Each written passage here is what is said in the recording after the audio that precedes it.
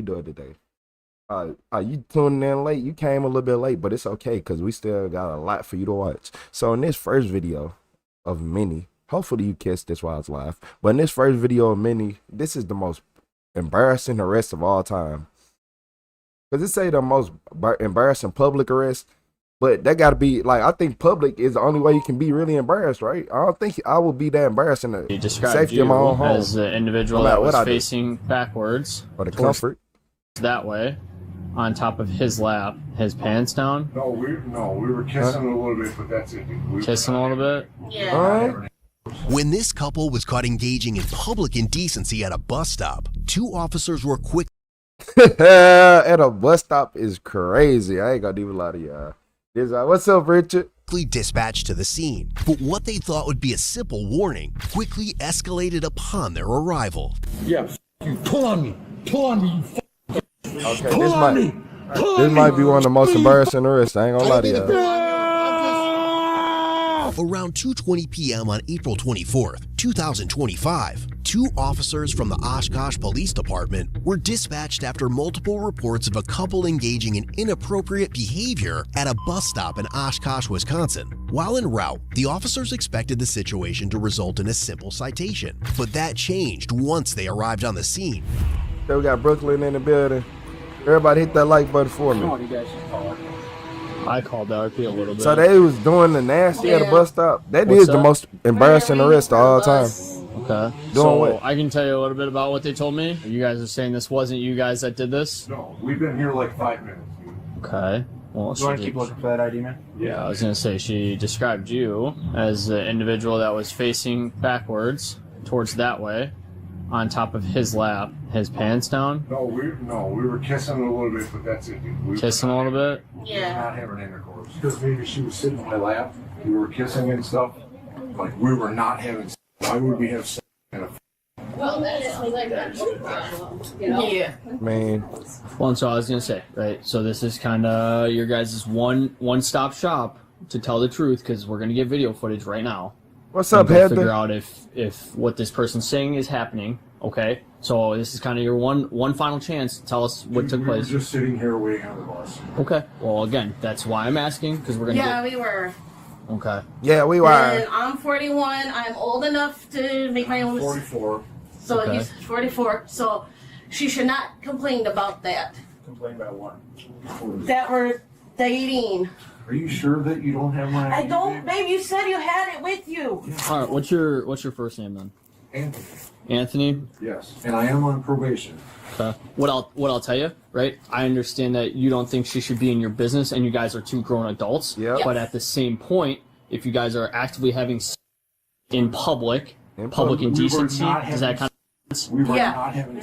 We weren't. I get what you guys are saying, okay, but we also have two sides to every story. That person said that they visibly saw your pants down at your ankles and you on top of him. No. And so, right, that's why we got to come out here and investigate it, okay? So we're going to go grab the video He footage. was literally sitting on my lap and we were kissing. That was Okay, and I told you, we're going to go grab the video footage and go figure out if you guys were or were not. Now, I'll ask you, is there any... You're telling me that they said his pants was down to the ankles sitting at a bus stop with a parking lot right behind y'all at a see-through bus stop. Oh, it's at a bus stop in general. What's up, Heather? This a crazy one, y'all. Any reason your pants would ever be down to your ankles since you've been in this? No, absolutely not. Okay. I understand you said you were on top of him, you guys were kissing, so on and so forth, okay? Fine. Yeah. So be it. That's great, okay? But we're going to figure out if what that person said, they said your pants were down at your ankles. They were not. Okay. Absolutely not. Okay. Just make sure if you're going to smoke, you smoke outside of this, all right? Okay. There's no smoking inside of these. Yeah. All right. Yeah. During the conversation, the officer learns that the male, identified as 44-year-old Anthony, is on probation. But there's something else he's hiding, and he'll say or do anything to stay off their radar. We were just saying she was. What, he got a gun or drugs in the car? Which one y'all think it is? I think it's both. I ain't gonna lie to y'all. I think it's both. I think he got guns and drugs. Because you got to be on drugs to do something this stupid. Am I lying, though? Like, do you not literally have to have a messed up brain to sit right here at a bus stop and do the nasty? I think they did it. You said, what's up, Retro? What I just walk you to? What's up, Kyle? What's up, Cali Wody? Wyote, Cali Wyote, so basically somebody called the police on 2 people sitting at a bus stop and said they was having some intercourse. You know if what I mean, but now they denying it. We were kissing. That's all we were doing. So just because we had police contact, we're going to end up having to contact probation? We're not going to do it now? That's fine. That's fine. I am on probation and I'm on parole. Okay. I was in prison, so. Gotcha. Okay. And I was going to say, I got no issues with any of that stuff. For 7 years. Yeah. I told you, I got no issues with that stuff. All right. What? It's okay, babe. You're okay. It's okay. I told you. You're okay. Okay. We got no issues. We're just trying to figure out what's going on. All right. We weren't doing nothing, man. We were just sitting here waiting on the bus. Okay. I'm assuming this is a bus. Where are you guys trying to go to? Just so I know. Well, I was gonna say because we're not gonna be able to let you get on the bus because we're investigating. she's trying to go to where she lives, and I'm trying to go to the depot. Right. We can take you to both those places. They're in the city. Okay. Yeah. I understand that we just made you miss the bus, but that. yeah, we'll accommodate you guys We're not in that we're not facet. having- But I swear to God, we were not. I told you. And like I told you, we're going to find video footage, right? Someone's statement, and you guys are denying it. It's kind of a he said, she said. There's no evidence to either which way right now. Okay. But if that What's video up, footage Riz? shows that, then you guys can receive tickets or citations or a misdemeanor. Okay? I could tell by why she holding his arm, they going to jail. You nasty. And you in a parking lot. Like, man, there's a lot wrong with this video. Yeah. They probably got me. They did it. We weren't doing nothing. I'm sorry, ma'am. I didn't catch your first name. This is bullshit, man. You can't even show displays of public affection without people calling the cops. I don't choose who calls the Poor cops thing. on what they call on, but we have to investigate everything that they call on, no That's matter fine. any which way, right? That's So, fine. I was gonna say, We're not going to get in trouble. We weren't doing anything. No, it's just from last year. what happened? Well, last year I went to jail. Oh, And I saw him at the restaurant right in front of me. well, I told you. We're Fine, not. baby. Nothing's going to happen. I was gonna say, you guys have been cooperative with us so far. I Yeah, appreciate we it. haven't done anything, Helps. dude. I bought this for me and him. Yeah. If it turns out that you guys were just on top of his lap and not doing anything, just kissing, great. So be it, right? But if it shows something different, right? It's not going to show anything I know. different. Do you have my ID then? No, I told you. You said you had it. I don't want to check, but I Just check. yeah, okay. If that works for you, okay. Some sort of lotion it looks like down there. Jeez, there's zippers everywhere. Yeah. We were not having. We were not having. Okay. It looks like toothpaste. Yeah. Yep. I was gonna say that looks like some sort of like lotion or something. So Yeah. Babe, that means your ID is in your other. Well, no, I just had the one. As he keeps trying to talk his way out of it, the other officer checks the surveillance footage and sees that the story doesn't line up. Am I going to jail, dude? So I don't know. So there's video footage of her giving you a hand. Okay. What? Her giving you a hand, touching your penis with her hand, and your shorts down. There is video My footage. shorts were not down. So there's video footage of What it. about her Why would doing there be that? video footage of it? He ain't say nothing about her. He ain't be like, why? She didn't do that. Why was we do that here? He said, my shorts went down. That's all he's saying. Like, okay, bro. Y'all know where it's going, right? Whatever. So what's up? Am I going to jail? I don't know. We have to contact probation. If I'm going to jail, take me to jail. Okay. Well, there's no need to get upset with me. Don't. Right now, you're getting upset over us trying to figure out what's going on. We have to contact probation and notify My them. PO is going to put a hold on me. Is she? Well, because of this bullshit, she is. Well, if that's the case, then that's the case. We don't make those decisions. We're not. Your I probation. really don't want her to put no contact on him. Why would she put in no contact? Last year, his old one did that to him. No contact with you? Yeah. But Why? Why did she do that? Because of her sister. My sister. Did your sister say something? No, her sister didn't I want me coming over to her house. But what his 41-year-old partner doesn't know is that the no contact rule was never removed, and he's been seeing her illegally for months. Anthony knows this, and he knows he's about to face the consequences. Anthony, so the other officer for your agent. So you're telling me that he has a no contact order with her. Then y'all do this stuff at the bus stop to warrant detention. Okay. Just a bunch of idiots, nasty idiots that's going to jail for a couple of charges. Because the video that I watched shows something very different than what you guys described happening.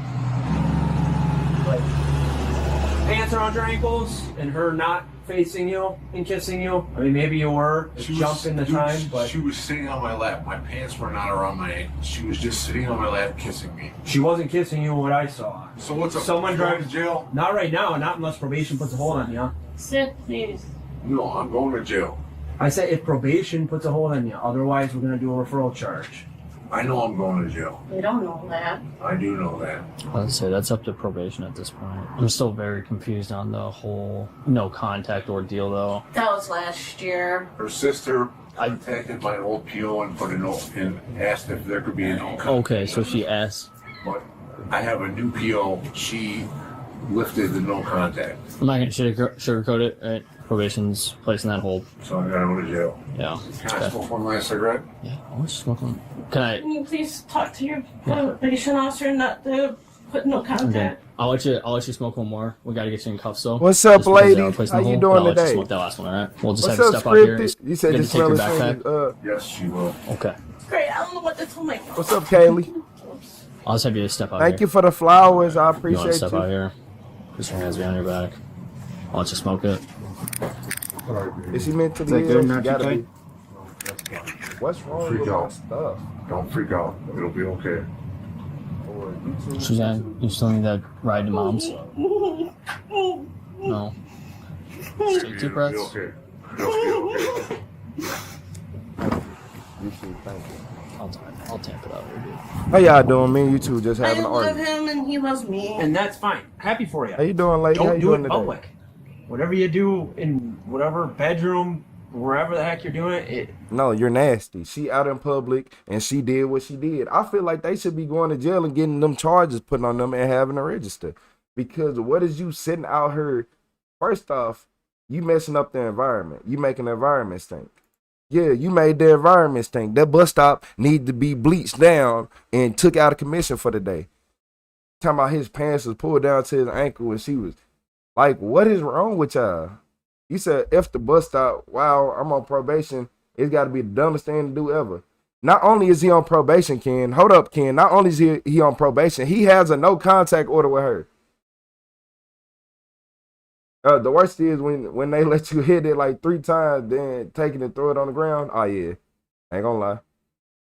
Got handy at the bus stop. What it do? What's up, Kevin? Kalia, that's his girlfriend, Kalia. Can't do it in public. Why? I'm shocked only one person involved. Yeah. That camera caught it clear as day. Not wide. What are the chances someone comes out over here and like walks and to the bus stop to get picked up? You guys are both getting a referral. What's charge. up, Megan? Someone's going to Yeah, jail you got because bleach it. probation Got put a to. hold on them. Okay. We're gonna do a report, and the DA will decide if they want to do anything with it. So you gotta make better decisions. I don't want to. You're ready to do the referrals. Go to jail. Alright. So, you are receiving the referral charge, okay? It's not a in custody charge or anything like that for that misdemeanor I was telling you about, the lewd and lascivious. So that kind of just goes to the DA and they kind of choose if they want to prosecute it out or what they kind of do from there, okay? Yeah. Alright. We gave her number to you so that we can contact once you're in, booked in and everything. So, am I being charged with something? Yep. So it's lewd and lascivious behavior. So that's Okay. the referral charge. So we're referring it just like he said we were going to refer it. You guys are residents of the city. It's a misdemeanor charge. But yeah, that's kind of... That's not that shouldn't be a misdemeanor charge. I'm just saying. You said, how can the judge say who you can or can't have contact with? They both adults. That's one thing, I ain't gonna lie. That's one thing I agree with.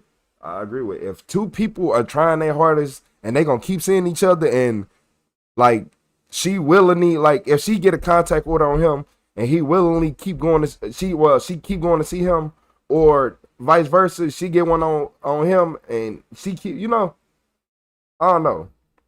But I feel like them no contact orders are dumb, especially if they still trying to see each other. If both of them are like being mutual and trying to see each other, that no contact order should automatically get through out every time. He didn't think a handy was considered no contact. That's kind of what we're doing, okay? Okay. They should Alrighty. have kept that in the telly real You quick. got It's anything in your short. pockets or anything like that? No, it's just my phone. I'll have you just toss everything in the... Hey, everybody hit that like button for me. I'll just have you seatbelt yourself out here. Did you say something? I really don't want no contact on these guys. I know. And as the officers prepare to take him to jail and his partner home, Anthony claims he needs medical attention. Upon arriving at the Exactly. hospital, the doctors find nothing wrong with him and quickly discharge him. But as the officer prepares to take him to jail, Anthony completely loses it. Oh, yeah. You say people pee in the bush and go to jail for felony charges? A little action public, yep. Yep. You sure will go to jail. Stop, motherfucker. You. You. All right, Anthony, we're gonna stop You. right now, okay? You motherfucker. Stop this dick, man. Down. Stop this dick, man. You That's gonna go on. I can't breathe. All right, we're gonna sit you up then, if you can't breathe. Sit up. There you go. I wonder when people gonna learn they can bite through the spit Handcuffs, man. they are not. You can't Let me pull me shut up up. like that. If you'd calm down, then we could adjust for you. When I get to jail, I'm gonna kill me a motherfucker. Yeah. Pull on me. Pull on He me. said the system must be her guard and taking Pull all on the me. chicks. Pull on me. That's why I didn't mean she to don't want him to have a Ah! contest. They do be like that sometimes. You pulled on my Went to the hospital for blue ball. You! How you gonna deal with me when I get to jail? I know, You can't I keep me know. away from everybody. Ow! Ow, you mother... You got it? No! You're gonna break my arm. Then stop acting Ow, like you're this. gonna break my arm. Then Ow. cooperate. The handcuffs don't go that way. Ow! Then cooperate. I'm cooperating. Ow. Okay, you stop acting like this and it'll be a lot easier for you. It's cutting my circulation off. Then calm down and he'll adjust it. The left handcuff. Ow! It's cutting off my circulation. I see that. Going with the right one right I now. see that. Once you act appropriately, I can loosen it. Here, I adjusted it for the time being. It's bleeding. I see that. I just want to go. Ow! The left handcuff. Ow! The left handcuff is bleeding. Okay, I'm gonna adjust it if you stay Ow, calm. I'm not. I don't think it. Where? It is a little bit. It was Oh, just a little- teeny tiny. Yeah. Barely anything, Anthony. So if we can stay calm, maybe we can loosen that up a little tiny bit more, huh? Are we gonna do that? No. We're not gonna stay calm? No, I'm not. Okay, well then that's gotta stay like I that. want you to. Okay. Then it's gotta stay I like want you that. to- So Slide him. What's it gonna take to make you me? I don't want to be here no more. You can put him on your Ow! back. What the f*** set it hurts? Ow! Slide it down. All right. Go to the top. Bet you wouldn't be able to do this by yourself. I'm going back to prison and I don't give a f***. Yes. All right. Go on, bud. You guys feel good about yourself? Is he fast nine? Hey, do you Let feel go. good about? Let Hey, go, Al. do you feel good about yourself, There's Alex? Hey, Alex, do you feel good about yourself? Hey, Alex, we're do you fine. feel We're good all about fine. yourself? Hey, Alex. Do we want the helmet? Hey, Alex. Are you a real f***ing man? I'm not Alex. No, one of you is motherfucking Alex. somebody gonna grab the thing? Motherfucker. 1, 2, 3. Bunch of. When I get to the joint, I'm gonna kill motherfucker. I can't. Necklace and scissors. Bet you wouldn't be doing this to me if it was just me and you. Huh? Yeah, you got it? You got it, bro. You got it, brother. You got it, bro. Yeah, you got it, bro. Yeah, f you. Ultimately, Anthony was charged with felony discharging bodily fluids at an officer, battery threats to an officer ×2, misdemeanor, lewd lascivious behavior in public, disorderly conduct, and his cash bond was set at $5,000. Eventually, he was found guilty due to a no contest plea of 1 count of battery threat to an officer. The remaining charges were dismissed. The 41-year-old female was charged with misdemeanor, lewd lascivious behavior in public, disorderly conduct, and she was released on a $1,000 signature bond. In the end, Anthony was sentenced to 12 months in state prison, followed by 24 months of extended supervision, while the woman's case is ongoing.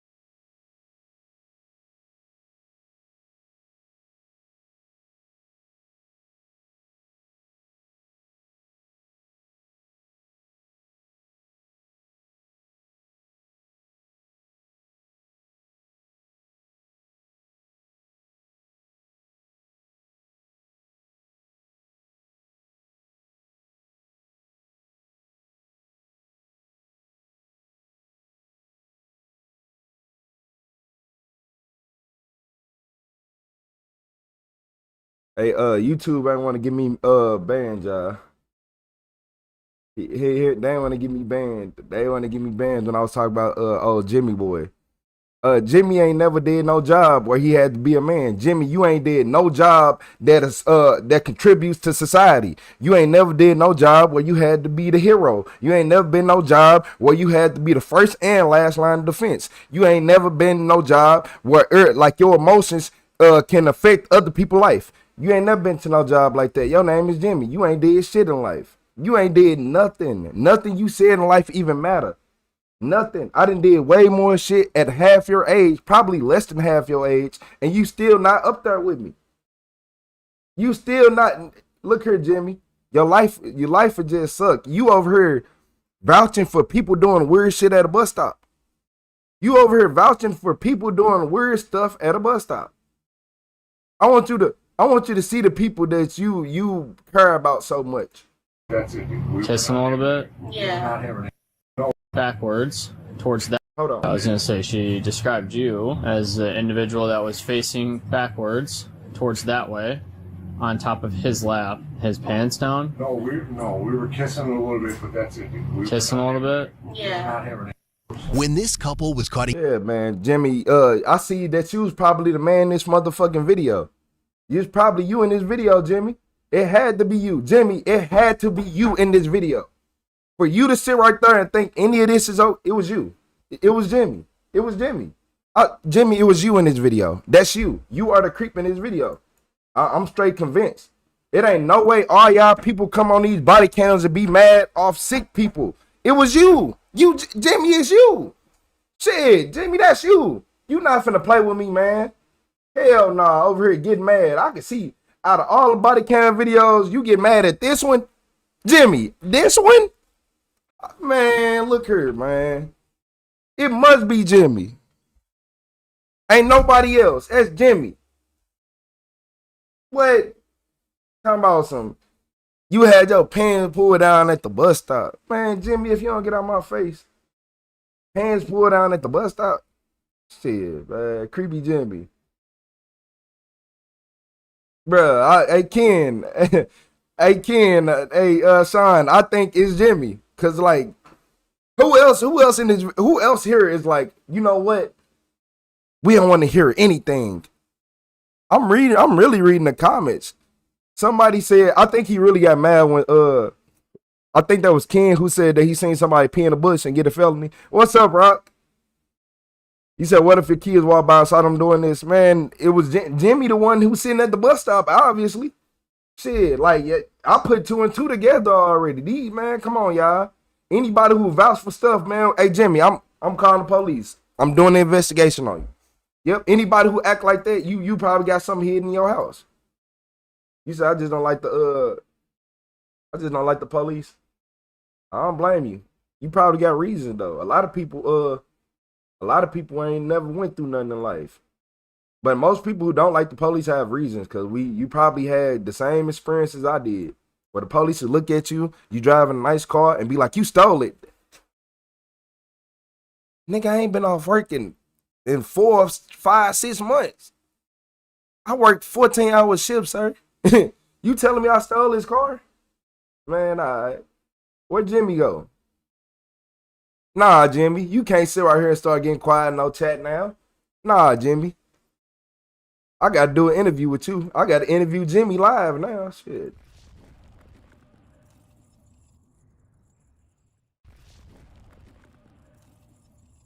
Shit. Speaking of Jimmy, yeah,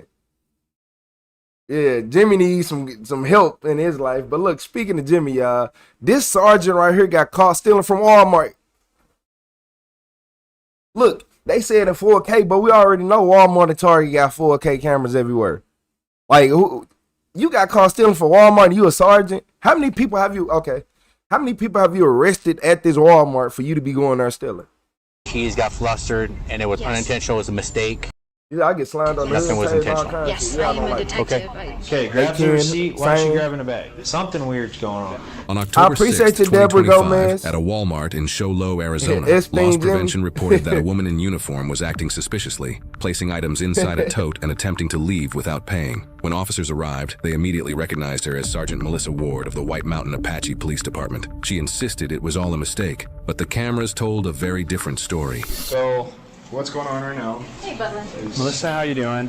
Hey, Matt, they really do. They ain't no. Hey, hold up, Sir David. That's not a. What's up, Sir David? I mean, not Sir David. What's up, Sharp Penguin? Too.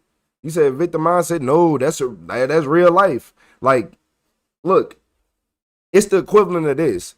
It's like y'all, everybody be like it's a victim mindset and that don't exist. If you a white boy, you walking through the hood at the middle of the night, you gonna get touched before I do. So put two and two together. I started following her.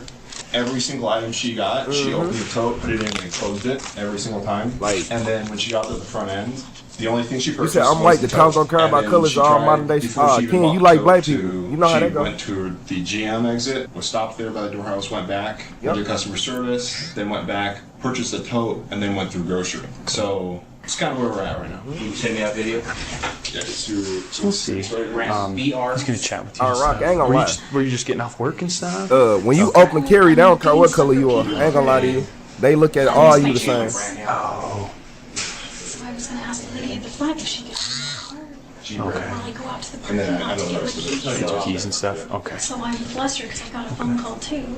Okay. Yeah, and he'll chat with you about it, and we'll try to figure out. Do you have your weapon on you? Shit, I remember. Professional courtesy. I'm not putting you in handcuffs. If I could find my body cam video, I was looking down at my phone, looked up, it was 3 Glocks pointing at my head. We'll chat down at the PD and stuff. I cussed every single one they ass up. We're gonna walk around here real quick. So she's got her patrol car here. Oh. Okay, I'm gonna have you sit back here, and then I'm read your rights and interview. Okay. I heard her telling you. Yes. She was. So that's why I was like. But the fact that you are a sergeant she was stealing trying from to claim Walmart, that she was gonna go intercept. Like you are a bar. Like you are a sergeant. She got to be on drugs. You have to be on drugs. This the only way you had to be stealing from the evidence locker. That's the only way I can see you actually doing something this stupid as a sergeant. I'm not gonna lie to y'all. At the front to watch her car so she can go back out to her car because she can't find her keys. But why was she stuffing it in the bag? Exactly. So did we find the keys? That's another thing too. We'll search the bag and see if she has her keys or not. But as we pulled in, you see her patrol car. So she came here, just got off work, came here.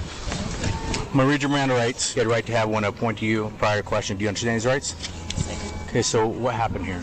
And just be straight with me. I mean, we all make mistakes. I'm looking for my keys. So what ended up happening was I went over. I'm supposed to get 2 totes. So I ended up grabbing 1 tote and I put some stuff in there, and then I got a phone call. Somebody was letting me know we had a family member pass away this morning. So I was just getting ready to leave, but I thought I could go to the front and ask for my keys. There's a lady that's usually right here. She's pretty good about letting somebody like park your cart and then go. I went in and I got one of the totes because I need to get candy for the department, and then I was going to put the other stuff in that tote it's my personal stuff that I'm going to buy for today.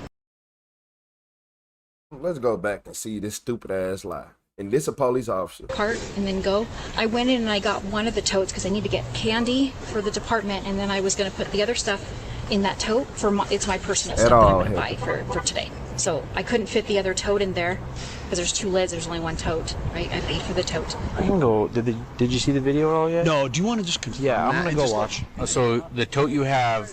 How come you were putting it aside and then putting a lid on it? Because I'm going to fit another tote in there with candy, if that makes any sense. It just fits side by side. I just want to see the video because she's telling us something, and I want to make sure that what she's trying to tell us doesn't match up. I was watching her on the video. Yeah. I like how y'all even go through and actually, man, anybody else, y'all wouldn't even care that much. She was going to bed. She was in the front end. Y'all trying to give her the benefit of the doubt, hoping some she... checks that are closed. She went through there. She had her phone out. Okay.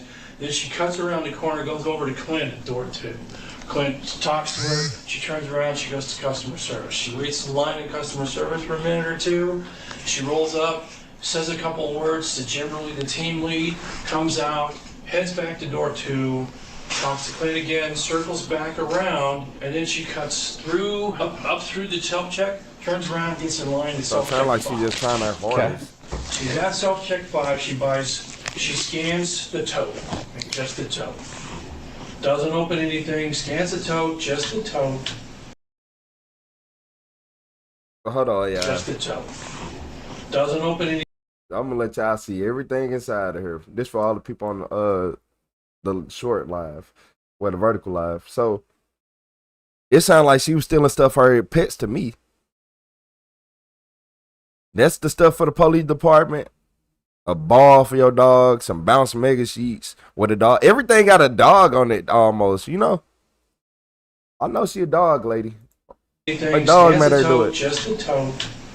Gets her receipt, heads out, goes right past the door host on one. Yeah, the dog made her do it. She's passed everything. She's passed the scanner. Yeah. And that's when we stop her. Okay. And say, hey, what did you do? So, because she's claiming that she was trying to find someone to watch her cart because she didn't know where.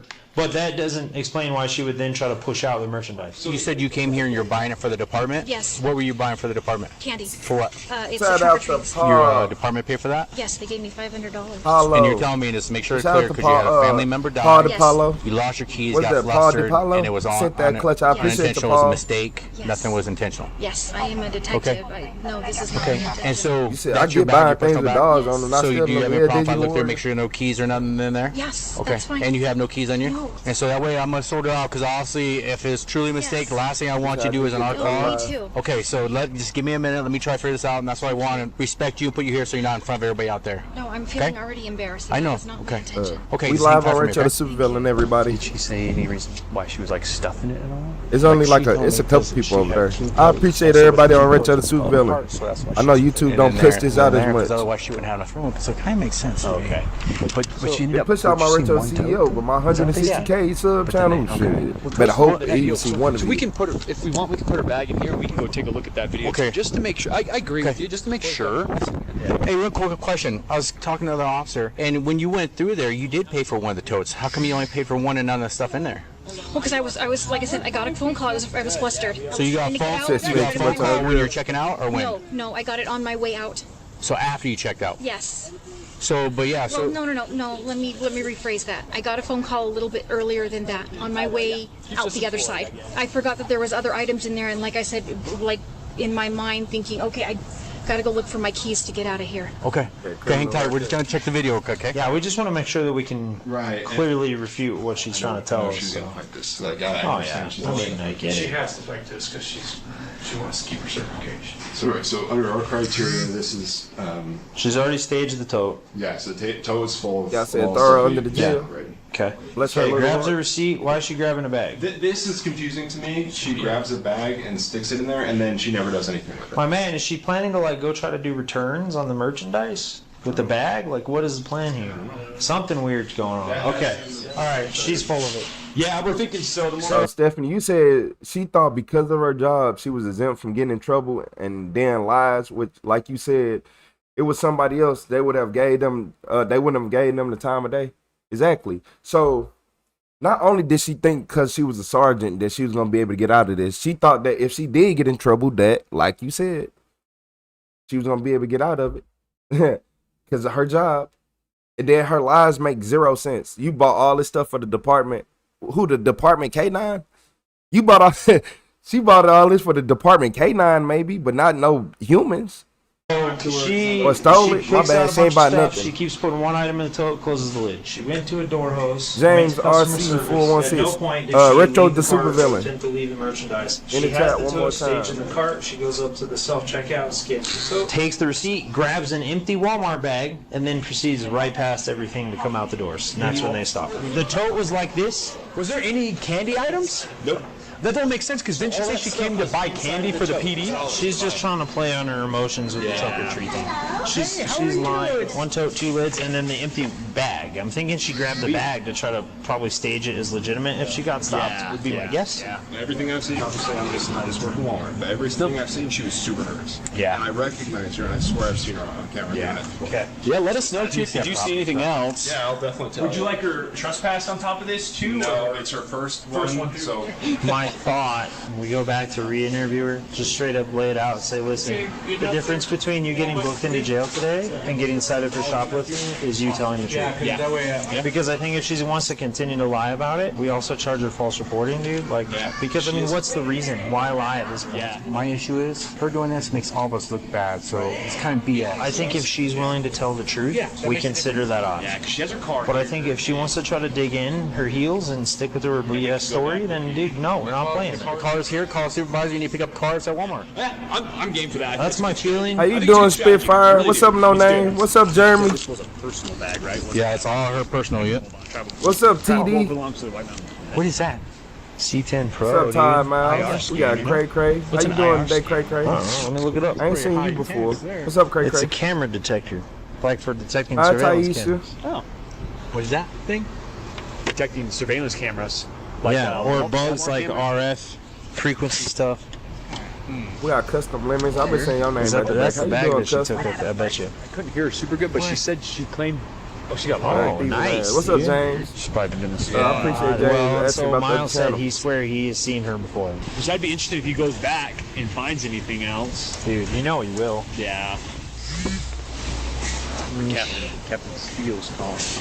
Oh, nice. Okay, real quick, I'm gonna tell you, after going in there, went to a video, and saw the video on that, and I just seen where, you know, each time going through there, concealing the items, and then why'd you grab an extra Walmart? Not only does she look like she just getting her lie ready, her left eye is detached. I don't think she's got no natural lazy eye. I could be wrong, but I think her that eye should be a sign that she is on something right now. Her dog mind controlling her. She ain't thinking right. But did y'all know that like they even call it illegal? So you ever went to the grocery store and bought some detergent, but it ain't filled all the way up, and then you fill it all the way up? You know that's stealing. That is stealing. I know people in this chat that do that. Y'all are stealing. Our bag. When you checked out. Oh, did I? Yeah. What's up, Julie? Even in your bag, you got a bunch of empty Walmart bags. Those are for poop, for my Belgian melon one. So you keep them when you buy, but you don't recall grabbing one today? Okay. Well, and then initially you told me you came here because of trunk or treat. Yes. The city gave you. Well, none of the stuff you had with you were nothing with candy or nothing like that. Well, yeah. So I was gonna do my stuff and then come through and get the candy stuff because it's really heavy to carry in a tote. It just doesn't look good, the whole thing, but I just asked you to be honest because here's the situation here. Video's here. The other officers reviewed it, and said that's why I'm asking you to be honest. You were both officers, so. No, that was not my intention. So you never had. Was you a thief? Your intention was to be a thief. Hi, Miles. You said, how's it going, Retro? How you doing today? I'm doing good. Had a good one. Y'all can see I finally got my voice back, so I can actually yell and be loud again. Attention, you're saying it's totally accidental. Well, I got it back enough. Right. I ain't gonna say 100%, but do you mind? Jump in, yeah. She's already been Mirandized. So here's the situation. Obviously, you know why we're over here. Yes, I do. Pour it out the other one. So why were the items inside of the tote? Like I said, I have 2 separate totes. I was gonna do one for the candy and then one for my personal stuff. I was on my way home. Now we told her, professional Chris, she's not even a cuss. We don't do that to no one else. And how you doing, Conscience? I was going to get them probably at the same time. I was going around to make candy usually melts. I didn't want to put it in my car right away. I believe that you're looking for your keys. Know, right? But here's the deal. You did a crime today. I know, it doesn't look good. No, it's illegal. It's not that it doesn't look good. It's shoplifting. That was not my intention. How are you a sergeant and my intention, your intention is to lie. Shout out to Julie Thompson with the flow state. I'm asking you what your intention was. I know. Okay? I know. I got it. I'm not saying when you got here you planned to steal stuff. No. I'm not saying that. What's the boss's number? You want my call him, give him a rundown? What's the number? Oh, I appreciate your rigs, 3,000. I'll give you his word. What's up, Turquoise? Now, you're a certified peace officer, correct? Yes. If I lost my keys, what are the keys for? My car, my unit. Yeah, so if I lost my keys from my unit, I would leave my merchandise and go find it because it's kind of important. Especially you said your weapon's in there, correct? Yes. So why go through self-checkout, purchase the tote, and then try to leave the store? Hey, how's it going? We're chatting with her. If you just give us a couple minutes. Actually, can we talk over here real quick? You're her captain, right? Yes, is that what you're captain? So they have her on video, and it looks pretty clear that she was concealing items into a tote. They've been watching you. I watched the surveillance video. You look like a thief. I'm gonna be honest with you. You look like a shoplifter. Did I tell you on that? the video? I've watched a lot of shoplifters on video. You look like a shoplifter. Okay, that's not good then.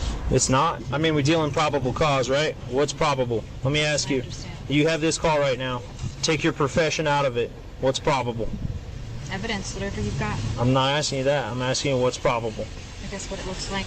What does it look like? It looks like shoplifting. It does. What's up, Tony TX? All right, sit tight.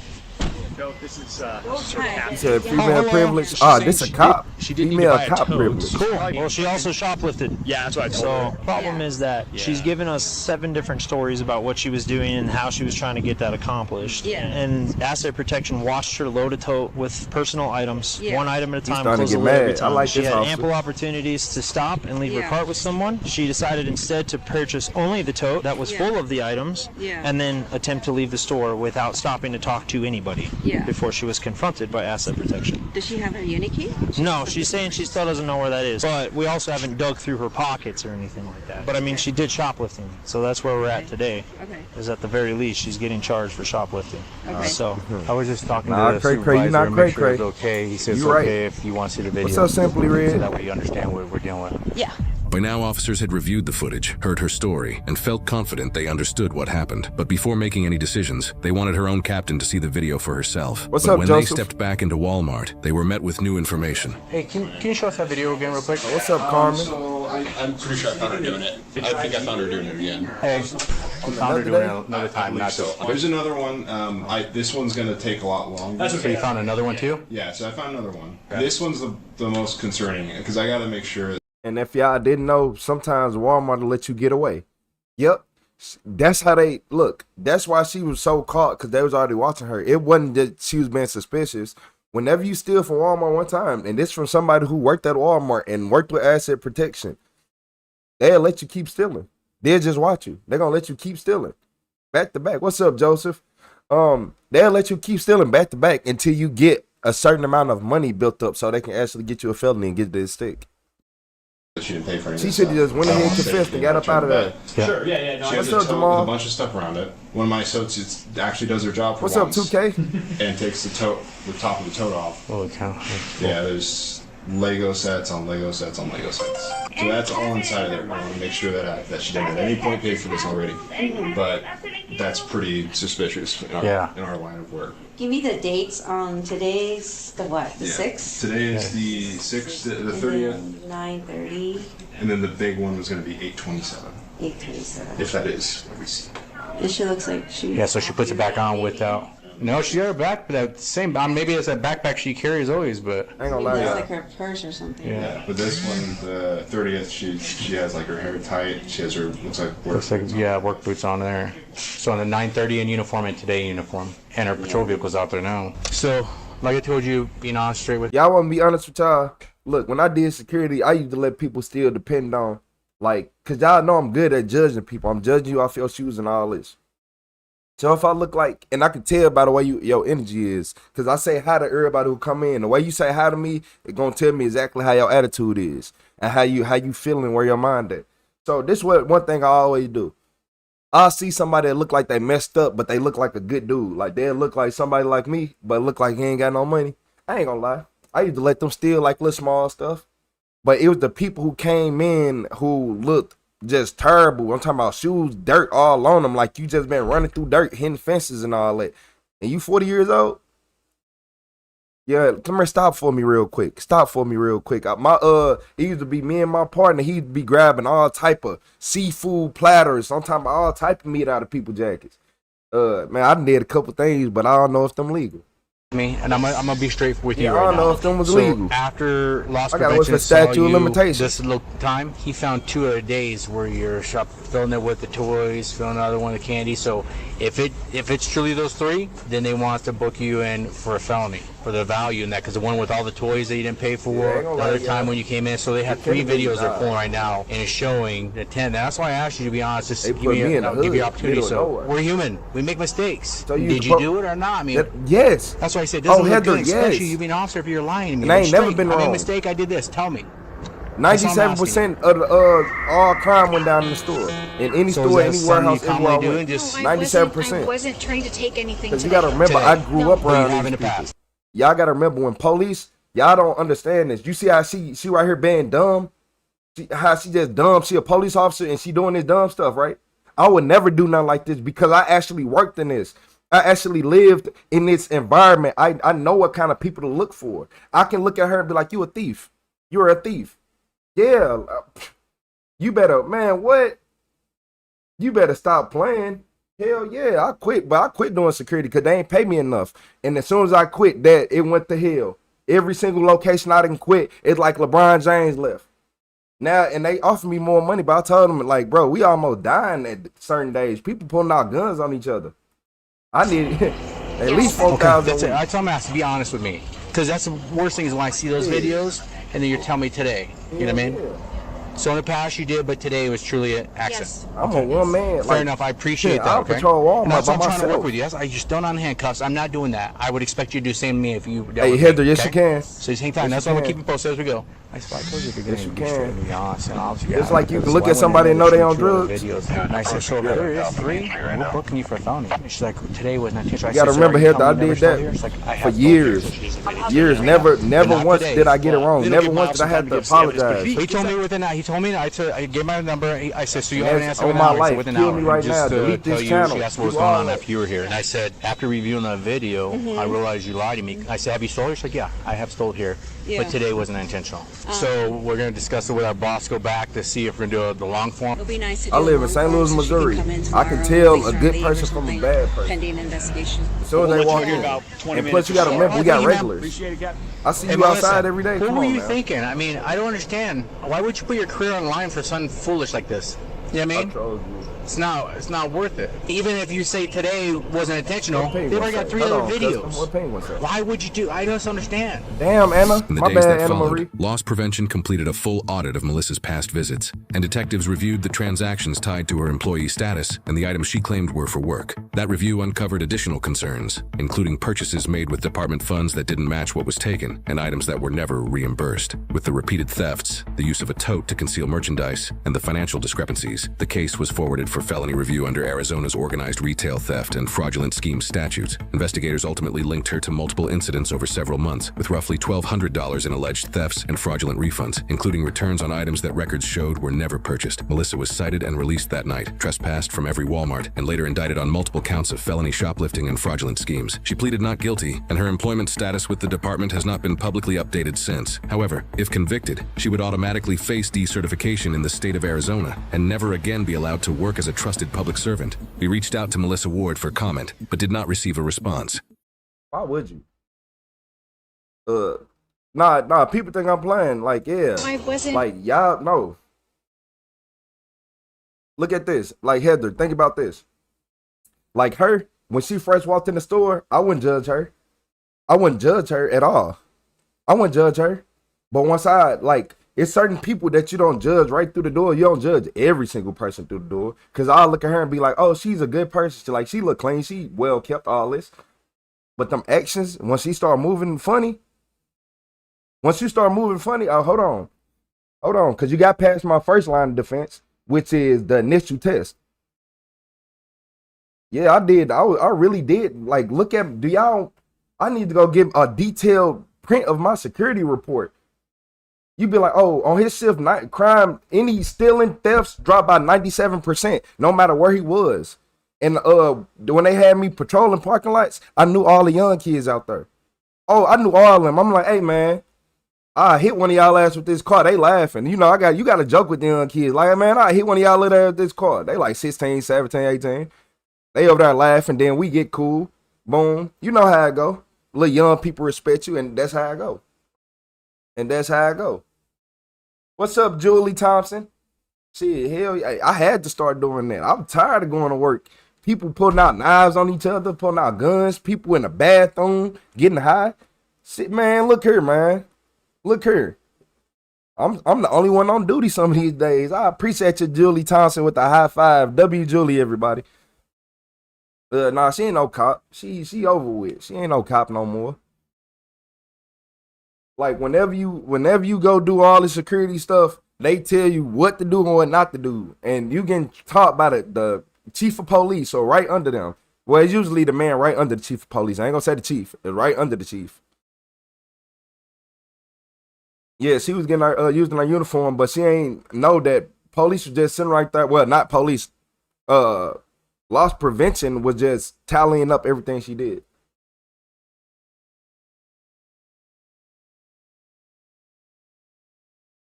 I was a manager for Walmart for over 5 years. I dealt with police officers and theft regularly. Yep.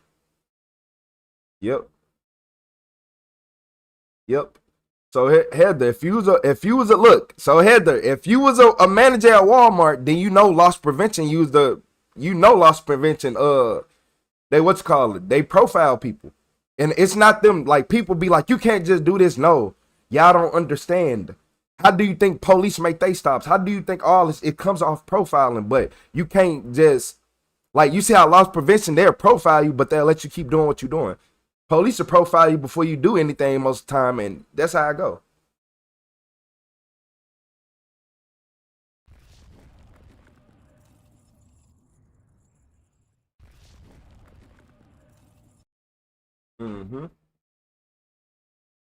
Security is the worst job ever, Richard.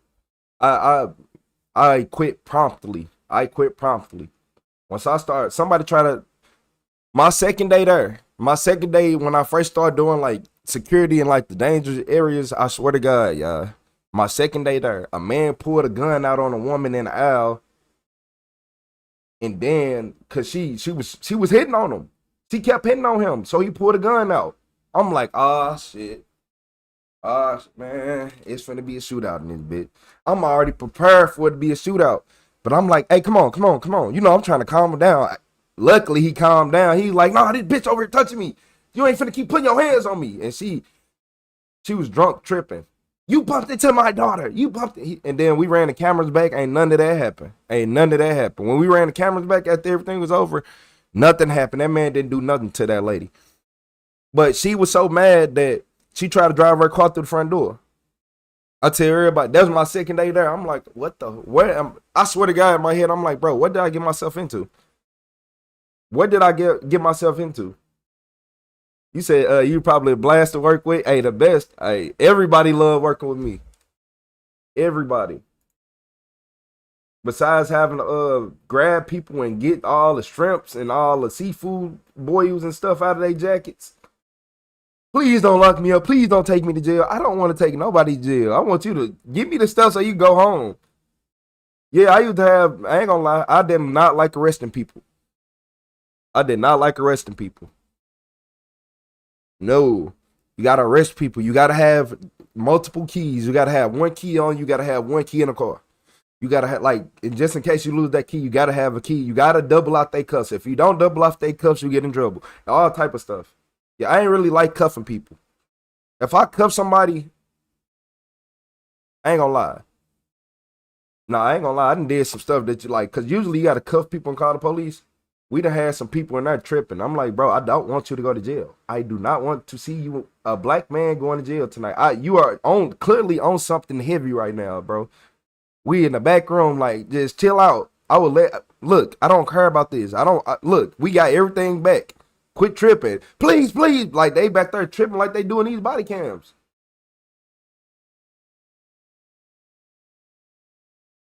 Shit, I get profiled a lot. Shit.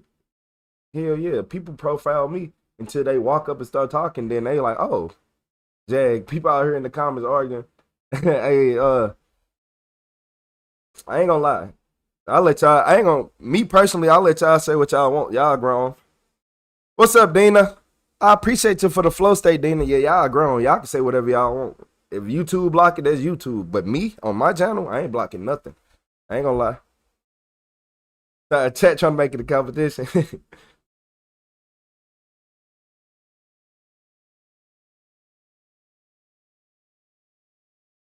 And then they turn around and still... Shit, I ain't gonna lie. Shit, I done call Dana. You gotta have an eye for it.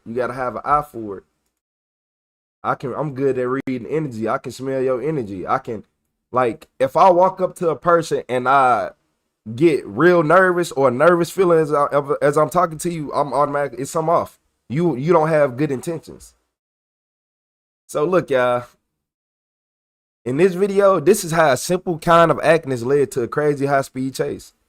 23, a concerned Individual called 911 to request a welfare check in La Crosse, You say you get Wisconsin. profiled that time, They had found Johnny? a man lying on the sidewalk with his legs in the roadway and a needle near his arm. When the caller approached, the man told him to not call the police. But while the individual was still on the phone with dispatch and had their back turned, the man suddenly got up, jumped into his running vehicle, and sped off.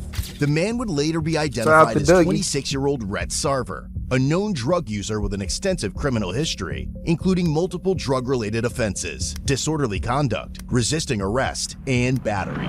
Rhett, what's going on? Ryan, you said I let black folks slide? Shit. Stop. Stop. I ain't gonna even lie. Rhett, don't Shit. Stop resisting, Rhett. Go down. It ain't many people that you have. You gotta. Stop. It ain't many people you gotta pull a gun out on this world, man. I ain't scared to admit that. It wasn't While a white conducting an person, unrelated traffic stop, an officer saw Rhett's vehicle speed past him, narrowly missing his squad car. Alright, ma'am. Here's that furnace warning for the speed. Any questions? Yeah, like for real. I look, Chanel. This channel news, my bad. This channel. The officer then headed in the direction Rhett had gone and discovered his vehicle had collided with another car and was disabled. Wow, already?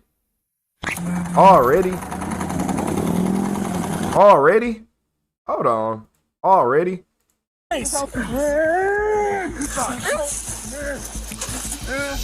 While conducting an unrelated traffic stop, an officer saw Rhett's vehicle speed past him, narrowly missing his squad car. Alright, ma'am. Here's that furnace warning for the speed. Any questions?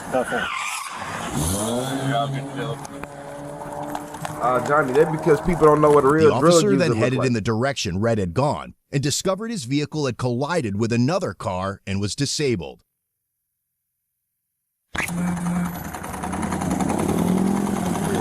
I know security guards who took that job to their head. It's 65. It's unoccupied. The 65 does camo of a dog on. Subsequently, several witnesses pointed out that the driver had walked in the direction of the hospital. Hey, shout out to Rock. You say I'm gonna go fishing with my niece and nephew. Y'all stay up, man. I wish I just got out with the female. She said the male I ain't driving went that fishing car in a while. I towards need the to go. emergency room doors. Blonde hair, tank top, and black shorts is what I got right now. Coincidentally, I an ain't let officer nobody slide already around. at the hospital on an unrelated call overheard the suspect was heading to the ER and quickly recognized Rhett from prior contacts. But look, like I said, if I look at you, you look like you just trying to get something small, and you just trying to eat real quick, and you just trying to get. Come here. I usually don't see it 76 was because a I'm red not server, I'm finna with them by stop the nobody over no $1, $2, Okay. $3. Hey. I'm not gonna lie to you. Put your hands behind your back.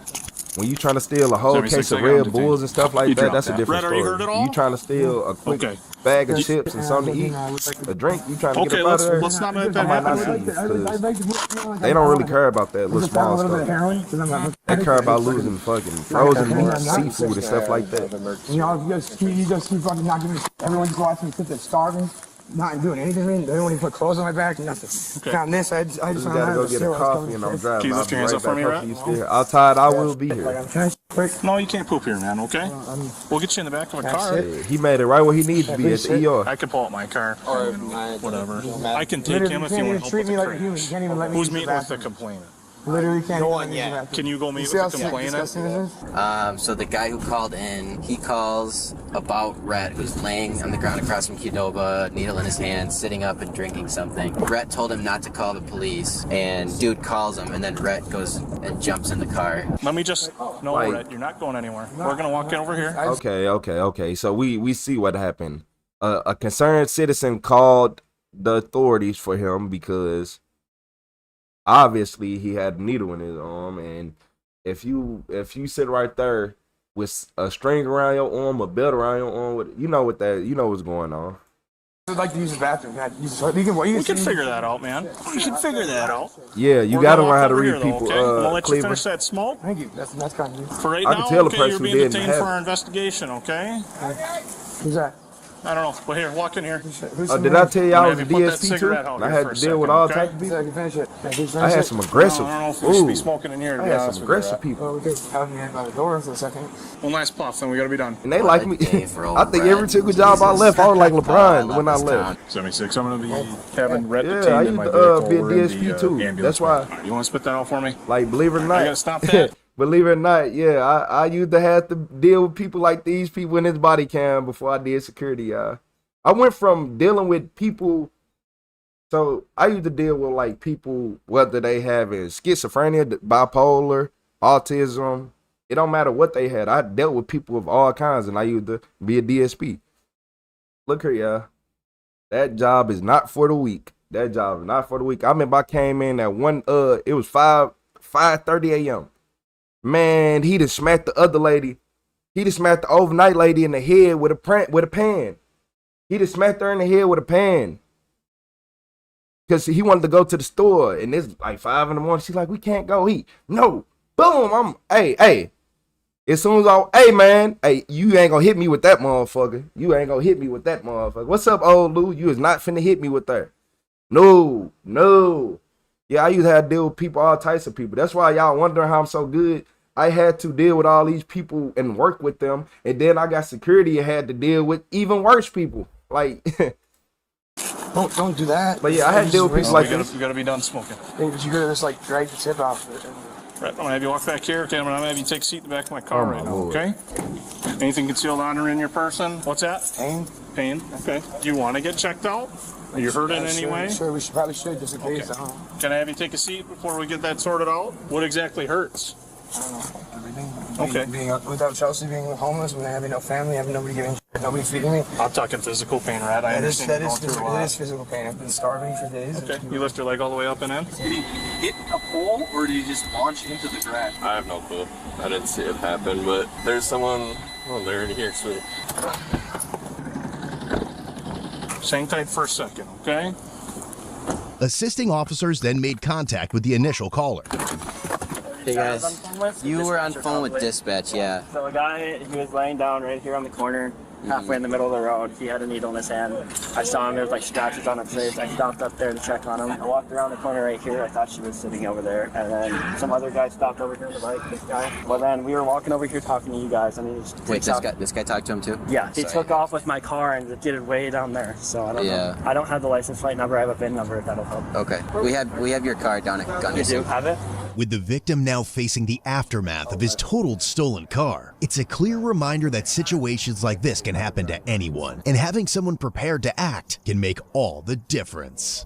Seriously injured in an accident, medical bills piling up, insurance companies often give you the runaround. It's a nightmare scenario too many face. Fighting insurers alone can be frustrating. Lowball. I'm not listening. I'm not gonna lie to y'all. Damn, how long is this ad? Hop inside and see if we can get him into a room and just get him checked. Since he was involved in a crash, I don't know what was hurt or not. Let me check this. You want to check with them and see if we can get a medical, and we'll go that way. He crashed it though. Yeah, he did crash it. Do you have insurance? Sorry. Liability. Never know how your day is going to go. We'll probably hang on to the needle because it looks like blood in there. Definitely used, so I probably want to hang on to it. I'm over here looking at the camera trying to drink my drink, and I didn't spilled it all over myself, missing my mouth. I don't know who hit us, but another car was amidst all this bullshit. Kept on going real fast. Are you guys hurt at all? I got hit. I mean, really tough job. Yeah. I'm fine. I'm just negative. There's what's up, Black Echo? How you doing today? To pull over, or just, it's What's kind of up, a Iron mutual Brain? decision. Because we drove by, I thought he was dead. Where was he laying? Like about. Because it's your car. Do you want to pursue charges for operating a motor vehicle? Oh, someone's biting me. Somebody's fighting you? Someone's biting me. Oh, biting you? I don't have any animals back here, Rat. Do you have something on your foot? Fly or bee, I don't know. What's that? Fly or bee, I don't know. Okay. Spider, I don't get it off me. I don't see any spiders, Rat. Because you're f***ing blind, bro. I don't know what it is. Okay. I didn't say spider, I said fly. Can I bring him in? He was just laying on his side, like kind of halfway in the street, and his eyes were wide open, and so I wasn't sure whether he was dead or alive. I think we just kind of mutually agreed to like pull over and check on him and make sure that he was okay. And when we got there, he had a needle. It was either still in his vein or very close to his vein.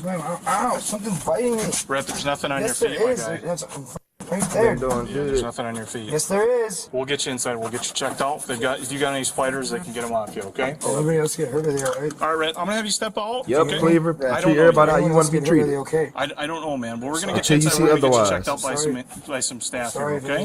And I see the guy laying here. He wasn't like fully on the sidewalk. He was like halfway on the curb and on the sidewalk. And he had scratches on his face. So I stopped. I pulled up about 10 feet ahead of him. I got out to check on him, see if he was okay. I saw a needle in his hand, syringe, a thin one. And so I called you guys right away because he was laying there, like his eyes were open. I didn't know if he OD'd or what. And I walked around the corner talking with you guys, and next thing I know, I went to go check around the corner. The guy up over there with the bike, he was I ain't see your thing, so I thought, Lou. okay, he's watching. I had it. wasted my drink on myself. Here. I look around the corner, I see my car just skid off going over there, so I let you guys know. Right? Damn, David, you must be on David Street. You said, who the fuck watches this live? People must be seriously bored. Look here, have you ever watched one of these videos alone? Hell yeah, they boring. Like, sometimes they don't even be interesting. You want to just hang out here? I gotta go talk to this guy quick. I'll be right back with you. All right, man. We're gonna walk up in here. We're gonna get you checked out. He didn't know his plate number, but his van number. You don't have any physical injuries that you can tell me about? Is that Hey, right? No spiders, man. Looks like they all jumped out. Hey, knowing somebody's van number should be a diabolical Yeah, that was the thing. craziest thing. We were just at the red light and we started to pull away, and I thought I saw cop lights in my rearview mirror, and it was coming through the intersection, and then just as we started accelerating, somebody hit us. In the back? Yeah. Did you see, was it that gold car or the other car? I honestly couldn't see which 65, car. you know, That's what I'm saying. Like, the car that took off had damage in the back and was smoking from the front. Yeah, why you hit David? So I don't know. I think they hit me because they hit them. That's what I think happened. I think they pushed them into me. Hey, Ryan, what's the deal with this car over here, man? The rat was laying down, looked all rats, and he seen me earlier, and he was talking about give him food or he's gonna just kill himself. I blew it off, but I came back and I grabbed some pretzels and some tea. I brought it over to him. They stopped at the same time. They seen a rigging. You know what? Like, you know what, David? You do have 420 in your name. I ain't gonna lie. You do got 420 in your name. But look, think about this, y'all. I feel like even though he did this little accident and whatever he did and all this, what you think? A week in jail? 3 days in jail? A fine, a slap on the wrist? That's what I'm thinking. I don't know if he ain't doing I tried that. talking to him for a minute. We both sat on the curb, and he They're gonna be gets like, up he and wasn't in his right gets in mind. the car and guns it, dude. Yeah. So I laughed. Yeah, how you know the VIN but not the plate number? That's It's odd. You know what I mean? Yeah. The whole thing's broke. It's trashed. $7,000 in the toilet. Yeah, he said something about. I would say 7,000 for a good 3 to 4. Yeah, we talked to him earlier. He went and took a handful of ice cream from the Pearl. That wasn't a nice Just reached around the corner and snagged it. Yeah. So that's not fun. I'm not. But no, you're good. I get it. We have him right now. He's at Gunderson. I appreciate you, He ran into the Jay. emergency room, I guess, after he crashed the car. Okay, just out of curiosity, as a police officer, we didn't do anything. Dude, right? We were just checking on him. Yeah. But I guess for future reference, obviously this is a huge learning experience for you. But like, there's so many homeless people that are in this ramp that I would be really, really careful about leaving a vehicle unlocked, just like anywhere in this area. Look at them group of thugs. Look at these group of thugs. Learning experience for you. But like, there's so many homeless people that are in this ramp that I would be really, really careful about leaving a vehicle unlocked, just like anywhere in this area. I tell him that all the time. Now let me Never stop leave your playing. car running in the city. Never leave the doors unlocked. But no, you didn't do anything wrong. Okay. You did the right thing because obviously you were checking to make sure that he wasn't dead. Yeah. I thought that he was dead. I just got caught up in the middle of some high-speed, crazy-ass chase, and someone smashed into the back of my boat. I need help. I don't know what to do. I can't. The motor's completely ripped off. One of my sergeants that's on scene right now said that the vehicle's totaled. Okay. Downs is on scene right now to tow it. Do you have any preference of where it goes? All right, man. Well, Pretty sound mind. So I appreciate it. By the time you use military time, All that's right, I gotta stop smiling. He almost smoked me. I was at my traffic stop. Yeah. military time is crazy, I was walking Cleveland. back to I my ain't gonna squad, lie. and he just came he almost smoked my squad. I just heard and then he went right by me. Like charge worthy? Yeah. I just gave him 2 cigarettes too. Just a little bit ago? Yeah, and on the Pearl call. You guys, the guy who stole the car, do you guys provide resources for him to, So get help? Or we have. is it just more systematic punishment? So we have specialty units. They're called the NROs. Basically, they patrol downtown. They go around. They work with the county, super close, trying to get people resources. There's they hand out pamphlets. We try to get people housing. Unfortunately, he's somebody who just refuses any of those. Sorry to meet you guys on these circumstances. At the hospital, Rhett was evaluated for possible injuries from the crash and underwent a legal blood draw. During the exam, he made several unusual statements and appeared unable to focus, leading the officer to suspect drug use. Dispatch also confirmed. See. And this, look. And y'all be saying I just say stuff for no reason. So you telling me Cold Blue Cam ain't just said it appeared that he might be under drug use?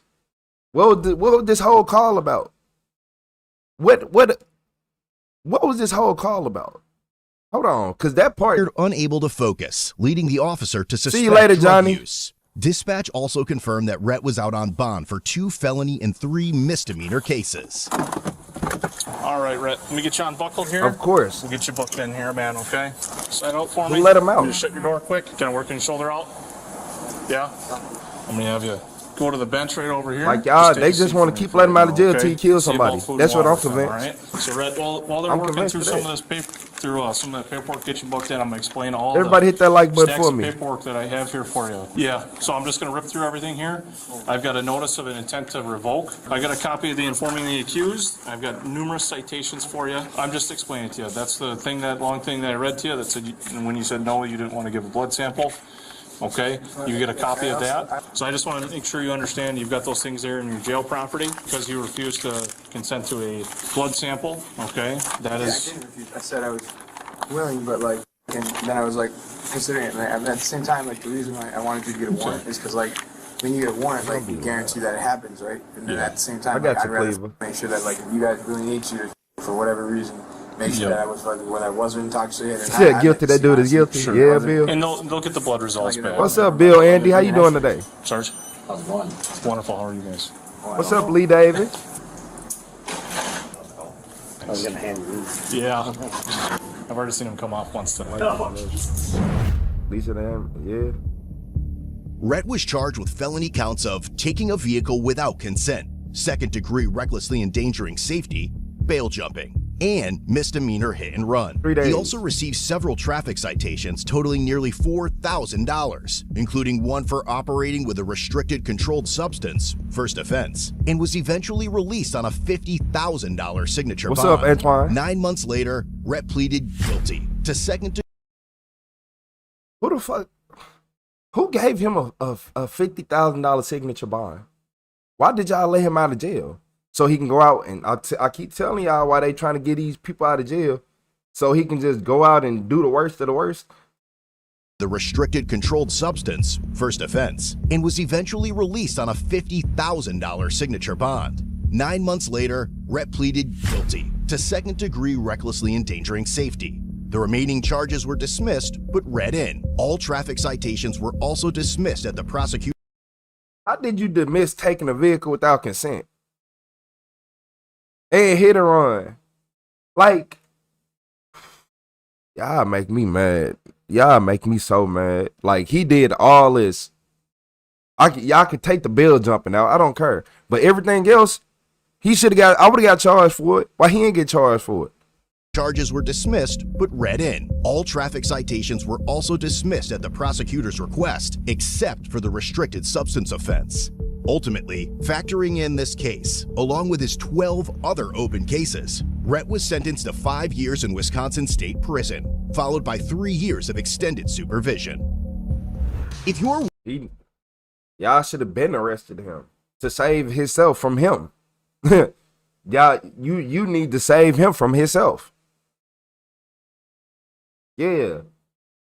They let too many people get out too much back to back. It's no way you should be getting. You should not have 12 charges on your record and even be able to be out with us right now.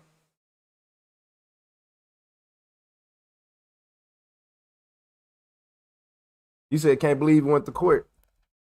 Man, he finna be out in like. Man, I fear he might not even do 3 years. I feel like he might do 2. If that. I don't see him staying in jail for 5 years. I don't see them keep him for 4 years. I don't see them keeping him for 3 years. Not on this. Not on this. Even though he got that long criminal history, they're gonna still let him out of jail. The good thing would be make him do the whole 5 years, sit him down, see if he can save himself before it's too late. But no, they're gonna let him out. They'll never let us out with one. I look, y'all. I bet you that we can have a clean criminal background right now, and if we did this, we get some time. I bet you we get some time. I bet you get some time. This is why it matters how you raise your children. Yeah. Y'all got to drive to work, but I'll be listening. Okay, Dana. Okay, Dana. You said, Cleaver, you said, Jesus, I can't complain. I should have had a longer sentence for my record. But I did learn a lesson. They shouldn't have dropped a single charge.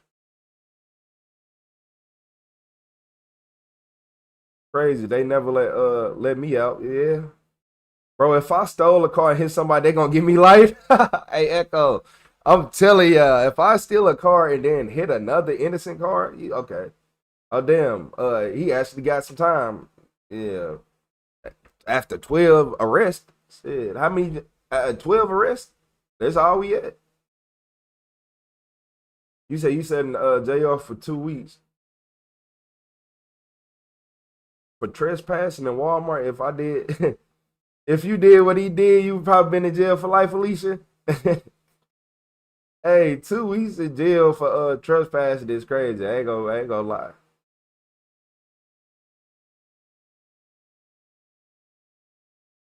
You said, yeah, it's why the guy that stabbed the girl on the bus got out of jail multiple times, and look what happened.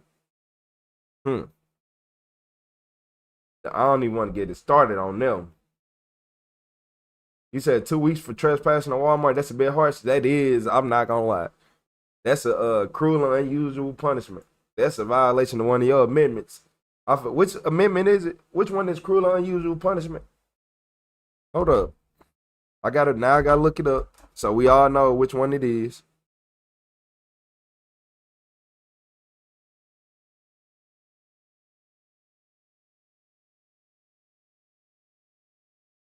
Trespassing normally 24-hour jail, if that. The 8th Amendment. Yeah, it's the 8th Amendment, y'all. It bans excessive bail and excessive fines.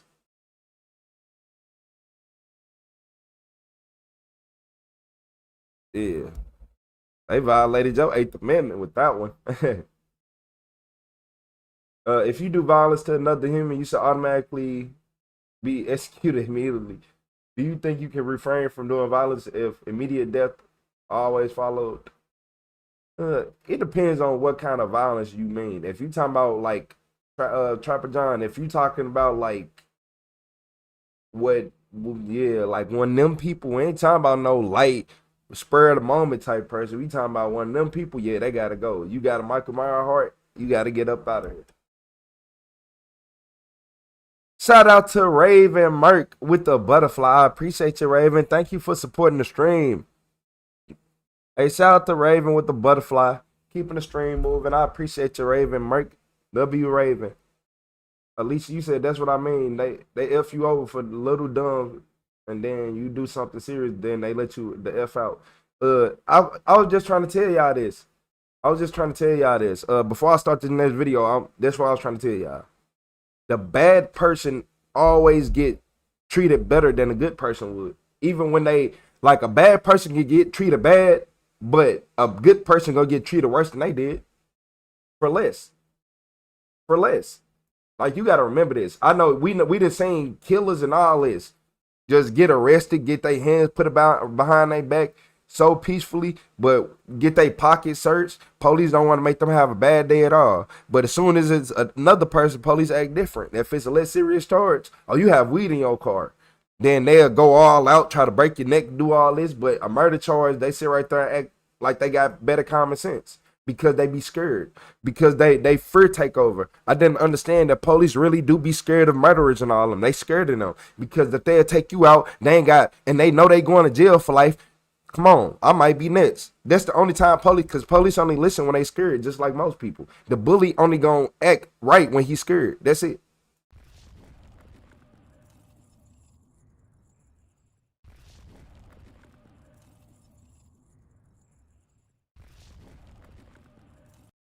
Yeah, I learned that. I learned that a long time ago.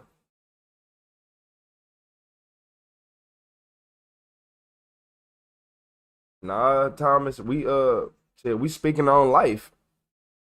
You must ain't. It's a lot to go off of. You had to read the comments. Nah, Tom. I don't think Thomas understand what's going on. He must ain't been paying attention. We're talking about the 8th Amendment. We're talking about how somebody just said they was in jail for 2 weeks over a trespassing charge. We're talking about cruel and unusual punishments. We're talking about how police treat murderers better than somebody with a jaywalking ticket. Like we're talking about how a shoplifter get done wrong worse than a murderer at most times. Out of 100 times, the shoplifter is going to get done worse than the murderer. The murderer might get done bad 20, 30 times, but the shoplifter most of the time, if the murderer got 30 times, the shoplifter got at least 40, 50 for a way lesser crime. And yeah, okay. I don't think nobody with a murder charge care about resisting arrest to the police, but that's just what it is. How you doing, Naomi? You said, what's up with the lights? A lot of people be at work and they can't hit their phones. Like a lot of people on this live at work right now. Shout out to everybody at work on their way to work. So yeah, they don't be able to hit the live. So around this time, I don't, I don't stress about the lights too much because everybody at work, working, leaving, going to and from, going to break, coming off, not trying to get caught by their boss. I know how it is. Shout out to everybody in here, even if you can't hit the like button. You said my son was a correctional officer at one of the worst prisons, and a lot of the guards were afraid of the serial killers. They are. I got family members who work there, and they'll tell you the same thing. Oh, them people, they get treated better because you got to remember everybody else going home. You got to remember, when you go to jail for shoplifting, you go to jail for a speeding ticket, you go to jail for weed, you going home. The person, you ain't got nothing to lose. I'm scared of look. I'm more scared of the person who don't have anything to lose versus the person who has something to lose. I'm more scared of you if you don't have anything to lose than if you had something to lose. I'm just saying, that's everybody. That is everybody. You said on the clock right now. Shout out to the kid, James. Shout out to Naomi.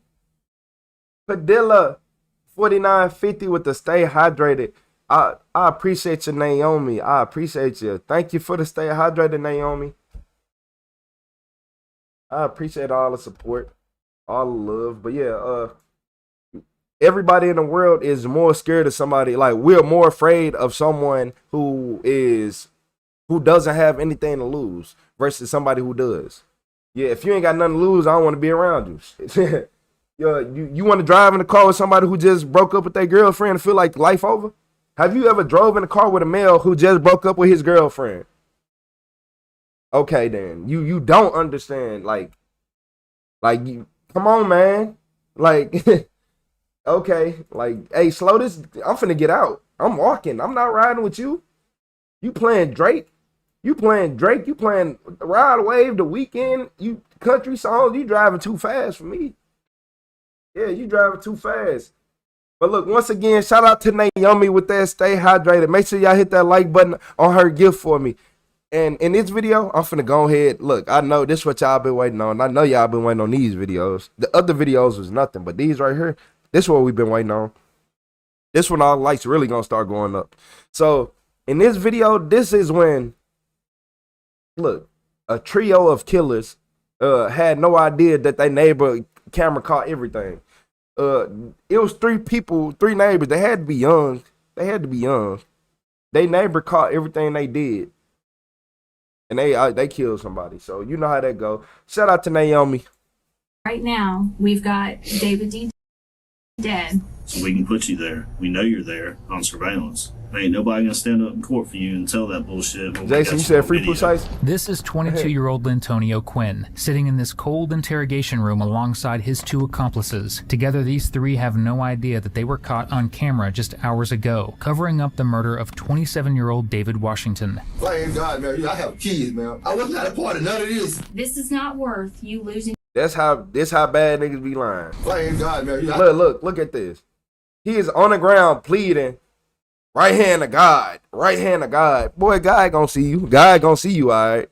Because you did it. And you on your knees pleading and lying. And these people got their hands folded up like this because they know you're lying. Because you're on camera.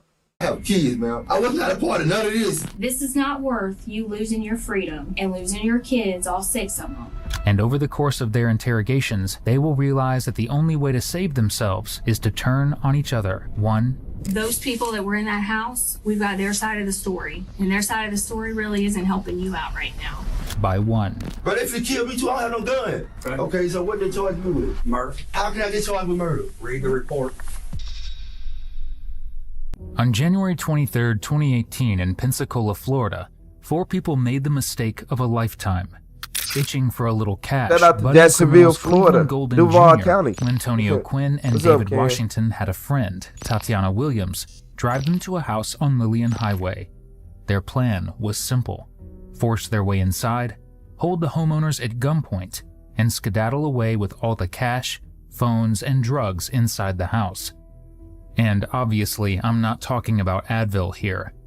For an instant, the plan seemed to be working, but then the Three Stooges' potential victims got hold of one of their guns, and what began as a simple robbery escalated into murder. One of the intended victims fired a shot, striking 27-year-old David Washington. He, along with his accomplices, scrambled out of the house empty-handed and hightailed it back to the getaway vehicle, which Tatiana had parked a few streets over. Unfortunately, David didn't make it to the car. Bleeding from the gunshot wound, he collapsed on 48th Avenue and never got up. Police were later called to the scene, where they discovered David, alone, deceased in the middle of the road. Fortunately, police didn't have to wonder how he ended up there, because right across the street, a homeowner's surveillance camera captured everything. In the footage, David was seen falling down. His 2 co-conspirators, Cleveland and Lintonio, tried to pick him up and lift him into the gold sedan that Tatiana was driving, but they didn't exactly try that hard. After discovering that lifting him required work, something they weren't exactly accustomed to, Cleveland ordered Lintonio to drop David, and the pair sped off, leaving him on the street to bleed out. Under Florida law, that's a big no-no, because if anyone dies during the commission of a crime, be it a robbery, kidnapping, or even arson, everyone involved can be charged with the same crime. In this case, that crime... You wanna know what's stupid? You wanna know what's stupid about this? Because I'm finna be honest with y'all. I'm finna be honest on why this is so stupid and why they are so dumb. First off, you just went and robbed the plug. You went and robbed the plug, basically. That's what they went to go do. They went to go rob the plug. The plug not gonna call the police. Y'all should have... The plan went left. Everything went left, right? The whole plan just went left. Take him to the hospital. And because no matter how this goes, you're going to jail. Like, if he dies, you're going to get charged with his murder now. Not the person who shot him in the house that would defend himself. You are. So by y'all leaving him on the ground right there and not trying to get him and save him, that was the stupidest thing. Because the police, people not calling the police. The drug dealers are not calling the police on themselves. Why would what drug dealer actually call the police with real product in the house? If you was stupid enough to run in there and try to get something, he had something work stupid enough to run in there. So he's not calling the police. Crime is murder. But in order to prosecute those charges, police have to get the 3 remaining wannabe robbers, Lintonio, Cleveland, and Tatiana, to admit that they were involved in the robbery. Fortunately, none of them are exactly the brightest bulbs in the box. And the first to put that on full display is 22-year-old Lintonio Quinn, who perhaps has the deepest connection to the others involved. The getaway driver, Tatiana, is the mother of 6 of his 8 kids. Yes, 8 kids at 22 years old. And David, who sadly passed away, was his cousin, which means police know exactly what buttons to press in order to get their questions answered. And we understand that it was custodian, just going to be a robbery. Okay. It is what it is. But in the course of it, somebody got killed. Your family got killed. Your cousin. Your people. And now his mama is calling me. Me. And she's crying. I've been crying all night, and I appreciate you guys for the gold coin. For a lawyer. Because I ain't have no parts. I don't care what nobody say. I got witness where I was at the time. Okay. If you're telling us that you're... Look, he like a little mosquito, don't he? We can't ask you any questions. But just remember this. A little tick, a little flea. We've got the neighbor has video surveillance of it. And also the car that y'all took over there is financed and they got a GPS tracker on that car. So we can put you there. We know you're there on surveillance. So if you want to try that bullshit that you weren't there and you got people there. I ain't gonna pause the video for a couple more minutes after this one, but she was financing that car with a tracker on it. She was financing that car that y'all took and it had a tracker on it. Okay. That shit ain't gonna work. Ain't nobody gonna stand up in court for you and tell that bullshit when we got you on video. We've got you on video trying to load him up in that car. And we got your people looking at the video saying, that's Pooh right there. I know that's Pooh because I've grown up with him all my life. Okay? So we can stop with all that bullshit that you weren't there. We know Pooh's there. Okay? And if you're going to try that, you're on a sinking ship, cuz. Well, you know what the thing is, Pooh, is you need to show some remorse and not come in here and try to say, I wasn't there. I don't know nothing about nothing, because that's horse shit. We know it's horse shit. We got you on video. The only thing that you can do, that you can get yourself out of prison, is go in there and say, you know what? I take responsibility for my actions. It wasn't supposed to happen this way. It went sideways, but this is what happened. This is my fault. This is my responsibility. But you know what? If I tell y'all, can I still get a lawyer? If I tell y'all right now, can I still get? Yes, that's your right. That's your constitutional right to have an attorney before we talk to you. Okay? Ask for a lawyer now, dummy. So we're done at this point. And we're I'm gonna take you. when all that shit happened, for I Quit promise talking. God, I didn't Just know say none of lawyer. that shit was gonna happen. You already getting them to leave. Just say, I want my lawyer. I want my lawyer. Let's go. All I know is he told me, he said, man, we finna go ahead and buy. That's all we got there. Next thing I know, Cleve Gordon Jr., he the one picked up the pistol on that man. I just thought it was just for us. We were finna get by some leave. If you're going to commit a crime with your buddies, try not to be the only one who's not related or in a relationship with the others involved. Because the further removed you are from your co-conspirators, the more likely you are to be the first one to go down. And Lintonio here, he has no problem pointing the finger at Cleveland for that exact reason. While Lintonio is related to David and has kids with Tatiana, Cleveland has no relationship with anyone other than friendship. And evidently, not a very strong friendship. Because the second Lintonio heard surveillance camera, it was game over. As you heard, it's not just the surveillance camera putting them at the scene, either. New cars may come with the benefit of heated seats and Bluetooth, but they've got something that old junkers don't: GPS data. And when police requested the GPS data for the gold sedan that everyone was seen escaping in, it laid out their entire journey to and from the house they robbed. Very quickly, Lintonio realizes he needs a story. And if you want to see more criminals just like him tell the most unbelievable stories you can possibly imagine, be sure to like and subscribe. It's literally all we do here. But in the midst, I'm the only one being Not all we do here, but a good amount of it. Was two other people that was done that I didn't even know. No, they just told me, oh, here go the money, we finna buy some weed. And I had my own money because I finna buy my own from the dude. See, look, you ain't have no money. I could tell by your haircut. I could tell by where you sit in that chair. I could tell by your mannerism. Your mama tried to teach you something, but you kept leaving out the house and you ain't want to listen. And she ain't hit you with no frying pan in the back of your head. And this is why you in this situation now. I'm just gonna be honest with you. Your mama ain't hit you upside your head with no broom. She ain't do none of that. She let you go out and say you gonna straighten out as you get older, and this is what happened. I ain't gonna lie. I know the only reason why I say that is because I grew up next to other people who parents said that, and all of them in jail. Or dead. Yup, all of them in jail or dead. All of them. Every single person I know who grew up like this is in jail or dead. Family members included. Yeah, I had family members just like him. Shit, brothers. My little brother act like him. Locked up. Locked up. Like, don't think. He ain't go as far as him, but the not thinking and doing whatever you want, think you grown as a motherfucker. What? That's where it gets you. Your ass gonna be locked up, looking stupid, mad as hell. All the time.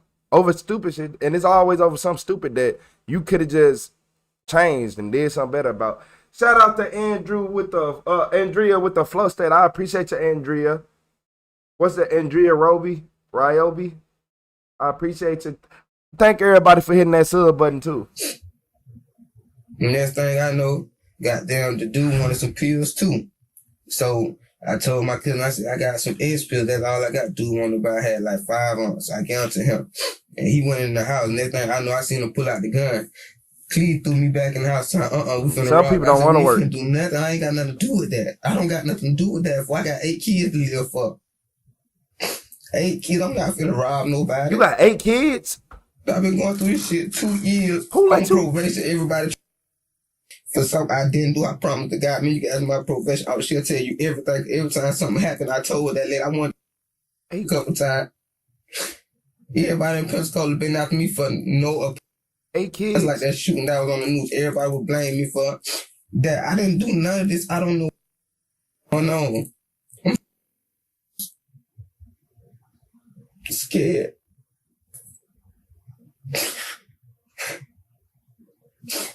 I tried to hit my cousin when I see that shit going on. I tried. I want to stay when I had a war.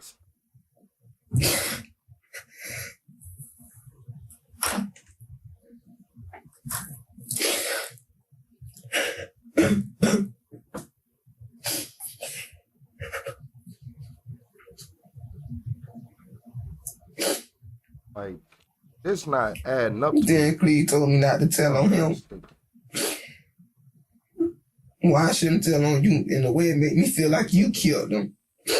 You set me up on a humbug to come with you to this man's house. He said came and got me and him. I didn't know what was going on. He didn't know what was going on. Hold on, yeah. We get over here, Cleve. We get in this man's house. You heard me push the door and pull the pistol on the man and hit the man in the head. Come on, man.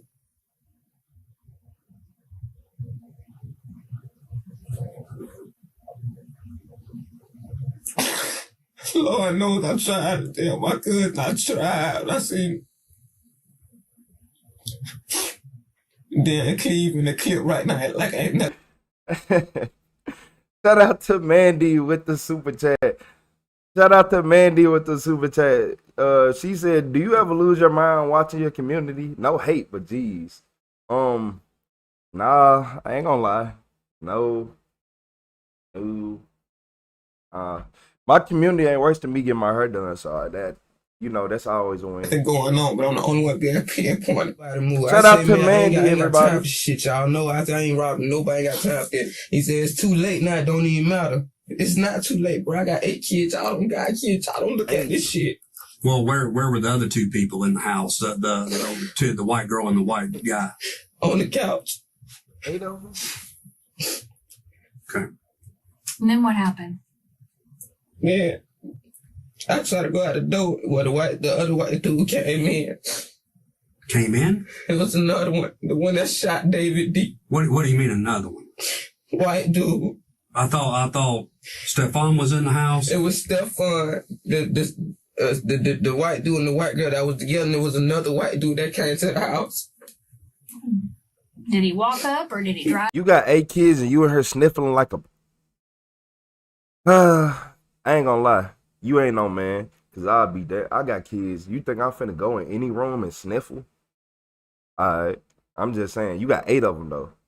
He drove up, and then he came in the house. Stefan was like, man, go back out the door. Just go back out the door. So I'm trying to go out the door. That's when goddamn Cleve grabbed me, telling you ain't going. So I'm like, man, let me go, let me go.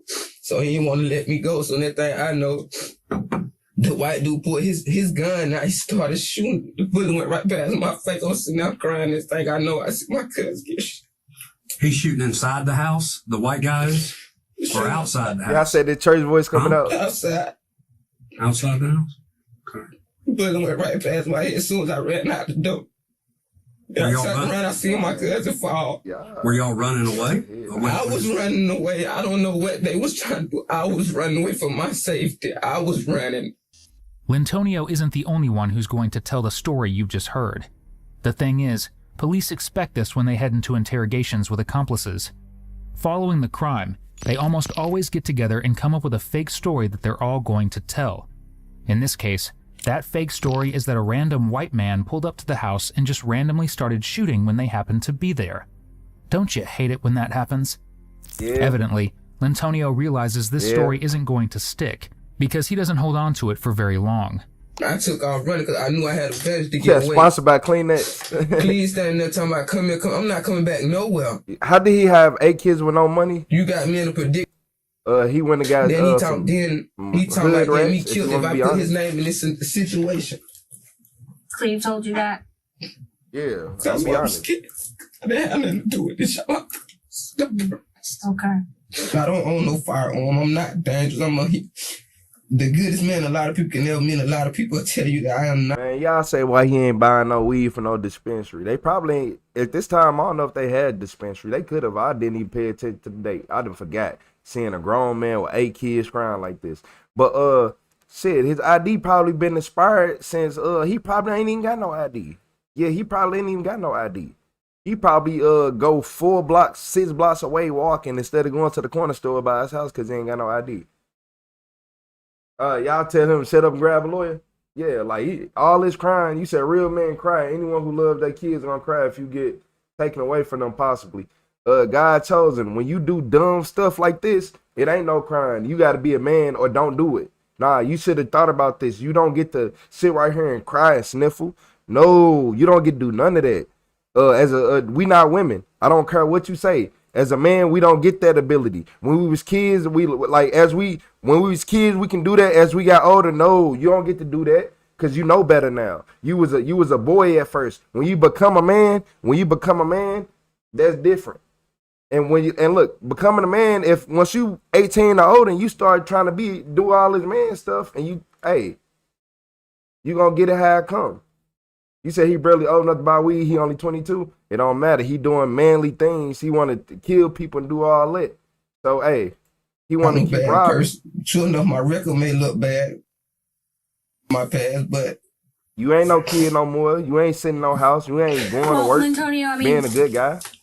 That's what kids do. The problem that I'm having here good guys. is that I talk to a lot of people. Mess up a little bit. I ain't killing people. And trying to rob drug dealers. And see me over there talking to her. I already know everything. Yes, okay. ma'am. I know that you guys went over there to rob Stefan. I know that. I did. Okay. I promise. All right. Look. It is what it is, man. You went over there. I put this on my bed, baby. My baby he left his cousin to die. I didn't know nothing was going on. All Everybody right. telling y'all that it's a lie. I didn't know nothing. I promise to God I didn't. Okay, listen to me. You let your cousin die. I know for a fact.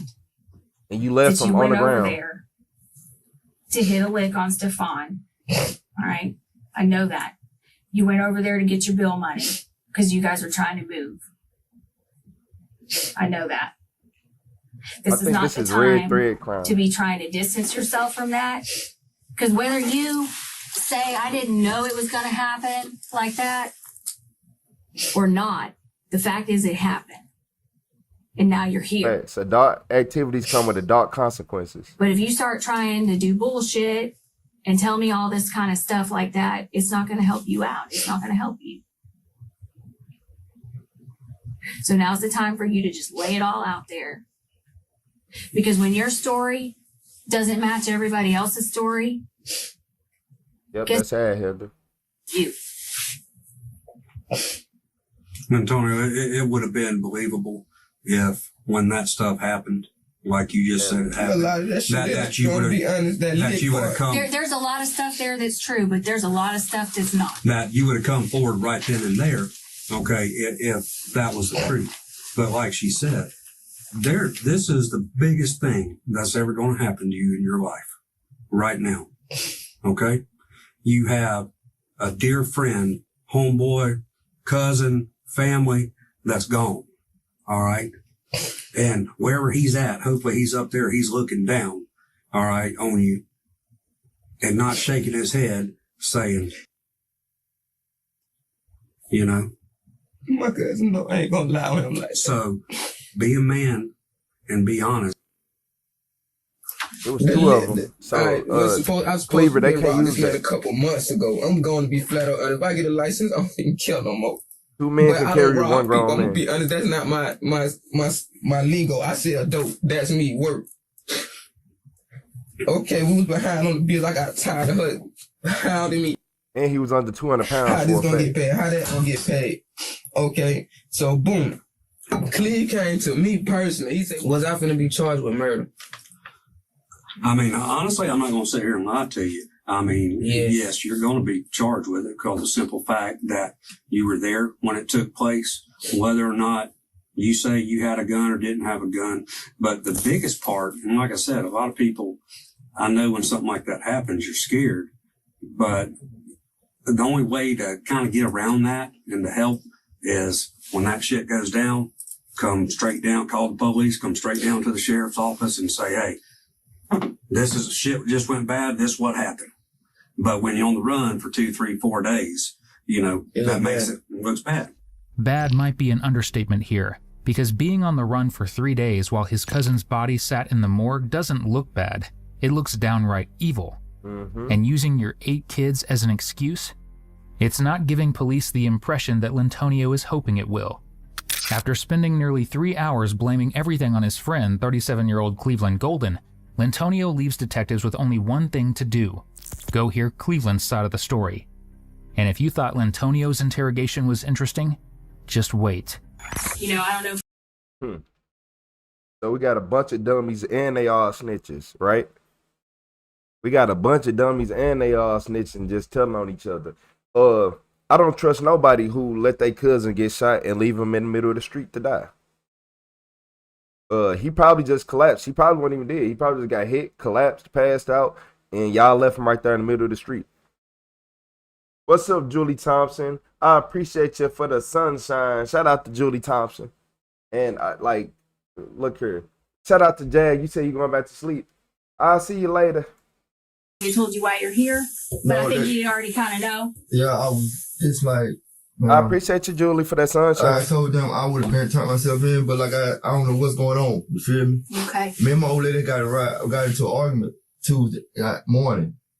I'm walking towards W Street. The 2 dudes that I used to know, David and Poo Poo. I used to know both of them. Like growing up in Postcode Village. And I jumped in the car with them. We riding. I asked him, my old lady called the phone, asked him, can I go get some food for to eat?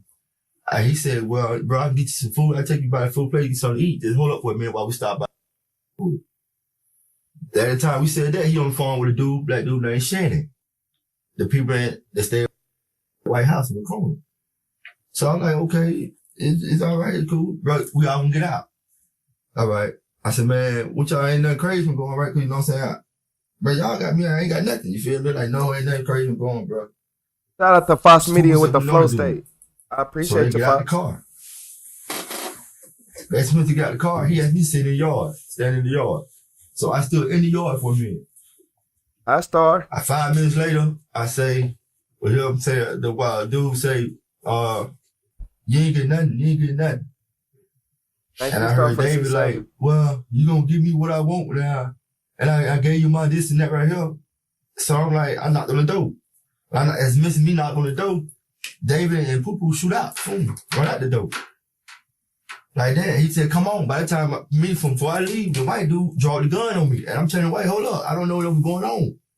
He said, just stay right there. Just stay right there. So I don't have nothing going on. So by that time, David shot. Boom. When he shot, I took off. And this thing, it was just shoot out. And I just ran. Kept on running. As missing me trying to run, I called back and tell Poo Poo. Poo Poo like, bro, he all right. He in the car with us. I'm like, man, I need y'all. You know what I'm saying? Y'all got something going on. I don't know what's going on, bro. Y'all got me missing this shit right here. I don't know what's going on.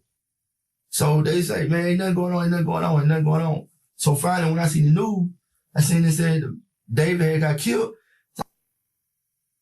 I called it. I'm at the TA in Truman Arms. And I tell his brother what happened. You know what I'm saying? Brother asked me why I left. I ran. They shooting. I don't have no gun. I don't have nothing.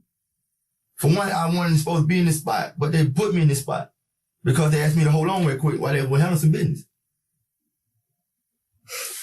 All right, listen. You know, it sounds to me What's like up, ZSTL? there's more to this story than Shout out to the everything that we've 314. heard so far. So I really would like to hear the whole side of the story from you. So hang on. Yes, hear me out.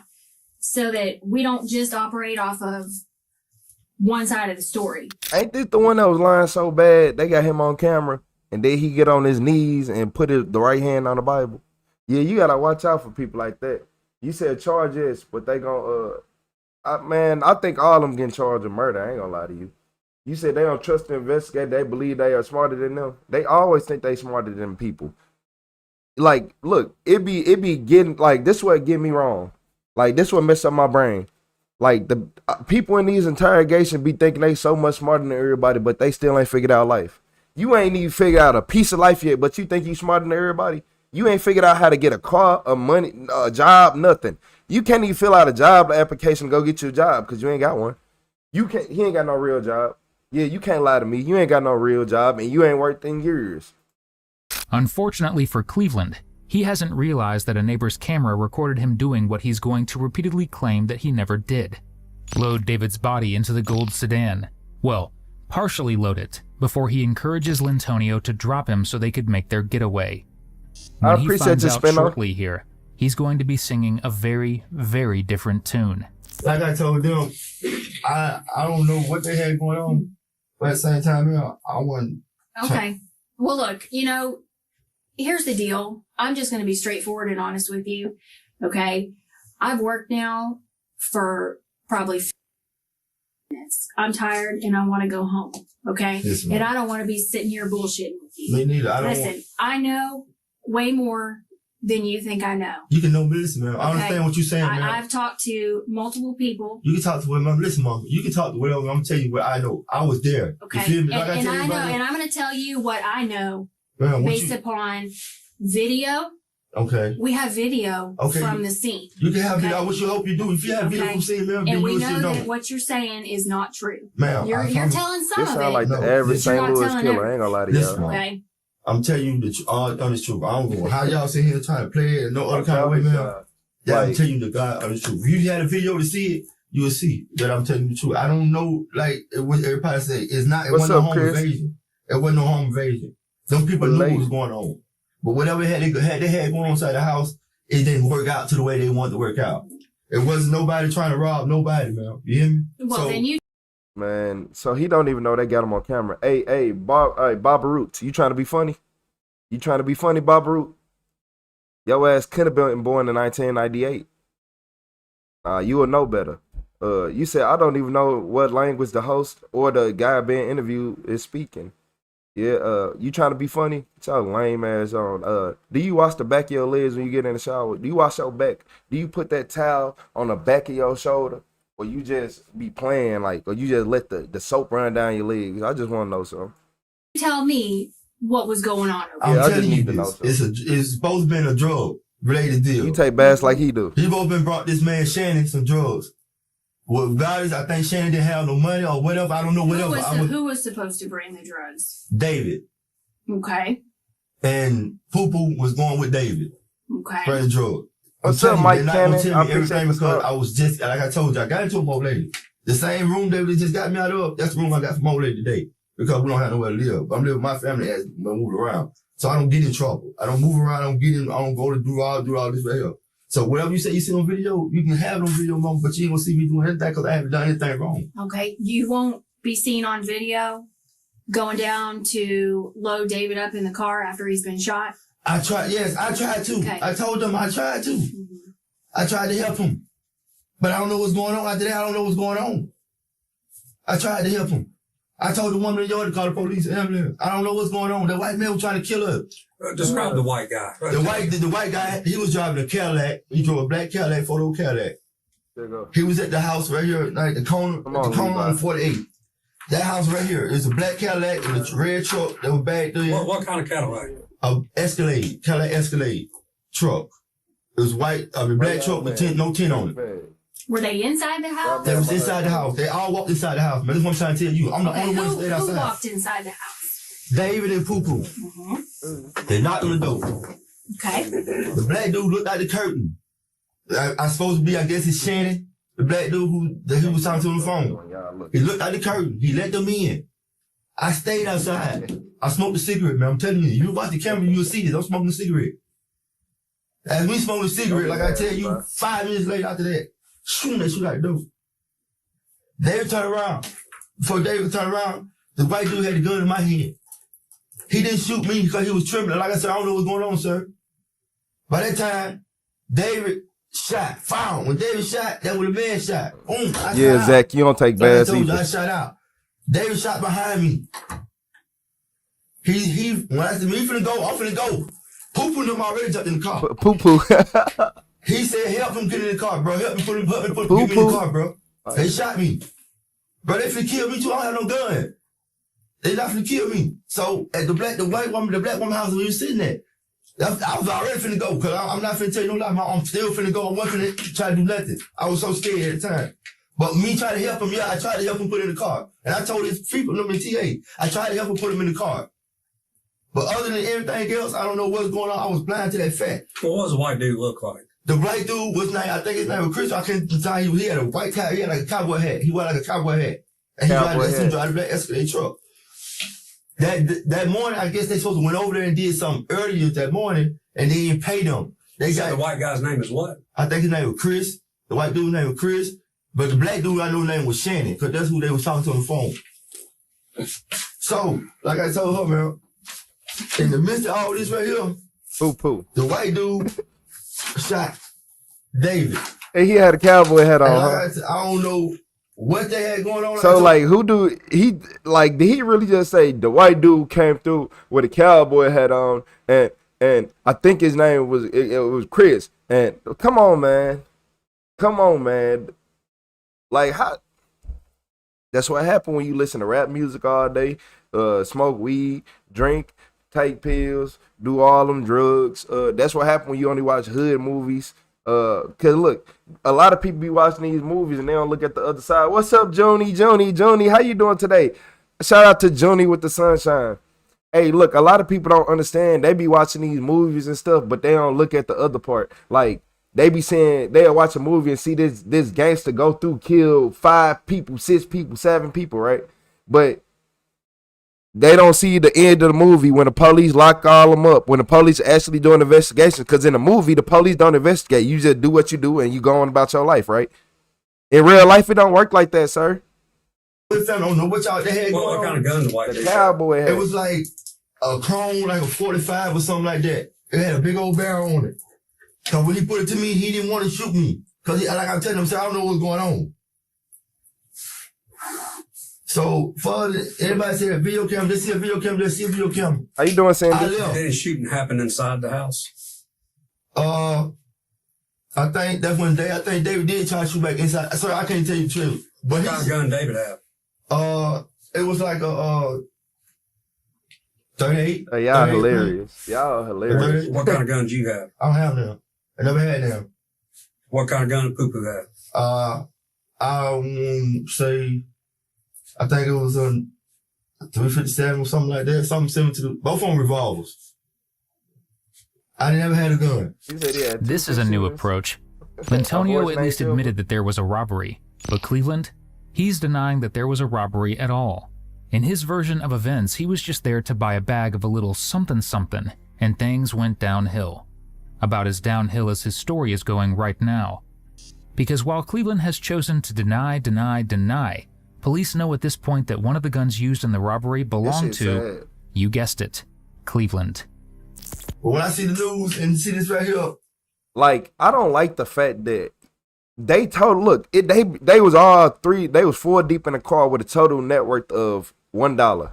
Then that's what be wrong with society. Y'all, like, you don't, man. I want to go tell, but I don't know what to tell. Like I told them, I don't know what to tell because it was like a crazy situation. People saying they seen this camera, this and seen this back up.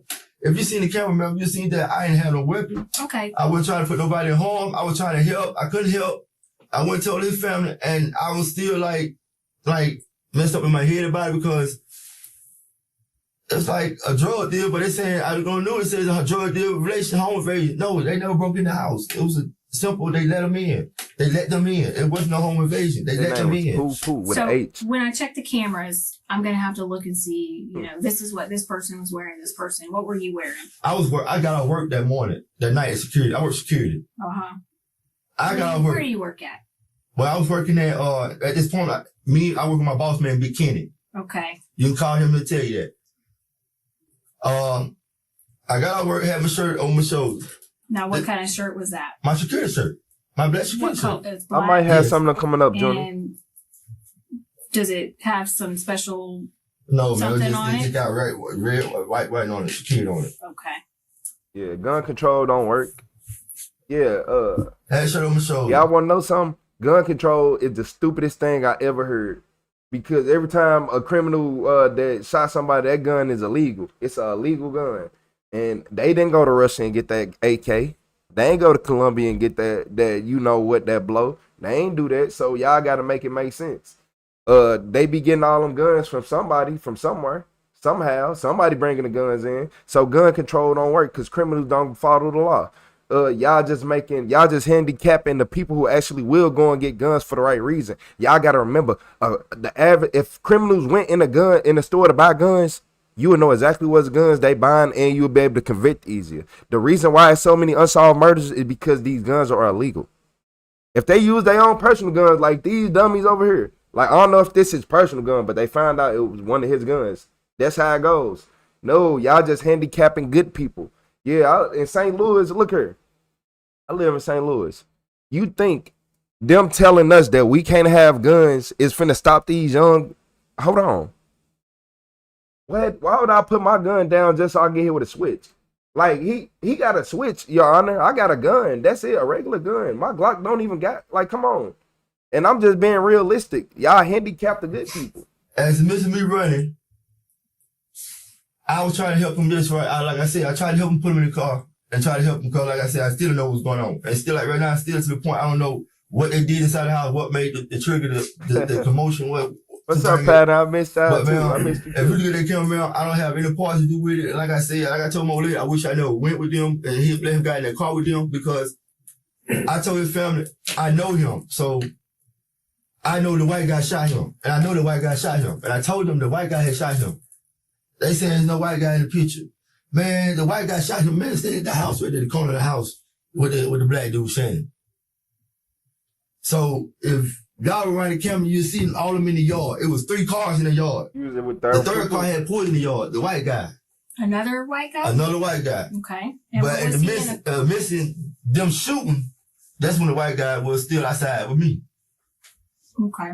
Now, that white guy that pulled up, what kind of car was he in? He was in like a green looking car. It was like a green with a mist door on the If you make it harder for good people to get guns, like then you are the Like problem. a different color? Yeah, a different color. Door on the passenger side. Did he go in the house? Like, Yeah, yeah, he walked in the house too. Good people go to the store buy their guns. Criminals get them off the streets. Now, he's the one that had the gun or no? No. The laws The don't one apply had to the gun was criminals. already inside the house. And then, like, man, you say, I heard so many stories, like you said, I heard so many stories, but people saying this and that, right? Like I tell people, you can say what you want to say, but I know I did not hurt him. I did not bring no horn to nobody. I was like... Well, I don't believe that anybody really meant to hurt him. I don't think that you or Pooh meant to shoot David. It's just kind of one of those things where, you know, it just happened. He got in the way. No, he just shit went down. You said the white guy in the room with us. Yeah, the white guy with the cowboy hat is in his room somewhere. I'm not gonna lie to y'all. He an imaginary friend. We can't see him, but he can. That man wasn't real. Be real with you, man. He shot first. He shot first. That's why I took off running. Yeah. That's what I'm telling you. Whatever they had going on inside, it was not no robbery or nothing like that.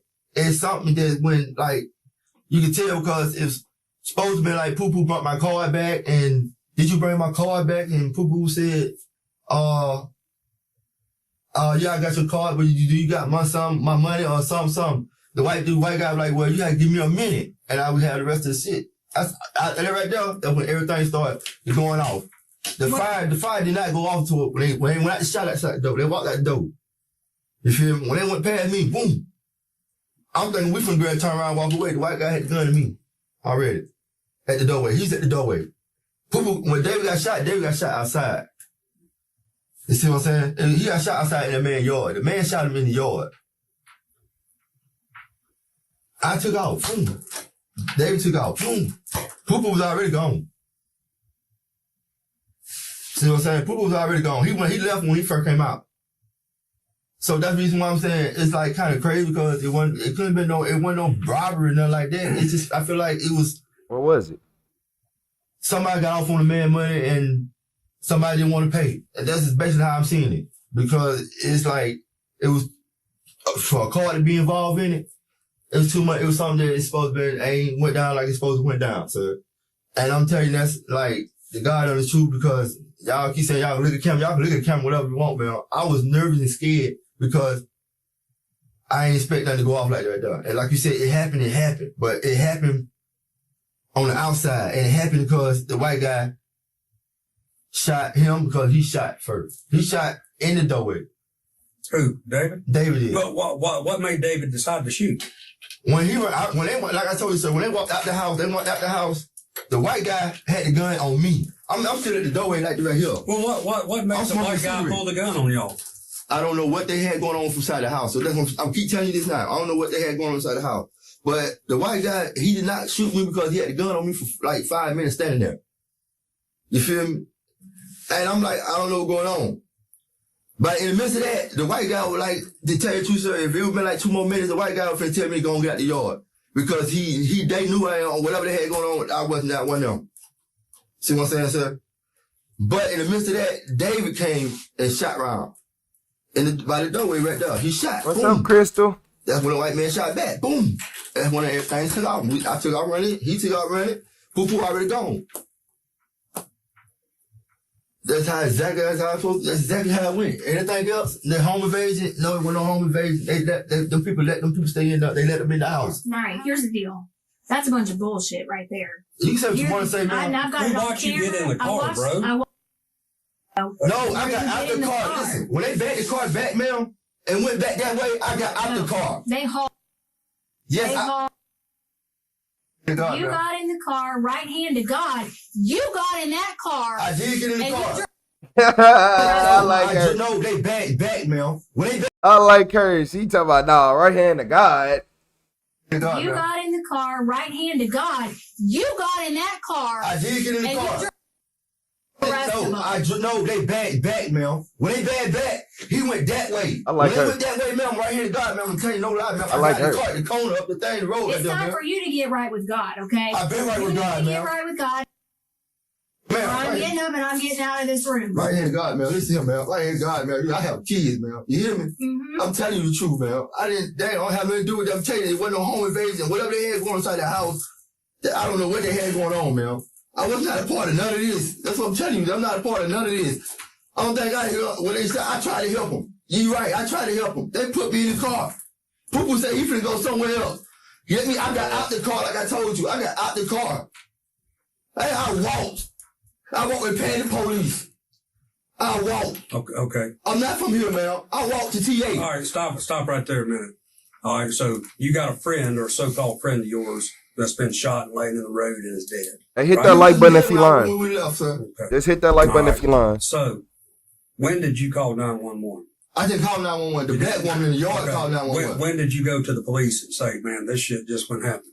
Sir, like I told listen, sir. Like I told his family, I went to his family and told his brother what happened. I don't know what to do. You feel me? Because... Well, you know the difference between right and wrong. What's the right thing to do? The right thing was to do was, the day was my birthday. My fiancé tell you that. The day was my birthday. Today? Yes. Happy birthday. I was going, like, Monday morning. Happy birthday. Everybody wish him a happy birthday. Everybody wish this criminal a happy birthday. The one that left poo-poo outside in the road after they had a failed home invasion. Happy birthday. Appreciate you and all you do for the world. I was going to go if they ask me for questions. I asked people what I need to do. But at the same time, man, with this white man shooting at them and he shot him, and then if you see my face, you know my face. I'm not from here like that. I'm from Alabama. I don't know what's going on. I don't know what to do. Then his family talking about shitting threats at me. His family was sending threats at me and saying this and that right there. And I'm telling y'all what happened. So, first, you talking about a bunch of bull crap, man. It's not a bunch of bull crap, man. I swear to God, it's not. Cleveland has evidently never seen a single crime show, or used more than 2 brain cells at the same time. Because according to him, he was an innocent bystander who just so happened to be in the wrong place at the wrong time. And then, rather than escaping like the innocent person he was, he hopped in a car with the robbers. Whether your story's right or whether your story's wrong, All right. Somebody got killed. Okay. All right. You didn't call the police. You didn't render aid or call for an ambulance. And this happened 3 days ago now. Excuse me, sir. Okay. The woman in the yard, she would tell you, I asked them to call the ambulance. The black woman, I asked them to call the ambulance. I did. I asked them to call the ambulance. The ambulance was on the way. Then why didn't you come forward? For about what, sir? I don't know what was going on. Like I keep telling you, sir, I don't know what's going on. I'm outside in the yard. You what, 37 years old? I just turned 37 today. And you've been in state prison before, right? And last time I've been in prison was 2009. So last time I've been in trouble was 2009. You know how all this works, bro. Yes, I know how it works. Okay. But at the same time, Chuck E. Cheese. How can something work about something I'm telling y'all the truth about, sir? Send him a honey bun. You're telling some bits and pieces. Sir, I don't think I'm telling you not sir. Sir, the reason why I got any gun back out the gun, sir, because Poo-Poo took that man's gun. Poo-Poo took his drugs. Poo-Poo got his drugs. Whose drugs? David's drugs. So where's the gun? You got a gun in your room? I don't have no gun. You don't have no gun in your room? I never had it. They said police searched my room and everything. I never had no weapon. I don't own a weapon. Okay. That was their stuff. I ain't had nothing to do with that. I told you, sir, when they got... Is any of their stuff in your room? Who? Of anybody's stuff, is it in your room? Probably the phone is. What phone? It's a phone that Poo-Poo gave me. It was a black phone. But the phone was, he gave me the phone during the midst of it. That morning, he went over there. And then he said he gave it to me that morning when I got in the car. That day I got in the car, he said he found the phone that morning from when he went over there. So this place they went back this morning, they went there already twice now. That's what I'm telling y'all. It was not no home, this is not no home invasion at all this right here, sir. I don't have no gun. I don't know people telling y'all this about this right, whatever. Hang tight, and we're going to get you over to the jail so we can get this show on the road, okay? Okay, so what they charge me with? Murder. How can I get charged with murder? Read the report. Sir? Read the report. Report about what? They're going to get your paperwork. That's crazy. I can charge somebody that had nothing to do with it. He's straight. Like, I hate people like this. He really down looking at the ground like, I ain't do this. I ain't do nothing. Man, they lying on me. They got you on video. That's hilarious. I ain't gonna lie to you. But you denied to the end, my boy. Denied to the end. The last dude told he got himself life. None of this shit, man. Without parole. He could have got parole. Hey, you say you got cameras, then you look at the cameras right. I in the yard the whole time. From beginning to end, Cleveland stands by his innocence, blubbering the whole way through.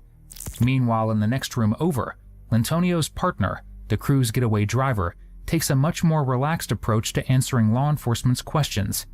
Because if she's gonna go down, she's decided she's not going to do it sobbing and begging for mercy. And that's why you don't put a female in none you at doing. first, at least. That's why every meal, y'all be out here, you don't put another man in your business.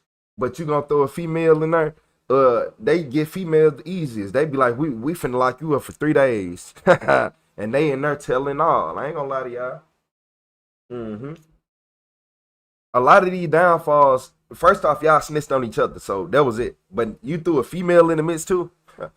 I'm sorry to tell y'all females I like y'all, but look here. We know that y'all are going to be the ones to tell everything.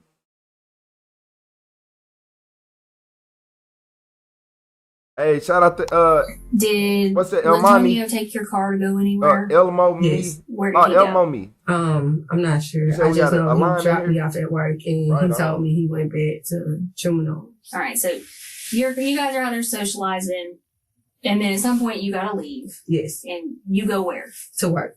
Where's work? Water Gardens. Which one? Okay, and you go there at what time? To the table.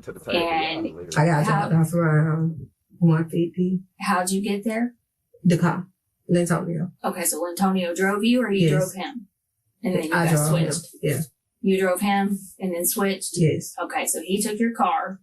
Anybody else in the car with you? No, ma'am. Not that I remember. Okay. And did he say where he was going? No.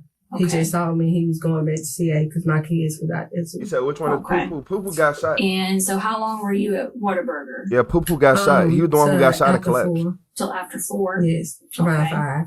Okay. Are you sure about that? Yes. Okay. No, or that's what I Remember thought what I people told was. you about That's what they said. honesty? Yes, ma'am. Okay, and about lying to me during an investigation, a murder investigation. Yes, ma'am. You can get charged for that. Yes, ma'am. Okay. Cousin. Do I you thought think Poo-Poo was the that I cousin. didn't go back to Whataburger and get your time clock? I know you did. Exactly. Why are you lying to me about that? I'm not.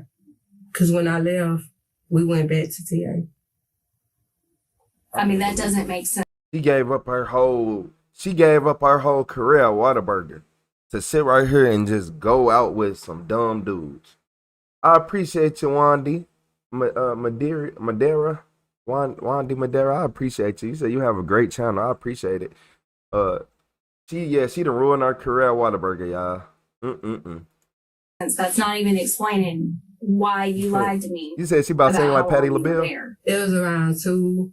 I clocked in where I tried to clock in. Okay. I tried to clock in at 2. Their computers was down. So I guess since I was being in training, I had to work on the computer first. So after that, I went back to TA. Okay, just stop. Just stop. Okay. You weren't there until after 4. No, ma'am. Okay. I confirmed that with them. So stop digging a deeper hole for yourself. Okay. Yes, ma'am. If you come out and you tell me the truth and be straight with me. Okay. All right. We have no problems. Yes, ma'am. But you start lying to me and going down that road, and there's nothing I can do to help you anymore. Yes, ma'am. Okay. What's up, Froggy?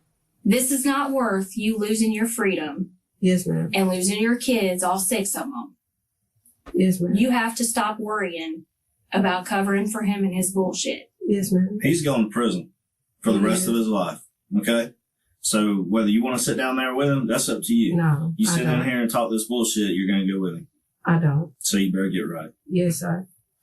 Having an alibi only works when people can confirm that alibi. What Tatiana doesn't realize is that the police have already pulled her time card from work, and she wasn't clocked in until 4, like she claims to have been. Which honestly is probably something she should have thought of before she used that as her proof that she wasn't involved in the shooting. We went back to TA with Antonio. And then what? They drove off. Who drove off? Antonio now. Antonio, Cleveland, and David D. And what were they going to do? Rob somebody. Okay. Now how do you know that? He told me. Who told you? Antonio. Why is he going to go rob somebody? I guess because we needed money for the bills so we can move. And he was like, that's his only option to get money for the bills. Now, why were they going to go over and rob that person? I'm not sure. I guess because he had a lot of money. Now, has Antonio been hanging out with that boy over there? Yes. Okay. Now, who is that? I don't know his name. I think it's like Stefan something. Okay. Did he hang out with him that day that you know of? Not that I remember. No, ma'am. He probably went over there before. Why do you say that? Because he used to buy drugs from him. And the boy used to buy stuff from him. Right. So they were both kind of yes buying stuff from each other. Yes, ma'am. Like you got some. Yes, that's ma'am. how it's sort of a mutual Yes, thing. ma'am. Okay. So when they left, is Cleve still wearing that security shirt? Yes, ma'am. Yes, ma'am. Okay. And you remember what Antonio was wearing? No, ma'am. I don't. Okay. And what about David D? No. He said he had on red pants, I believe. Antonio said he had on red pants. Kind of cool. Now, were they talking about their plan while you were standing there? No, not at first. They started talking about it like after I came back from Whataburger. I'll be honest with you. And what were they saying? And then he was just like, Antonio was just telling David D that he got a leg and asked him did he want to go with him to hit the leg. And Cleve was like, I go too. Okay. And so all 3 of them went to go rob the dude. All right. Where'd they get the guns from? I'm not sure. I think David D already had his own and Cleve already had his own. Okay. Now what about Antonio? What's up, Sugar Spice? Unless they switched. I mean, we know he had one. So No, where did ma'am. he get it from? He didn't. He ain't have one. Like, the only two people that had one was Cleve and David D, unless they switched.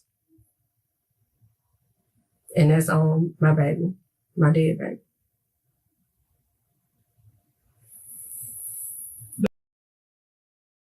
My dead baby.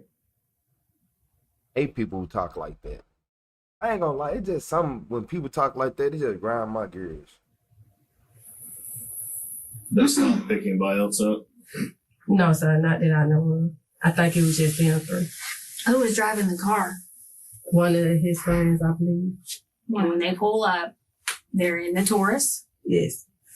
And who's driving? Antonio. The only one who got out, the only person I didn't see was David Washington. Okay. So it's Lintonio. Yes. Where was Cleve? Ooh, David Washington was the one that was that poo poo? What part of the car? The back seat, I believe. Okay. Who was in the front seat? Nobody. Nobody? No, ma'am. Okay. And then what did they say when they came back? He threw me some money. Who threw you? Lantonio. Okay. Lantonio threw me some money. And I was like, what happened to David? He was like, he got shot. And I was like, who shot him? And he was like, the white dude. And so after that, I asked Ocelia to ride with me to go pick up my little girl from school. I don't know if she said the white dude. Did they have Tommy from Power in that house or something? Was Tommy down there? Because it ain't no way. Who was this? It was John Wick? Jason Statham? Who was in that house? He fucked out. I ain't gonna lie. I ain't trying to laugh. Whoever this white man is, you finna have, if he real, y'all gonna have nightmares about him. Yeah. I asked Ocelia to ride with me to go pick up my little girl. I need to hire him. Where from? Thank you. Okay. So, how much money did he throw you? Nothing but probably about $25. Okay. And then, did they say anything? How were they acting? Did they nervous? Were they nervous? Were they upset at all? They was nervous. They was nervous and upset. And Antonio was just like, my cousin just got killed. And I was like, how you know he did? And he was like, he tried to put him in the car to help him. But I guess they couldn't fit him in the car, so they left. Did they think about... You said she little 5 or 6 kids? Trying to call 911 or... Yes. He is, I ain't gonna lie. From what I heard, they thought about calling 911. They thought about it? Yes. They didn't do it? No. Okay. We have video? Yes. From the scene? From what scene? From the scene of the murder. We've got video. Yes, ma'am. Hey, Happy, you ain't no good. Okay. How many different fathers? Yes, ma'am. And we know that it wasn't just 3 people there. Every day I fight. Yes, ma'am. Okay. We know that for a fact. We know that you were driving the car, right? You went over there with them? I didn't go with them, but I was driving. Yeah. You drove around the block while they were going to hit the lift? Yes. Okay. And I parked the car. Mm-hmm. Yes. Patty, you must got an iPhone. They die frequently. I'm getting tired of Apple and they batteries. We know it wasn't supposed to go down like that. Yes, ma'am. And that's what I told him. We know that. 6 kids by 8 days is crazy. She a cat. Yeah. But why'd you... Y'all ain't good. What were you thinking? I don't know. I was just trying to just make sure my kids was great. But I told him I didn't want to have nothing to do with it. He was just like, well, just drive me. So I drove him and he was like, is you gonna park? And I was like, no. And I drove and I went to the store. What's up, Bernard? The surveillance footage tells a very different okay. story from the one Tatiana has just spouted. Minute by minute, it shows Tatiana dropping the men off at the house and then circling nearby streets, waiting for the robbery to end. Which means, obviously, this mystery driver doesn't exist. And she is just as guilty as the man who pulled the trigger for what happened next. Whose idea was it to do the robbery? Yes. Whose? Lantonio's. Lantonio's idea to do the robbery? Yes. Okay. And what was the What was the robbery for? Just more money. More money for what? So we can move. So you and Antonio can move into a new place. Tatiana has given the detectives the last piece of the puzzle they were looking for. According to her, the robbery was actually Lintonio's idea from the beginning. The plan was to make enough money for them to move into a new home with their entire soccer team of children. In the end, neither Tatiana Cleveland nor Lintonio fired the shot that killed David Washington, but they went down for the crime all the same. Alert. Tatiana Williams pleaded no contest to second-degree down for the crime all the same. Shout out to D-Love. Tatiana Williams pleaded no contest to second-degree felony murder and robbery with a firearm and was sentenced to just over 24 years. Lintonio Quinn pleaded guilty to those same 2 charges and got 25 years, with at least 10 of them mandatory under Florida's 10-20 life statute. Cleveland Golden, the one who fought the hardest and admitted the least, gambled on a trial. A jury convicted him of second-degree murder, armed robbery, and possession of a firearm by a convicted felon, and the judge handed him 50 years. As for the individual who actually pulled the trigger, as of the publishing of this video, they've never been charged with a crime, and the shooting was chalked up to self-defense.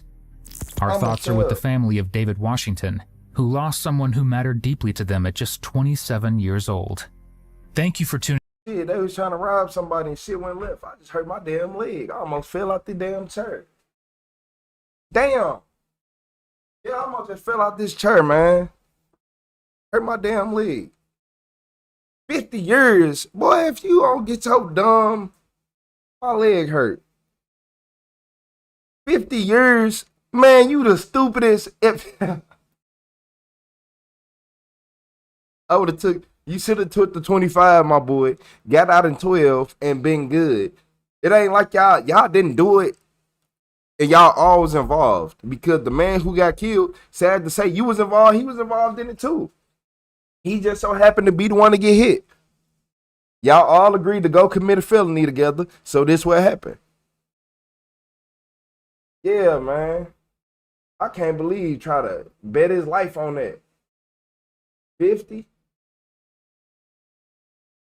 Look, if I almost just fell out this chair hearing 50, what did you do when you heard it? What did you do when you heard it? So that means if they got to do 10, he got 50. He gonna have to do.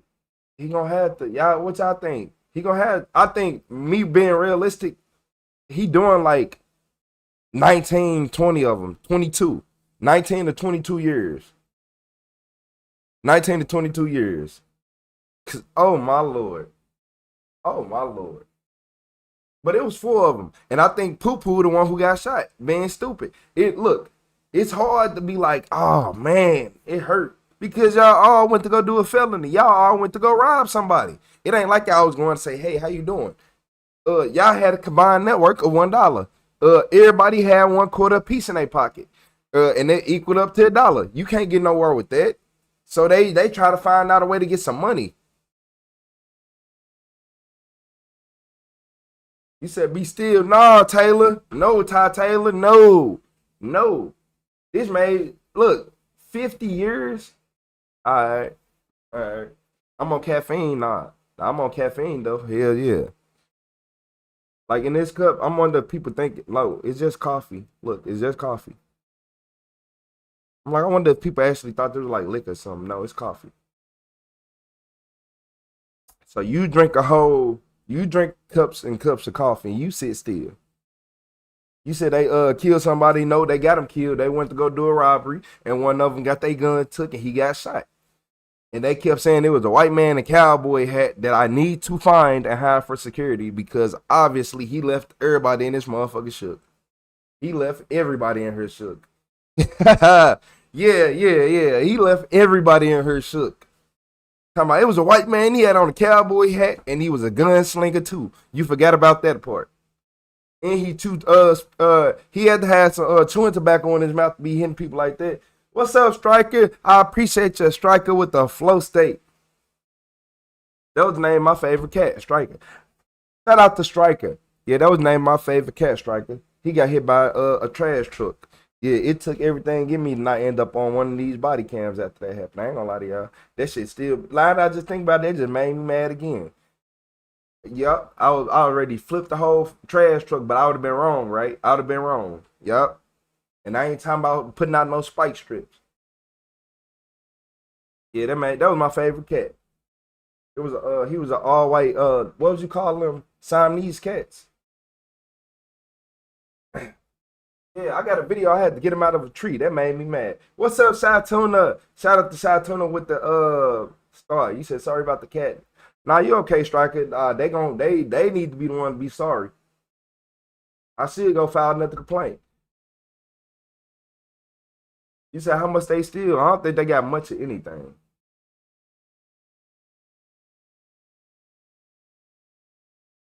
Yeah, I don't think they got much of anything. Yeah, that's really why I got the kittens. If y'all ever wondered, because like after a few months, I'm like, man, let me get some more. Let me get some kittens. And the other cat ended up getting pregnant, so I'm like, you know what? I'm gonna keep some. So yeah, that's why we got Derber now. We got Two-Face.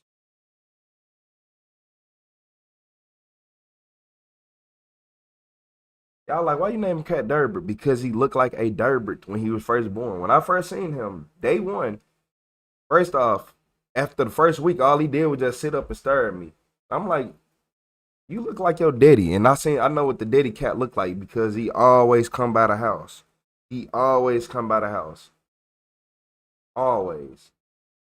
Yeah, he up to no good. I don't want him seeing my daughter. I was playing. Nah, for real. Yeah, I don't want him seeing them. Yeah, I don't want him seeing my daughter. He better get on and move around the neighborhood.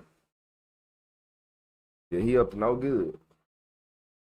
He ain't saying he ain't bring no food by, nothing. All he do is just walk by, try to see where the mama is. I'm gonna get a brown cat named Poo Poo.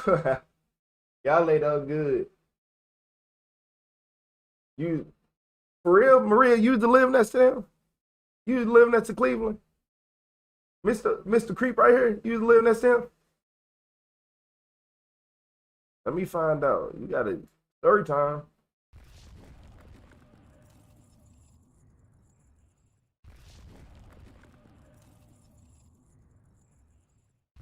Yeah.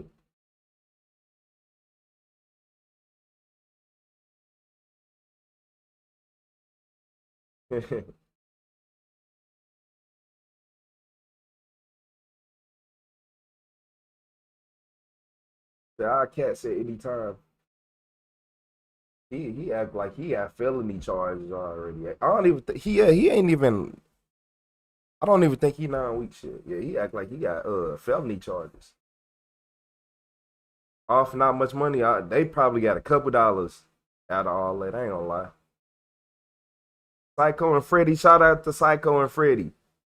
I hope they run around the house doing backflips right now. I ain't gonna lie. Yep, mine doing it. So yours got to. So this is when the killer realized he got caught 4 years later. Like 4 years later is a long time for you, but I know he was thinking about it every day. I have it on recording. No. Yes, How you doing, C. Wheeler? Shout out to C. Wheeler with the flow state. Johnny Wayne Johnson, the man who gave a woman a ride from a bar late one night and became the focus of a murder investigation 4 years later after she never made it home. Okay. And became the focus of a murder investigation 4 years later after she never made it home. Okay, I just Why did she get on the bike? You don't know her. I don't know. That's Why would you take her? Because I'm just, anytime a woman ever wanted to ride with me on the bike, I'm like, sure, go ahead. What ultimately brought him down was his own big mouth. Over those 4 years, Johnny couldn't resist bragging to his friends about what he had done to her that night. How do you think we went to Braddock Road? You showed Samantha where the body was. I did not. Yes, you did. I did not. To the body. I am telling you, I did not. How did Samantha know then? I don't know. And the moment he realized he wasn't going home, he made the dumbest decision of his entire life. Can I go home? No, you cannot. He just passed out. I'm charging you with murder. I didn't do murder. Well, I'm charging you with it, and we can prove it, Johnny. No, you cannot, because I didn't do it. Okay. Oh, hell nah. No. We need to go in the room and get on. No. Hey, he tripping. Oh, we see what kind of man we dealing with today.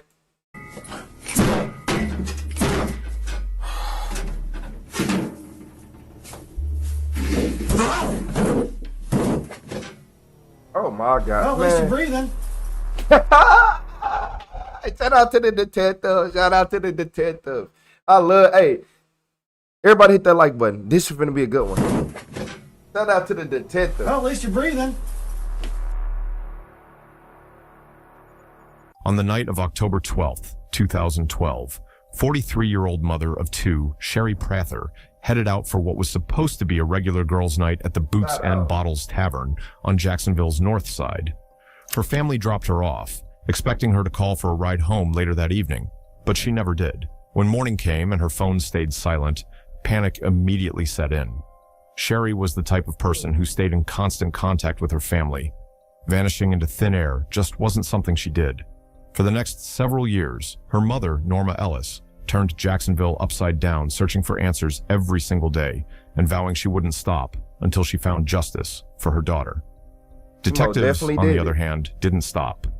When they pulled surveillance footage from the bar's parking lot, they caught their first real break.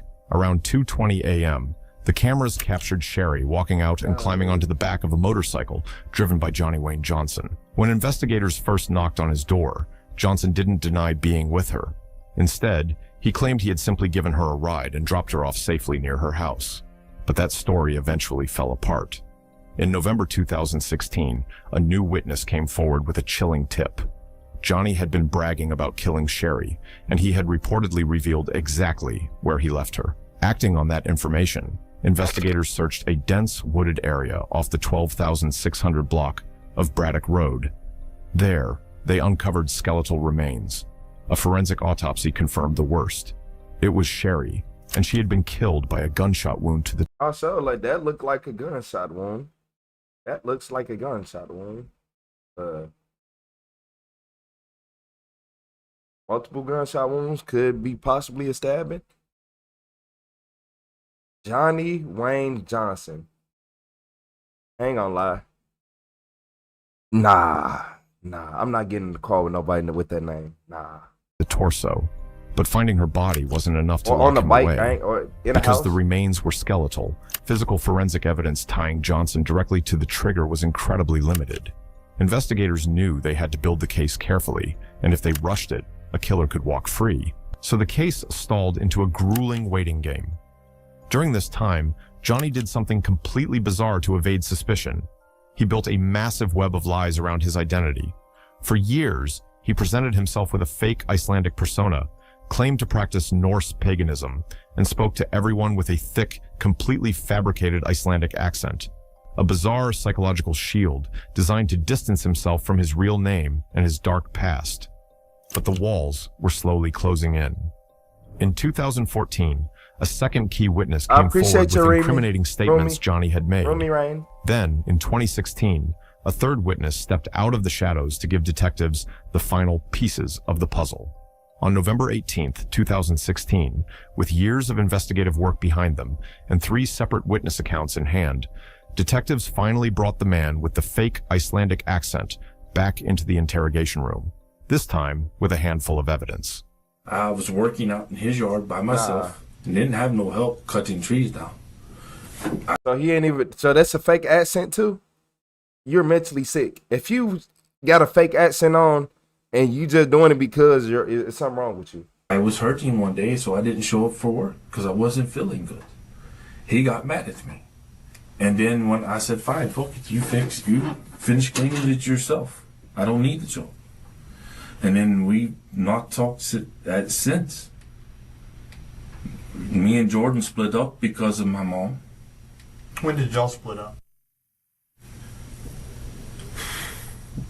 I want to say right after we moved to Ocean Way Village. We've been living there at that time for about 9 months. Me and Jordan split up because she and my mom had a falling out.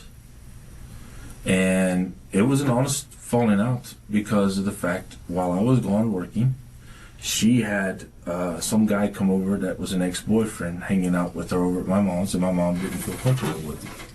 I don't know every detail between her and my mom, but they had a falling out, and she wanted me to move, and I told her I could not move because I had to help take care of my mom and take care of the boys, is what I told her.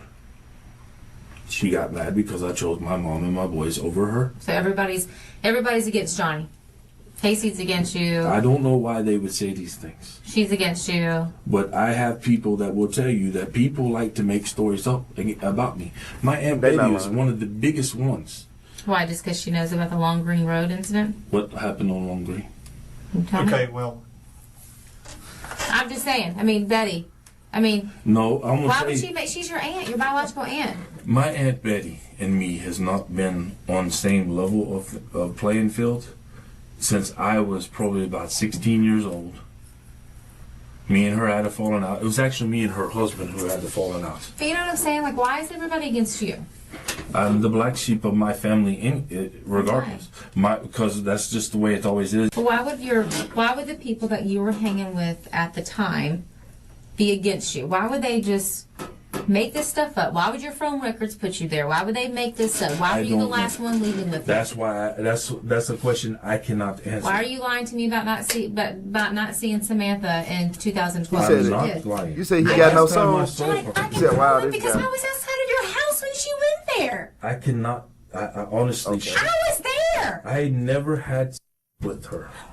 Oh, really? Because I got something to prove that. You're lying. So quit lying. There's a reason why you're on Braddock Road. You have to give your side of the story.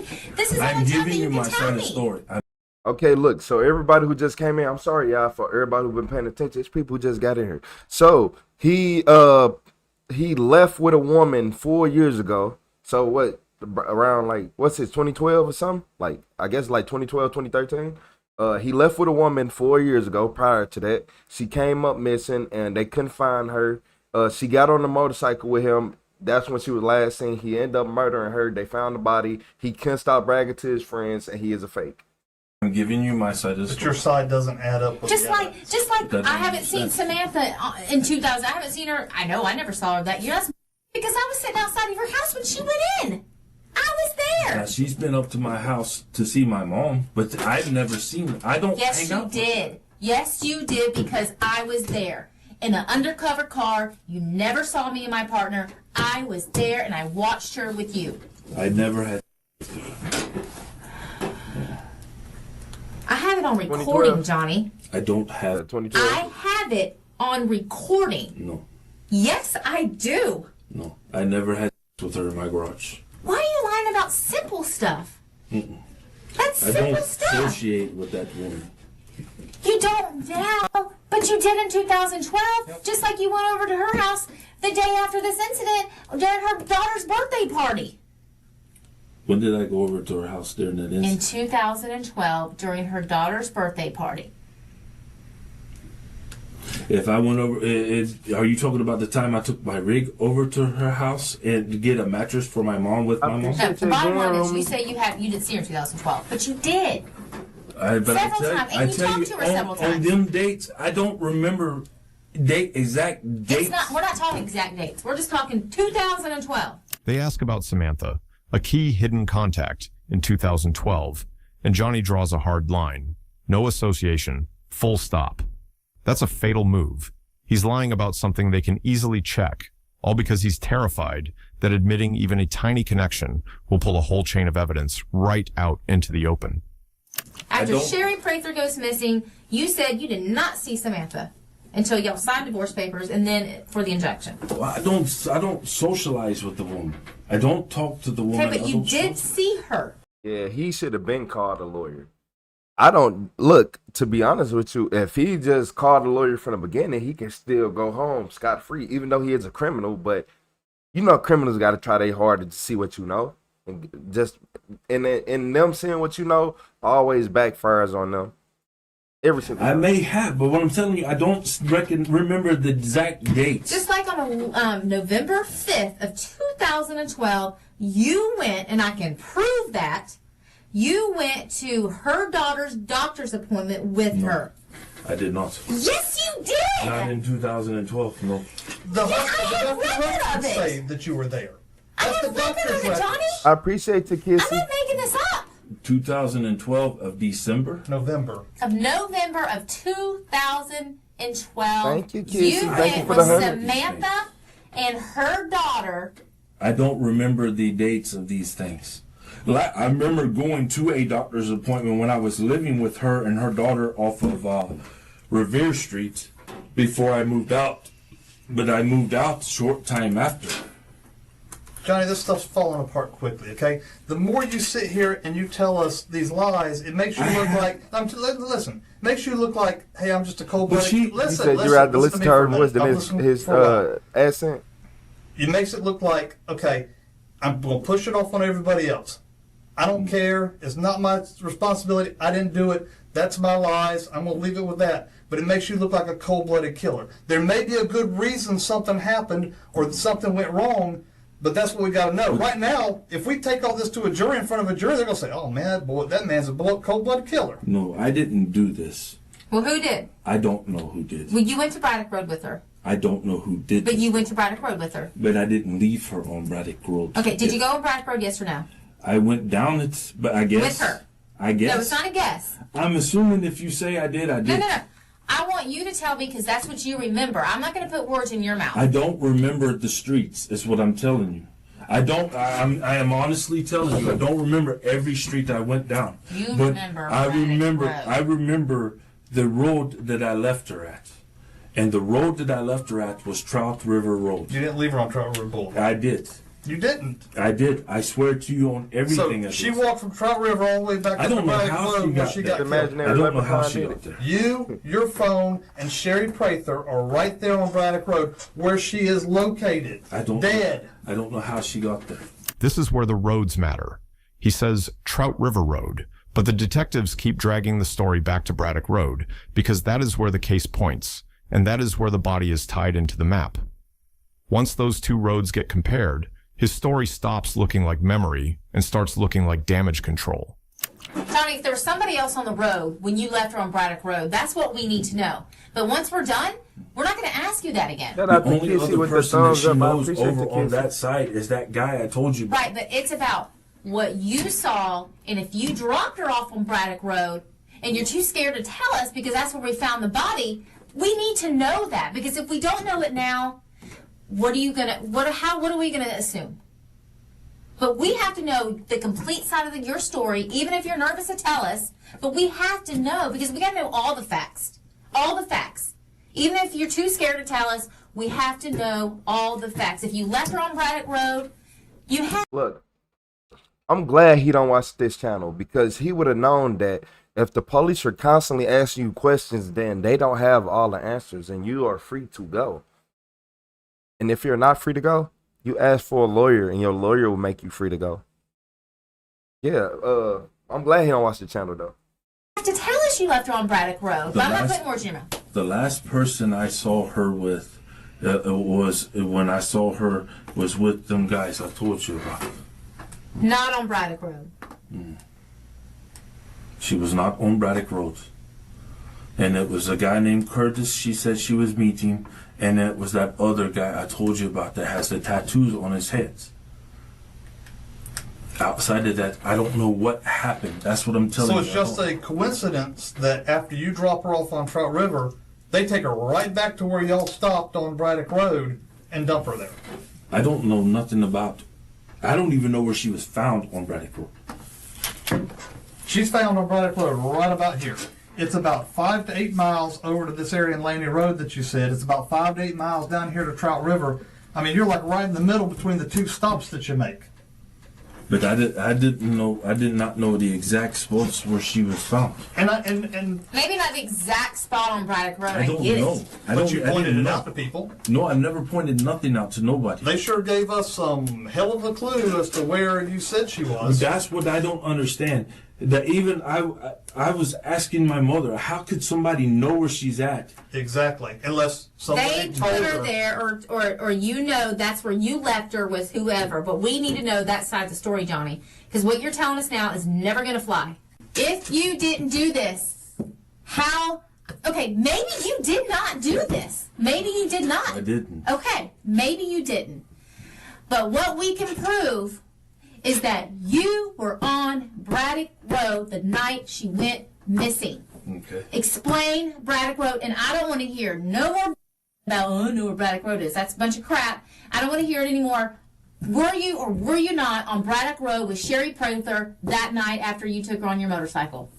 We met that guy. Where? We met him where is it that? The guy I told you that was here. On Laney Road. Yeah, we met him here. You met him at the intersection of Braddock and Laney. Yeah. Now the details get sharper, and that is bad for him. He starts naming the road by landmarks, like he wants precision to save him. But precision cuts both ways. If he is that specific, then the detectives can check every inch of what he says. What I want to do is I want to kind of start from the beginning. Let's go from the beginning with the truth, okay? We're going to start at Boots and Bottles. All right. You met her at Boots and Bottles. All right, and I ended up taking her. I took her first to Trout River. Okay, so you did go to Trout River. So the path you told me is you came down Dunn Avenue to Leonid Road. Right. So I'm going to kind of trace over Leonid Road. And then you turned on Lim Turner, correct?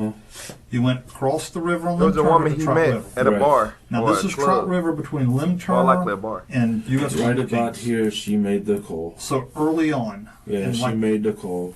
That's when she got the call and she asked some guy, she was talking to him about something. Now, what phone is she using? She using a flip phone. Okay. It was a small little flip phone that heavy set girl gave her. I don't know who her name is. But I think she said her husband was doing the karaoke or something. Like that. Yeah, I know who exactly who you're talking about. The girl with the dreads, the white girl with the I know who you're talking about. Yeah. So then y'all got back on Lim Turner and came up to Dunn Avenue. Okay. She said his house is just down. I don't even know where. Okay. So y'all came all the way underneath 295. Yeah. You came all the way down to the park. Yeah. Okay. She said his house was on that road right across from the park, and I said, all right. Then when the park. When we went down. Okay, so you come up Braddock Road. How far do you think you went? Because this is it with a little curve. The curves are pretty obvious. Where's his house? Johnny's house was. Johnny's house is somewhere. right over here off of Old King Road, somewhere in this area. Well, when we got down a ways. Did you stop before the curves We stopped right at the curves, maybe a little bit past the curves. Okay. Like right up near. I know I could see this here, the stop sign. All right. And that's when I made the call. When we made a call. And then she went down here. She had him meet him. He said meet off Lim Turner on right over here, on the edge of that road. He said we could pull off, and then that's when they met. And so y'all met right. Which one of the guys with them goes by the nickname of Hillbilly. Hillbilly. Yeah. That's one of the outlaws. Yeah, he has a tattoo, and he normally has just sideburns right here. Isn't Hillbilly kind of the runs outlaws? I don't know. I don't know who runs. I think Rick runs it now. And the reason why I know this is I used to run in a club called Odin's Kindred, which is a religious club. In order to be sanctioned here in Florida, where you can fly anywhere without, you have to go through them guys. And you're gonna have Hillbilly's approval. Yeah, well, Rick's approval now. Is it Rick's now? Yeah, but one of the guys they called him Hillbilly. He was kind of tall, a little chubby, but had sideburns here, and he had the tattoo. I want to say skinhead tattoo on the back of his head. And the other guy that was with him was skinny, and he had tattoos. Look here, y'all. I'm finna swing on him. I can't keep dealing with this. This accent is not real. For everybody who just got in here, this man is an American. This man is American, trying to act like he's whatever, Icelandic, whatever they said he was. This thick accent, like he Russian or something, a Russian American, I don't know. But I can't keep going for this. This man is the biggest liar. He bragged. Who brags about? Yeah, I had murdered someone. Yeah, a girl got on my motorcycle, and I shot. Like, who brags about stuff like that? Weird people. It's something wrong with you. Who lies about having an accent? A weird person. So now, every time somebody fake like they got an accent in the world, I gotta look into you deeper.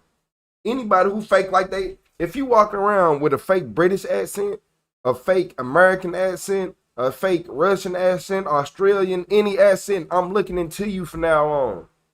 Because he making me mad. And then, hey, y'all, it's finna get even crazier. Because y'all know it's finna happen in the second part. It was all over his head. And the other guy was Curtis. She called him. When suspects feel trapped, They often try to shift blame onto known, dangerous figures. Johnson brings up Hillbilly and the Outlaws Motorcycle Club, hoping to steer attention away from himself. He knows the police are aware of the gang's rough reputation, so he positions himself as someone who was just scared and caught in the middle. He's trying to come across as a frightened bystander rather than a suspect, hoping the detectives will view him as a helpful witness who happened to be in the wrong place. After you got home, Ollie came over, right? Mm-hmm. What time do you think that was? Yeah, what time of the morning? Honestly, I don't know. Okay, do you know what time of the morning you think it was when you got home? Headbanger. Hey, y'all let Honestly, I cannot. If the phone records not read it out, would it It probably will, but I don't. I appreciate you, Rick Rooker. No. Was it closing? It was closing. So we're getting close to 2 o'clock. It was closing. Okay. I did have some beers that night. Okay, that's fine.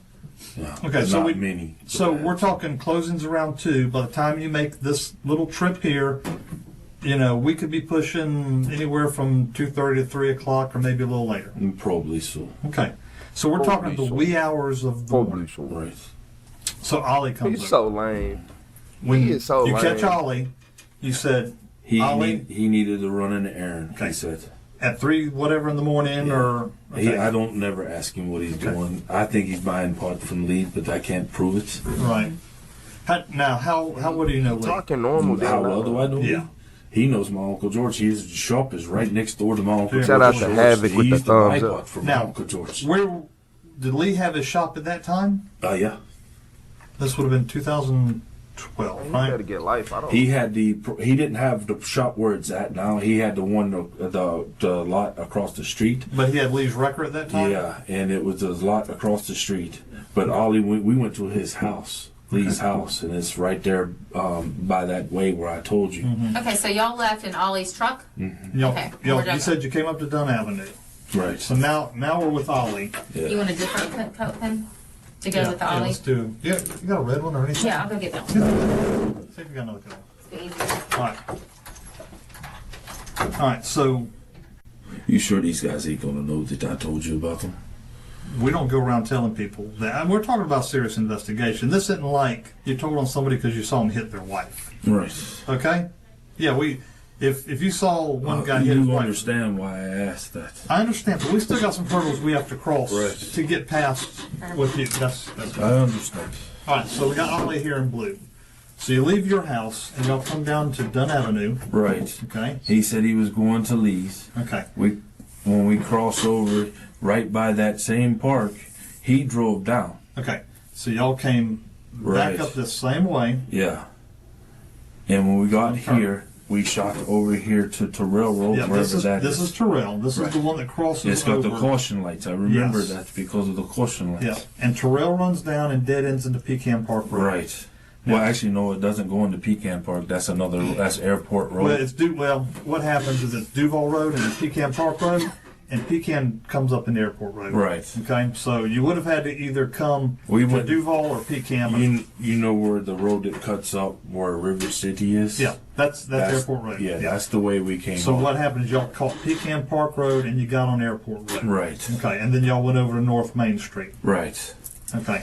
And y'all went to Lee's house at that time? Yeah. So y'all got to Lee's house maybe 3, 4, I don't know. 5 o'clock in the morning. I don't know. Was Lee awake when y'all got there? Yes. Plan B, knock What yourself did y'all out. talk about at Lee's? Him and Lee did all the talking. I just was looking at some of the motorcycles he had in his yard and stuff. Okay. And because I like to fix old bikes, and he was talking about selling me one. Mm-hmm. And then Ollie came back. Him and Ollie walked in the house for a minute, and they came back out. And when they came back out, we got in his truck, and that's when we shot down Main Street. Mm-hmm. And when we came down Main Street, we went to Ollie's shop. Okay. And at that time, when we got to Ollie's shop, I think a police officer came up to the shop because they seen me and Ollie with flashlights trying to get to the back to cut lights on. Johnson launches into a very detailed account of a joyride with Ollie, including a random police stop with flashlights. His memory becomes remarkably clear when describing things that keep him far from the crime scene. He remembers caution lights and exact intersections perfectly. This kind of excessive detail is often a red flag for deception. He's trying too hard to prove his whereabouts. And they were just checking on us, and Ollie told him that, hey, Property check. yeah, my dad bought this place. This is Yeah, you can't win for losing with the police. Like, even if he was telling the truth, they'd be like, he been too in detail. Something off. our place, and he checked it But we out. know He he called lied. and everything cleared up, and we were good. Okay. So after you go to the shop, then where do you go? When I left the shop, I went back home. And which way did y'all go back home? That time we shot down Dunn Avenue, went all the way down to US 1. Okay, so Ollie's shop is somewhere here around 295 It's right and by Main the Bush Street. Plate. Right. It's like within like a block from Dunn Avenue. Yeah, so y'all came back down to Dunn Avenue. Yeah. And y'all shot, well, it does make a turn back up this way. So y'all come all the way back straight down Dunn Avenue. Mm-hmm. All the way back to your home. Mm-hmm. Okay. And what kind of stuff did you and Ollie talk about? Did you talk about Sherry? No. Did you talk about the adventure you had been on that night? He asked me, did I have fun? I told him, yeah. I told him we sung some karaoke. Mhm. And then he knew about the girl that I picked up on the bike because I borrowed the boy's helmet, because he asked me if I brought the helmet back. I said, yeah, it's in my saddlebag. All right. Did you return the helmet to him? Yeah. Yeah. Okay. When did you return the helmet? That night. That same night? Yeah. What? Did you know the guy where he lived, or No, where'd I you gave it take to back? Oliver. You gave it to Ollie, and and- Ollie gave it to him. Okay, that same night. Yeah. Were you with Ollie when he gave it back No. to him? Okay. But Ollie knew where the guy lived. So you went down Braddock Road twice that night. One with Ollie and one when I Okay. dropped that girl off. And I dropped her off, 1,000 like years. I said, with them guys. And they were in a white Ford pickup truck, and it was beat up. Why would you get on a bike just if for the you accident? don't know her? I don't know. That's Why would what you take her? Because I'm just, anytime a woman ever wanted to ride with me on the bike, I'm like, sure, go ahead. You know how often I don't get that? No.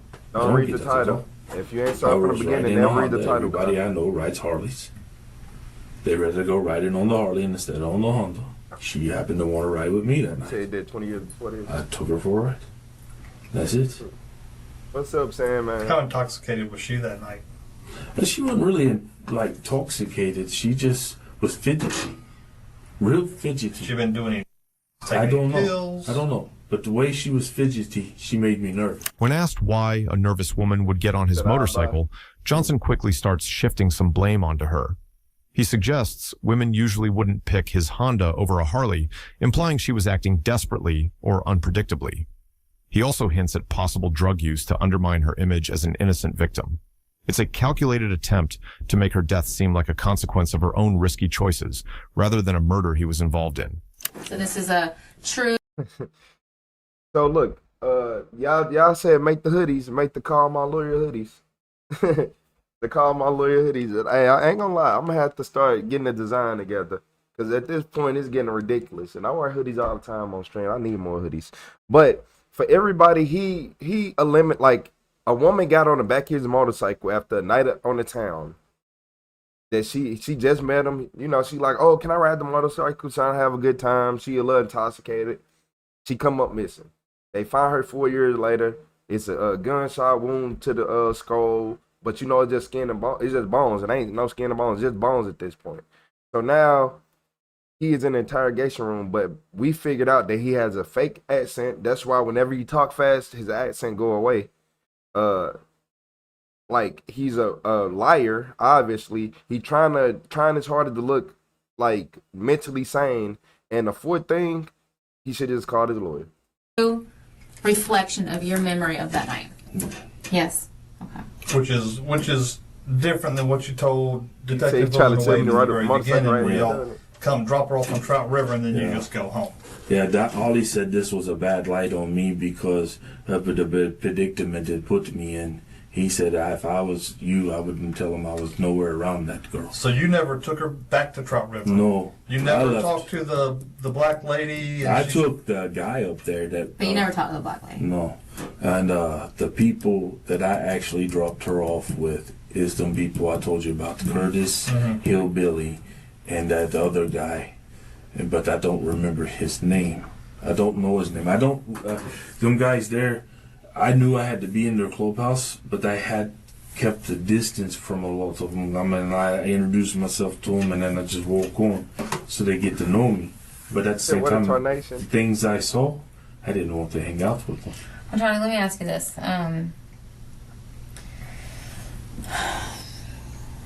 The truth be told now, because, you know, I know you said you didn't see Samantha after this incident that year. But you did, because I was there. I saw her a couple of times, but I don't remember having with her or anything. You did. And it's okay. I don't care about that. You can say whoever you want to have. But actually, I mean, who cares? But I definitely know that she saw you. Okay. But I'm not going to jail for something I didn't do. Okay. She saw you. And then you went with her and her daughter to the doctor in November. But see, I don't remember that, though. That's the only thing I'm saying is I don't remember going to the doctor. Now, if you say I did, if you say there's... Who had the brain injury that needed surgery? Kristen? Yes. Or Teresa? That was Kristen, but that wasn't in 2012. That was in 2011. She went to the doctor in 2012 and you went with her. Had brain surgery? No, not the surgery. She was going to the doctor before that incident. Doing the pre-op type stuff. I don't know. Because Kristen remembers exactly that you were... I don't remember everything. Because she remembers, though. She remembers that you were with her mom. And then y'all were in the white... What is it, rodeo she had or something? Did y'all hear the way you drank that water? Remembers exactly that you were... I don't remember everything. Because she remembers, though. She remembers that you were with her mom. And then y'all were in the white... What is it, rodeo she had or something? Something like that? I don't remember. Some little SUV.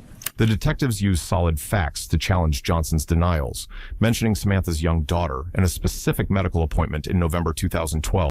This man sound nasty. Hey, what's up, Professor? Shout out to MGM Professor with the 100. Hey, everybody, make sure y'all go hit up MGM channel. What's up, Professor? What you been on, man? We up here watching this man with the fakest accent I ever seen in the world. He look terrible. He don't exercise. He don't do nothing. He probably a serial killer, y'all. You say I'm gonna vomit now. Yeah, y'all heard the way he swallowed that water? Only killers swallow water like that. Yeah. What's up, Professor?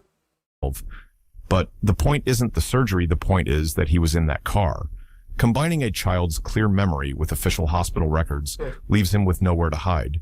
He's now up against documented evidence and witnesses. So, but that day on November 5th, you went with her and Kristen to Kristen's doctor's appointment, which no big deal. Okay. Okay, so... What does that got to do with anything, though? Because when you brought her back, you wanted to ride with Samantha to take Kristen back to school, which was fine. No. You tell me bald, of course he is. With her daughters. Just to drop her off, not to go into school. I'm telling you. But you don't even remember the doctor's appointment. So it's not his first time. I'm telling you, I've never been to the school with her or the kids. Okay, you were with her on November I'm doing 5th. good, Renee. How you doing? And then instead of going the regular way down US 1, you took her down Braddock Road. No, I did not. I'm telling you, if we come any path of travel that we travel to the doctor, her and I, it's always been on US 1. Correct. Because we always took it all the way over to Baptist Memorial. Correct. And that's the way we always came Right, but home. she said this time you cut through Braddock Road and you pointed out to the woods. No, I did not. Something to show her. No, I did not. I'm telling you, I did not. She didn't even know nothing about this until after it made news. I'm telling you, after the detective started asking me questions, that's when she started trying to ask my mom questions. That's when she started talking. Right, about because she was doing it for me.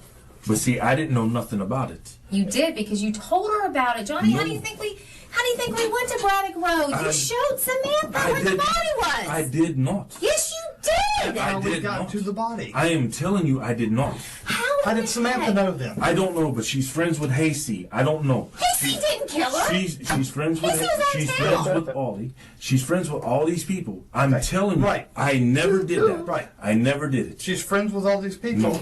Ollie, Hasey. I'm standing on this. No, I never took her down Braddock Road. I never pointed in. Then how did Ollie know? How did Hasey know? I don't know. Jordan. You showed Jordan. No, I did not.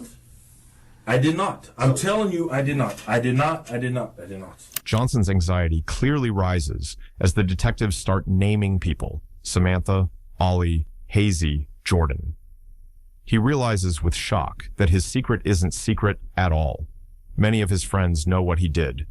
This approach is meant to break him down completely. By showing that he had proudly pointed out the location near the body to multiple people, the investigators destroy his sense of control. He's no longer just facing two detectives. He's up against the testimony of people he thought he could rely on.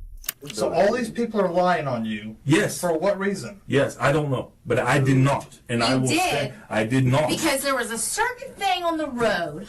No, a landmark. There's a landmark on the road that you would only know if you were there. I'm not biting because I did not do it. I did not do it. Well, who did? You were there when it happened. No, I was not. Yes, you were. Or you would not have known where to show Samantha. I didn't show Samantha nothing. And Ollie. I didn't show Ollie nothing. I didn't show Samantha nothing. I didn't show Jordan nothing. Yes, you did. Because I did not even know where the woman was. You showed them because why else would you go down Braddock Road that night after that incident? No, I did not. Yes, you did. I did not show them nothing. Do you think a jury's going to buy this? I don't care if they do or not, but I did not do it. What's prison for the rest of your life unless you tell me what happened. I done told you. That's not the whole story. It is the whole story. That's all I know, and I didn't do it. You can believe what you want to believe. I did not do it. I swear on my father's grave. Well, you swore you didn't see Samantha in 2012 either. I don't remember seeing her. You swore you lost your phone 3 days before the incident when you were using it 3 days after the incident. I don't remember dates. I don't remember times. You would remember this just like you remember you went down that road twice that night. I did not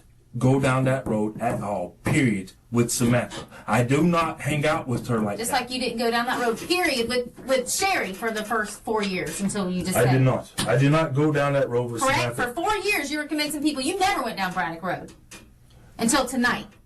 I don't know these names of the roads. You're telling me names of the roads. Bullshit! I pointed it out to you. You said that's the road. You actually even said it a few times, Braddock Road. Across from the park next to the food line. Because he told me it was Braddock Road. Okay, and I told you it was Braddock Road. But you know it's across from the park and next to the food line. Yeah, that's because she told me on the shoulder. And that's correct. That road is Braddock Road. Now, whether you know the name or not, it's not the issue. No. And as far as riding down this road with Samantha, or riding down this road with Ollie, riding down this road You with... said you went down this road with Ollie. I'm talking about riding down this road with Jordan. I did not point nothing out because I didn't know she was gone. I thought she was still hanging out with them guys. Well, did you point out where you left her at least? Like, that's where I dropped her off? No, I did not. Yes, you did. No, you said jury's gonna convict them in 5 minutes. The remains of Sherry I do not. Because she was in those woods for a month. I don't know. Before we found her. I don't know. I don't know how you found her. I don't know. And I like how you told one of the girls. I mean, he was like, yeah, I went through 4 red lights, and then there was a yellow light, and then a train was coming to the left. A plane was right here. You can remember everything in particular in detail in that fake accent until it's, something that they asked you about. And then you like, oh my gosh, oh my brain. You should have just called your lawyer. If you're going to go in the room and try to lie to them, just call your lawyer and talk to your lawyer and make your lawyer make up the lie. I got away with it. They think it's animal remains. I don't know what that is. I don't know what you're talking about. To Jordan, you thought you got away with it because you said the news is saying it's animal remains, and lo and behold, that's what the news actually did say. I don't know. I did not tell her nothing. I didn't tell her I got away with anything. I don't believe in murder. I don't believe in killing. The detectives deliver a powerful blow by revealing Johnson's conversation with Jordan, where he bragged about getting away with murder because the news had reported finding animal remains. This is strong holdback evidence. Only the real killer would know the body was so decomposed that the initial reports were wrong. By boasting about it to a friend, Johnson essentially confirmed his involvement. Just like on Long Green Road. I don't know what happened on Long Green Road. Yes. You know what happened on Long Green. That one is back open and being investigated. No, 2004. I don't know. Okay. Well, you were there for that one as well. No. You lied to the police that night, and we're in the process of cutting going your back. hand and getting robbed and all that other stuff. I did get robbed when I was with Dickie, but I did not never do nothing on Do you Long Green know Road. that we have talked to all those little boys that were 13, 14, and 15 at the time that you were hanging out with as a grown person? Remember all those little boys? You was what? Oh, what? Okay. So you was trying to be big homie to a bunch of children. Okay. When I was with Dickie, but I did not never do nothing on Do you Long Green know Road. that we have talked to all those little boys that were 13, 14, and 15 at the time that you were hanging out with as a grown person? Remember all those little boys? I know Vicky had a lot of people hanging up at the house. I don't know who You all and they Vicky were. both had a lot of people. it's your house. But some too. of your people. But I did not do nothing. That's not what's being told us there again. I I don't care what people say about me. Family knows you had something to do with the Long Green Road. Your My family knows. I told you my family has it out for me. Your cousin, what's his name? All the tattoos. You know, I know what you're saying, and I know what you're trying to say, but I did not do this. I'm telling you. Well, then explain this one last thing to me. How did you know where her body was if you didn't do it? I didn't know. I didn't know where her body was. If I'm convinced, he's convinced, this entire office is convinced, our staff is convinced, our chiefs are convinced, don't know where her the state body's attorneys are convinced. Do you think you're going to convince a jury that you don't have nothing to do with that? I did not know where her body is. Do you know what it takes to put a murder charge on somebody? See, you got it already set in your head that I done this crime. That's because this is 4 years. 4 years. But I'm telling you, I did not do this. That's what you say. That's not what everybody else or the evidence. And a lot of people has it. A lot of people do have it out. It's your closest people at this time. They're not. At this time, it was your girlfriend. It was your ex-wife. It was your Ollie friend, your Hasty friend. And they are all pissed off at me because we all went off. They didn't talk to me when they were pissed off. They talked to us back then. Well, I'm telling you, I did not say nothing to anybody. I don't even know where her body was found on this road. Right, because no one else has ever mentioned Hillbilly or those other guys. Because nobody will. You never mentioned that to them. That's because nobody will. Right, because you never told them about it. You did tell people different stories because you wanted to know who was going to tell what story. No. I don't talk to people. You did back then, Johnny. That's who you were hanging out with. You know what? Matter of fact, you can say you didn't talk to people, but when I show your phone records and all those people that you talked to at that time, I'm telling you, I did not. Several people. I did not go. I don't go around talking about crap like this because I don't believe it. You said Bitcoin down 20K. I didn't kill anybody. I haven't killed anybody. Oh my! In other news, you said Bitcoin is down 20K. We all know he lying. You said this guy doesn't have any alibi or defense. He ain't got nothing. He kept talking. He was good till he kept talking. He was actually look. Talking about lumberjack. I have no friends. What do you mean? He ain't got. Yeah, I don't think he don't know what a friend versus an acquaintance is. People that he are just around. Drop the soap, Johnny. Shout out to Renee for the floating heart. I appreciate you, Renee. You said S&P is down too. Y'all ain't no good. So basically, y'all just said, yeah, he going to jail. But in other words, yeah, Bitcoin is low. S&P is down too. You said her voice is so annoying, she shouldn't even be allowed in the interrogation room with a man. They're never going to make progress with her squeezing at him. Look, I'm not going to lie to y'all. Her voice is annoying. It is. I'm not going to lie to y'all. But that fake accent he has that he's turning on and off randomly, yeah, we're going to have to fight over that one. Yeah, that's them fighting words. And y'all, hey, look, everybody in the comments, make sure y'all look at that pinned comments. Go sub the MGM professor. So whenever I ain't on, he should be on. Anybody, and I'm not going to start killing anybody. I won't even kill it. I guess everybody was wrong in 2004. Yeah, posted. Everybody's wrong now. Johnny, you just didn't get caught in 2004. That's just I didn't do nothing. He's feeling betrayed. I didn't do nothing. I didn't. You absolutely did. I did not. They said his body language looked like he feel betrayed. He got betrayed. And lucky for you at the time, the job wasn't completed in 2004. I didn't do nothing. Just like I guess you didn't do anything when you got charged in Georgia. Oh, in Georgia, I admitted to it. When I got arrested in Georgia. And I don't care about that. But what I'm saying is, when they caught me in Georgia, when I was in jail, I was in jail for something. I was in jail for something different at the time. And the kid was in jail for something. I don't know. You went to jail. Who let you out of jail after kidnapping somebody? Hey, yeah. You said what accent is that? I don't know. Professor, we've been trying to, they said like Icelandic or something. I forgot what it was. But whatever it is, it's terrible. It's terrible. I don't, and he keep losing it randomly. Hey, but y'all, you straight said this man looked like he got betrayed after they said that his friends told on him. Kidnapping is crazy though. Who let you out of jail? I was in jail for something different at the time. And the kidnapping was false imprisonment because I took the clerk from behind the counter and put him in the bathroom and I locked the door. Right. And that would be false imprisonment, yes. Right. And I took their car. And when the detective asked me did I do it, I was honest. And I told the detective that is why I got the time that I got. I got 3 15 to serve 5, 2 10 to serve 5, Were you and a 5. service member up there? What's that mean? Were you a gang member No, in Georgia? no. Not at all. I was not a gang member, even though they said I was affiliated with them because I With hung who? out. They said I was affiliated with Folk Nation because I had a lot of friends that was folk. But when I got questioned by the detective, and the detective flat out asked me, he says, "I want to know the truth." I told him, I said, "Yeah, I'm the one that done it." Nordic I did it. Iceland, I owned up to my crime. accent. Okay, But that Nordic wasn't Iceland murder. accent. It doesn't matter if it's murder or not. I thought it was like If I'm Iceland. guilty, I'm guilty. But I'm not. In my mind, you've killed 2 people now. I have not. Shout out to at least Carpenter 311 once again with the flow. You're going to have a hard time convincing me, this detective, or any jury member that this one didn't. I did not kill nobody. That should have been solved back in 2004. Yeah. All the Shout evidence out to was Renee there. with them 10 the So jewels. I lucky appreciate the you GG. just got a detective that wasn't I didn't fit kill for that nobody. You told the case. detective you were robbed back then. I was. Where were you robbed? I was robbed over off of Dunn Avenue by the gas station. You remember? Yeah, that's what he said. Yeah, that's what he Yeah. said. But the video's not there. Yeah. The proof of the video's Yeah. not there. But I was robbed. That's not where. I was robbed. And I did not do nothing then, and I did not do nothing now. By the final stretch of the interrogation, detectives start confronting Johnson with other violent cases from his past, both solved and unsolved, and that's when he realizes this is over.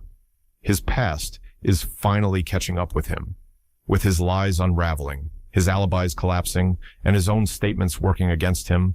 Johnson is reduced to weak, desperate denials. He knows nobody is going to believe his story anymore, and when that reality finally sinks in, he loses control and does something unthinkable right under the interrogation room camera. Oh. Low as hell. And his feet. Can His I feet. call my Hey, his feet went up in the chair. sure, Hold I'll call on. you. Yeah, I'm finna be childish. You want to be childish? I would be Control childish. and does something unthinkable you gotta be right childish, under you the know. interrogation room camera. Oh. Oh. Oh, man. Well, come on. Let me get that perfect angle. I'm trying to get his shoes in the air. Don't make me slow it down. I swear I will. Don't worry. AI.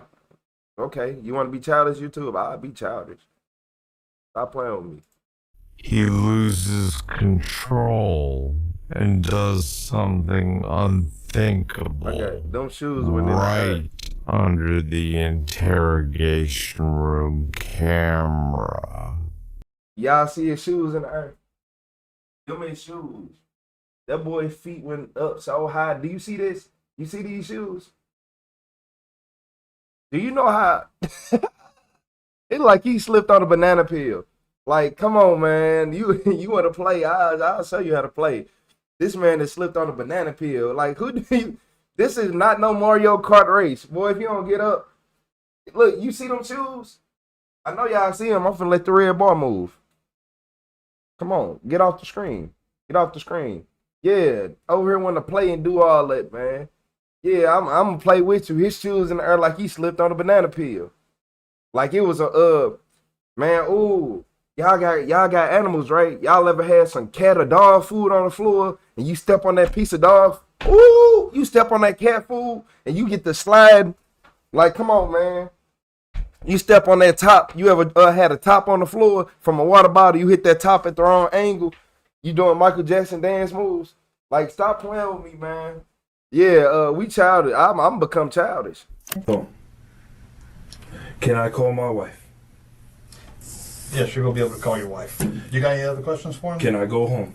No, you cannot. Why is that? Because I'm charging you with murder. I didn't do murder. Well, I'm charging you with it, and we can prove it, Johnny. No, you cannot because I didn't do it. Okay. And that'll be up for you to. All right, I want my lawyer. Yes, Perfect. My family has it out. Just have to- Now you can see. That's why he hit the I oil want to call slick. my wife. After what you get next door in the jail, you get to Yeah. call your wife.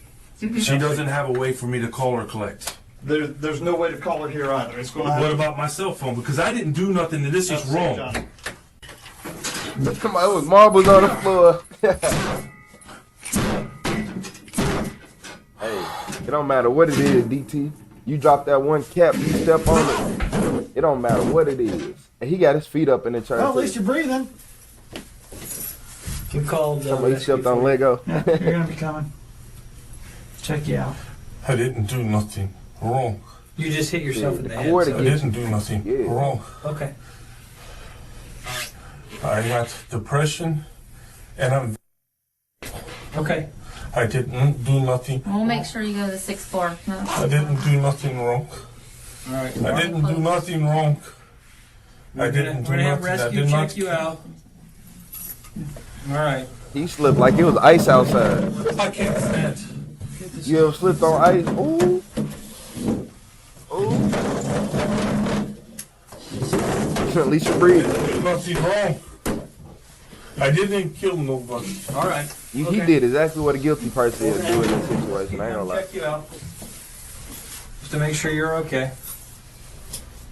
Go on, Michelle. Go do your check. Yeah. You slipped on you ain't no good. Sit back in that chair. There you go. Just sit in the chair. Oh, Sit in the chair. We're gonna have to check you out. Well, we're gonna get you some help. If you do that again, don't do that again. No, I promise Sit you in don't. that chair now. What? Sit down in the chair. I didn't do nothing wrong. We have put restraints on you if you continue to do this, so don't do it. Don't act. I didn't do nothing wrong. All right. That's And good. she's treating me. Hey, look. You said you wanted a lawyer. We're not talking to you.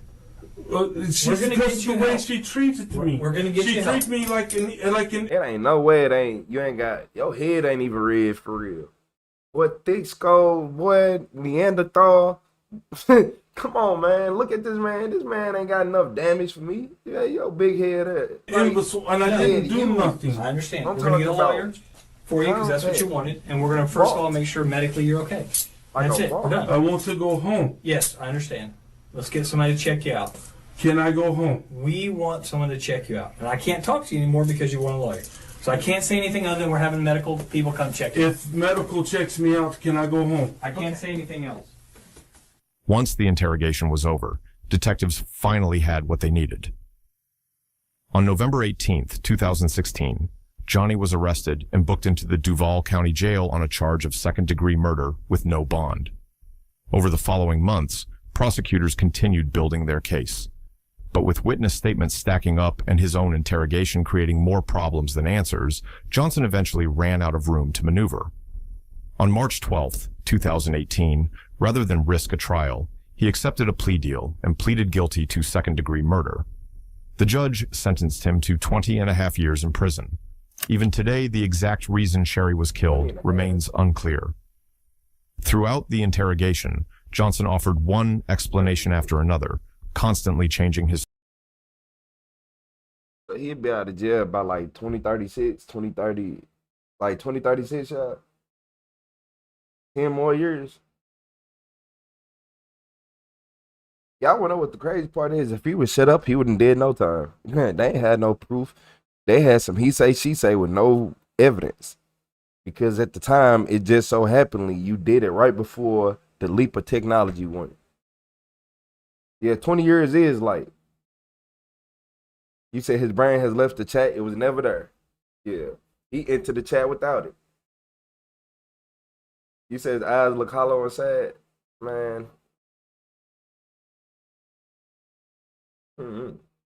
Why he remind me of like an orange cat though? Like a little straight orange cat that you can never get close to. But you know it'd be fighting your cat every now and then. Yeah, he remind me of like a little straight orange cat. I ain't gonna lie to you. yeah, I ain't gonna lie to you. Yeah, he only got 20 years. I didn't do nothing wrong. What's up, Fona? So Lord Doom, you said he'd be out by 2030, 2031. I know, but I like to hear myself lie to myself and be like, he'll get out in 2036. You say he'll get out there early if he behaves in there. No, you know he behaving himself. He ain't acting crazy in there with, man. He only act crazy on the outside.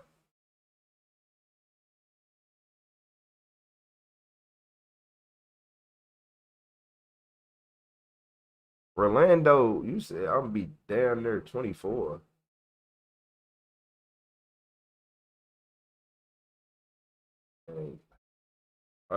Do your mother know you was on this stream right now?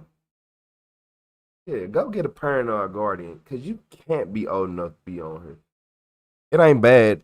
You lucky teenagers can be here, but you sound like you kind of young to 24. Nah, man, like that don't. How old are you? 4? Oh no, I just play. Yeah. Retro, you not go there. He do look like one of them cats. Cause I'm so thinking about the little orange cat. I'm like, I don't know, man. He was a human. I don't know, man. In cat form, you cool, but I see, man. He do like a little orange cat, man. That kid alert. 17? Oh, okay, you cool. You need to learn this stuff. All right, you good. Nah, leave him alone. He these 17. They need to be the ones in here. Yeah, don't go to jail like he did.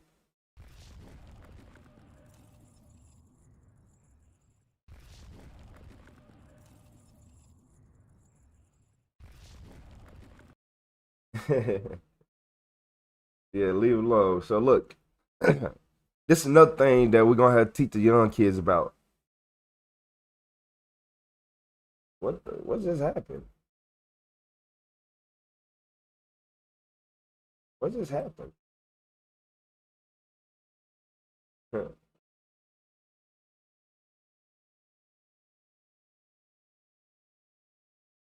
We all have blades says bro. Nah, for real, Jacob.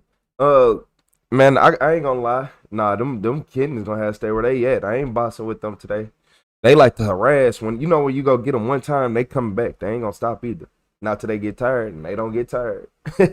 They be up about 7 hours straight before they take a 10-hour nap. They been sleeping longer though. Like as of lately, cause they getting so huge, they having 30 growth spurts. But look, y'all, in this video, this is how one man tore apart a small town. It's easy to tear apart a small town. I ain't gonna lie to you. I done seen it done too many times.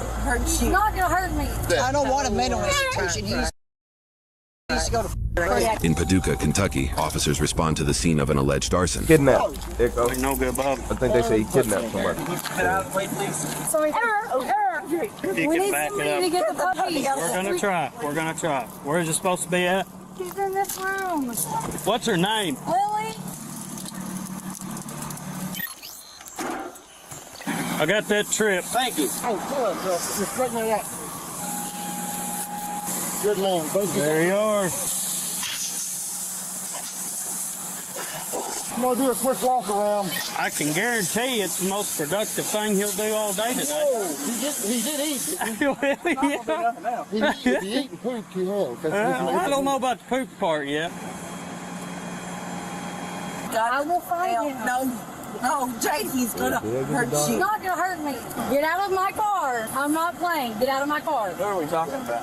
Her husband. Get out of my car. No. Get out of my car. Hey, y'all gonna have to tell me something. I'm not gonna stand here and listen to you argue. He's pissed off and hurt, and he got mad at me because I told him that he couldn't do that. Who is this? Noah Driver. So I could tell he was getting really mad, and I went to shut my bedroom door and I said, I've got to get ready for work.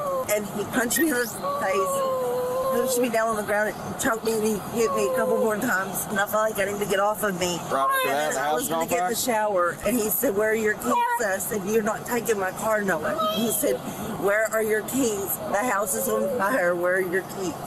He said, I'm not going back to jail. What's he driving? He said, my What? So he set the house on fire, like, what? I gotta see what this guy looks like. I bet you he look exactly how we think. Toyota Camry. See what else you can find out there, Tom. Do you think that he started the fire? I know he started the fire. How do you know? Because he said he started. Do you know how he started it? But my couch was flames. Has Noah been staying here with y'all here? He's not supposed to. Because he's got an assault case where he cut her in the face with a knife. Right. She's a victim. You still with? Look here, y'all. Anybody in this chat, male or female, if you think you finna come around me and like, especially as a male, cut a female face, and I'm finna let you. What's wrong with you? What's wrong with you? Like, is your urges and your wants that bad? You just want to lay up with somebody so bad? Cause I know you called them back. Oh, She wrote a letter and everything saying he done it on accident and it was not an accident. I'm familiar with him. And he does have some mental things, but this is, I can't give me an excuse after I'm not going to give you excuses. Turn your head the other way. Let me look the other side. Jade! Like he's had this t-shirt. Walk up there. Walk up there. We did CPR on it. Yep, the puppy to pass. You're gonna have to help me, okay? I don't know what. Just hold the dog for a moment for us. Just hold her where she's not hitting her head, okay? No, I don't care. I hope your husband dies. We're working on getting information of a possible suspect for a bolo. You the owner of that trailer or this lot? The whole thing. The whole thing. She's supposed to be by herself, and I think it's her daughter and her boyfriend. Her boyfriend's been in and out of jail. Yeah. We tried to get rid of them. Next month, their lease was going to be up, and we was going to hightail them out of there. Okay. It's going to be arson. We're looking for him. Detectives are on the way out here. I just talked to my probation officer. I told him your badge number. He said he'd be out today, but he was like, I'll check in with him. So look, I want to go back to what Grandpa said. I want to go back to what he said. And I think it's her daughter and her boyfriend. Her boyfriend's been in and out of jail. Yeah. We tried to get rid of them. Next month, their lease was going to be up, and we was going to hightail them out of there. Okay. It's going to be arson. A classic case of you are not supposed to be there in the first place.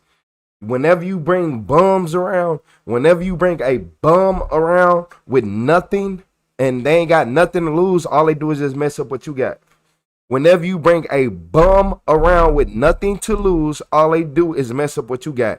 Every single time, it will never change. They will mess up your life, delay your life, try to take your life, do everything because their life just suck. And all they want to do is drugs. All they want to do is drugs and get high because that's the only thing that make them smile. That's it. They don't want nothing else to make them smile but that. That's it. And I can just tell what kind of person he is already. We're looking for him. Detectives are on the way out here. I just talked to my probation officer. I told him your badge number. He said he'd be out today, but he was like, I'll check. Shout out to Squasley with the turn it up. I appreciate you, Squasley. I appreciate you turning up the chat. Shout out to Squasley. Keeping the chat flowing.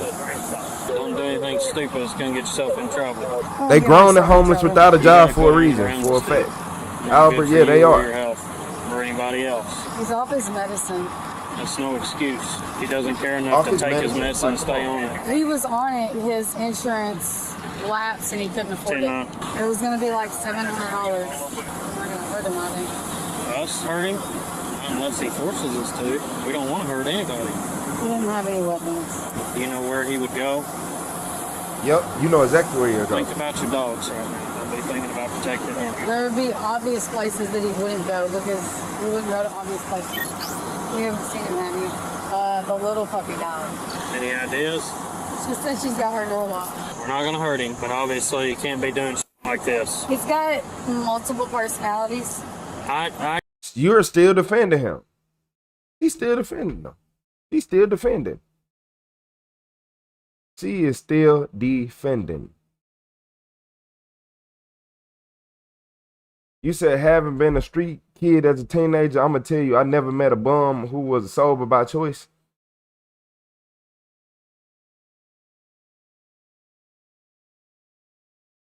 But having been a street kid, I'm going to tell you, I've never met a bum who was sober by choice.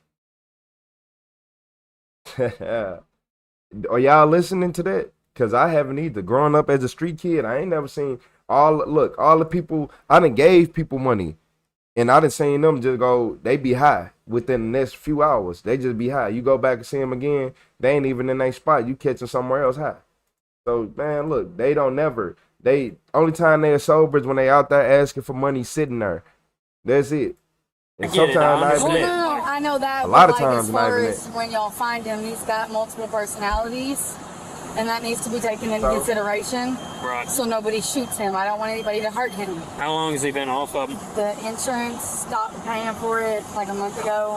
What's he on them for? He's on clonidine, Vraylar. It's antipsychotics. Nobody in this department would intentionally hurt him without having to protect themselves. When y'all find them? Yes, regardless of whatever people say about cops, okay? None of us are in this department or in it for that. His mom was like, you see him, call the police, and he tried to come over and do this and do that. He said he was coming to kill you. House on fire. He did. I see him come out my crib. I call the police. I'll let you know. Thank you. He's going to look for Trey. He said he was going to kill him. Why is he looking for him? He thinks something happened between the two of them. Where did you see the fire at? Behind my couch. It went so quick, and there was so much black smoke, like black smoke. I don't know what he poured or put on it, but Trey okay? Yes. Well, they were saying Trey's name, so Trey's fine. As a possible location that he was trying to go to. I just want my car. He took everything else from me. I need to poop, so I need to get out of here. That makes two of us, honey. I was on my way to do it when I got this call. No, it's broken.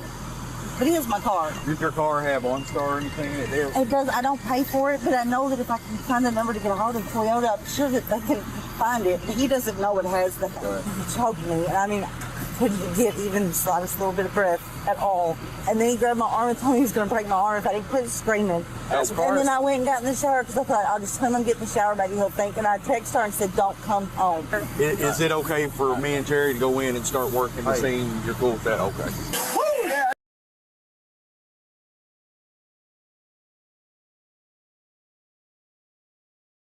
Like, you said, I mean, if you had to sleep outside every night, didn't know how you gonna make it, you're gonna want something to numb that. Yeah, Jason. Me and all my friends were going through the same thing. Weed, yeah, I could say weed was probably something. I ain't smoked weed when I was younger. I ain't like none of that. But they smoked weed, drunk a little liquor, shit. I remember them being 15, 16, kicked out the house, living in abandoned houses. But nah, they ain't doing all this though. I ain't see them go no farther than that. And now I'm talking about, yeah, living like having to grow up that same day. Friday, July the 12th at 8:19. I'm gonna do a walkthrough here on body camera at this and they was good people. It ain't even like they were no bad kids. The assault stated that she had I got put out a lot. The suspect gone into the bathroom, and when she came out, there was a fire behind the couch. It looks like fire may have started on here, given the extent of the damage. In this bedroom back here in the corner of the house, but there yeah, was this whole thing, it's off. This video off. It's too much going on. The victim stated that when she came out of this bathroom and into the living room, there was. Cause really, I'm confused on who he even with. I don't know if it's the first girlfriend because he punched on me. I don't know if the second girl because he like, oh, he's this. I don't know what's going on. Fire coming up the curtains as if the curtains had possibly been set on fire. So that would be there behind that couch. One more thing here I think that's important to note is from this bedroom where the victim was, that window right there would be her only way to escape the residence. That bathroom only has a skylight, and the fire was between her and the main door here. Escape route was basically hindered. So we've got, essentially, if he punched her and took her keys, robbery, right? The stolen vehicle, arson, animal case. Yeah. I mean, we got a whole slew. Yeah. Noah driver, you know who he is? There is a gun in my car, and there's a long sword and a tactical vest in my car. Hold up, Jaquavion. Y'all, look, this is what y'all gotta stop. Y'all gotta stop doing that. You said your mama put you out a lot, meaning she let you come back. Homeless ain't got people to go back to. Who said I live with my mama? Y'all don't listen. Who said I live with my mama? I lived with my grandma. Then my grandma died a week before high school started. Y'all don't understand life. No, I didn't. No, I haven't lived. I ain't moved back home since I was 15. I ain't went back to the house since I was 15. So, hey, Jaquavion, y'all better start realizing. Don't do that. Don't do that. Don't do that one. Hold on. I ain't been back since I was 15. 15. And I ain't gonna even tell you how many years ago that was. Yes, I know it sounds kind of bad. I'm not even gonna tell you. The gun was my granddad's. I ain't gonna tell you how long ago that was. Behind the passenger seat when the flat behind. Just know I ain't been to high school for him. What, 10 years? Yeah, it's not even loaded. If I connect these two, it'll tell you where my car's at. That's the GPS in my car. I know, baby. I would bring her back to you. Like, bro, I know about all this. My friends, yes. Come out, what, 15, 30, 10s? What you trying to, what? The fake ones, the blue ones, the white ones, like, I know about all this. I don't like drugs, but I know about everything. He said he was going to. How you get put out a lot? Because I always had something to say. Because older people try to say stuff that don't make sense. I was tired of living in the house broke. Well, I didn't have nothing. My grandma died. She bought my stuff. That's why I got put out. I'm in here like, bro, I ain't got no clothes. I had to start figuring this out every day. If I didn't feed myself, I was gonna die. That's why, yeah, people don't like when you have to grow up. Like, you crazy? I had fucked up family members.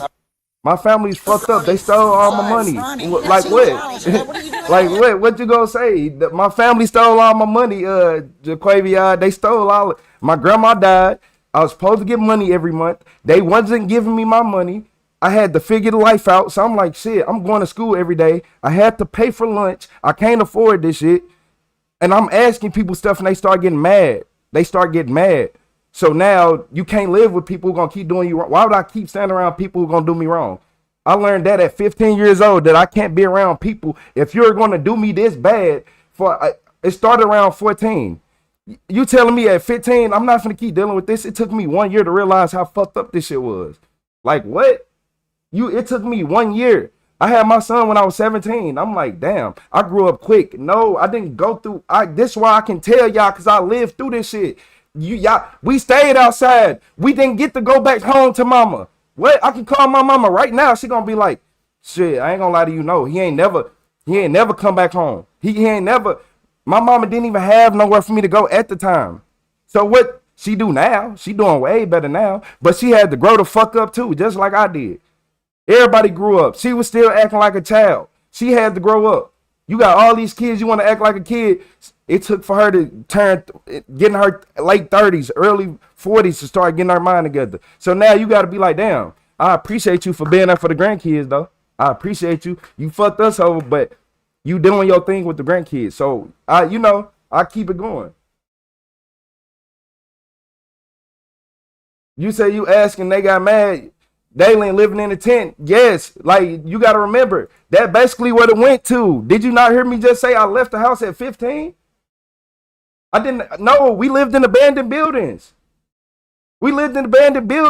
So happened to be good people. Look, Quavion, for me to start living with people, I had to start paying all the bills. So make it make sense. I had to start paying all the bills at 16. I'm paying all the bills. 17, I'm paying all the bills. Like, so make it make sense. Yeah, it's a terrible life. And it's a court system. They just keep it's letting a them out, terrible letting life. them out. It frustrates us. If they didn't, then we wouldn't have this issue, talking about right? perks and all this. I got friends who had the best mamas in the world that was on perks. Yeah, I don't want a mental institution. On Zan's bad. Not made them get off of them. Frustrating. You said, why you talking? I ain't talking down nobody. I'm saying that if look at what the shit they doing. Do you agree with this behavior? It's gonna take a while to work through this. Do every homeless person act like this? Yeah, man, get out my damn face. Don't try to be no victim. Because I watched him. Like what? So you was here when he said it? When he first did it to his hair, and I kind of like got up there. Were you here when the house? You over here talking about talking down. I'm telling people to be aware. What the hell wrong with you? You're standing in my bedroom. So you did put that out before you left? How long did it take you to get back up? No, it wasn't overnight. I worked at a car wash. I started working at a car wash, getting scammed out of money, wearing wet shoes, walking to work, so I can buy my little brother and his little friend, my mama friend, some food. Her son, her friend, my mama friend's son, some food. Yeah, when I worked at a car wash. Cause that's how the shit started off. Then I got a job at Walmart. Kept going. Dissociative identity disorder, or DID, formerly called multiple personality disorder, varies widely in how it presents. According to the Cleveland Clinic, it can appear as possession type, where identity switches are obvious to others, or non-possession type, where a person feels detached. You said what's going on in this video? Basically, a man with drug problems, and he wasn't even supposed to be living here, set the house on fire. He fought the lady. He done made the little dog pass away, and basically he is a terrible person. And he already done stabbed or cut the other lady face with a knife, so you can just tell where his mind at. Are not in control of their thoughts, emotions, or actions. Symptoms can include memory gaps, anxiety, I helped depression, myself though, self-harm, Dequavion. substance use, and thoughts. DID is most often linked to severe If I childhood give you trauma, $100, typically you go harsh buy physical or drugs, you ain't sexual helping abuse, yourself. and diagnosis involves ruling out other medical or neurological causes. While there is no cure, treatment typically includes therapy and medication, focusing on trauma processing and reducing memory gaps between identity states. Assuming Jade is telling the truth about his condition and his diagnosis of pyromania, a disorder where individuals repeatedly fail to resist impulses to deliberately start fires, the failure to obtain medication could lead to deadly consequences. Did he know he was in trouble and not supposed to be out? Yeah, it ain't no high horse. It's called being you gone off drugs. Exactly. If I give you $100, if I give you $100, broke uncle, if I give you $100 and you go buy drugs, that's your problem. That's your fault. That is your fault. What is wrong with you? Biggest concern and biggest fear, everybody's safety. Like what? I'd have been fucked up. I'd have had my brother give me $20 and I'm like, you know what? Hold on. Like y'all overheard this man, look at what he did. He destroyed a good home. They didn't do nothing wrong to him. He didn't have to pay bills. He didn't have to do nothing. Like I said, if you give somebody $100 and they go sit right there and buy drugs, that's on them. I done had my brother even give me $20 when I was messed up, right? My oldest brother, he was in college. He ain't have much to give. I used that money to go take my test so I can graduate high school. And I walked all the way there so I wouldn't have to pay the bus fare. That saved me $6. It was $14 for the test. He gave me $20. It saved me $6. So I was able to go buy packs of noodles and stuff. Why am I going to do all that in life? And you think, but I could have easily used that money and went and bought some weed and been felt sorry for myself. I could easily went and bought some weed. No, it's called actions equal consequences. If you want to go do the drugs, go do your drugs, but you got to deal with the consequences. Nobody ain't finna feel sorry for you. I'm not finna feel sorry for you. For what? For what? You chose to do that. There's a box right there at your feet. Yeah. I give people money all the time. Mental issues, man. Bro, not every homeless person on drugs. I give people money all the time, homeless people money all the time. And 80% of them are on drugs. When it snapped, this is what happened. Like you don't, I put money on it. You can say, oh, listen in the comments, you don't give homeless people more than me. And I put money on it. You don't give homeless people more than me or MGM Professor. The one you see in the comments, more than me or MGM, no. Come on, man. Come on, man. You know. He's already said he will not go without a fight. He won't. He said y'all have. Like what? He's also made. You don't get more to homeless. I know what I see. I know who I talk to. I know what they ask me. The gun is in the glove box. It's loaded. Is what Mom just said. She told me what though. They're saying now it might be. Context clues indicate Noah may have gone to his mother's house, but quickly left. It appears Noah's mother may have called in to notify police of his location. Going towards the railroad tracks, and they turn right out of the driveway. Just now got eyes on him. He's running on the belt line, 21st and Mayfield. Turn right on 21st. I ain't gonna lie, I had tried to give a homeless man, he was outside the store the other day. I had gave him a Smart Water, a Gatorade, and like some snacks. He like, oh, cool, I'll take the Gatorade. He took the Gatorade. He ain't want no snacks. He ain't want nothing else. He's like, yeah, I ain't gonna lie, I want some boy. I just want some boy. I'm good on all that. Like what? They just What? lost visual. Okay. All right, man. Passing County Park. All right.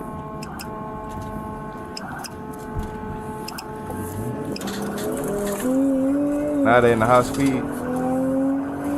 He's going in the wrong way now down Hinkleville. It ain't nothing wrong. I understand when people go through stuff, but it gets to a point where you can't sit right here and keep sitting and like I know like it's people that's close to me that I had to get off of drugs.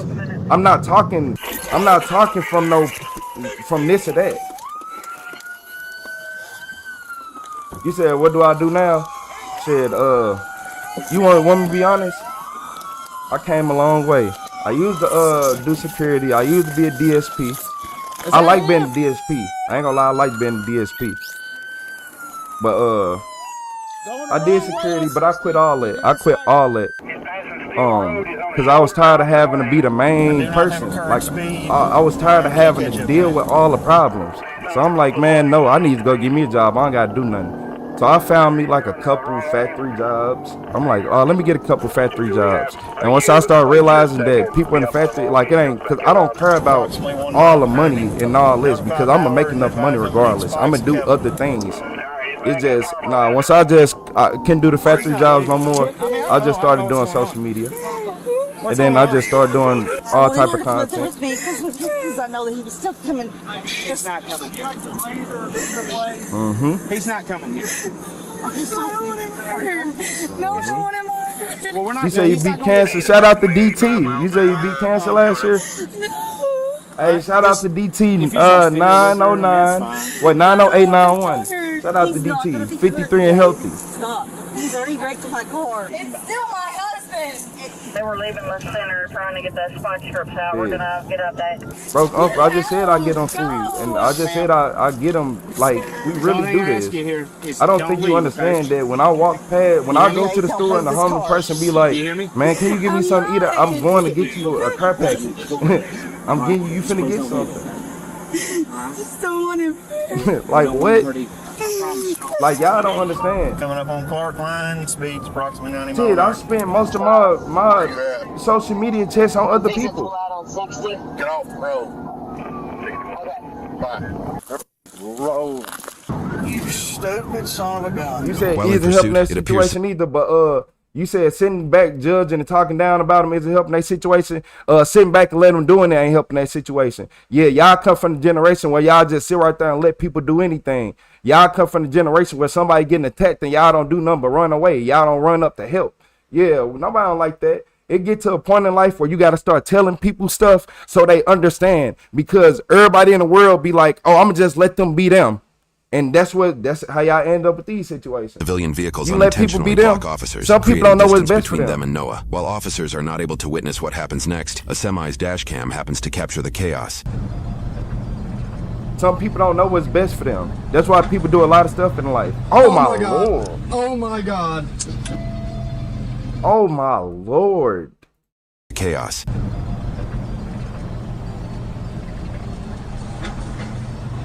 Oh my God. Oh my God.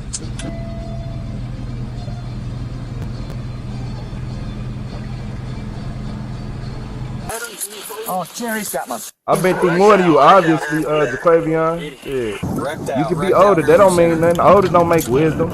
Yeah, older people, that don't make wisdom. Do you see how many old people older than me in these videos? Everybody in these videos are older than me. So make it make sense. Yeah, older don't equal wisdom.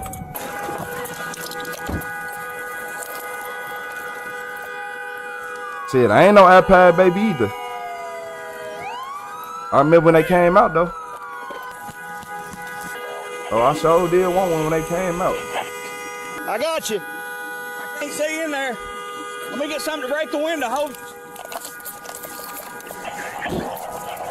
Ready? Right.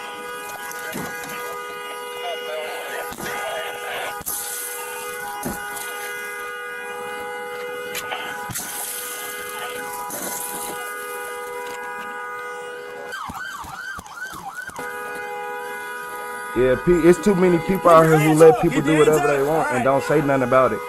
He's wearing a vest. He's wearing a vest. Keep your fucking hands on your head. Get this door open. How old are you, Raging Primate? Keep your hands up. What's up, LA tourists? Get back. Get back. I ain't seen you. It's been a few days. Keep your hands on your head. Is anybody in there? Anybody in there, Sheriff? Yeah, I want to see if this one's all right. I don't give a about that one. We're gunpoint. We're trying to get him out. Are they in there? Yeah. Hey, who all's in here? Me and my wife. Is your wife okay? No, I don't think so. Okay. My hips broke pretty bad. All right. You still a little bit older. You're a little older, Raging. Coming, sweetie, okay? A little bit older. Hey, just breathe, okay? We got help coming. 13, if you haven't already, start battle DMS. Keep Yes, that it other can. hand up! I will f***ing shoot you! Take it off, motherfucker! Neck up! Get your knee off his neck! Put your Yep. But you see, look at this, cause this would be crazy. This would be crazy, cause everybody, you see how nobody told this man about himself, and look at what happened. Look at what happened. So what we at 1829? So look what happened. Mr. Everybody, oh, don't talk about people. You don't never know what they going through. This don't excuse them acting like this, because they act like this because nobody ever corrects them. And look, when you don't get corrected for bad behavior and you've been doing it for so long, when somebody finally corrects you, you're going to tweak out. To witness what you don't feel like next, you're doing nothing wrong because nobody ever said to it. capture the chaos. And look at what he did. Look at what he did. Oh, okay. Oh my God. Oh my God. On these others. Ow, my shoulder. She by herself. An older lady. No, there's two in here. Here on the other side. Yeah. Sure. Okay, baby, hang on. Hang on, sweetie. She just. Are you okay? Yeah, I just need air. Okay. They are okay? You're okay. Don't say a f***ing word. Do you hear me? Is there anybody else in this car? Yeah, there's one. Oh, in the back seat. Is there anybody else in the back car? Who am I? It's Okay. just these two. Hey, we need to start making a hole for this ambulance to get through. If I go over there, But some people don't want to live in reality. Yeah. Yeah. Mm-hmm. Run rate is going. Yep. Citizens priority. Chris is okay. Y'all be around people. It's people like that. It's people like Unc who being heard. Oh, don't talk about somebody in their situation. It don't matter. If you ain't trying to tell them better, then you not helping them. You making them worse. If you just don't encourage their behavior and act like everything they doing is normal, then you making it worse. You're making it worse. Yeah, this is what happened when you just sit right here and don't tell nobody how bad they going before they get up there. Y'all try to be like, oh, I see them doing drugs. Appeared to mute their cameras. While still muted, some officers bandaged Noah up before preparing to transport him to a hospital. In the meantime, officers at the scene of the fire informed Jade. We have him. He's in custody. And she on drugs he too. wrecked out.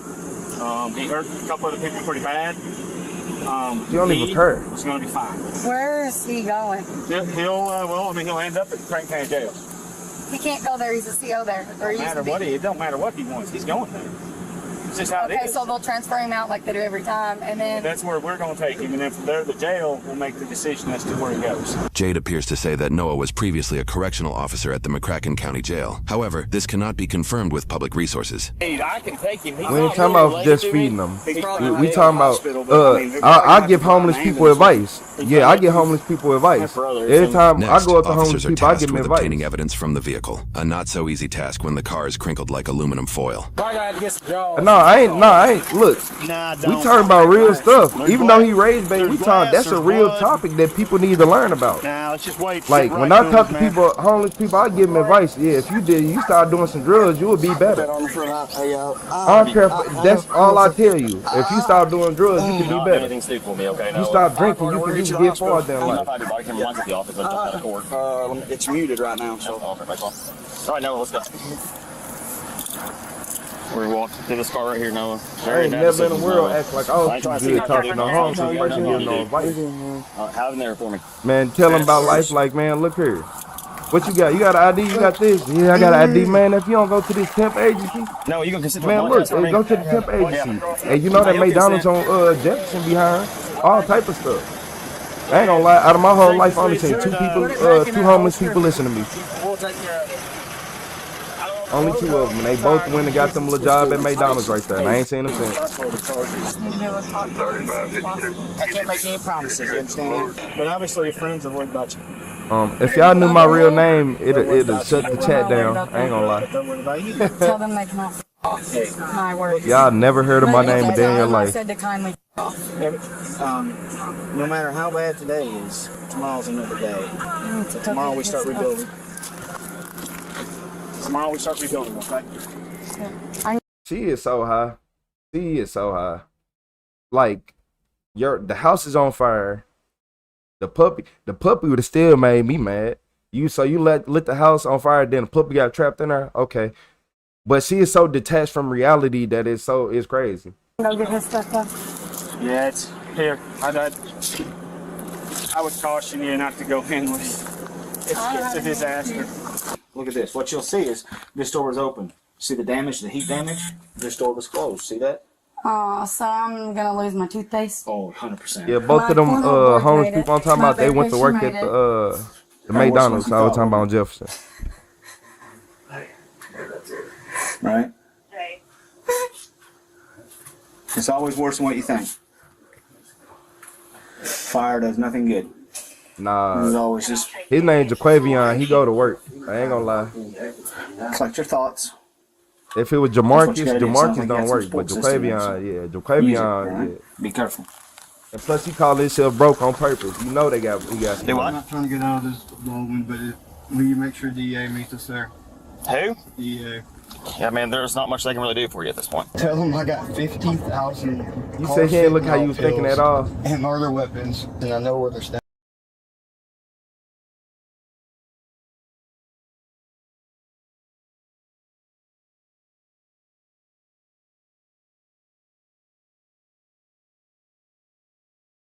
Nah, not all homeless people on drugs. Nah, I ain't say not every single one of them.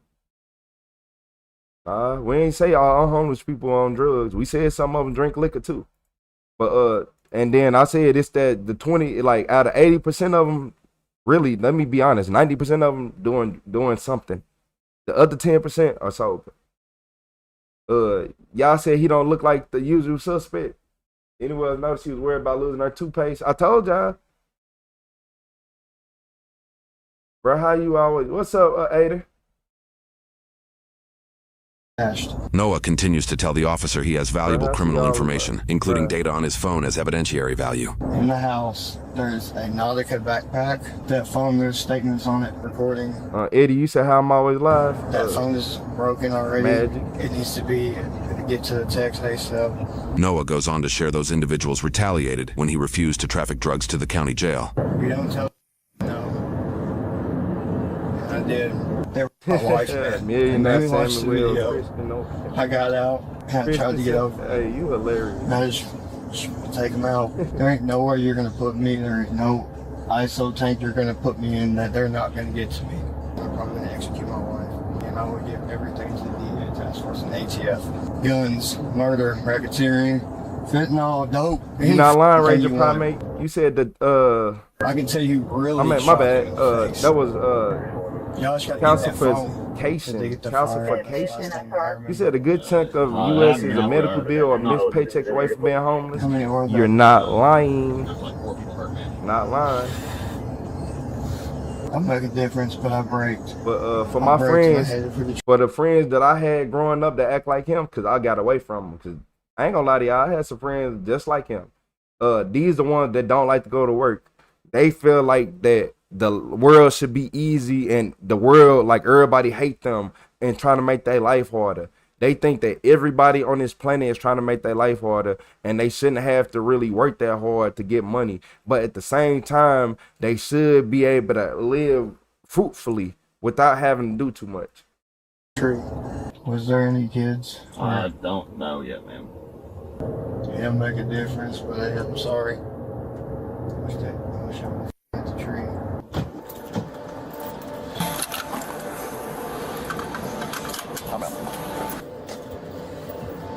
Nope. You do it? I ain't got no freaking wheelchair. You did? You got it? Yeah. Yeah. Hey, you can walk. This is the suspect. You got 2 more ambulances I guess coming with pretty. Sounds like it is a bad wreck. So. We have what? Yeah. Just so you guys kind of have 90% of them, Uncle. Yeah, 90% of them. And then the other people are in that. 90% of them lazy drug users and drunks. Hell yeah. Okay. Have you ever been here before? 90%. You drank bleach. But look, hey, y'all wanna know what's funny? Why people try to always argue? Go find 10 homeless people right now and try to get them to change their life. And then you gonna see that what I'm saying is 100% true. Go try to change 10 homeless people lives right now. And see, watch this. Okay. Watch this. Do You're you gonna be in there hot. daily? Hot. You're gonna be like, damn. 1 or 2. That took me meds like 40. Give 10 homeless people a job for a week. See how many come back at the end of the week. His plan was to go to the Cairo Bridge and send it to water.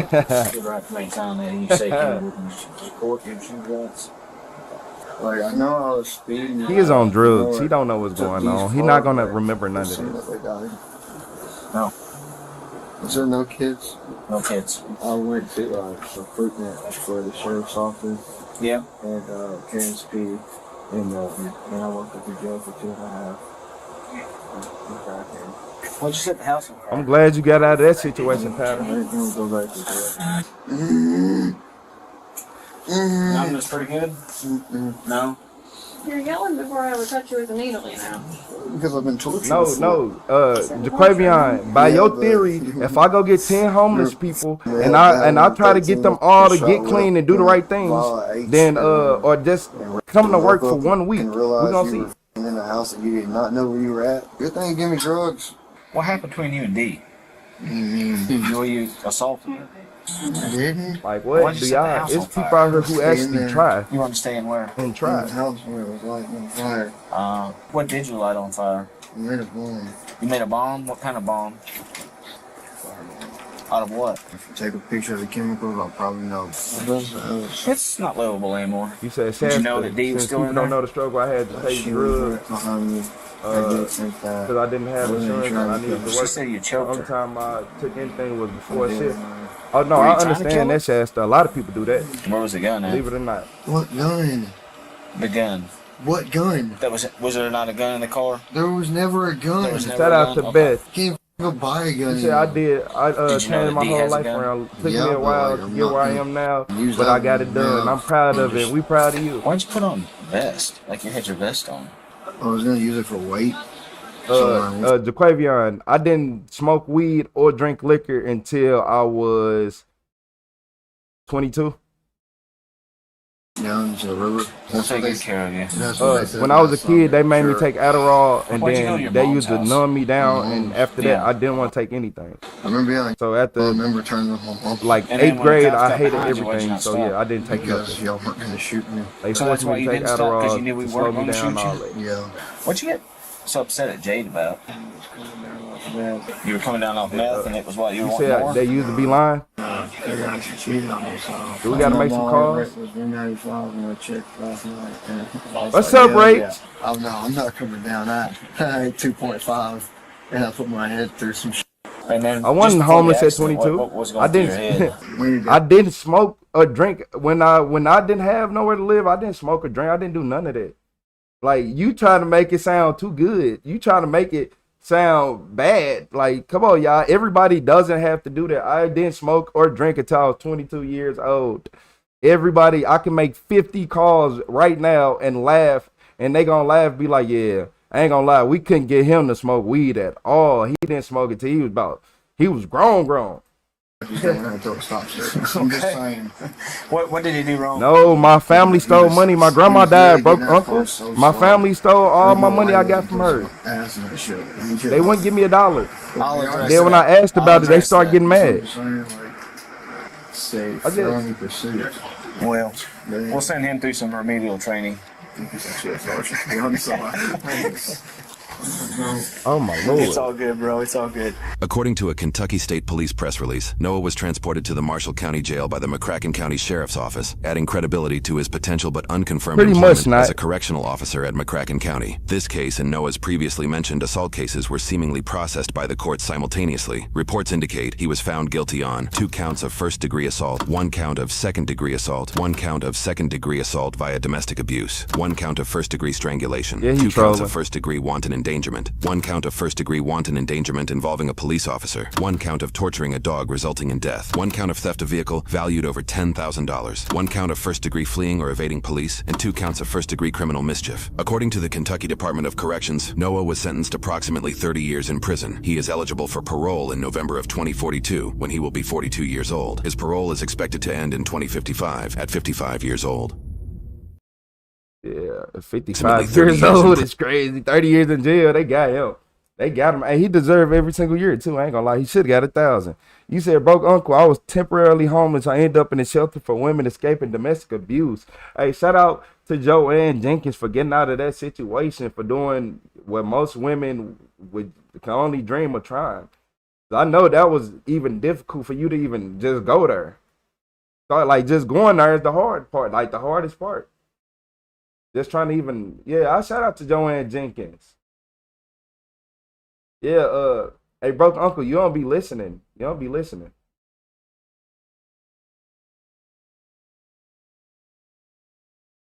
No, but no, I'm telling you, you go get 10 homeless people and you go get 10 homeless people and you offer them a mystery package, offer them a mystery package or 2 shots. I bet you we're gonna see how many take the mystery package.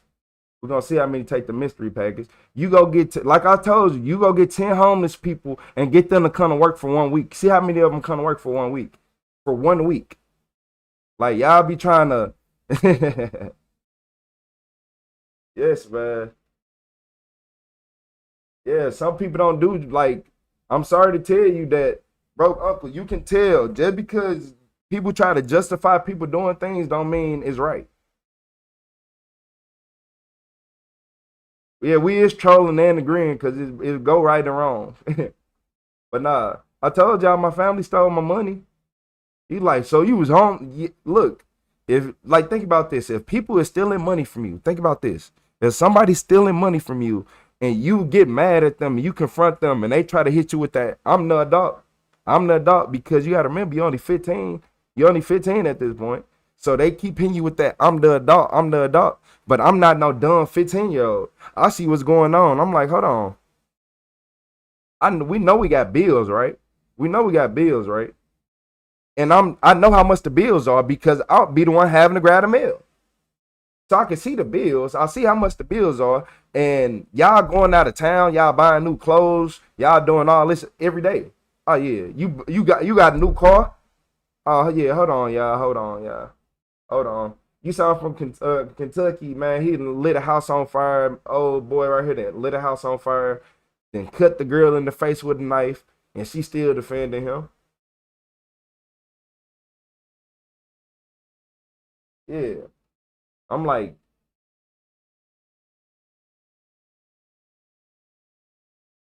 you want to know the difference is? Like, think about this. You talking about homeless people. If you, like, give a homeless person a job and pay them after every shift, see how many times, see if they come back after the first one. See if they come, okay. See how many come back after the first shift.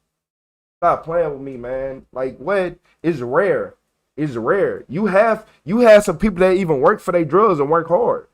But after a week, I bet they gone. You probably get 3 of them to come back to work for their stuff, 4 of them. 1 that don't do nothing. I'm just being honest with y'all. Like, I'm just being honest with y'all. It's like, it's not many. It's outnumbered. It outnumbers. How many lions in a wild won't eat you versus how many will? Every single lion in the wild don't want to eat you. I'm sorry to tell you. Every single tiger in the jungle don't want to attack you.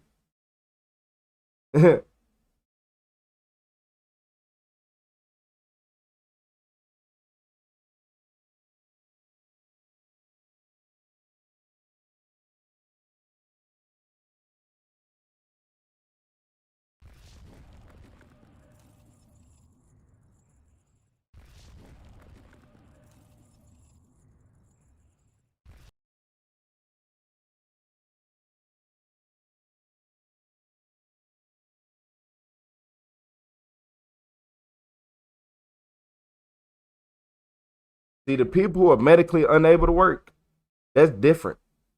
That's different. But the ones who are unwilling, I put them in just a different category. Because there's some homeless people you walk up to and offer them a job and they not doing it. Y'all arguing with a wall? Nah, we really just making the chat interesting right before we get into some real dark stuff. Like this what happen when you don't watch your kids properly, because this 13-year-old killer got a reality check. Today's video, okay. We will be covering 2 different cases, starting with this man, 38-year-old Nathan Laham. Back in 2015, Nathan had been living with his parents due to mental health issues. He also had a history of meth use and domestic assaults against his parents.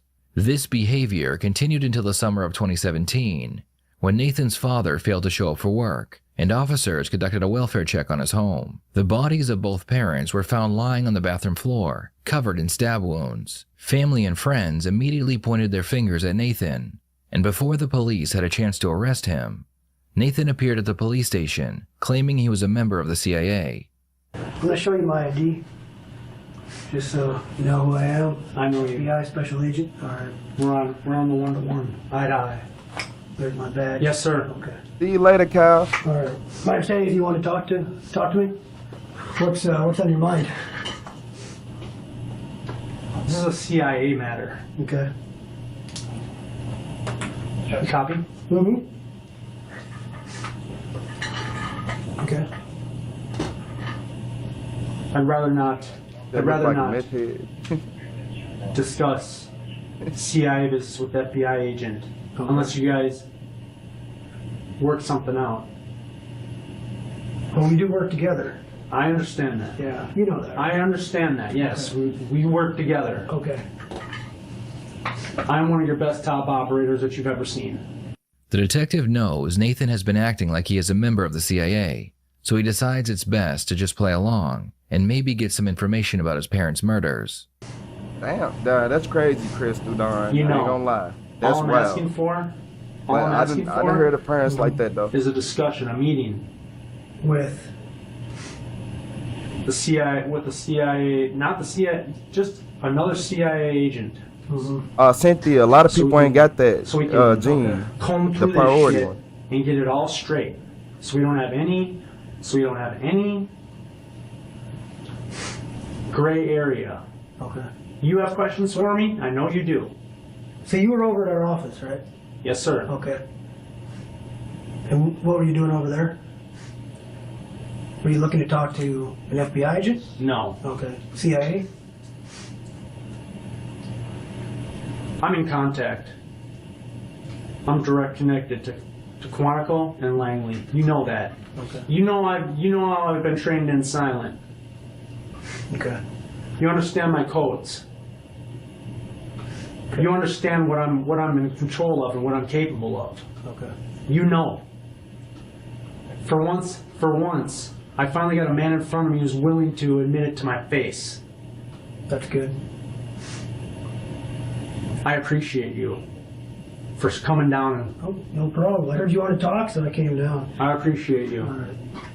So, before I talk to you further, since you are in custody here, right? You know, you know the drill.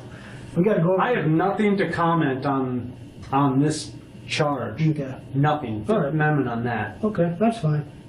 We got greater problems here in store. NSA, CIA, and FBI are on the line. They are monitoring me. Okay. You understand? Right. The president, Putin, all that. everybody. Okay.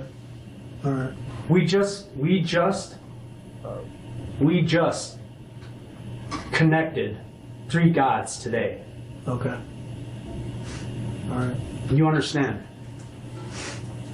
I understand you. So, like I said, since you are in the jail here, before I talk to you, I need to go over your rights. You know, it's just our policies. But I'm happy to talk to you. But let me just. After that, Fifth Amendment. Okay. Pending this charge. Okay. Anything else? It's gonna have to go through you and your CIA contact. That has all my intel. They have all your intel. Okay. All right. Well, let me just go through this, and like I said, I'm happy to talk to you about whatever you want to talk about. Yeah. Doesn't have to be about this deal. It can be about the CIA and everything. But before I do that, I just need to go through this, okay? You know what? I'm happy to talk to you about any. You know what? If you guys leave me behind, and I did all that work for you, shit's gonna hit the fan. Okay. It's gonna be big problems. All right. All right. So, let me show you this. It's called Advice of Rights. Your rights. All right. I don't have questions for you. I don't have questions for you. Okay. I got my questions answered by you showing up. Okay. And you don't even need to say it. You know I can read minds. You know how I operate. You don't need to say it. You don't need to say it out loud. Just you being right here is enough. Okay. I appreciate that. And that way we keep it, no one else hears you say anything. You understand me? Yep. When I ask a question, you just think, and that's all I need. Okay. So you came. When did you come over to our office? That was 2 days ago. Right. Okay. And then because I knew I was going to be. Then what did you do after that? Did he hire? Who is the 13-year-old in question? Did he hire a 13-year-old? Is this a family member? Is it a kid he knows? Because why does it say? Hold up. When the 13-year-old killer gets reality, okay. Is he the killer or? After you left. I just went out and enjoyed my day. Went out and enjoyed your day? Yeah. Right. I was just making pit stops around town. And yes, I was part of that 10%. Communicating with all you guys in my car. Yeah. You know, Mike, Cam, AC. Who's your CIA contact? Delta Level 5 classified. Okay. So you can't tell me? No. Okay. I never give up a name. Okay. Unless you can read my mind, and I don't think that's possible. Okay. I got a lot you can read minds though. Yes. Okay. So you just kind of went out afterwards on 2 days ago. What'd you do yesterday? Yesterday, I was out with my buddy in Annandale. Okay. What are you doing up there? Fucking around, enjoying our day. Okay. All right. What did you do last night? I'm not talking about this charge. I'm talking about CIA, FBI business. Okay. NSA business. Okay. Don't trip me up. Okay. Don't go there. I don't like the psychological mind games. Stay on point, please. So yesterday, you're up in Annandale. No comment. Okay. Look. Well, you tell me. Look, what do you there's bigger business here going on in the world than this. Than anything. I don't even know. They didn't give me any information. I'm not talking about it. Okay. All right. You know, anyways. We don't even need to say it. You know. We don't even need to talk. Thank you. Thank you for stopping down. That's it. So when's the last time you talked to your CIA person? You know I ain't gonna tell you. You know I ain't gonna give up any information. So what else do you want to talk about? Nothing. Nothing. I can see everything in your mind right now. I can visualize your thoughts. I can see the pictures you're painting. I know what you guys are up to. Okay. Did you get your questions answered when you came to our office? I'm getting my questions answered just by looking into your eyes. Okay. And what do you see? Everything. All right. You have detailed files. On? Intelligence. Criminal. Okay. You guys have been monitoring me by GPS, satellite, tracking device on my car. You knew when I went on that 10-day run down to Texas, you were listening to me. You were monitoring me, watching me get ran ragged and administered all those different chemicals in my car to the point where I was up for 10 days riding for you guys. Have you ever... Shout out to Crystal. Other than me? No, for real. Shout out to Crystal Dawn. Crystal, you done came through a lot. You done came a long way. No, for real though. My bad. Shout out to William Roberts with the Laughing Disco. I appreciate you, William Roberts. Shout out to William Roberts. Shout out to Crystal Dawn. I appreciate y'all. Not in person. Not in person? Not in person. On the phone? No. Okay. I've never talked to a CIA agent person face to face either. I have no contact like that. You know how I've been through email or other ways? Other ways. Okay. You know about the program, bro. 46151. I saw a Syrian, so I ran. Okay. You know all about it. You know how I program people. Were you in the military? What's up, Chef? I am. You said life be life and it do. I am not like a U.S. Army, Navy, Air Force, Marine. U.S. Army, Navy, Air Force, Marine. What the? I am not like a U.S. Army, Navy, Air Force, Marine. Okay. That's what I heard. But my intelligence supersedes any of that exists on this earth. Okay. But you're affiliated with the government in some way? I'm expendable. I've been pushed. I've been pushed into so many different scenarios, situations as a CI for you guys since 2012. Okay. That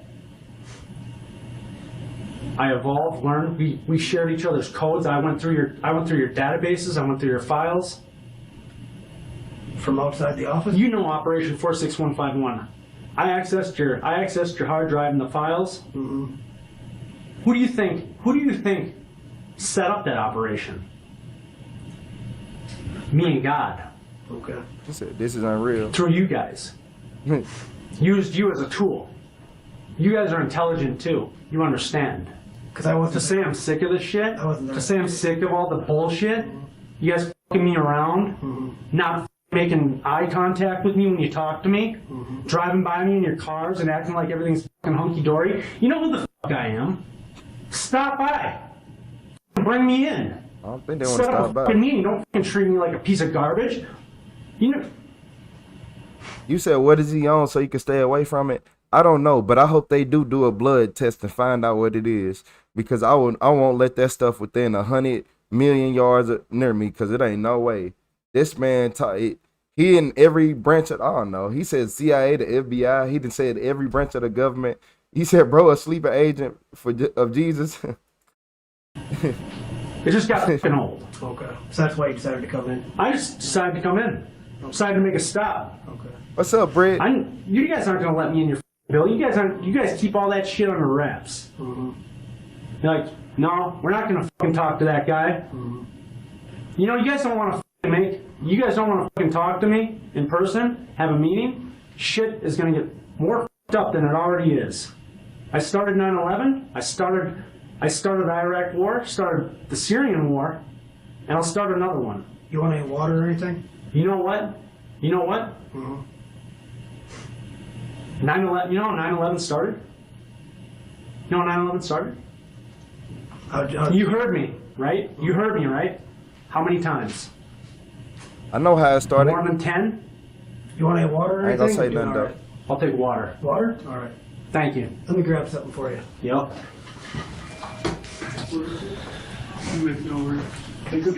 Yeah, I remember how that day that he just said started, and that happened in September. Cause you can't say it on here because YouTube don't like that. What's up, Britt? How you doing? Yeah, y'all know how that day happened, don't you? Mm-hmm. Cause I got I know exactly how it happened. All the theory down to the max. Copy on here, okay? Is that all right?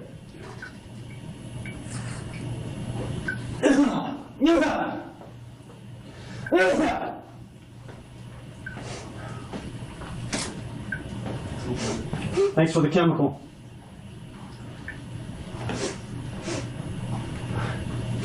Truth serum. You say truth serum. Truth serum. Nathan would be charged with 2 counts of second-degree murder, and the case would go to trial. Even though Nathan and his lawyers did their best to plead insanity, he would ultimately be found guilty and receive 61 years in prison. The next case we will be covering centers around... Oh, see? You want to know why he couldn't plead for insanity? Because he wasn't crazy. Because he wasn't crazy.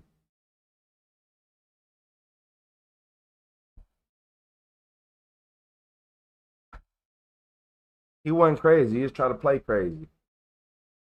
Talking about some sleeper agent. Talking about some U.S. Army. Man, I don't even know what I ain't gonna lie to y'all. That don't make sense to me. U.S. Army, military, Navy, something. He got weight in his skin. Looks like his teeth. He has terrible teeth.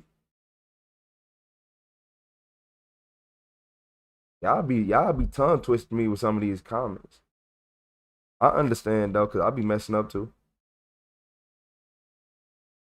You say you can be on M and still look healthy. He older though, so the math won't keep him skinny. Nobody I know over 35 that did math was skin and bones.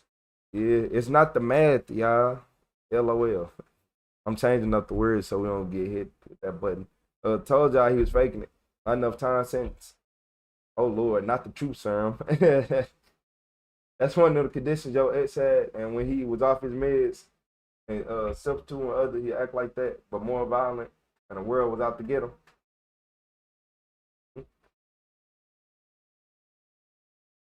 What's up, Chris Matz? Guilty and received 61 years in prison. The next case we will be covering centers around 13-year-old Vamari Bostic. Well, for them, it was hard to see this 13-year-old boy in handcuffs in front of a judge today. The aunt telling us about the moment that she tried too hard on that makeup. Like you just really went in the bathroom and overdid it. That's just me. I'm just being ignorant, y'all. I'm just being ignorant. Don't just bother me. Don't judge me. I'm just saying, though. Convinced this child to turn himself in, and his mother coming to his defense, saying that her son is not a cold-blooded killer. How old are you? At just 13 years old, Vamari Bostic stood before a judge today, charged with first-degree murder. Arrested after Winter Garden police say he shot and killed 25-year-old James Bacon on West Crown Point Road and Edgeway Drive around 2 a.m. yesterday. Police believe the 13-year-old was in an ongoing dispute with the 25-year-old victim when they say he shot him in the torso and left. Bacon died later at the hospital. And Bostic, who police said was armed and dangerous, eventually turned himself in. No objection. The teen, facing first-degree murder and grand theft charges, stood before the judge at the beginning of the hearing alone this afternoon. I have a lot of witnesses. That was until his mother and family stepped into the courthouse in his defense. There's two things going on, okay? The one involving a homicide, he's detained for a period up to 30 days while the state decides what they're going to do with the case. After the hearing, I can't eat, I can't think, I can't. You should have been watching him. But I could tell by your missing too that you miss a lot of things going around the house. Yeah, you been having a lot of things going on missing and that you missing and you ain't picking up on. I can tell that you be laid up talking to men, being messy on the phone instead of watching your son. Yeah, I can tell that she be on the phone. Scroll, girl, dad, yeah, girl, and you need to be watching your son. Because I don't know what's going to happen. His mother asking people to withhold judgment against her child. It's unfortunate what happened. I pray for both families. I pray for her. I pray for me. But as far as Vamari being labeled as a senseless killer, that is not him. Into an interrogation room with his mother so they could be interviewed by a detective. What I told Vamari is that I don't know him. There's no hard feelings. I treat people with respect. Whatever happened. Right. I did tell him, advise him of his rights. I made sure he understood that he didn't have to talk to me. Right. But in order for me to get his side of the story and what what happened, it's up to him if he wanted to tell me, and he said he did.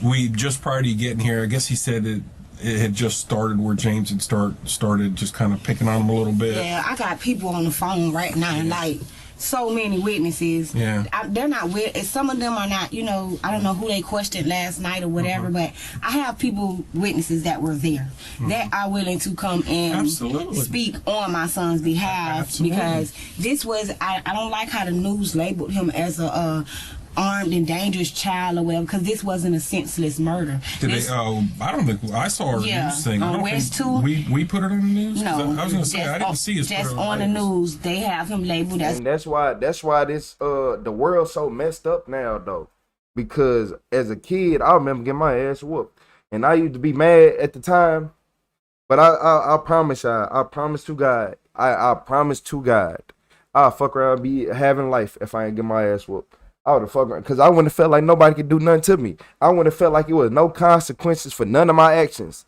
Even when I got older and I ain't get whoopings no more. Like, I'm like, man, I know I ain't getting no whoopings since I was like 11. Like, I was 11. Because y'all know 12 years old, I got set up by my principal. I wasn't going for that. Yeah. Don't even get me started on him. He got life in jail, so I don't talk about him no more. But, like, man, I don't know what to say about this. This is a crazy case. This is crazy. A 13-year-old armed and dangerous kid, and this, and so that's why I took him into county, because I didn't want it to be. I didn't know who put that on there. I don't know, man. And people, you know, people come tell me that because he's a juvenile. First of all, they was not supposed to name him, and they was not even supposed to put no picture if it really was an accident because for he real. was 13. Well, you know what the news is? They go and talk to people, and they figure out who he is, and then they go and do their own thing. Exactly. Yeah. So. Exactly. Without permission and all that stuff, because they was supposed to get my permission for all that, but it doesn't matter. Well, what I'm just saying, I do have. You said I need behavioral help. No, that's the boys that were there last night. Yeah. Those. They need correction. I have people that been with him for like the past 2 or 3 weeks, while James has been consistently just like I told bullying him, bullying him. That's why there's two sides to every story. Exactly. So let's get past this, and then since it's a holiday, there's like nobody here. First thing tomorrow, let's get some people in here talking to me. I don't want to listen to everybody. Like I told Mariah, I don't take sides. Right. I'm facts. So I don't say, oh, you're bad, you did this. It's facts. Right. Their side, his side. So. Hey, I'm in the police station. I gotta call you back. Doing his best to calm the mother down, the detective asks Vamari what happened before and during the shooting. I was walking from my homeboy on this shirt. I was walking from his girlfriend's house. You used to get whooped from my little brother crying? Nah, for real. Okay. So I was walking from his house, her house, and then I saw him, and I ran back and I grabbed my phone so if anything happened, I could call my mom, because I had left my phone in her house, but I was going to just leave it till in the morning. But then I was like, no, I need to get it in case something happened. I could call my mom. Okay. And then that's when I got my phone. I came back, and then I saw my three of my homeboys, two of them, Carol and Cartier, and then that's when they asked me to walk with them to 7-Eleven, and we walked to 7-Eleven, and he was walking by us, and he was like scary ass little boy, and then that's when I was like, bro, you gonna stop messing with me, bro, and then we went to 7-Eleven. I came out of 7-Eleven. And as I looked down the road, I could see him coming back with 2 more people. Okay. So I'm like, whoa. I'm like, what he went to go get 2 more people for? So I'm walking, and then they came behind us, and then they just started talking and stuff. So I got in front of. I was scared, so I walked in front of everybody, and I was just walking in front of everybody. But like I was looking on the corner of my eyes, making sure nobody don't do nothing.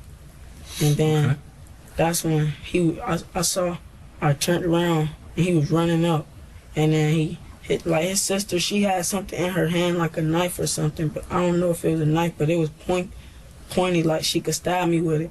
And then he was running up on me trying to grab me, and he dropped the gun, and then I picked it up, and then I shot it. I dropped it and ran. So you're saying he came at you with a gun? And I dropped it, and I ran. How close do you think you were to him when the gun went off? From where Mom and you are, or closer? Farther. A little further. Okay. No, probably like from here, probably a little over, like to the light thing. About 10 feet, maybe? Roughly. All right.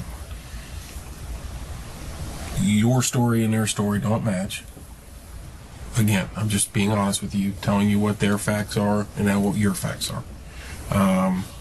So that's why it's important to have witnesses come in and talk to me, because they're claiming that you had the gun the whole time, you came up with the gun, and so... If you check the 7-Eleven camera... Yeah, I have you on the camera, but you can't... I mean, who knows? It could be in your pocket. I mean, also, though, I mean, I'm just putting stuff out there that I know or I've been told. They telling me that this girl, his sister, has video of what happened, and she's not telling y'all this because in the video it will show him clearly lunging at my son. Okay. And I've been told this by multiple people. You know, they don't wish for their names to be brought up, but I'm telling it so just in case, you know, that it's important for this case to know that this girl most likely has some video of, and they said that she's not the reason that she's not, she didn't tell y'all, Sharnae, that was her name or whatever, whoever the sister is that was there, they saying she was videotaping. They say she has videotape that clearly shows everything that happened last night. So well, if they have video, then y'all should be trying to get that video. But I don't believe the mama. I don't believe nobody. I told her to put the phone down and put the phone down, raise her son. Said, yeah, just call a lawyer. Nah, for real. Yeah, he putting her. She putting him in a bad spot. He said he a good boy. Yeah, I'm wondering, should I put my principal stuff on her? I don't think he got an interrogation video. I don't think he talked to the police. I think it'd just be a documentary of what he did. I just want y'all to know that so it can be I don't think he talked. Put out there that it's possible video, maybe not of the shooting, but it's possible video of, you know what I'm saying? Right. What happened or what went on or whatever. So they're saying James was coming back from 7-Eleven. Right. Say he walked by Vamari and said scary ass jit or something like that. And Vamari was like, bruh, stop, leave me alone. I'm asking you nicely, like, stop bothering me.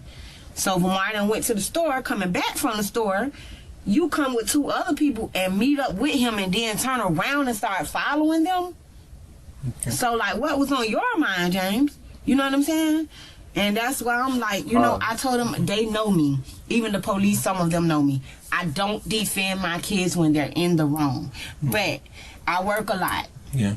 But from the different stories that I've been hearing from multiple different people of different backgrounds and everything, they have no reason to just lie. Right. And most of these people are telling me that it been ongoing. Like James has consistently been bothered. One boy told me this morning, he say, when I saw it on the news, he said, I just dropped my head. He said, because I don't even know this dude. I was going to the corner store this morning, and the dude stopped me. He was like, I asked that boy 3 different times to leave your son alone. Okay. So I was like, why nobody ain't come tell me what was going on? Yeah.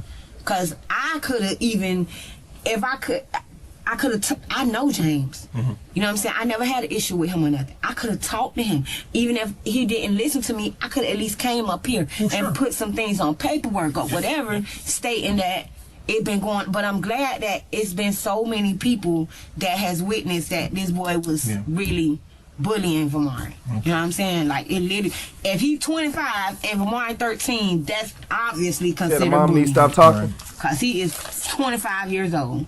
You are overgrown. This is a 13-year-old child, regardless of what. He is a 13-year-old child. You are a 25-year-old adult. Okay. The detective is not easily fooled by the 13-year-old story about his victim having the gun first. They have multiple ways. So 13-year-old, here we go with that Batman stuff again. Shout out to Tinker Fairy 22 with the flow stat. I appreciate you, Tinker. How you doing today, Tinker Fairy? So look, y'all remember the woman yesterday who disarmed the man? Here we go with the John Wick actions, the Batman actions. People, Spider-Man, they doing it. So you disarming people, okay? Witnesses stating that Vamari is the one who had initially been carrying the gun. The detective does his best to get more information about the gun itself, but his mother is quick to step in and help her son. Where did the gun fall out from? Probably right here. In his front waist? Don't make no assumptions. You feel what I'm saying? He doesn't know. I want you to, if you don't know where it fell from, you just know it fell. You seen it when it fell. Now, when it's on the ground, where was it on the ground when you saw it? What you mean? The gun, you saying when he ran towards you or whatever. Man, what you mean? Call a lawyer. Man, yo, look. Oh, call a lawyer. Oh, call a lawyer. Just call a lawyer, cause I see light. The gun fell. Where did it fall at? I appreciate you, Tinker. In front of him and in front of me. All right. So you pick up the gun and then what happens? I shot it, but I swear I didn't even think he got shot because like I thought it was just the gun sound that made him like this. Yeah. Like, he went like that, like it was loud. And you were kind of like, oh shit. Yeah. All right. When will he see his first appearance? I don't really know. I would imagine they make it pretty quick. I mean, are they still going to charge him with first-degree murder or whatever? Because first-degree murder is premeditated, and this was Nothing premeditated. Well, that's what when I first got this case and all the witnesses, that's what they were stating. So that's what the warrant was gotten for. Obviously his sister, and there was another boy there. That was his sister and the sister boyfriend. Them was the only two for him. Everybody else that was on that scene, y'all haven't even questioned yet. And that's which I'm gonna get them. I'm gonna make. Hey, if y'all think the mom needs to stop talking, everybody click the top of the screen where it say RetroTheCeo or RetroTheCeo and hit that like button for me. Sure, if I have to catch an Uber up here with them tomorrow morning, they gonna be up here to talk to y'all, cause I need my son free from you like all this, because it's really senseless, but it's not senseless because this could have been avoided if y'all would have talked to y'all people. Like, nobody ain't talked to this boy. All they kept doing was asking him to stop bothering Romari.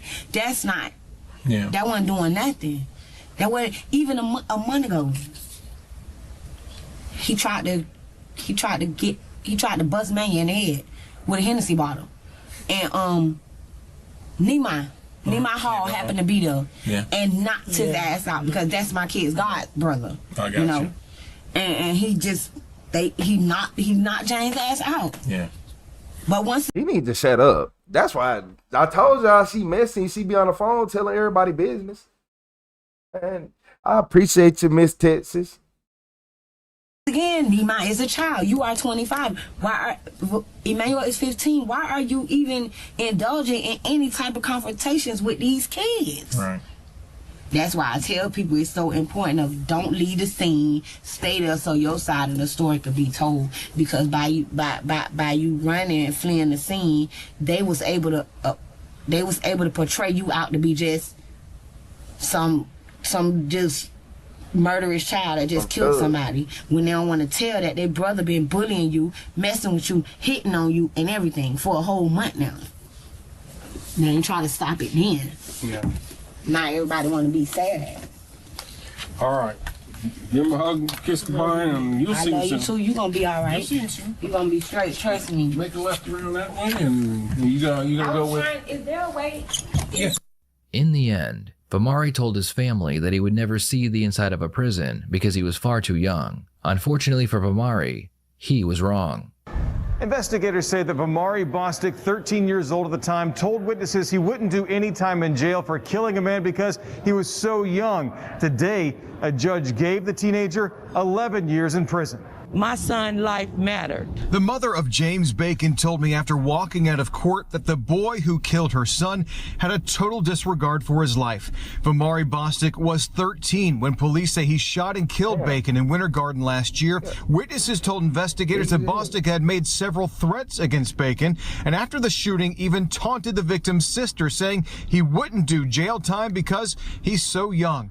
Bostic pleaded no contest to manslaughter in September. Today was sentencing, and Bacon's family asked the judge to give the boy the max, 30 years in prison. But you can't kill someone and feel like it's going to be a slap on the wrist. Bostic's defense asked for less, possibly a juvenile sentence, saying he suffered a hard upbringing without a father. His dad is in prison. His dad is in prison. Because that's the type of man you chose. You like jailbirds. You like men that don't never be around. You like men who go to jail. You like men who sag their pants. You like men who don't brush their teeth every day. You like men who don't wash their ass properly. Yeah, I could just tell you like men who fight you. How their teeth come out missing? It wasn't from no female. That was from the man who's probably in jail. Yeah, you like men like that. No, I try to say this and that. No, you didn't try to do better for yourself. And I'll be trying to tell people, your kids can only do as good as you can to a certain point. Yeah, to a certain point, your kids can only do as good as you can. Like, if you are up here and you got millions of dollars and you got hundreds of millions of dollars, that means your kids should automatically be in better position. Not most people would, right? Versus when you broke, living in impoverished conditions and you comfortable where you at, that's a whole different story. Because now your kids got to go through that. You happy where you living at. You living in the hood, but when he go outside, it's gun, it's shooting every day. These kids do different things than what you doing. Y'all using y'all brain. They don't have a fully developed brain. And they be wondering why this be. No, you're not finna sit right. You are the reason why he was that way. You raised him. You raised him. You put him in that environment. You wanted to stay there because it was cheaper rent and it was easy to live there. That's what it come down to. I could tell by the way your earrings is, and I could tell by your tooth and the way you like to fight men. Yeah.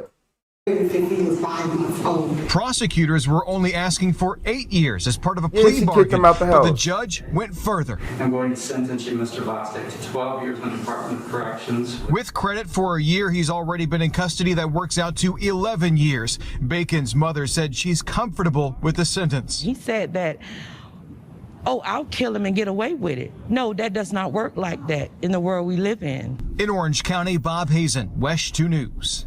What are your thoughts on this case? Do you believe young, dumb, misguided? You could tell the mama wasn't no better. You could tell the mama wasn't no better. She don't have no accountability for herself. I can tell she done threw him outside. She done did all type of stuff. You said little man got big. That's why I looked. I'm like, damn. That's why I was like, boy, what? Man, yo, man, damn. Look at this. You can tell by the meat on the back of his head. That works out to 11. Look at, man, what?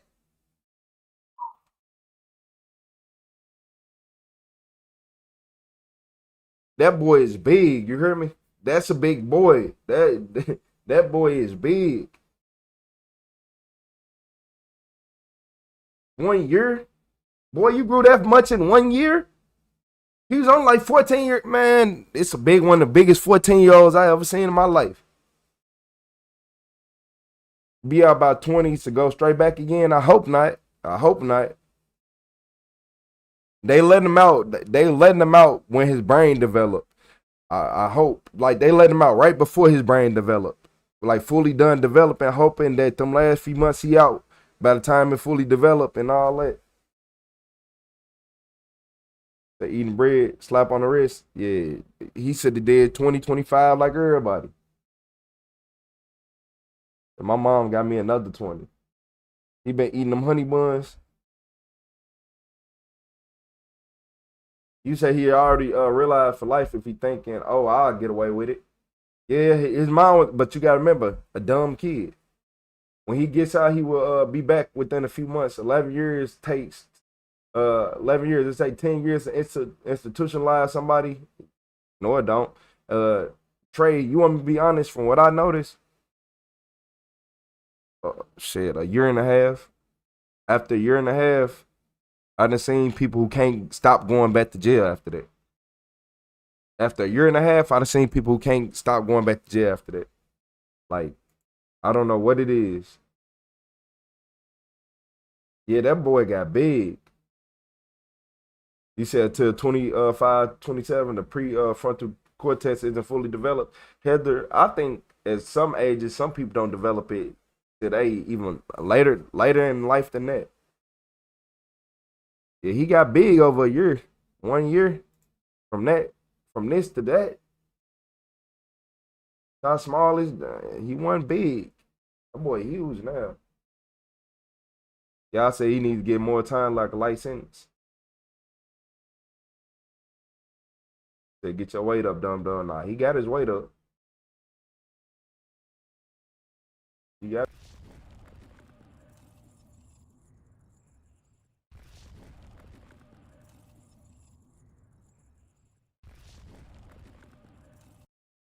Oh, look, y'all. The police stopped these two sisters, all right? So the police stopped these two sisters, and they had some in their trunk. They said they was moving a deadly load. I wonder what they had in their car, and I wonder how long is it gonna take for them to flip on each other and blame each other? Cause y'all know that's how it usually go. Usually when two females get caught, they blame each other immediately. Sometimes the males do it, but usually one male won't say nothing while the other one tell everything. Yeah, nothing to be concerned about. Yeah, they're nervous. Check that and just put that away. Check it. Where's that at? Her purse. Don't go to prison for them thinking they lie. would help you out in any way because they're not. Friday, April 22nd, 2022, Scioto County, Ohio. As part of Operation Bridge, a joint initiative against trafficking, troopers were monitoring State Route 823, a corridor widely used to move narcotics from Detroit into southern Ohio.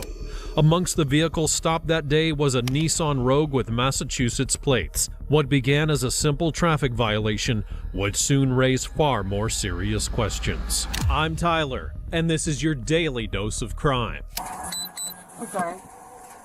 Yeah, that's what I was saying, Chris. Some people don't develop fully developed brain to me.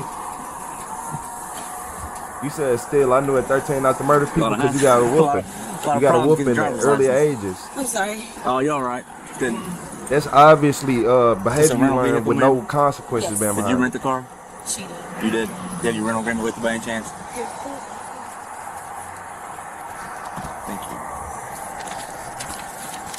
you. Like, y'all want to know what's crazy? The law be like, you don't want to whoop your kids. The only reason I listen is because I was scared. Yeah, I was a little nervous. That's the only reason I listen.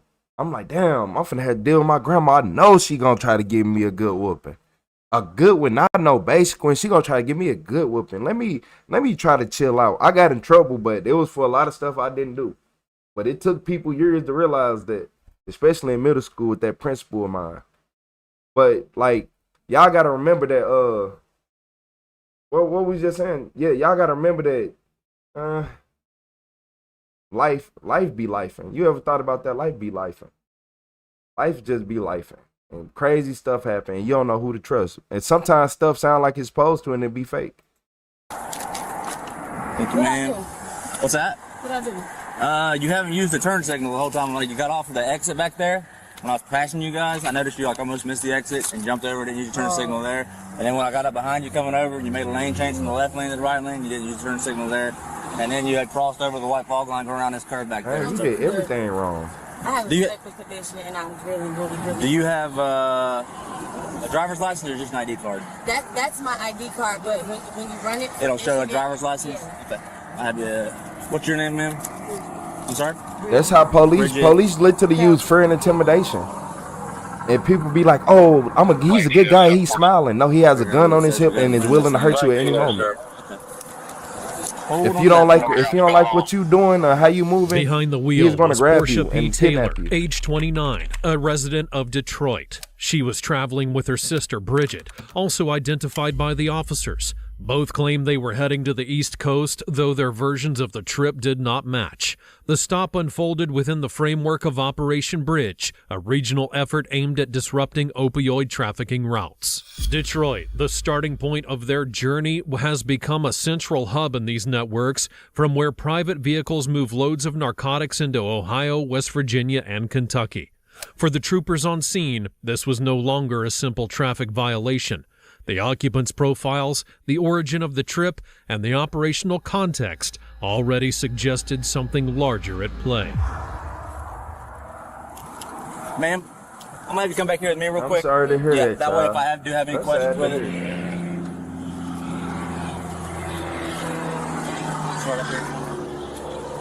No weapons or anything like that on you? Okay. I'll have you stand over right here. Where are you guys headed to? I'm headed home. Where's home at? Home is in West Virginia. Yeah. I'm transitioning. Gotcha. Huntington. Where are you coming from, Detroit now? Yes. Who do you have up there with you? Tipped them off. No, she couldn't drive. Your sister? Yes. Okay. She broke every traffic law known to man. All right, just have a seat back here for me real quick. We'll go up, grab her ID.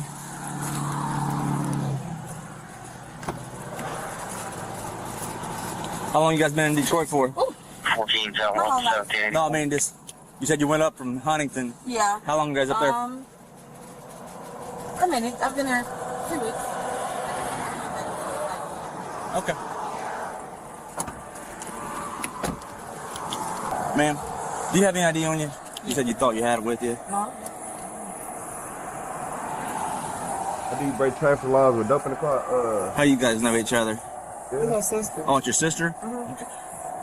And where you got? You coming from Detroit now? Where you guys headed to? We finna go up here to West Virginia and see my cousins, you know. What is it? We was going to see my cousins. It was speeding, then she did a couple lane changes with no turn signal, hit the fog line. I'm sorry? I can't hear you very well. We had it on map set. Oh, okay. And so that's what you had seen when you had Gotcha. Pass. Does she live in Detroit still, or where does she live at? What is it? Yeah. She lives in Detroit? Yeah. Okay. All right. Exactly, okay? William. Facts. I'm going to run this real quick. Yeah. I'm going to get it. See, that's what's crazy. That's what's crazy. Once the police put you in this situation, you should already know what time it is. It's cooked. It is most definitely cooked. I wonder what they got in the car. Y'all think it's the F, the F stuff, or y'all think it's M? Y'all think it's C? You know how it be. But now look, hey, going back to what I was saying, yeah, like I don't like the fact that parents, like people be like, oh, parents can't use this and that, and we don't want kids to be scared of their parents, but we was all scared of our parents, and not only was we scared of our parents, police used the exact same intimidation methods, plus more than our parents would use. Police, only reason they get to act so calm and nice with you is because they can hurt you. You ever thought about that?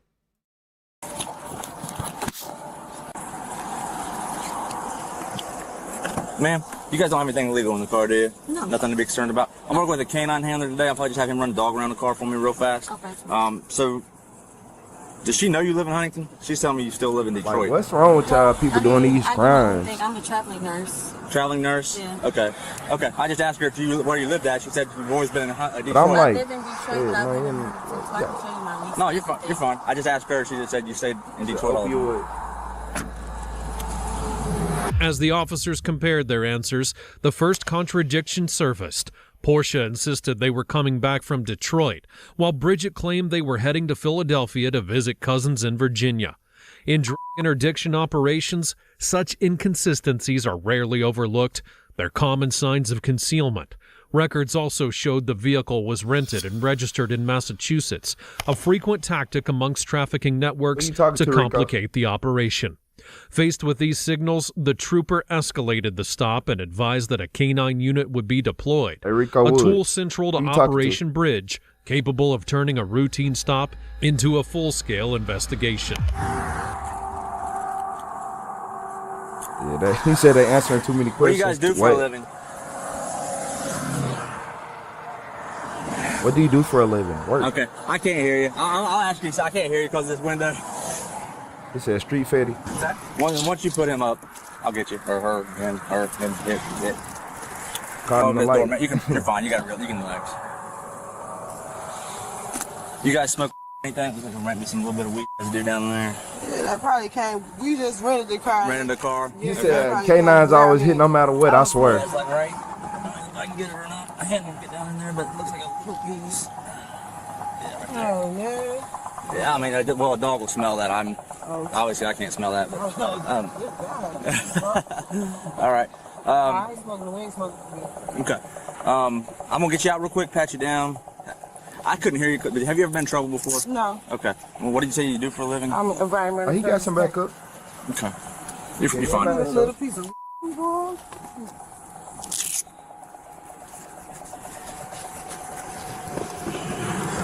You can slide those on. Oh. Yeah, I don't want you standing barefoot.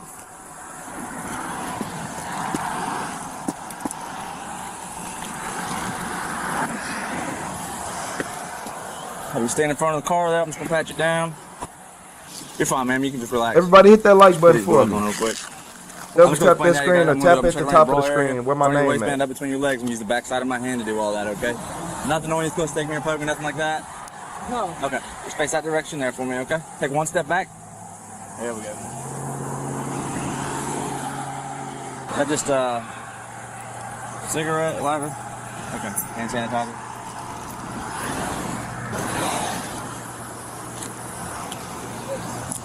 All right, this part gets a little uncomfortable. I need you to stand like this. I'm gonna check out between your legs. There you go. Perfect. Just stand up straight up. There you go. And you don't have anything concealed in front of your pants, nothing like that? Nothing inside of you, nothing like that? Yeah, you're fine. You're fine.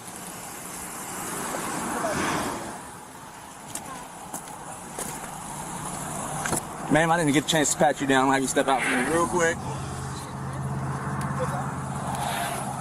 I got you step in front of the car here for me real fast. I appreciate you, TJ. There was like a little piece of underneath her seat when the dog hit on the car. She said you guys. Trey, them blue ones, man. Search the car You know exactly what they are. That is why I wasn't sticking. No. You got them blue 30s in there, she gone. Okay, we'll try to hurry then. Hold it. Okay, we'll try to hurry. Okay, Face that direction there for me, okay? The decision to bring in a canine captured the essence of Operation Bridge, detecting what would otherwise go unnoticed. Scioto County had already been flagged in intelligence reports as a critical corridor for shipments leaving Detroit, and the circumstances surrounding this vehicle fit that profile. Out-of-state plates and a rental car not only made tracking more difficult, they also suggested an effort to create distance between the occupants and the cargo being transported. Tension grew as the sisters' explanation failed to align. Couriers and networks will often find themselves caught between loyalty to those who recruited them and the fear of being discovered. That combination of forced calm and underlying anxiety is exactly what troopers look for during a stop. Hesitations, small gestures, and silences that, taken together, hint at something far more serious than a traffic violation. I'm gonna check around your bra area, front of your waistband, up between your legs. I'm gonna use the back side of my hand to do all that. You don't have anything when it's gonna stick me or poke me, nothing like that? No. Just face that direction there for me. Keep your head up. I don't want to hit you in the face here. Yeah, y'all remember earlier, right?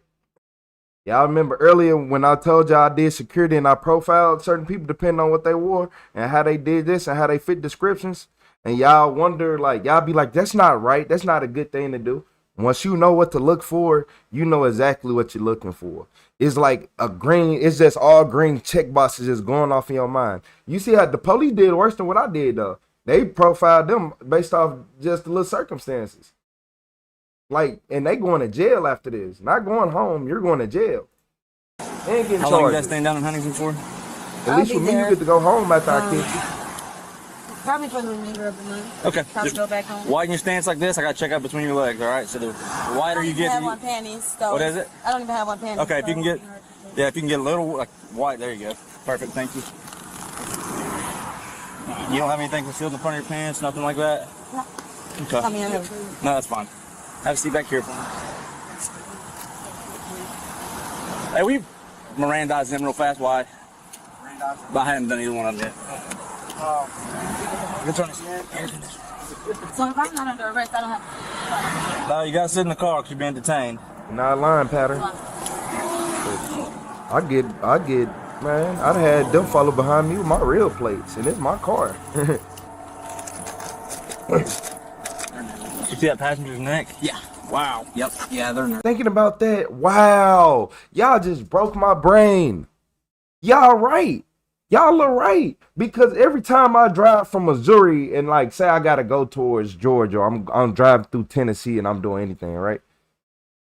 Hey, y'all, I done got pulled over so many times and asked the same questions. I didn't even think that they was thinking I was trafficking. I never even put that in my brain. Like, oh, maybe they think I'm trafficking. I'll have out-of-town plates. I'm traveling. But I guess my story always added up. Like, nah, I'm doing this and doing that. Like, I actually, every time you say something to me, is that. I'm doing this. I'm going here. Why? Because it is. Oh, for real? Yeah, look. For sure. They probably have it on them because that's what I'm thinking. The driver doesn't want, like when I asked her, like, body scan. Like basically, hey, do you care? Just I got pulled over going down to Tennessee Mountains one time. It was a car fault. And then she's like, I mean, if it gets us out of here quicker. She's like, she's already said I got to. The rental I was in, the brakes started going out. And going down to Tennessee Mountains, I was trying to hit the brake and they went stiff. I was scared of it. Yeah.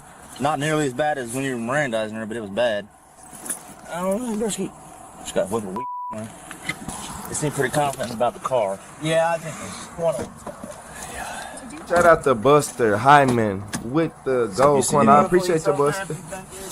Yeah, if not, might be a little bit of resident here in the seats. Thank you, Zero, for the sub. I appreciate you. Passenger's acting like she's okay with getting that. Driver was hesitant. Yeah. But, you know, how often do they say, oh, yeah, sure, no problem? Right. And yeah, then they find out we're... Yeah. Yeah, they're giving all the vibes. Yeah. That's like, doesn't want to shut the door, doesn't want to sit in the car. Gotta pee right off the rip. The reading the rights is really bothering them. Yeah. Like, I think they're way under arrest. Like, shoot, it's almost like they think we know something. Yeah. Alright, engine's cleared. Okay. I'll leave it open so you can glance at it. Probably under it. Under it. Check that or you just get it out of the way. I was thinking about doing that too, Trey. I ain't gonna lie to you. I was thinking about doing that too. Where's that at? Her purse. Or her luggage. Do I need to check it? Nah, it's probably good. Probably just a banana. You know which purse? That one laying on the seat there. He said why they stop him because she was speeding. I think she was speeding. She changed lanes without using her blinker, and then she hit the fog line. That's all this stuff.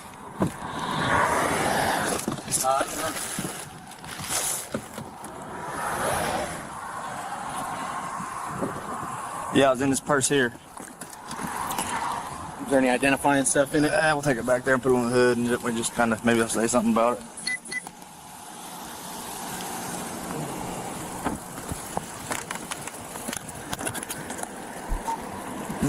You want to have 802 come out?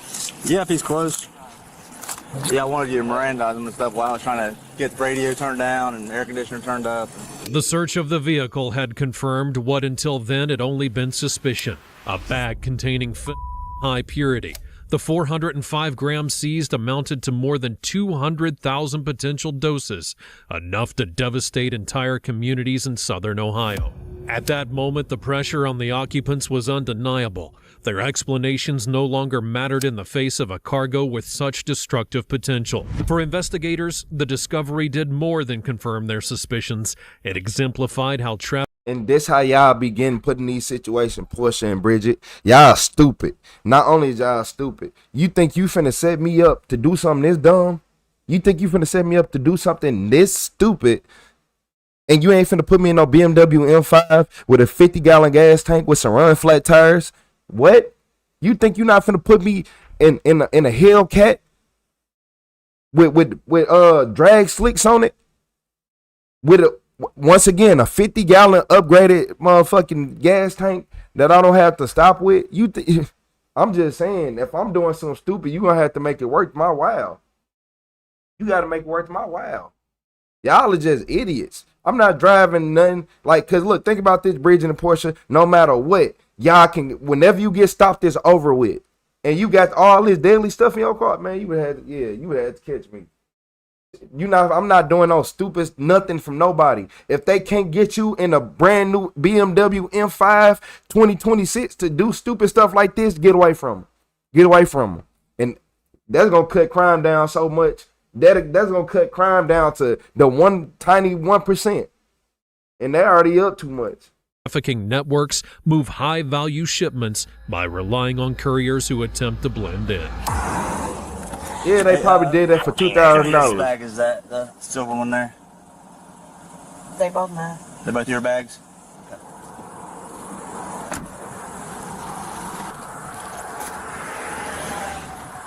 They put them in the back seat together so they can talk and they get them on camera. Even if they got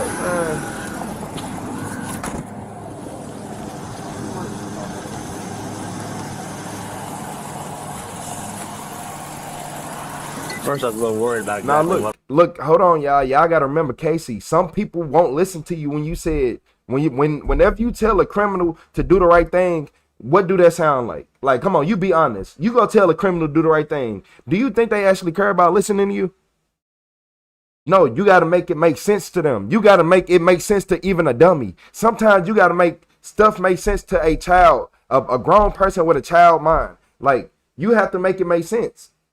So, look, you got to be telling people, like, okay, if you're going to do that, well, they better have this and that, and that. So now some people look at it and be like, damn, you right. Like, because a lot of people don't think of the end. They don't think of the outcome. They ain't nobody. How do you think these females thought that? Like, oh, we driving a car that we couldn't even run in if our life depended on it.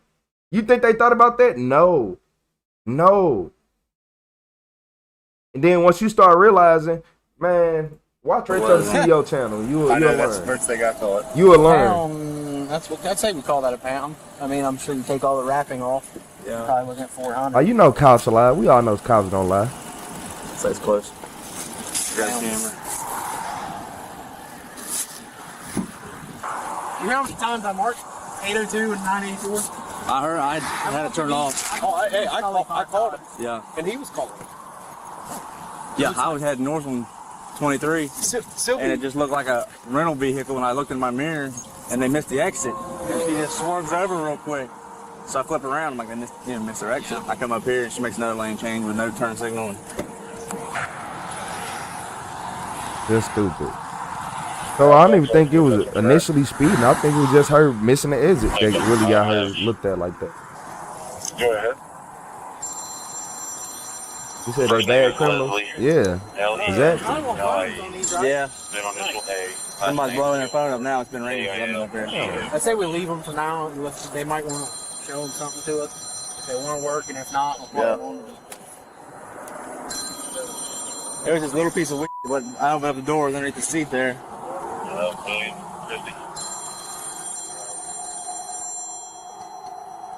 don't matter, yeah, the dog. Yeah, I just take pictures of it. Yeah, everything you can. Bro. Huntington. I'm gonna grab this, take a picture. The meticulous documentation of the seizure not only established its weight, but also pointed to its likely origin. Analysts at the Ohio Narcotics Intelligence Center had already identified Detroit as a primary source for shipments flowing into Scioto and other counties across southern Ohio, and this case would reinforce that pattern. Beyond the immediate bust, investigators saw the arrest as a trace to a much larger network in which couriers represent only the most visible layer of a complex structure. Sorry, I'm trying to get the phones out. I keep them in the trunk. What's up, Melly? How you been? Where you been at, Melly? I would prefer that you open up and not take any charges either this or whatever. How you been, Melly? How you been doing? What's up, Elizabeth? So look, y'all. You said they got the car tracked. They know they pulled up. Look, it ain't even just that. It was a known shipment. Like this was a known running spot. So the police is already up there just waiting. But I gotta get a woman her credit. She said that was mine. I was for sure thinking that they was gonna try to play the I don't know game, but she said it was mine. Because all they're gonna do is pay somebody else to bring it down. Yeah, that's literally. Here's the thing. The reason that you have the dope right now, and not the person in Detroit, and not the person in Charles, is because they know there's a high probability of getting stopped out here. Losing the dope. The thing is, they don't care to lose the dope. Yeah, sure, it takes a bit on the wallet. They don't want to spend 12 years.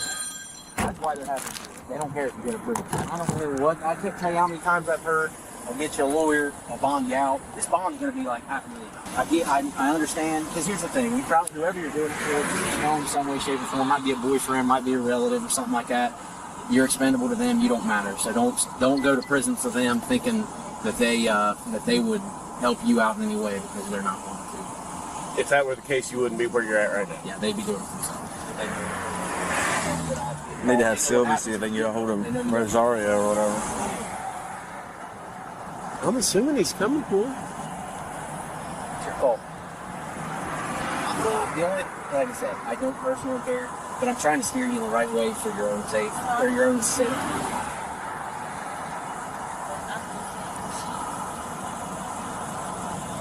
You said started your job back. That's good to hear, We'll Melly. figure that out after we figure this part.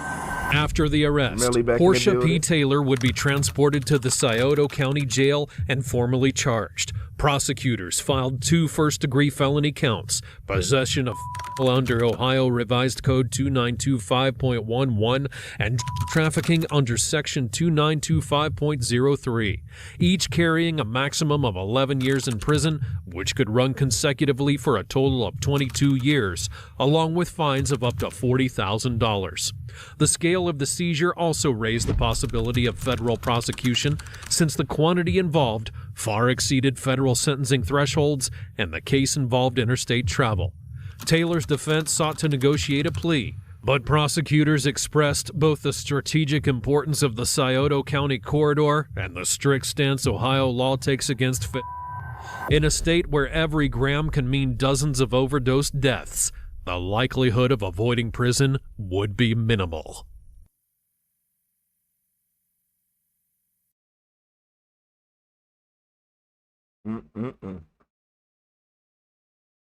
That's close. That's what happened. This is what happened. When you break the law, and for all the people who want to know what happened, right here. Would soon raise far more serious questions. I'm Tyler, and this is your daily dose of crime. Oh, you all right? Good. It's a rental vehicle, man. Wait, what happened to the beginning?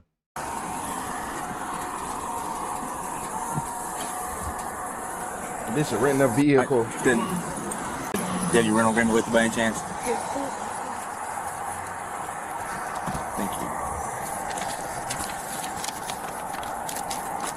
Thank you, ma'am. What's that? What I do? You haven't used the turn signal the whole time. Like, you got off of the exit back there. When I was passing you guys, I noticed you like almost missed the exit and jumped over, didn't use your turn signal there. And then when I got up behind you coming over, you made a lane change from the left lane to the right lane. You didn't use the turn signal there. And then you had crossed over the white fog line going around this curve back there. So, Good. I have a medical condition and I'm really do you have a driver's license or just an ID card? That's my ID card, but when you run it, It'll show a driver's license? Yeah. Okay. I have you. What's your name, ma'am? I'm sorry? Bridget. Carol.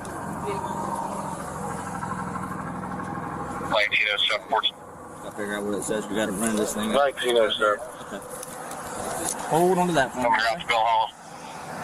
Behind the wheel was Portia P. Taylor, age 29, a resident of Detroit. She was traveling with her sister Bridget, also identified by the officers. Both claimed they were heading to the East Coast, though their versions of the trip did not match. The stop unfolded within the framework of Operation Bridge, a regional effort aimed at disrupting opioid trafficking routes. Detroit, the starting point of their journey, has become a central hub in these networks, from where private vehicles move loads of narcotics into Ohio, West Virginia, and Kentucky. For the troopers on scene, this was no longer a simple traffic violation. The occupants' profiles, the origin of the trip, and the operational context already suggested something larger at play. Ma'am, I'm gonna have you come back here with me real quick. Yeah, that way if I do have any questions with it. Start up here. No weapons or anything like that on you? I'll have you stand over right here. Where are you guys headed to? I'm headed home. Where's home at? Home is in West Virginia. Yeah. I'm transitioning. Gotcha. Huntington. Are you coming from Detroit now? Yes. Who do you have up there with you? My sister. That's your sister? Yes. Okay. Alrighty. Alright, just have a seat back here for me real quick and go up grab her ID.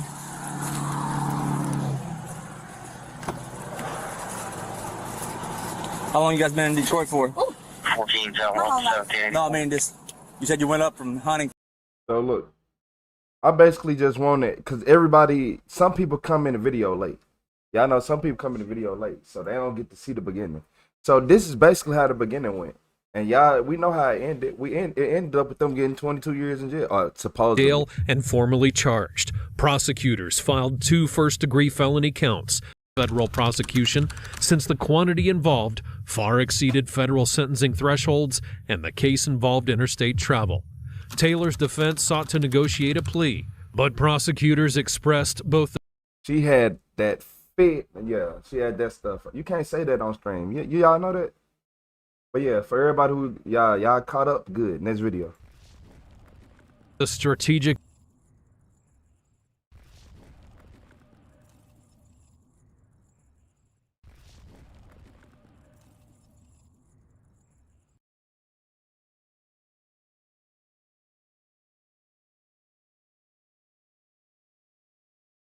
You said ask him what job he doing in prison. I don't know what he doing. I talked to him like a week, 2.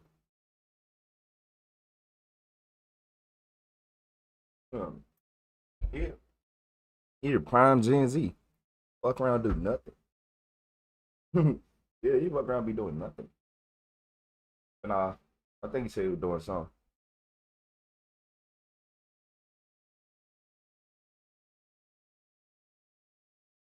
But look, y'all thought y'all want to see something crazy?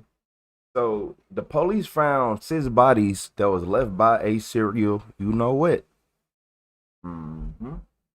A serial, you know who? A serial, you know why?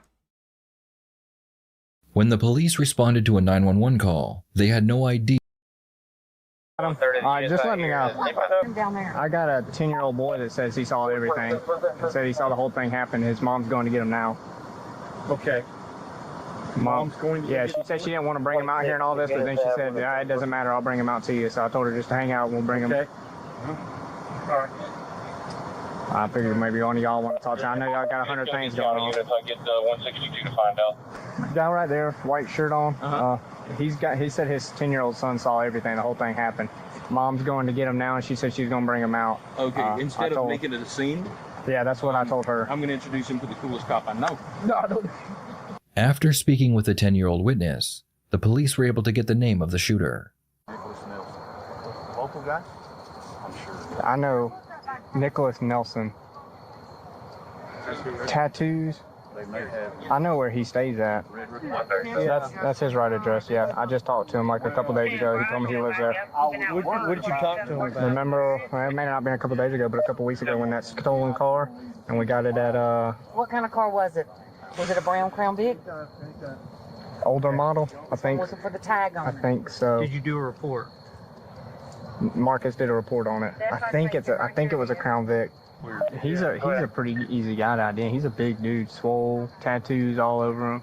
The police finally had the name of the shooter and the make and model of his vehicle. They believed that the shooter was 38-year-old Nicholas Nelson and that he was driving a Crown Victoria. Before they had a chance to find Nicholas, they received reports of yet another shooting at a local hotel. This time, when the police opened the hotel room door, they would find 3 more victims lying on the floor. 32-year-old Tangela Molden, 58-year-old Monty Ballard, and 37-year-old Michael Lang. There appeared to be dozens of shell casings on the floor, all from the same weapon. The shell casings matched the ones found at the previous 2 crime scenes. The police realized that the killer had no respect for human life, and the longer he was allowed to remain free, the more people he would kill. They had to catch the killer fast, but they had no idea where he was. A few hours after discovering the body, an officer was able to locate the killer's vehicle at a local hotel.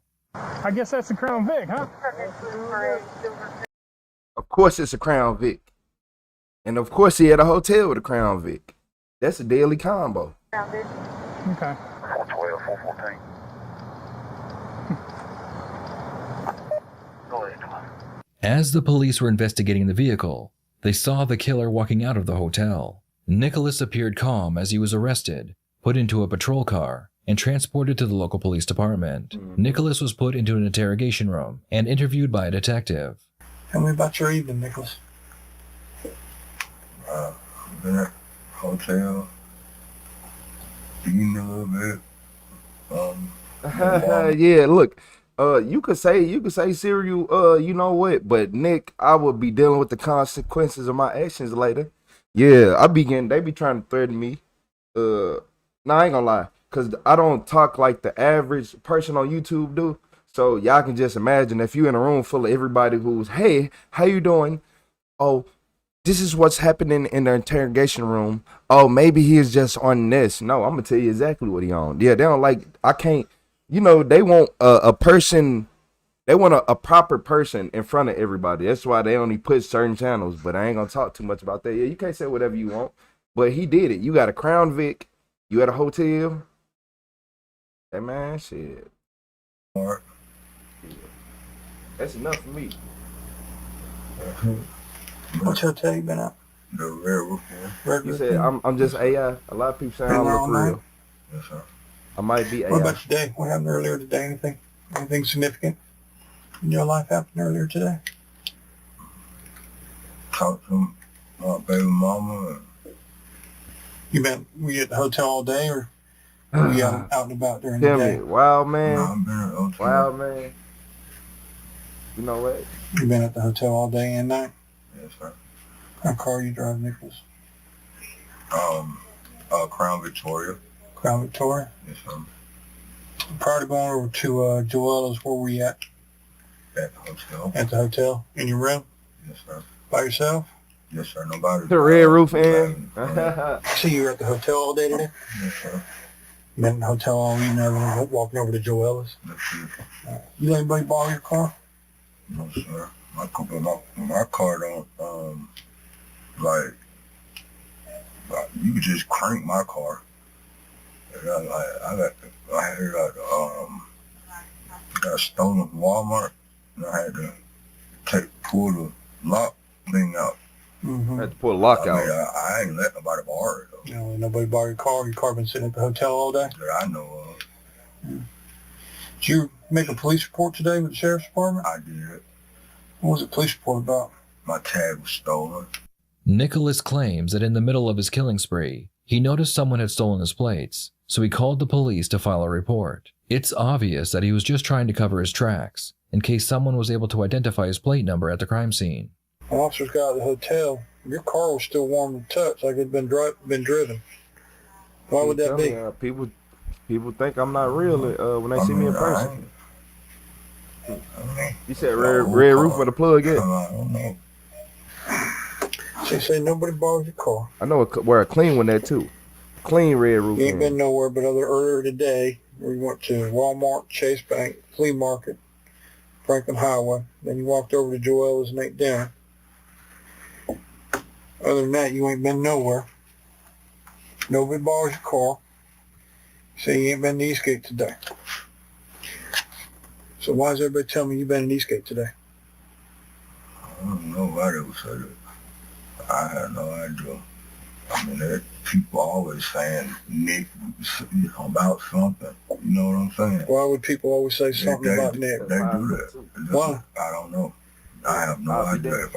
You say you ain't got no beef with nobody. I don't. But that don't make people like you. You see what I'm saying? Because just because you don't have any beef, or they don't make them like you. Me and you. I can tell how comfortable he is in his room. He ain't uncomfortable enough for me. He know he did something. Nah, I ain't no 5'2". Nah, I ain't one of them little small fellows. I ain't one of them small fellows. When I stand up, my head leave the camera. I ain't 5'2". My head wouldn't move. I'll be this tall. I stood up about 5'2". Yeah, but he ain't gonna call for no lawyer. He crazy. He already lying. So somebody else driving that Crown Vic. Somebody else driving it. I know it's a little loud too.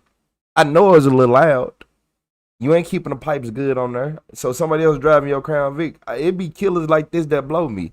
I could tell by it the way the sun is. I mean the light is shining off your head that you lying. I could tell by the folded arms ain't no giveaway because I fold my arms. You ain't got no problem, but they don't make you like me, or they don't make me like you. But you see what I'm saying? But talking like this and keeping your body, that's a giveaway. Hold on. I don't know why people would say that. Why they say what they say, you know. The detective leaves the room and returns a few minutes later with another more aggressive detective. The first step is to either get Nicholas to admit he knew the victims or admit he was in the area when the shooting took place. Like, I don't have any friends. People don't like me. You know what I'm saying? Well, I don't think you've been perfectly pleasant with me, no. I mean, I get along with some people. Okay. You know what I'm saying? But some people people just don't like me. You know what I'm saying? I don't know why. Like, I've been like that. Even my sister know, like, go. Be honest with you, do you nut up on people quick? I will. Okay. You know what I'm saying? Mr. Towers. I'm about Mr. Towers' height. I just match. On a good day, I'm about 5'10" on a Tell me after good day. this. Why is everybody telling us you've been in Eastgate tonight? I have no idea. And why would everybody have your name on their I ain't that tall. Hold on. I can dunk like that for years. Everything, everybody, What's up? What's up, Boston Mike? I can't tell you why people. And look, I've been doing this a long time. Right. Your name has never come up in anything I've been dealing with. No, but when Todd and all them was like people were shit out all the time. People saying the police. I ain't been around here in a long time. And I ain't been in no trouble in a long time. I've been doing this almost a decade. Right. In prosecution. Your name's not popping. I could tell you been just sitting down for a decade too. I ain't gonna lie, detective. Your ass need to go to the park and walk around that motherfucker. No. At least once. There's a lot of names Ricardo's name pops up all the damn time. Doc's name pops up all the damn time. I know all these guys whose names pop up all the time. Why is your name all of a sudden popping up in like everybody's Once mouth? AI get put with police, oh You my weren't over lord. there? No. Did you cruise through there? No. Like fully integrated? I don't know why they was You know Mandrell's dead, right? I don't. I've been over there. I don't know that. I don't watch the news. I don't talk to people. I don't talk to nobody at all. So I don't. Nobody gave me no information. I was asking the police when they got me. So Dr. Boast, the lion will fight back. why is everyone telling us that you pulled the trigger? I don't know. Like I don't know. You do know. You do know why it's being said. Come on, man. Your name ain't. If you'd have said that to me, who pull what trigger? Where? How? You pulled the trigger. Don't lie on my name. You did it. You did it. I'll be pointing at detectives, interrogating them. Where was you on the night of May 3rd, 1984? Come up and I don't know. Yeah, that's how I know and you all did of a sudden, I got Mandrell dead, and everybody running with your name in their mouth. I mean, here's the thing. We're trying to get justice for him, right? He's dead. He's gone. He's got siblings. He got nieces, nephews, cousins. Jack Sparrow gang. And we're trying to figure out how we can get him justice. And everybody's pointing the finger at you. You tell me you don't have any beef over there. I mean, I know. So nobody's going to be sitting there lying on you. They don't have a reason to lie on you. I mean, I don't know that. People lie. I mean, people lie. Have you done something to, I mean, we didn't go asking, hey, was it Nick Nelson? Tell me if it was Nick Nelson, right? I understand. I don't know why. You and I have never met before, right? Right, we haven't. And most people are glad when they don't get a chance to meet me. It means they're having a bad day. And unfortunately right now, that's one of your days right now. Because right now, everybody. Yeah, I said he never met a donut he didn't like. Hey, look here, Justin. What's that, Justin DeGina? Yeah, you need to be arrested. You need to be arrested. Why you talk, man? Look, I ain't gonna lie. The back of this man's head is it is. Man, you lucky my green screen ain't all the way on. Man, I would have sat next to you. Just stared at you, like, cause why you look, yeah, man, like you got some Chick-fil-A, some Steak and Shake outside. So help us understand why they're gonna be saying it was Nick. This food get cold. I know he going harder. I don't know, sir. I don't know. I can't explain it. I don't know. So when was the last time you were at Eastgate? I haven't been to Eastgate. Like I told him a few days, I went over there and bought some weed. I done been in tour with a lot of people. You know what I'm saying? Like I just told them, people don't like me. You know what I'm saying? Like I get that. I get that people don't like me. People don't like me. Right. Okay. I mean, I know a lot of people don't like. But here's the problem. Y'all done said this man Homer Simpson with more of her. Your name ain't come up in a long time. Your name is the only one that I'm hearing from more than one person. Lots of people. Who you got a bad enough beef with? Look, they ain't gonna put a body on you unless they got a beef with you. Unless they might be trying to get somebody else out of jail or do something for somebody else. If you haven't been over there in weeks and you're not tight with anybody over there and you're not beefing with anybody over there, man, Look, let's go back a couple seconds because they throwing me off in the comments. I can't hear. Because they throwing me off in the comments. Well, how y'all notice he ain't got no neck though? How y'all notice he ain't got no neck? How did y'all notice that? Somebody else out of jail or do something for somebody else. If you haven't been over there in weeks and you're not tight with anybody over there and you're not beefing with anybody over there, man, there is 1,000 names. There's a dozen names. They could pull any name of those boys living over on Kid Street. They could have pulled any of those names of all these other folks. Why are they picking your name? You're telling me you're not beefing with anybody? You're telling me you're not good friends with anybody? I'm not. So if you're not good friends with anybody, it's not one of your boys who got you in trouble with them, and they're going to be lying on you, right? If you're not beefing hard with anybody, nobody's out to get you right now, is what you're telling me. I mean, if there's somebody out to get you, if you got somebody whose ass you just kicked, and you think they're pissing you, tell us. I mean, it could have been anybody, man. I don't know. Nicholas claims that most people don't like him, so it could be anyone trying to get him thrown in prison for murders he did not commit. This is not his first rodeo, so Nicholas is doing his best not to give the detectives any information that could lead to an arrest. I mean, he ain't doing that good. We know the Crown Vic was there. That's all. You have a card that everybody can be like, oh, that's a Crown Vic.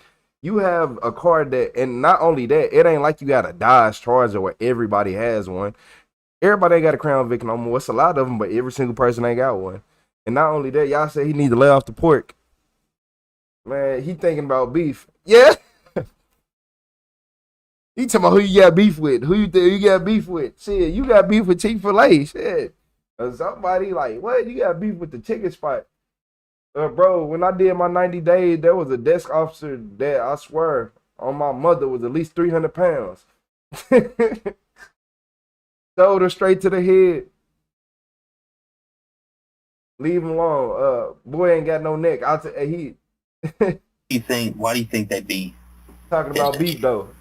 Yeah, gotta have a reason, man. No, I mean, cause, you know, people been running around saying I was snitching. You know what I'm saying? Who's been saying everybody? On what? Everybody, like on everything. Like everybody was saying that for years. But so when was the last time somebody called you a snitch? Nobody never called me that.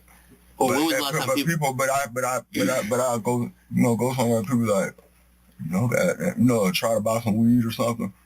And people looking like, like I said, people don't like me, man. Like for real, because I got my own way of thinking. You know what I'm saying? I don't flop with what everybody does. You know what I'm saying? I don't. If somebody come up with something, I just go with what I feel is right. I don't go with what nobody else. I don't roll like they roll, so they look at me like, The police arrested Nicholas shortly after his last group of murders. Nicholas claims he walked to a restaurant near the hotel, and he sat there for several hours before the police arrived. If this is true, then why was the engine of his car still warm? How's your car engine still warm? Car engines don't stay warm that long. I mean, I don't care how bust-ass a car you got, it ain't gonna stay that warm. I understand what you're saying, but I can't explain why this or that, but man, I appreciate everybody with the gifts. I'm sorry if I missed you. Shout out to Tony. I didn't. Shout out to Britt. I appreciate all y'all. Cash or card? With cash. Well, I gotta make sure. Thank you, Candace. How you doing, Candace? Everybody's saying you. Thank you for the flowers. They saw you. They said they saw your Crown Vic, and your car stands out, right? Yeah. There ain't many '94 Crown Vics rolling around town. Brown, man. I mean, man, I ain't been over there with no mandrill or none of that. So if we pull city cameras and stuff, we're not gonna see you driving over there.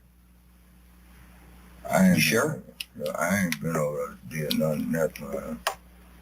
I don't get why everybody's dropping your name if you haven't been driving anywhere. All right, that's what people do, but I haven't.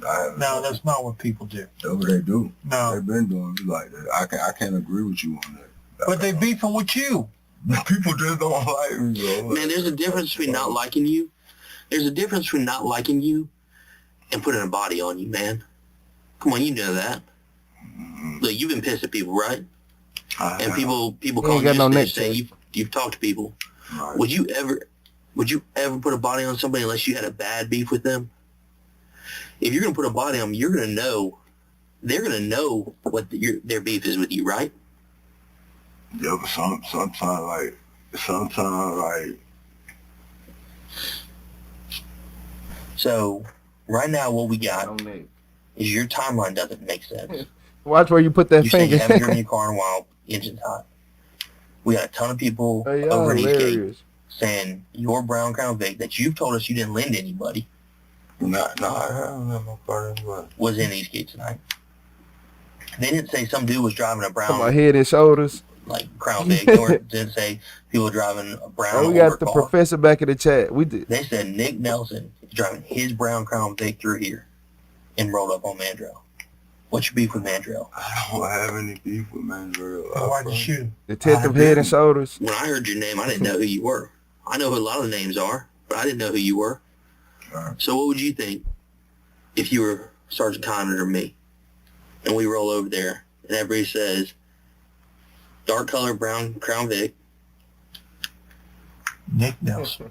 Nick Nelson. The detective will now tell Nicholas that they have him on camera, in his vehicle, leaving the scene of the crime, shortly after his second shooting. If we pull the CD This camera... why he need to call a lawyer, everybody. This is why you call a lawyer. Because the lawyer will do something like this. Obviously, y'all think my client is wrong. My client didn't do anything. We can talk about this further tomorrow, but as of right now, my client cannot talk to you guys. You are evil, you are crooked. You good, client. See, a lawyer would have did that, but he don't want to call a lawyer. He want to do everything on his own. So instead of me being right here, being his lawyer, I got to go to the corner. I got to go back to the corner because he ain't calling for representation. We're not going to see you. You're not going to see your car, right? Because you didn't loan the car to anybody. And you're not going to lie to me today, right?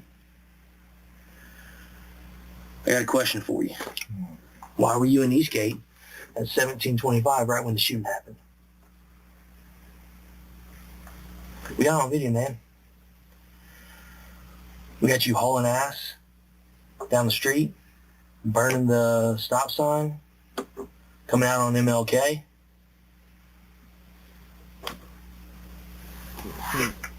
We got the video of right after you passed the camera, everybody scattering coming to where the shooting happened. Hell no. Mike, you want to see? Yeah, MGM, they ain't got no brain. There's your car right there. That's you. That's you. So how many other brown Crown Vics we got? No. There's your car right there. That's you. That's you. That ain't me. So how many other brown Crown Vics we got with no tag on? Oh, that couldn't ain't me, bro. I don't want me. I probably look. I tell this. Look at real quick. Look at the video of this car that you're saying is not yours. It ain't me. It wasn't me, bro. Then who had your car? That's not your car? That wasn't me. That's not your car? Oh, that wasn't me. Then who had your car? Yeah, who had your car? That wasn't me. Who had your car then? I don't know. That wasn't me, though. Bro, that wasn't me. That wasn't me. I don't even know if that's my car. See, he thought I was eating the cat. That's not your car with the messed up front end? That's you driving. That's you running the stop sign. What are we going to find in your hotel room? I ain't going there. What are we going to find? Bro, there's nothing in there. Mask that the person who did the shooting, not going to find a mask in there? I got 100 masks. Are we going to find gloves? And you said Crown Vic with no tag equals guilty. Hey, y'all, make sure y'all go follow MGM too. And make him show his cats on stream. Yeah, make him show his feelings. Yeah, y'all be making me show my little feelings. Make him kiss them cats. Yeah, that's going to be a good time right there. Hey, shout out to MGM. Shout out to Alex. We got Brian in here. We got Crystal Don still here. We got Ball Striker. Yeah, he in a brown Crown Vic, y'all. With a brown Crown Vic is already illegal. But one with brown and no tag? Come on, y'all. There's nothing in there. I'm asking, are we going to find a mask and gloves? Ain't nothing in there. So there's no mask, no gloves? Nothing in there. So if our shooter was wearing a mask and gloves, we shouldn't find those in your room? I mean... And when I go pull the cameras from Joel's, I'm going to find you in there. At the time you said you were in there, which would be the time your car was going through. They evil. Are we going to find a gun? No. Are we going to find gloves? No. We're going to find a mask? No. You're not lying to me? No. Then why'd they already tell me they got the mask and the gloves in your room? I mean, I didn't... I mean, you're telling me you're not going to lie to me. You're telling me that you weren't at Eastgate. Your car wasn't at Eastgate. But we just showed you a video of your car at Eastgate showing you were in Eastgate. And don't you think it makes it a little... I'm going to start thinking you might have taken your own tag off? Because you had a plan? Do you agree that's your car? I'm not agreeing to that. Have you ever seen... You've been living in Noonan all your life, right? I've seen a lot of Crown Vics. Like, in the past year, when was the last time you saw a brown 94 Crown Vic that matches yours? I don't know. I don't know. I don't be running around looking for Crown Vics. So I don't know. Man, you know that car stands out. Come on. It's not a question. I mean, here's the thing. This isn't a question to me at this point. Just hear me out. Hear me out real quick. This isn't a question at this point, right? We got a video. Okay. We got the video of you coming in at Eastgate. We got a video of you circling Eastgate. Right after you pass out of that camera, you see all the people alert, and there was a shot, and they all go running over there. Less than a minute later, we got your car. You know what time it is. Hauling ass. They had it, everybody. Going around that stop sign nearly on 2 wheels. Burning the stop sign at MLK. So either one of two things happen. Either you're covering for somebody because you lent them their car and you're having a moment because somebody borrowed your car and they shot him. Right. Or he too good to get hit. You shot him. Why is the engine warm? If you get my car, it's a screwdriver in my car. Anybody can crank my car. Anybody. Why would they take your car and bring it back? I don't know. Like, it's a lot of people standing out there all the time. I don't know. I haven't been over there. I haven't done nothing. I'm telling you, I haven't been over there. I haven't done nothing. Like, I don't know. And like, I can't tell. This is like when my car got stolen. That's where I found it at, the red roof. When it got stolen from Walmart. That wasn't me. I don't know. It hasn't been cold enough. What are you wearing that mask for? Why is it on your bedside table? It's a mask for my car. I'm not talking about the mask that are in your car. I'm talking about the one that's on your bedside table. With the gloves. How's it been cold? It hasn't been cold enough to be wearing no mask or gloves. Yeah, that's the boy. That's the boy. That's right. Yeah, he too good to be around. When y'all see, when I came out of Joel, I didn't have a mask on. Yeah, because it was in your room. Or no gloves. Because it was in your room already. Oh. You told us you were coming straight from Joe Ellis. I did. When Sergeant Wyndham caught you. I did. I was. Right. So that glove and that mask were already up in the room. They weren't on you. Yeah. Right. Yeah. Because you came from Eastgate and put them back up there. No.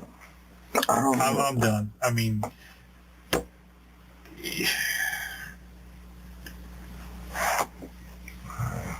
It's all pointed at you, Bo. Hey man, look, this man, he should have called the lawyer, but he tried to take the gamble. He thought he was gonna get away with it. Man, look, shout out to Demetrius Lewis. We got a penalty in the interrogation room because look, he should have called his lawyer. Shout out to Demetrius for highlighting this specific moment in time. I appreciate you, Demetrius. But yeah, like people like him, he should just never said nothing. He should never said nothing. And look, yeah, make sure y'all hit up MGM channel. He's supposed to be on live. He was supposed to be on live right now. Y'all know he be taking too long. He be moving slow. Hey, y'all hit up MGM. Tell him hurry up. It's all pointing at you. Your call, your He in the name. chat too, so he heard us. Folks over there seeing you. Okay. I mean, that's how people do. So, you willing to accept that? Yeah, I mean, I know I ain't did it. I know I ain't did nothing. I did. He over with. I know I ain't did nothing. Shout out to Nicholas Boston was Mike with the handcuffed star. and put into a holding cell at the local county jail. As soon as the police were able to secure a warrant for murder, they went to the jail to tell him the news. I'm Sergeant Benson from the Police Department. I have 2 warrants for your arrest. Both of them are for murder. You're being arrested for the murder of Willie Edward Bussey III, and you're being arrested for the murder of Kevin Dwayne Robbins on November 5th. You say y'all should do a live together? 267 East Broad Street. You understand that? Is there anything you want to say about that? No? Okay. Thank you. In the end, prosecution was able to prove that Nicholas killed all 6 victims. Nicholas was convicted of 6 counts of murder, and he received life without parole. What are your thoughts on someone who takes this many lives? Man, the police found this man with 6 bodies, you heard me? Driving a Crown Vic. 1,000 million, 100 years. He need death, the death penalty. Yeah, y'all saying that me and MGM need to start a live. I've been trying to tell him. But y'all might have to subscribe to MGM in case y'all, because sometimes I might not be here, but you never know. I might pop in on his live. Yeah, man. 6 bodies? 6 bodies, y'all? Okay. Not 1 person, not 2, not 3, not 4, not 5, but 6. That's too much going on. That's too much going on. There's too much going on. Yeah, man. We're gonna have to get the professor on here one day. For all the people we talking about, y'all seen how we was talking about just life earlier and how these people and how they all got the same demeanors. He on drugs too. But y'all ain't pay attention to that part, did you? He on drugs too. Mm-hmm. He on drugs too. You said 1,000 years per victim.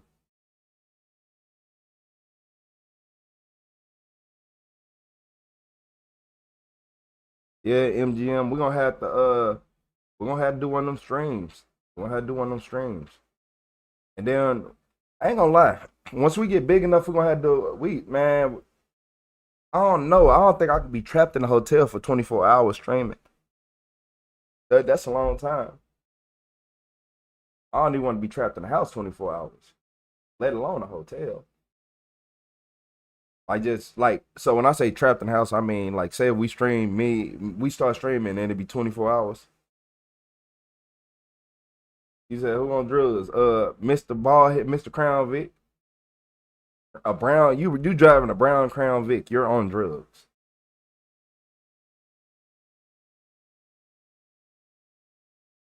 Yeah. I ain't gonna lie.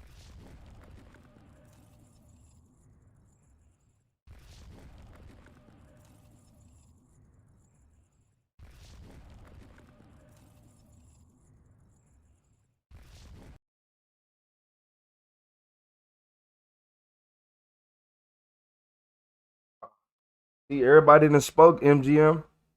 All you gotta do is just make it happen. You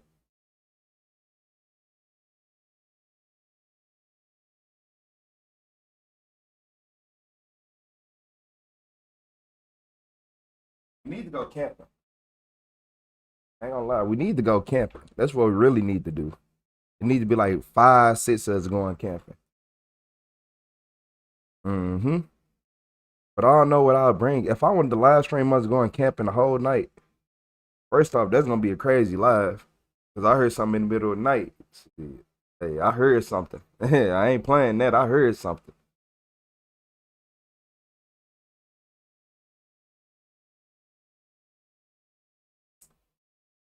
You'll be surprised how many people watch a live stream of dogs.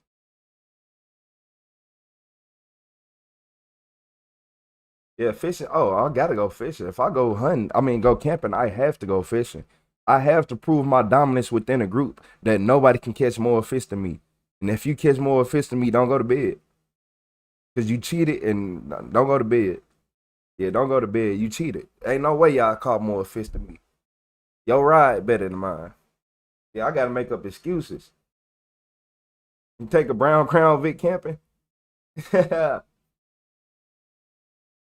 A brown Crown Vic on a camping trip. Yeah, all right. All right, crime dog. You said I can hook the worm, but not unhook the fish. I ain't gonna lie. At this age, I ain't touching no fish. I ain't touching no fish. Hey, MGM just went live. Everybody, if you see that pinned comment, make sure you go to MGM page. Shout out to MGM. I see myself on his live. What's the word, MGM? I see myself on his live. Everybody go to MGM page, hit that like button for me. Then tell them Retro sent you, and right before this video start, because this video is crazy. This is a killer wife who thinks she can get away with it. She thought she can manipulate the detectives. I appreciate.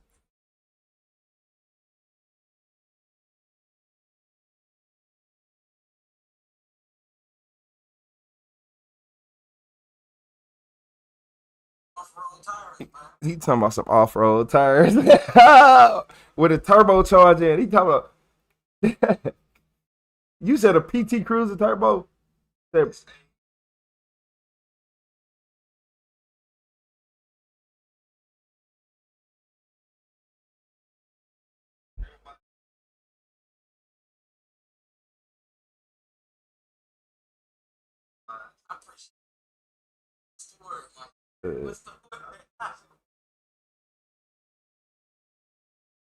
Hey, but look, y'all, in this video, this killer wife thought she can manipulate detectives. She can't do nothing. You know if she is okay. This is Stephanie Agee, pretending to be the worried partner after opening fire on the very family she was about to celebrate Christmas with. She scratched me in my face right here. She scratched me over here. She scratched my neck up. Police didn't do nothing. Now, Stephanie will do everything she can to portray herself as the victim of a severely abusive relationship.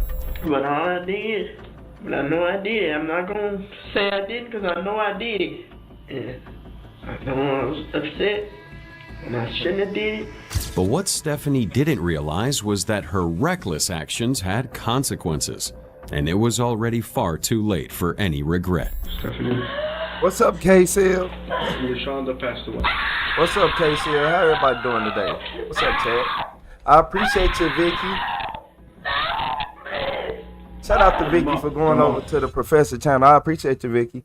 A little after 4:30 p.m. on December 24th, 2021, law enforcement in Alpharetta, Georgia responded to multiple 911 calls reporting gunshots inside the Mansell apartment homes complex. Officers arrived to find a Christmas Eve gathering turned into a crime scene. Inside the apartment, 4 women had been shot. First responders discovered 41-year-old LaShonda LaFaye Allison, a mother, partner, and the heart of her family, suffering from multiple gunshot wounds. I appreciate you, while fraud. Christmas dinner sat unfinished nearby. But despite emergency efforts, she would later be pronounced dead at the hospital. Also shot at the scene were Aaron Pickett and Ryan Pickett, LaShonda's daughters, and Michaela Ridley, her daughter-in-law. Each of them were hit multiple times, but after emergency surgeries, all 3 survived. The first suspect was LaShonda's girlfriend, 50. She did it. Look like Terrence Howard. Hey, MGM, so she don't look like Terrence Howard. Hey, she look like, man, come on, like somebody granddaddy. Like somebody uncle, deranged uncle. Do you got a fade at that age? This is what studs look like when they grow up. I ain't never seen a stud this old. I ain't gonna lie to y'all. I'm being honest. Yeah, it's new information to me too. 1-year-old Stephanie Francesca Agee, who curiously was not present when officers entered the apartment. While 4 women lay bleeding inside, Stephanie was nowhere to be found. Police would locate her not long after at a nearby gas station. Just put your butt against that and you can tell me what you're saying. Listen. I'm listening. Reach in my pocket. What's in your pocket? My key. Okay, to your car? Reach in my pocket, man. I'm not going to reach in your pocket right Reach now. in my pocket. The gun is in the car. In what, that gray car? Yes. Okay. If you calm the down, damn. Okay. Stephanie was arrested at the scene and taken to the police station for further questioning. While she didn't deny being the one who fired the gun, the reason she gave for doing it would shock everyone in the room. So I am Detective Alvazua with the Alpharetta Police. Before we start anything, I want to read you something. What you saying, Mike? Acknowledge it for me, all right? Do you understand these rights as I have explained them to you? Having these rights in mind, do you wish to speak to me now? Oh, they said she 51. Not before. She win an award for the oldest stud. I ain't never seen the stud make it to 50. I ain't gonna lie, I ain't seen Queen Latifah don't count. I've already asked them. It's my wife. I ain't look too much into it. Well, I'll get to that. I have some people down at the hospital. But was a question, do you want to talk to me? Sure. Okay. So what is your name? Let's start with that. Stephanie Agee. PH, Stephanie PH. And how do you spell A-G-E? What's up, Otella? Otella James, right, 6733. So pretty much, tell me what happened today. Well, I'm going to go back. I'm not going to tell you what happened today, because I don't know. I just kind of blanked out. Okay. August the 16th, My mother died. When I called my wife, she kind of sniggled. She kind of thought it was funny. I appreciate you, YT girl. Blew it off like I always do. How you doing, Renee? About a month and a half ago,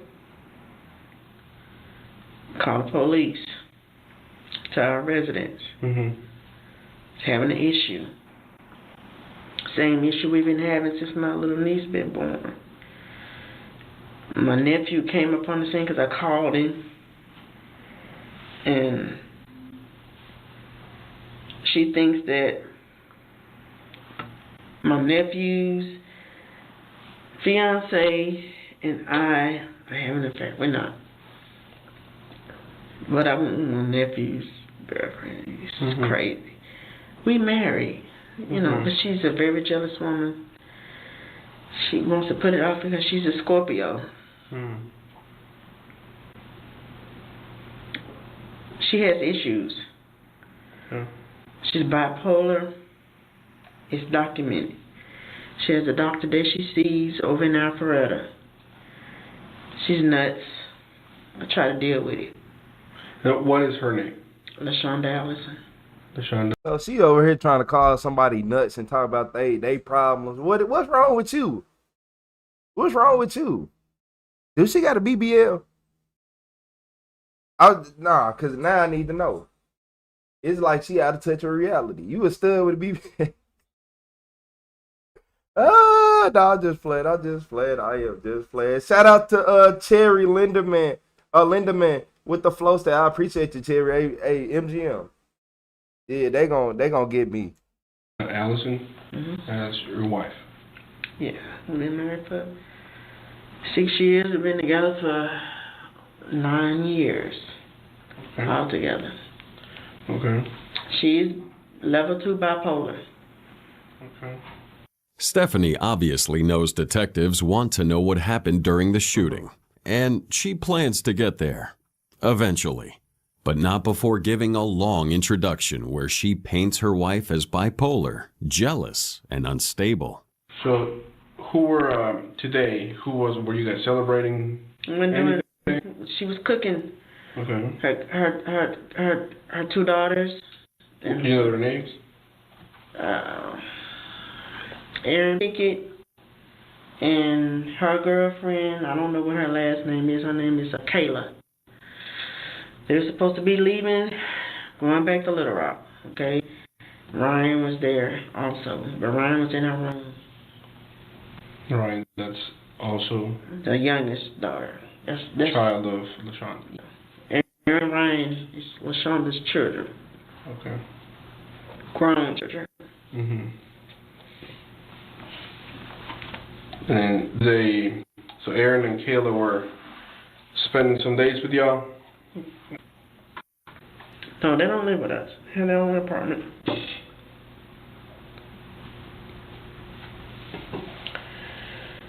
Okay, so today, if I had my phone, I could show you. So I was corresponding. My nephew's girlfriend, ironically, her name is Shonda too. Okay. My wife's name is LaShonda. And I have her in my phone as Shonda. She spells hers with a W-C-B-M. That's Chris' baby mama. That's my nephew. Okay. I text her. We've been corresponding all day. Man, if you don't, hey, look she here. already told me to come on. Look here, you 51 years old, a stud with a BBL. You think I'm finna sit right here and keep listening to these lies? Why you shoot these people? If you over here talking about some Chris baby mama and this and that, bruh, look here. Tell me why you did what you did. You trying to walk past it? Like, come on, man. You got a fade, turns Howard. Look at that. Like, come on, man. Come on, man. Over in the morning, early. Oh, so got a fade. Because they're, the little baby, which is my heart.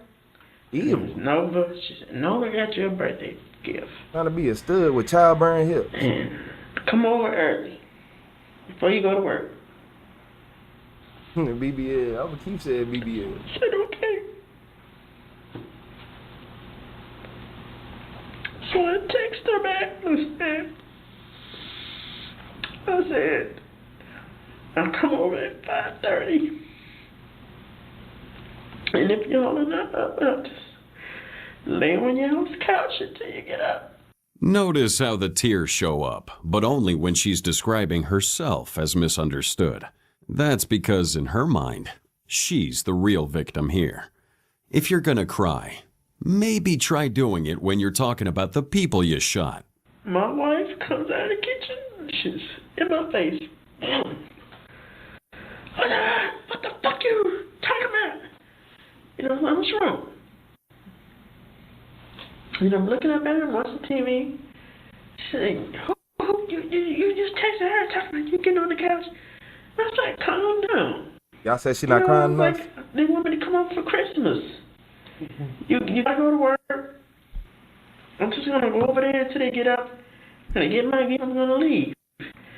I don't celebrate Christmas. She's like, you don't even celebrate Christmas. I mean, she's going crazy. You know, I'm looking up at her and I'm like, chill. You know, it's not serious. I'm trying to go over there. Yo, fucking ass bitch. You know, I'm like, no. And she's trying to, you know, I'm not, you know, I'm doing this. I'm like, you know, I'm not doing it. She's like, if you go over there and get on the couch, you're going to stay over there. You're not coming over here. You know, I'm like, okay. A month and a half ago, when y'all were called to the residence before, if I had my phone, if I had those officers that came out, they could tell you. And they came, I was trying to leave. Man, just like I was trying to do this. She was throwing my stuff outside. I didn't do anything. They came, and I had my mom's car. Like I said, my mother just died from COVID in August. Yeah, she got some childbearing hips. It's a Nissan Altima. So I just put some things in. And I said, I'm going to leave, I'm going to come back. They gave me a ride back to the residence. I swear to God, we weren't gone but 12 minutes. Yeah, hey, MGM just said it best. He said she ain't showing no remorse, not even a bit. She just right here, she ain't crying, she ain't doing nothing. And all she want to do is be a victim. That's it. She want to be a victim with the salt and pepper hair. Look like Terrence Howard. Before we can get back over there, she went outside, she smashed the windshield. Looking like Denzel Washington on the Book of Eli. That was a month and a half ago. Yeah. I just got a letter in the mail like a week and a half ago from one of the officers, a lady saying that, you know, since we married, you know, she couldn't prove anything, so she couldn't help me. Because I wanted to, you know, prosecute, you know, I spent $1,200 on that windshield. Yeah, nothing can be done. We married, you know. Okay, so I stayed away. She's contacting me, sending me emails and everything. Okay. They said her hips bigger than that trash can. I go back like a damn fool. I've been back at that house for 3.5 weeks, maybe almost 4 months. Get back, okay, everything's good. We're not having no sex. So she on me. Why we ain't doing it? I'm like, you know, I really don't feel it, you know. Just give me time. I know she wear do-rags. She me about that. I ain't feeling it, but you know, I'm just like, give time.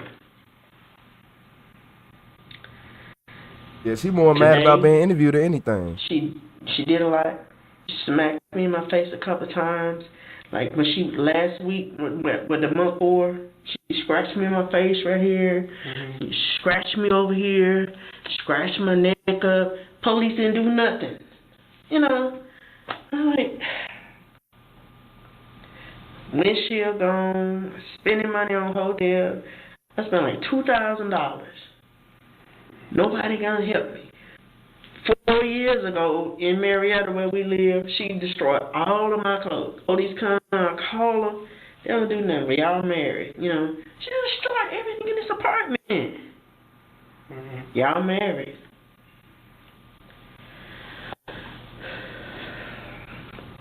She snatched my mom's chain off her neck. Oh, she got a lean good. Today. snatched it off my neck. I didn't know where it was.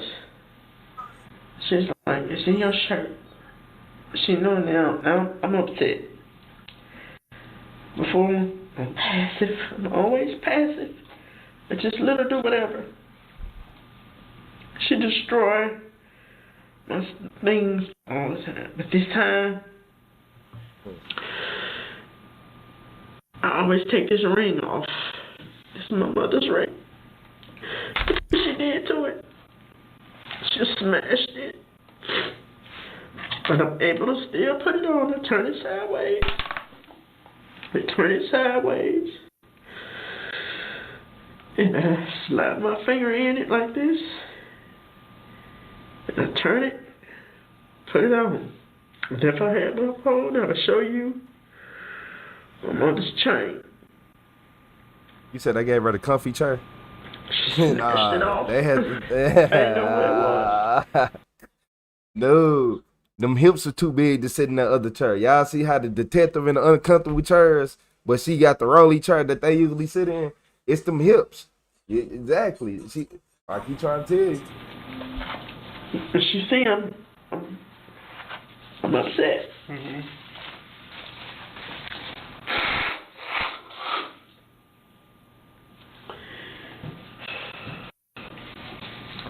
And I'm upset.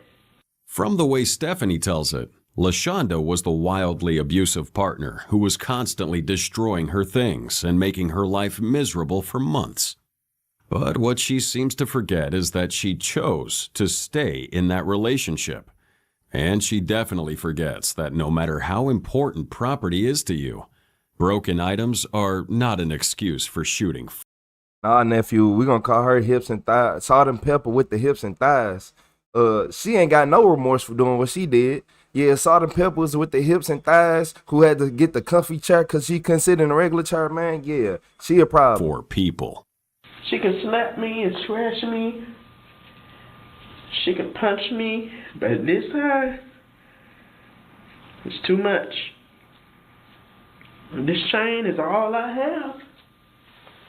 My mom, I can't even keep the car over there I anymore appreciate because it when I all, bought y'all. the car back, she scratched it up. Appreciate your frog pattern. So I can't even keep it over YT, there. Vicky, I appreciate all y'all. Honestly, I really don't know. But all I did, but I know I did. I'm not going to say I didn't because I know I did it. Yeah, you did. And I know I was upset and I shouldn't have did it. But when I tried to leave, she wouldn't let me leave. You know, she smacked me in my face a couple times and cussed me out. And I'm telling her to calm down, but when she snatched my chain, I just lost it. I looked for it, I didn't see it. You just lost it. And I found it. It was broke.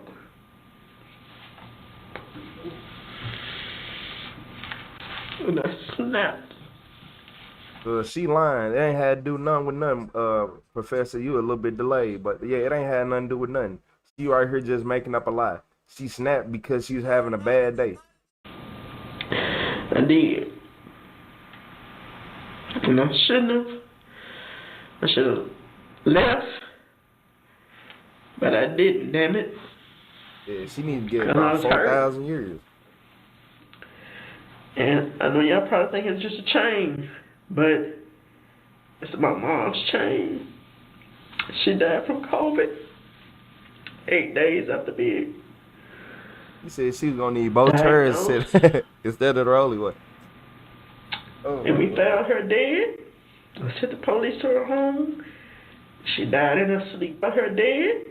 I sent the police to her home. She died in her sleep. She had been dead for a day and a half. She know how I feel. Her mom just died in January. So I know her pain. But it's like, she just, I don't know, she's a different person. And So today, Is she okay? well, we're waiting on the officers to tell us because when we went to the hospital, the doctor. You know she is okay. Like I said, I haven't been to the hospital. Sir. And I don't have my radio with me, so I'm waiting for them to tell me. I watch First 48 all the time. Mm-hmm. We watch that shit all the time. No, right now, like I said, I'm here because, you were at the gas station. We got reports of something. You know why? My mama gave me that chain. What? Because I had emergency surgery at Northern Hospital. I don't have a gallbladder, so I have flash diarrhea. Mm-hmm. And a biopsy just Butler, you hilarious. I haven't had anything to eat today. But I have had, piece of cornbread and, a couple of bell peppers, because I don't eat meat. Here, Stephanie talks about how much she can tolerate in a relationship, and she tries to present the jewelry as the final straw. And maybe it was a reason to walk away and leave that relationship for good. But it was never a reason to do what she did. And no matter how badly she wants sympathy, detectives aren't going to feel sorry for her because of this pathetic monologue. And they're definitely not going to let her steer the conversation away from the shooting. But as much as detectives think they've heard it all, what Stephanie says next would send a chill down their spine. So right now, we're at the point where you send the text to the wrong person. Salt and pepper thighs. She got upset. Yeah. You guys had a confrontation. Well, she had the confrontation. I didn't have the confrontation because I was sitting down. I understand. But when she snatched the chain, you found that it was broken. Bad diarrhea. You told me you That's snapped. like instant diarrhea. Yeah. Like you had some pickles in the morning. Next? Well,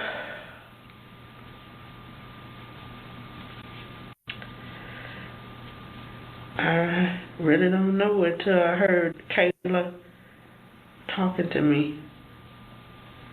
And I kind of calmed down and I looked at her and she was sitting on the floor. And Kayla is Aaron's girlfriend. Mm-hmm. And when I looked at her and she was talking to me and I was just like, Kayla. He said, I've been through way worse. I ain't never shot anyone. I ain't gonna lie, fraud. You right. Kayla was sitting on the floor.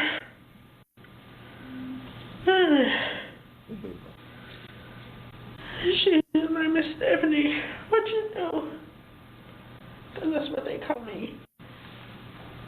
I was like, Kayla. I said, oh, God. I was like, trying to do too much. And she's like, I know. She said, but stop. I was like shaking my head. I had my gun in my hand. I was like looking at her.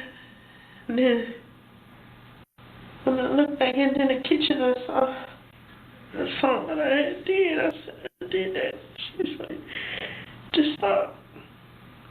And I just left.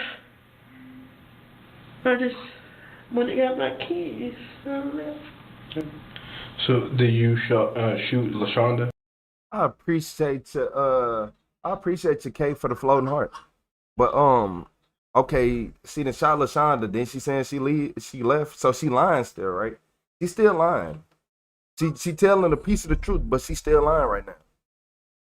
Yeah, we're gonna have to investigate her a little further. Because how everybody end up shot if you only shot one person and you left?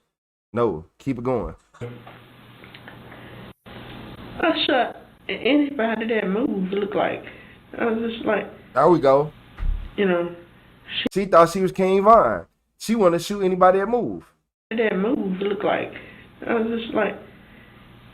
she had slapped me in my mouth a couple of times. She slapped me in my face. And when the chain was gone...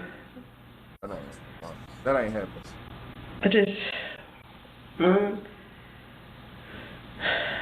it seemed like I just had enough, all I did, I tried to help her. She did so disrespectful. I just snapped. I I just don't know. I just can't believe that because I love her, but man, God damn it, y'all don't know the shit I done been through. I done been through so much. I done lost cars, my credit, dealing with her MS. I don't know, I just snapped, blacked out. And when I looked at my chain, or my mom's chain, I just...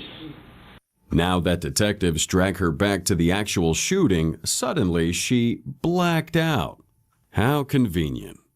She remembers the argument, the jealousy, and the necklace, but the part where she shot anyone who moved, that's somehow foggy. And this blackout defense isn't going to age well in court. Because what makes me mad, you want to say you blacked out, right? You can remember everything until the shooting started. Then you talking about somebody said just stop. And you talking about I just start shooting anything that moved. No.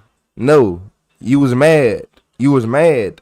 You was a mad woman with a gun who shouldn't have had a gun. Simple as that. This ain't your first time wanting to do that. You crashed out. She probably said that she was done with you and it was over with and you got mad. You look like the type who don't take breakups well. I don't see nobody with no childbearing hips like that taking breakups very well. Yeah, man, I don't care what nobody say. Yeah, I don't see it. I don't see it happening. Because this right here is ridiculous. Then you talking about you shooting anybody. Who do you think you are? But she wasn't playing. She was hitting anybody who moved. To carry a gun with you?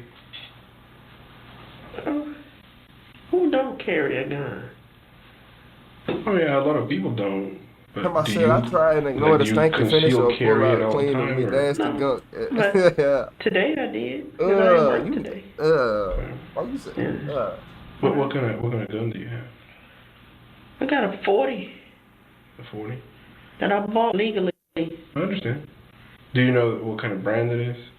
It's a Smith & Wesson. Smith & Wesson 40? Yeah. Okay. So when you snapped, after all that happened, I already had it on me. You had it on your person? Yeah, because I had been to the store and I got gas. Went to Smoothie King. I had a gun pulled on me a couple of Sundays ago while I was working. So that's why I had it on me. No, I don't blame you. I know nowadays I had a a lot gun of pulled people on me carry guns. in Adamsville over some headlights. Mm-hmm.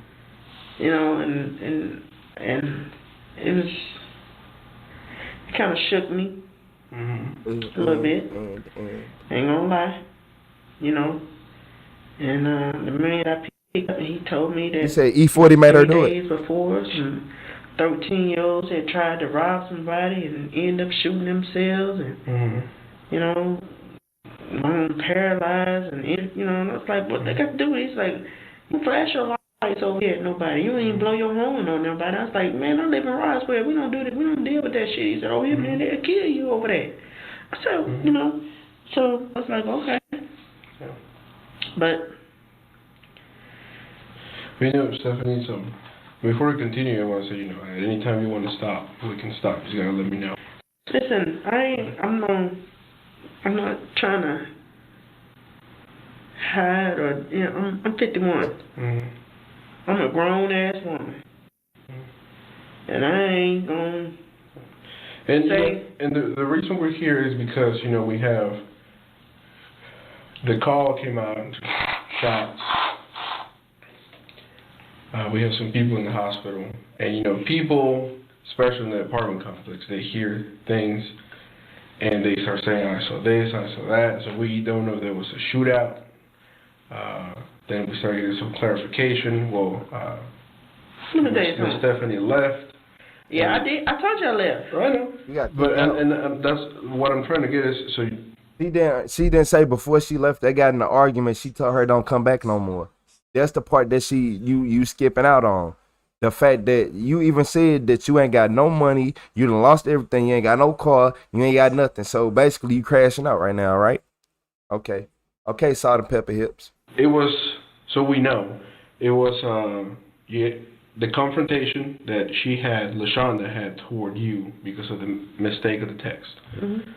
After the chain broke, you went to a rage. You kind of snapped. You told me. I ain't gonna even say I went into a rage. I just like had, like, I don't know, seemed like I had enough. I just like blacked out, you know, and then I would never lay a finger on her, ever. Man, she done did all kind of stuff to me. I would never touch her. At one point, Stephanie even says, almost proudly, that she would never hurt her wife, which is pretty ironic. And honestly ridiculous, considering she shot her multiple times while she was making Christmas Eve dinner. Detectives don't even have to press here. She's doing it for them. So convinced that her story made sense, Stephanie kept talking. But with every word, she buried herself a little deeper. And I know you're a good person. Like before we do this, we run your history. I haven't seen anything that I would say, you know, she's a bad person. Man, listen, let me tell you something, man. I would have worked 3-4 jobs taking care of her up until 2 years ago. And I was like, you know, you got to get a job. It was 2.5 years ago. I was like, I had a $40,000 car. I bought her a car. I can't continue to pay all the bills and you not work. Yeah. You know, she smokes marijuana. I don't smoke. You do something. Shout out to everybody who went over there. I appreciate your pattern. I appreciate your YT, Frog. Who else? Crystal Don. I appreciate you, Dina. I appreciate everybody today. Y'all, I'm just having a good day. But she not. This lady, I think y'all think it's a crime of passion. I don't think it is. I think that she did this. She planned this after she got kicked out. I drank me some beer. Now I do that. Ain't gonna tell you no lie. But I tell you about females that drink beer. If we go out every now and then. But I tell you about females that drink beer. I'm gonna have me one tall beer. That's it. But I work, and I work my ass off. And I take care and I pay the bills and ain't nothing behind. Okay? Shout out to Raven with that butterfly. I appreciate you, Raven. Financing fell through over in Norcross. And this was a few weeks ago. The financing fell through. But we still been actively looking. You know, saving money. Okay? But she been working. And she been doing a good job. I ain't gonna take nothing from her. But like I said, she by level 2. She might even be level 3 now. Bipolar. And it's documented. But like I say, I don't bother her. I try to keep the peace, you know. But it's just, she snatched the chain. So today, after she snatched the chain and then you walked out, earlier you said you shot anybody that moved. Do you remember any of that? Do you remember shooting anybody else? Do you remember shooting just her? No. I know when Kayla started talking to me,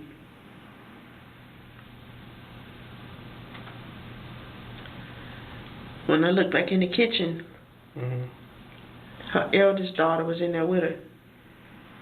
She was on the floor with her. Kayla was on the floor. Who was that? The eldest daughter? That's Erin. Erin. Was Erin also shot, or she was helping her? No, she was shot. Okay. Do you also shoot Erin? I was the only one shooting. What was that? I was the only one there shooting. No, nobody else was shooting. Nobody else had a gun. Okay. So, yes. Okay. If anybody in that apartment is shot, I'm not deviating from it. If anybody's in that apartment hurt, I hurt them. I'm not going to deviate from it. Okay. Nobody else had a gun in that apartment on them. Nobody else was acting a fool but Shonda. Now, once I got up and I felt that chain snatched away from around my neck. That's when because I was sitting down. She was in my face like this, like this. She was cursing me out. She was cussing me out so that foam was coming out of her mouth.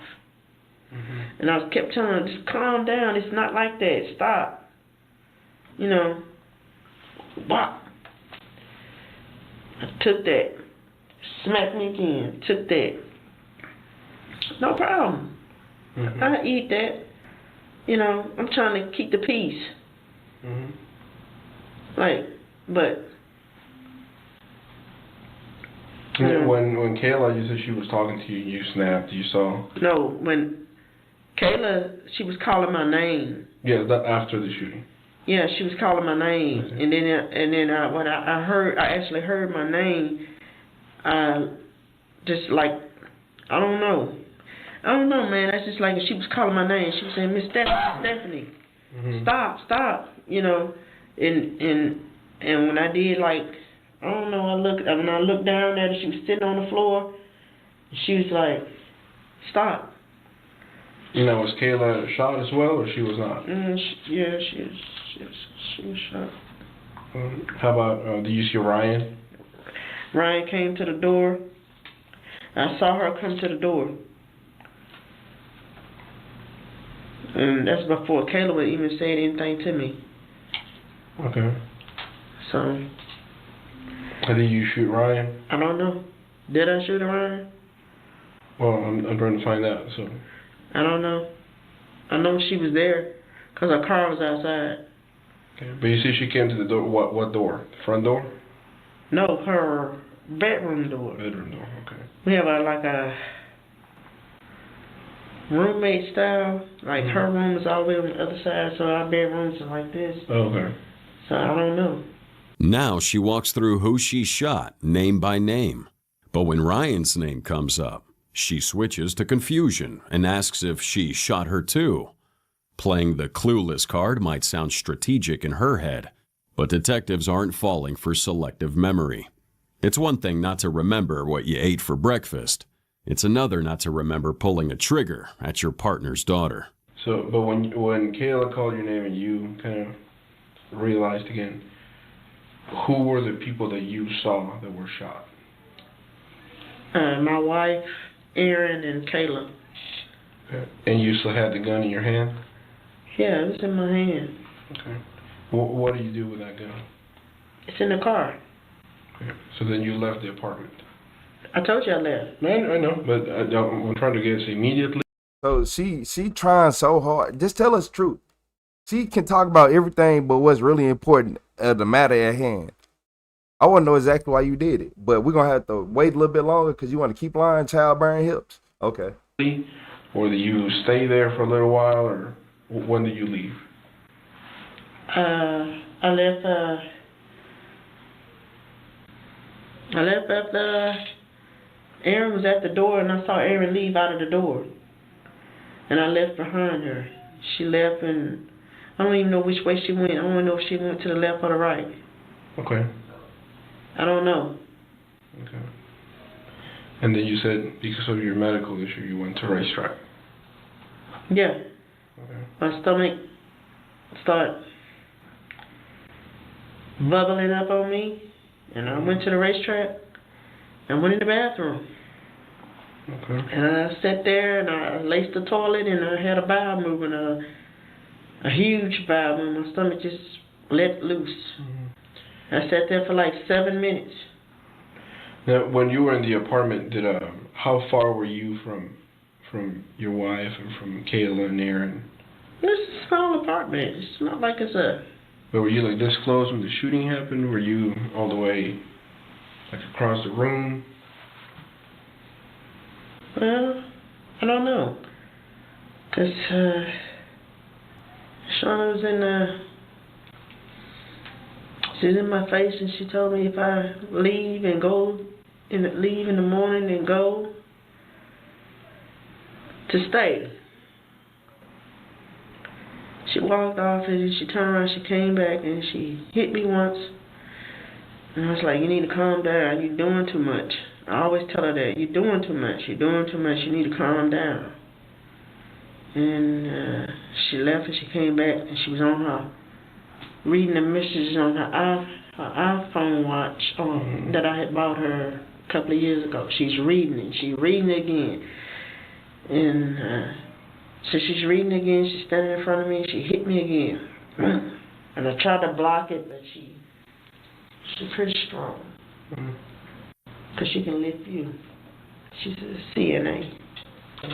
She's a strong woman. Yes. She hard to deal with. Like, I ain't gonna lie.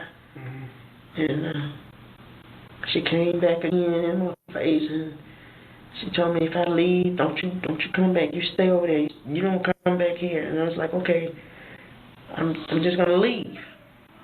There we go. That's what I've been waiting on, people. I've been waiting the last 10 minutes for her to say that. Didn't I tell y'all she got kicked out? Didn't I say that she got kicked out? It ain't no, I'm just going to leave. They told you to leave. They said, get up out of here. You doing too much. You making a scene. You said you drink beer. Y'all know what happened with the women on this channel that drink beer? All of them be lying. What y'all drinking, a keg? What y'all drinking, a Bush? A Miller Lite? A Coke? Like, they ain't drinking a normal beer. They drinking something heavy. You 51 years old and you drink beer. You drink Stag and you drink some of the old variety that gets you toe up. So don't try to play with me. You was probably drunk off that beer because you've been drinking. You came in the house trip and they told you to get out and you retaliated. And the only reason why, like, she probably still drunk right now. So I went to get up. She pushed me back down. I went to get up again and she snatched her. So when I went like this, gone, because it hangs down to here. And I was like, you snatched my mama's chain. Why did you do that? She went in the kitchen. And now, she know I'm pissed off. And I said, where is it? You got it in your Steel bed. reserve. Like, she don't have it. A steel reserve. She need 5 years. She don't have it. For every sip. It's not in her hand. I don't see it on the floor. I don't see it nowhere. Now I'm pissed off. Then I find it. It's in the...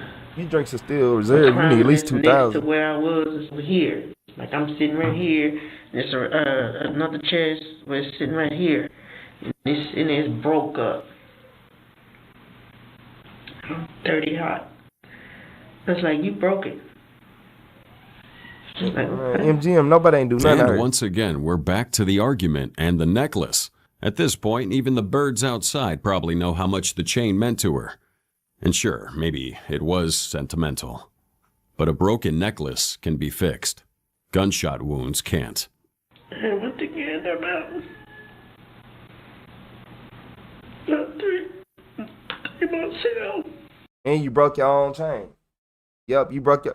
I appreciate you again, Mandy. You said you're doing a great live. I appreciate you again.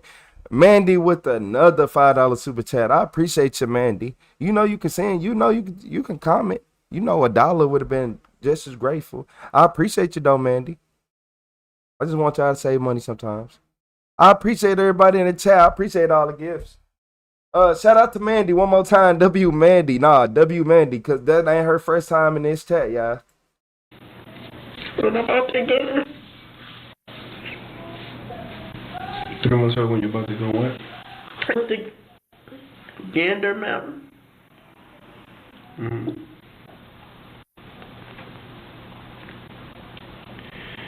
And then I shot her with that 40 about something. She was with me. I got something critical. That's critical. I appreciate y'all, Pattern. That's critical ammo. Once again, shout out to Mandy, everybody. Red chips on them. Yes, hollow points. They said it was telling me how when they hit you, they... So you're saying you shot her with those? That's what you had loaded?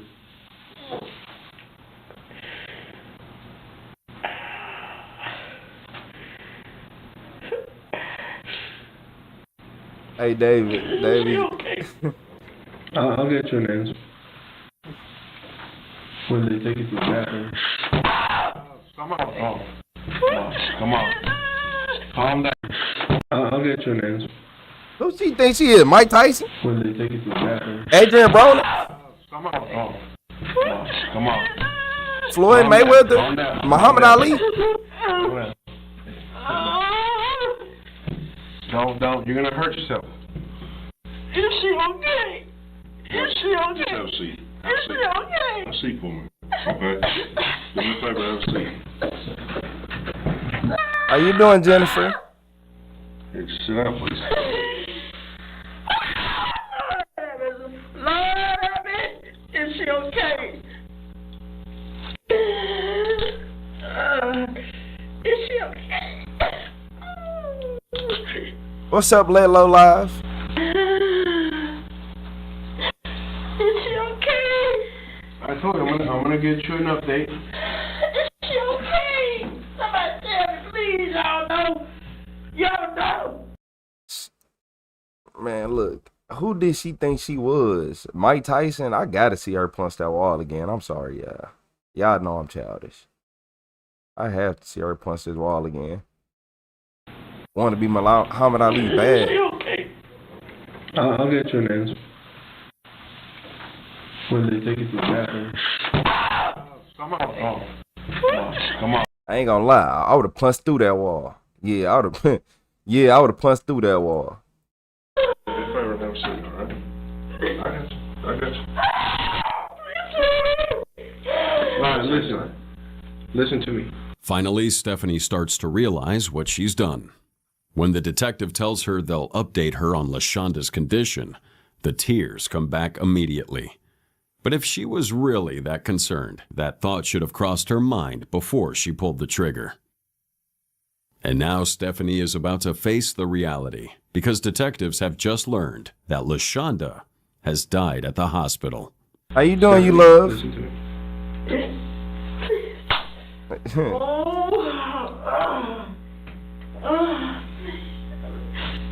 I'm right here. Stephanie. I'm talking about, she talking about something. LaShonda passed away.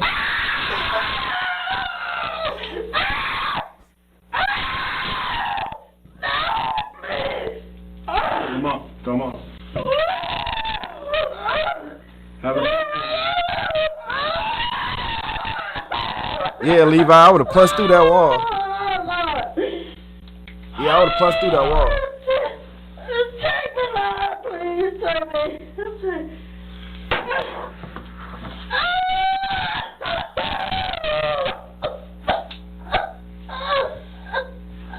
Before you fall on the floor.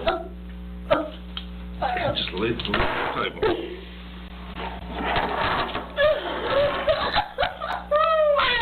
Why you wouldn't leave me alone?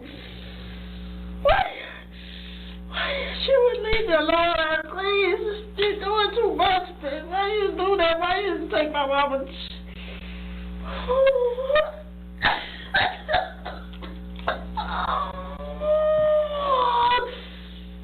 Shout out to Kristen with the flower. I appreciate you, Kristen. Why me? Why me, Lord? Why me, Lord? Why me? Why? Why today? Why she gotta always be unreasonable? Who said, oh my God, that poor lady? Hold on. Yeah, GB Mike, you a troll. Yeah, I almost got you. Almost got me. You a troll. Talking about that poor lady. This is a 5'10" stud with childbearing hips with a BBL. With a salt and pepper haircut, looking like Terrence Howard or Denzel Washington, the Book of Eli. If you ain't ever seen the Book of Eli, what are you doing? Go watch the Book of Eli. Please tell me why. Sugar, why you always have to be like this? Why? Why, baby? Why? Why, baby? Why? Why you have to be like that? Hey, be honest. You being honest. That's how I be. Everything. You said smell like fingers. Why do you have to be like that? Hey, shout out to Jenny. Shout out to Jenny Beck. I appreciate you, Jenny Beck. She sent the napping pug. I appreciate you. Shout out to Jenny with the napping pug. You said, yeah, I got to say, I appreciate you, Silas. Hey, y'all, W Jenny for the laughing pug. What we got come back? We got Squasley with the stay hydrated. She do need something to drink, Squasley. Francesca A.G. was arrested and booked into the Fulton County Jail on charges of 1 count of murder and 4 counts of aggravated. That was in Georgia the whole time? That was in Georgia this whole time? I thought they was in like Florida or Wisconsin or something, like, or, you know, that was in Florida Georgia this whole time? I'm like, Fulton County, ain't that? That's Fulton County, Georgia. That's the only Fulton County in Clayton County I know. Yeah, man. Shout out to Squasley with that stay hydrated. I appreciate you, Squasley. And then we got Naomi Padilla with the let them cook. Shout out to Naomi letting me cook. I appreciate you, Naomi. Shout out to Naomi. We got to shout out to Squasley once again. And y'all forgot about Jeannie Beck. I appreciate you again, Jeannie Beck, for that napping pug. That's the first time I ever got that one. Assault. She was held without bond. The case drew significant local attention due to the timing, Christmas Eve, and the fact that it was described by authorities as a domestic violence situation that escalated. Investigators from the Alpharetta Department of Public Safety, assisted by the Roswell Criminal Investigations Division, handled the case. At the time of reporting, no plea had been publicly confirmed. In the days following the shooting, LaShonda Allison's brother, Tyrone Allison, launched a GoFundMe campaign to help the surviving family members cope with the aftermath. The funds were intended to cover mounting medical bills, relocation expenses, and the mental health support the young women would inevitably need after enduring such trauma. I appreciate you again, Naomi. This stands as a devastating reminder of how quickly domestic disputes can turn deadly. Our hearts go out to LaShonda LaFay Allison and the family she left behind, including her daughters Erin and Ryan Pickett and Michaela Ridley, who are now forced to carry the weight of that night forever. Thank you for watching today's video. Man, I was wondering why she ain't try to get in the car, drive off. I was wondering. I appreciate you, Zen. I was wondering why she didn't try to get in the car and drive off. Yeah, her getting in the car try to drive off was gonna be worse than her sitting in the interrogation room. They were gonna. Y'all don't know about Georgia, man. She would have been somewhere on a skyscraper. They would have pit her car so bad that she would have went up on a skyscraper. I don't even know how they're gonna get her down, but she got up there. Yeah, Georgia type people, they could pit you on a roof. Like you could be doing donuts on the roof in Georgia, and they'll come up there and pit you. Like GSP got they all-wheel drive different. It's like Spider-Man. They can drive up walls. From what I done seen, it ain't no way. Yeah, I ain't messing with GSP. They like Batman. Yeah, they gonna beat you up and then ask you what's wrong later. You know, they ain't gonna even question you. Like Batman just instantly just get the putting his guards up, bobbing his head. Y'all know how it be. Said she's scary looking with all. Yeah, I'm like you. Childbearing hips, man. That's what I'm gonna call her. Childbearing hips. Said no freedom. She need 1,000 years. I ain't gonna lie to y'all. None less. She don't need none less. Can't trust people like her. She got mad because she got kicked out. She went and picked up that Steel Reserve with the black forces and she went crazy. Yeah. Yeah, she had some Steel Reserve. It said, first time here, you'll be back. I appreciate it. I appreciate it. Shout out to Naomi back to back with the gifts. Naomi with the laughing disco. I appreciate you, Naomi Padilla. Shout out Naomi. I appreciate y'all being MVPs today. We got a penalty in the interrogation room. Shout out to Silas. I appreciate you, Silas. You said it was your first time here. I appreciate you, Silas, with the red card. Hey, W Silas, W Naomi. We got some MVPs in the chat. What's up, agent? Yeah, man. We got to watch out for her. We got to watch out for her. She couldn't even sit in a regular chair. Her hips are too big. They had to give her the rolly chair. That's how I knew it was this interview was finna go left.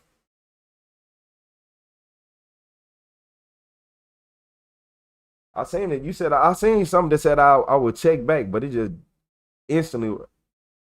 I would check back to check out your channel. I appreciate you, Don. I might be live when you come back. Shout out to Miss look. Y'all know that. Look, Miss Moth. Miss Moth. Shout out to Miss Moth with the 6'7". Shout out to Mr. Tower with the sparkles. We got Joey with the gold coin. I appreciate all y'all. Y'all know it ain't over though.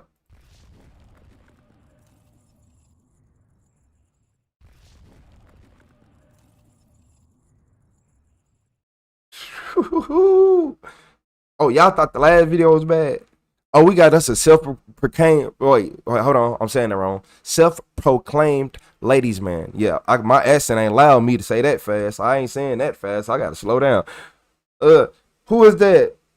Shout out to Tunk with the high five. What's up, Tunk? What's the word? What's up, Tunk? We got Joey back to back. Joey to send some GGs my way. I appreciate you. I appreciate you. Mother Trucker. Okay, I got you. Okay, I got you. Look, I'll be, because y'all be making them names hard. Like, y'all make it harder than what it's supposed to be. Look, your name Mother Trucker. Man. No, your name is Mother Trucker Kabaz. Mother Trucker Kabaz. What's up, Mother Trucker?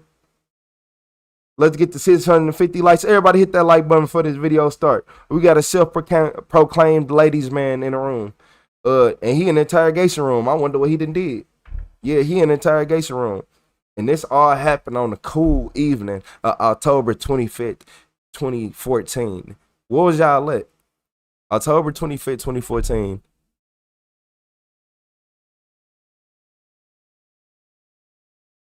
We was in, I was in high school around that time, most likely.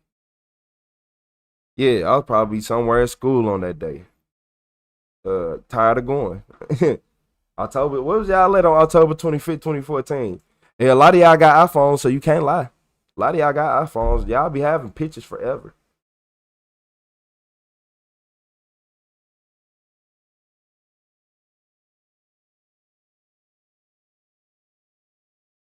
I appreciate you, Dina. You said W to everybody who sent gifts.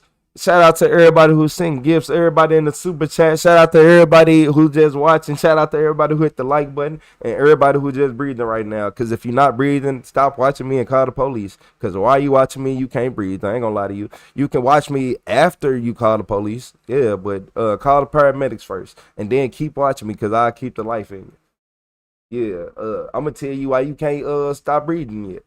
Yeah, I'm tell you about yourself. You're going to have to stay listen to the end. You say you scroll through it full time, but watch 3 full episodes now. You cool, man. I like the channel. I appreciate you, Joey. I appreciate you. You said I was working. See how I functioning on the spectrum? I don't know. Hips and thighs had some issues. Yeah, hips and thighs had some issues. I ain't gonna lie to you. We should bring back pagers.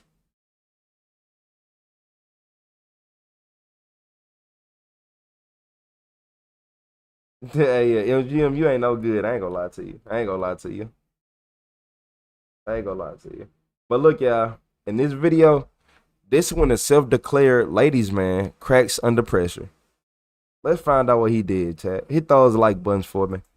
25th, 2014. Chelsea, Becky, and Penny all attended Big Mike's annual Halloween bash in Newport, Michigan. It's already They sound had bad. all attended Big Mike's parties in the past and felt like they knew almost everybody in Monroe County. So this was a place that they were very comfortable if they separated and socialized individually. Chelsea had given her phone to Becky because she was wearing a costume with no pockets. And when the end of the night came around, Becky and Penny lost track of Chelsea and decided to head home. The next day, there was still no sign of 21-year-old Chelsea Bruck, and family and friends grew increasingly concerned. And by Monday, October 27th, Chelsea was reported missing to the Monroe County Sheriff's Department. An investigation quickly went underway, and within a week, a witness had come forward to provide a statement.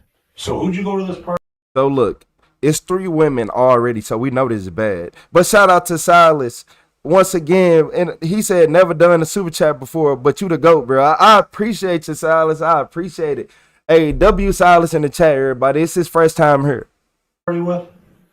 I went with I appreciate you. My best friend, I consider my brother. This is Harlan Bird. He is a 20-year-old resident of Monroe County who claims to have been at the party the night that Chelsea disappeared. Not only that, but he claims to have actually saved her from a group of pushy thugs who knocked her to the ground. When he picked her up, he recognized that she was excessively intoxicated, and so he assisted her by carrying her to a red 4-door car and placing her in the back seat. While he didn't know who owned this vehicle, his intention was to help her get a ride home. While he carried her, he had gotten some blood on his shirt from her bleeding nose. He then left her side for a brief moment to see if she had any close friends still at the party. When he came back, Chelsea and the car that he placed her in were gone.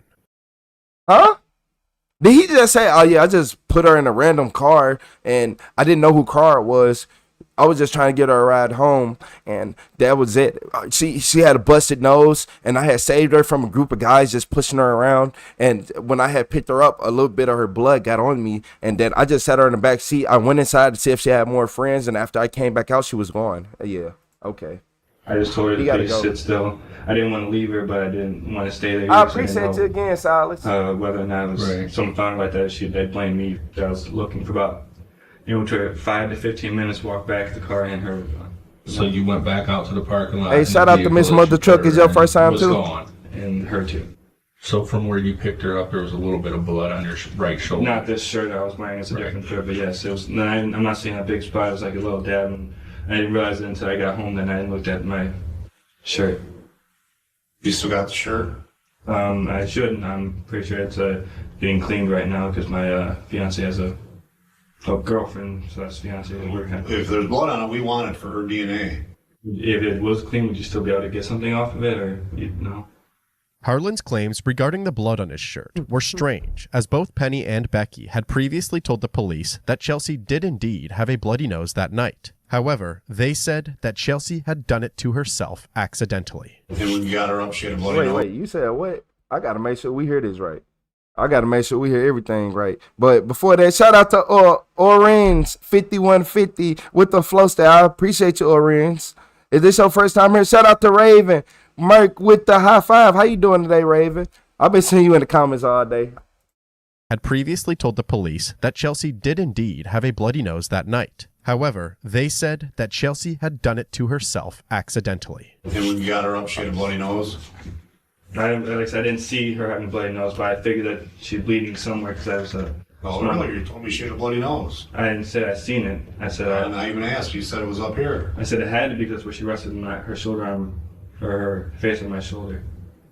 That's what I figured, because then when I asked you how much blood there was, you said, oh, just a few spots. And I said, from her nose, you said, I don't know, it's just a few spots. First time. For sure. I mean, I'm having a little bit of problems with your story here, Harlan. Did you take that girl and who harmed her? No. Did you take that girl and have sex with her? No. Did you rape her? No. Did you kill her? No. The unfortunate part of Harlan's statement is that once officers felt that things didn't add up, he shifted into reverse and stated that everything that he just said was all a lie. He lied because he thought that if he gave a tip that went somewhere, he could possibly be seen as a hero. What's up, Oscar? This is nothing but a big lie that I shouldn't have done. I'm sorry. Harlan was then charged for lying to the police. Although he remained on the list of potential suspects, he was allowed to leave while investigators worked to corroborate his claims. Come on. As they did that, the family and friends of Chelsea set up a search team headquarters at a local vacant bank. They also participated in several news interviews. I don't think she's sitting there at all at this point, knowing she can come home and choosing not to because she's scared and there's too much hype. I do not think at all that this is her choice. Absolutely miss you, love you. If somebody is holding you, no matter where you're at, we just want you home. This news coverage helped officers obtain statements from other people who attended the party, as it was initially quite difficult to track down any attendees due to most of them being in full costume. Take 600 people, now put them all in costumes, and then try and have those people relay stuff back to us. That's the problem. That's what we're dealing with right now. Using the statements that they received, investigators determined that Chelsea had gotten fairly drunk that night and was sitting alone by the bonfire, and that there was a strange man that approached her and was hovering over her. He then began talking to her before they both disappeared around 3 a.m. This is a police sketch of the strange man. Within days, investigators received another phone call, this time from a woman named Carrie Carr. Carrie stated that her boyfriend had told her that he himself killed Chelsea, and he threatened that he would kill her too. I believe her. I believe her. I believe the way she finna sit down in that chair that she telling the truth. I ain't gonna lie to you. Chelsea don't look like, Carrie, my bad. Okay, Carrie, I'm Detective Promore. This is Detective Smith. When I went to go leave, I walked out and I was trying to get in my car. He pulled out a knife. Okay, a pocket knife. Okay. And then he goes, this is the one I used on Chelsea. He grabbed me by my shirt and he had a knife and he goes, this is what I used with Chelsea Brock. He didn't say that her name exactly. What did he say? He said, this is what I used on Chelsea. Okay. Don't make me use it on you. I want him locked up, but I can't have him questioned and then released. He lives on the same street as me. Right. He's going to come after me and my kid. Investigators followed up Carrie's claims and questioned Carrie's boyfriend. Before the interrogation could take off, he stated that he knew what was going on. Carrie and him had a very problematic relationship where she saw him as the bad guy. So Carrie likely twisted some words and tried to get him in trouble. Officers then spoke to Carrie again, and she admitted that that was the case. So Carrie Carr was also charged with lying to the police. Never mind, I can't even trust Carrie. My investigation skills is off. It's lacking. I thought Carrie was she gonna tell the truth eventually, but I thought she gonna tell the truth the first time. I ain't gonna lie to y'all. But once they charge her with this lying to the police, she gonna tell the truth. But man, I can't believe you, Carrie. I can't. Now you gotta don't eat the bologna sandwich. Hey, shout out to Manuel, Villa Vicino with the flow state. Shout out to Manuel, Villa Vicino. I think I'm saying that right. Shout out to Manuel. I appreciate you for that flow state. I was trying to say your last name. I tried. Two people have now been charged in connection to the Chelsea Bruck case. It is not what the family had hoped for. Now, according to officials with the Monroe County Sheriff's Office and Prosecutor's Office, 19-year-old Harlan Bird of Flat Rock, Michigan, has now been charged with giving police false information in the case in order to look like a hero. Now, a Toledo woman is also charged with lying to police in this very same case, though these are two separate accounts. Authorities say that 29-year-old Carrie Carr told investigators that her ex-boyfriend had killed Bruck, though authorities say neither of the tips turned out to be true. The owner of the property that the party was held on was Big Mike himself. Big Mike was rather suspicious to the police because he would claim that he was helping search for Chelsea while simultaneously being uncooperative with investigators. He would allow outdoor searches of his property, but decline anything indoors without a search warrant. And the way that he would answer some questions came across as dodgy. Chelsea. Okay, you know her. I don't know her, but I do know who she is. Y'all think Big Mike did it? Y'all think Big Mike did it? What's up, Jason? You said I'm doing good? Yeah, I'm doing good. I don't know if it was Big Mike. It could be.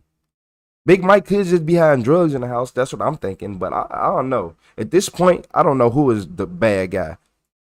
Mike was not held, and he provided a buccal swab. Investigators also eventually got their hands on a search warrant and searched his house. However, they did not find anything that helped with their search for Chelsea. Regardless, he too remained on the list of potential suspects. As the winter months came and went, there was still no sign of Chelsea Brock. But Chelsea's family stayed strong and continued to push for more media coverage. These efforts continued with almost no new evidence or information of Chelsea's whereabouts until Sunday, March 22nd, 2015. A woman was cleaning the tree line that surrounded her property in Monroe County. She noticed something almost directly across the street from the end of her driveway. It was a flat red leather shoe. She showed this shoe to her husband, and the first thing that he said was, "Do you think it could be hers?" She immediately knew exactly who he was referring to. She then called the Monroe County Sheriff's Department. Officers collected the shoe and placed a call to Chelsea's mother detailing the appearance of the shoe and emailed her a picture. Chelsea's mother said, "Oh my God,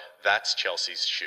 Although this was a satisfying discovery, it was not as helpful as they had hoped, as it did not have any DNA or fingerprints on it that could assist investigators. So, the search continued. About a week later, a young man named Eric and his friend were exploring an abandoned building in a wooded area near the train tracks in Monroe County, looking for some scrap metal to make some money. Eric noticed a strange-looking plant bunched up by some rocks inside the building. He wondered if it was fake, so he picked it up with a stick and realized it was actually a part of a costume. He then looked a little further down and was slightly frightened by what he thought could have been a strange wild animal. What he saw was actually a red long-haired wig. Eric and his friend then examined this costume a little bit further and realized that it was actually a poison ivy costume from the movie Batman. They questioned if it was interesting enough to keep, but ultimately decided that it was too dirty and held little to no value. A day later, Eric was at work when he noticed a missing poster of Chelsea Brock. Chelsea was wearing the poison ivy costume in the picture on the poster. He immediately recognized the importance of the discovery that he made. However, he was afraid to report his findings as he handled the costume and was worried that he could be accused for her disappearance. After about 2 more days had passed, Eric was at an Easter brunch where he told his sister about the costume. She then gave him an ultimatum. She said, "If you don't report it, I will." Eric then immediately called the police and directed them to the costume. The police determined that it was in fact Chelsea's and that Eric had to take part in an interview. Do you know, like, imagine you go through the woods and you like, oh, look at this. I just found a random outfit. Like, because we all went outside and just saying stuff and didn't think none of it. But imagine you go to work the next day and you look on the news and that outfit, like, oh, it was a missing woman and she was last seen wearing this outfit. And you like, bro, I was just, yeah, my stomach could drop. I wouldn't even want to be there no more. Would you call the police? You go to that party? I want to know about you. Tons of people went to this, so we're trying not to. No, I've never gone to a party. You're saying you go to the party then on Post Road in Newport that day at all? Or? No. However, at the time, my baby's mother lived in Newport. Okay. Yeah, I know that noise when I hear it, man. Get on. Okay. I got to ask you. Yeah, I know. Did you have anything to do with her disappearing at all? Or no. The interview went almost exactly how Eric presumed it would. Not only due to him discovering the costume and hesitating to report it, but also because his ex-girlfriend had actually lived on the same road that the shoe was located on the side of. Eric remained adamant that he did not know Chelsea and that he was busy with his daughter during the weekend of the party. Eric was also asked to provide a buckle swab, making that 2 out of the 3 men that have been interviewed to provide investigators with their DNA. Either way, Eric also remained on the list of potential suspects. One suspect in particular came back under the investigators' radar. That suspect was Harlan Bird. This is because Harlan's home was almost visible from the abandoned building where Chelsea's costume was found, raising new suspicions regarding his involvement and the strange claims that he made at the beginning of this video. Harlan was then asked to return to the station for another interview. This time, when he arrived, he had an attorney present. How do we explain that those items were found that close to your grandma's house? I can't explain it. I mean, you recognize how bad that looks. I understand how bad it looks, but it has nothing to do with me. Do you have any thoughts as to why some of her clothing would be found? No. A 10th of a mile from your grandma's place? No. Unless someone is over there trying to frame me. Would you be willing to take a polygraph? A lie detector test? Mm-hmm. Yes. Although Harlan appeared to be very concerned about the position that he found himself in, he surprisingly appeared relieved that the officers were looking to subject him to a polygraph test. Although these tests are often referred to as a form of pseudoscience due to the questionable way that polygraph machines operate, Harlan's ability to pass this test seemed to help add some credibility to his story. And just like that, investigators now had the DNA of all 3 men that they considered potential suspects in the disappearance of Chelsea Brock. It was during the weeks following this interview with Harlan that the forensics lab reported back to the sheriff's department that the crotch area of the costume contained skin cells from an unknown male. This DNA did not match Big Mike, Eric, or Harlan, nor did it match anybody in the CODIS database. Despite this low blow from the lab disheartening investigators and virtually restarting the investigation, a massive discovery was made during the week that followed that changed everything. Found a dead body on my property. Can you tell if it's male or female? Female. Well, I just think it's that girl was posted all over town. On April 24th, 2015, the body of Chelsea Bruck was found by a dump truck driver as he was dropping off a load at an ongoing residential construction site. His truck had gotten stuck in the mud, and as he walked around the vehicle, he saw her. He immediately told the owner of the property, and they dialed 911. All we're being told right now is that the body of a woman has been found deep in these woods. I know that there is a crime lab truck out here on scene. The sheriff. See, that's right here is crazy. You said the cops where I live would do all they could to pin the murder on you. That's crazy. I ain't gonna lie to you. He said the cops where I live would do all they could to pin it on you. Like, yeah, it's some police. That's why I'll be like, man, I don't know, man. If it wasn't either of those three, who did this? This gotta be this character that we're finna see. Is finna have to be way off the chain. If he wasn't one of the first, so you telling me that?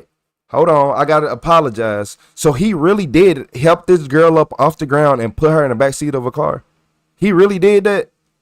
Y'all ain't even peeped that. He passed a lot. He really did that. Okay. Don't worry about it.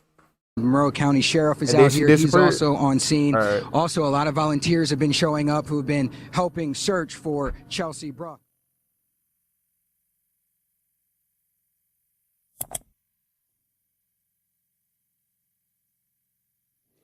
Today at approximately 4:00 p.m., we received confirmation from the Wayne County Medical Examiner's Office that the body was in fact that of Chelsea Bruck.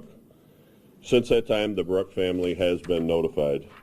Chelsea's body was discovered covered by heavy logs and severely decomposed, with a very noticeable fracture along the center of her jaw. Unfortunately, the decomposition made it nearly impossible to gather any other evidence, like bruising, cuts, or other superficial injuries. It was also impossible to find any traces of suspect DNA. The medical examiner's office made the determination that Chelsea's death was likely the result of blunt force trauma to the head. It is presumed that they came to this conclusion due to the obvious fracture to her jaw. While searching the property that Chelsea's body was located on, Chelsea's green leggings and other shoe were also located. Since she was found with all of her clothing removed and torn, combined with the presence of male DNA on the crotch area of her costume, it was presumed that she had been sexually assaulted before or after the murder took place. 1 year later, on July 21st, 2016, detectives learned that the CODIS DNA database has produced a hit. Wait, what year? 2016. Okay. Detectives learn that the CODIS DNA database has produced a hit connecting a 27-year-old man named Daniel Clay to the costume. The very next day, Daniel was located and questioned by the investigators at the Monroe County Sheriff's Department. Give me a minute. You want some water or something? You good? You fine? Give me a second. I'll be with you. Give me a sec, all right? Okay. I don't know what he wants me for. You know what they want you for. Don't play those stupid games. Don't start that. I appreciate everybody. Hit that like button for me if you're playing crazy. Double tap the screen or tap at the top of the screen and hit that like button for me. So is this about that book bag shit that I was in here for a few weeks ago? Book bag. Okay, then I guess not. Thank you, Lisa. I appreciate you, Lisa Henry. We ended up getting in trouble. I spent 2 weeks in here and then they dropped the charges. You know, I heard about that. Yeah. But that's not about. Okay.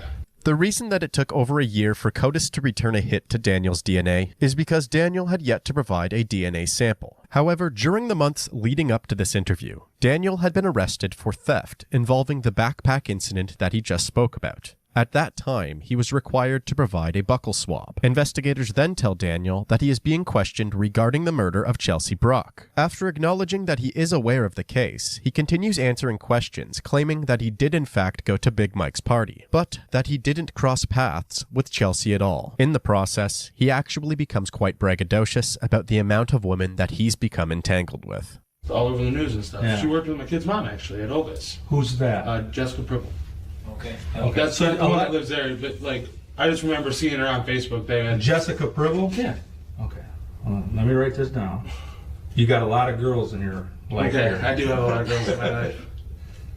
So, this is what it is, all right? Okay.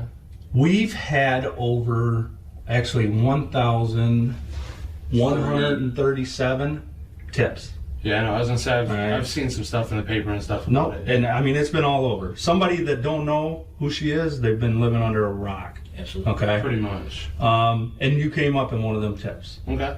All right. So our boss, when he tells us that we got to go out and we got to make contact with everybody that comes up in a tip, whether they're at the party, not at the party, we got to talk to them. Mm-hmm. That's why we're here talking to you. I was at that party for 2 hours, and then went back to where I was staying up in Carlton. So you were at the party? Yeah. I seen my kid's mom actually there for... Cribble? Yeah. Okay. So what time did you go to the party? About 8, 9. I was out of there about 10, 11. Okay, so you went there at 8 or 9? Yeah. It was still daylight? It was getting dark, because it's October, you know. 8 or 9, okay. Were you dressed as anything? Just plain clothes? Yeah, shorts and You weren't like a Peter Pan or somebody? No, I did see, there was a so girl you there. were plain clothes? I do remember a girl there that was dressed up like Alice in Wonderland. She was so hot. So hot. So plain clothes? Yeah. All right, regular. This dude is a straight loser. This dude is a straight loser. I'm not gonna lie to you. Who do he think he is? Like, bro, I could tell you about a patchy haircut. It ain't what you think it is. Yeah, and you got locked up for stealing, so you ain't even got no money. Yeah, man, you ain't no ladies, man. You ain't no ladies, man. Like, come on, man. Probably shorts and a t-shirt. I'm a shorts person. So, you drove yourself? Yeah. What did you go in? My friend's car. Who's your friend? Christine. Jaywood. I don't talk to her anymore. Who is that? Christine. It was just this chick I lived with. Christine? I might have actually had Talisa's car that day. Man, you know a lot of girls. Where'd you park? I remember going in and just straight back. I wasn't even like not even that far from the fire pit. Did you have to pay? No. No? Weirdo. You get there, you park, you get out, you say you got a half a pint, you start partying. What'd you do? Just wandered around, bullshitted. Okay. Mainly, I spent most of the time talking with Jessica, my baby mama. Okay. It's my you got a lot of women in your life. I have 2 baby mamas, a couple ex-fiancés. I had to void out my ex's name. Oh boy. Yeah.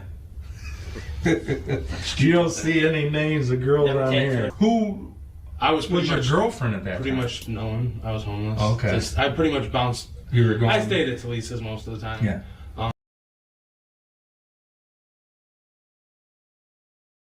I was home. Yeah, I told ya. I told ya.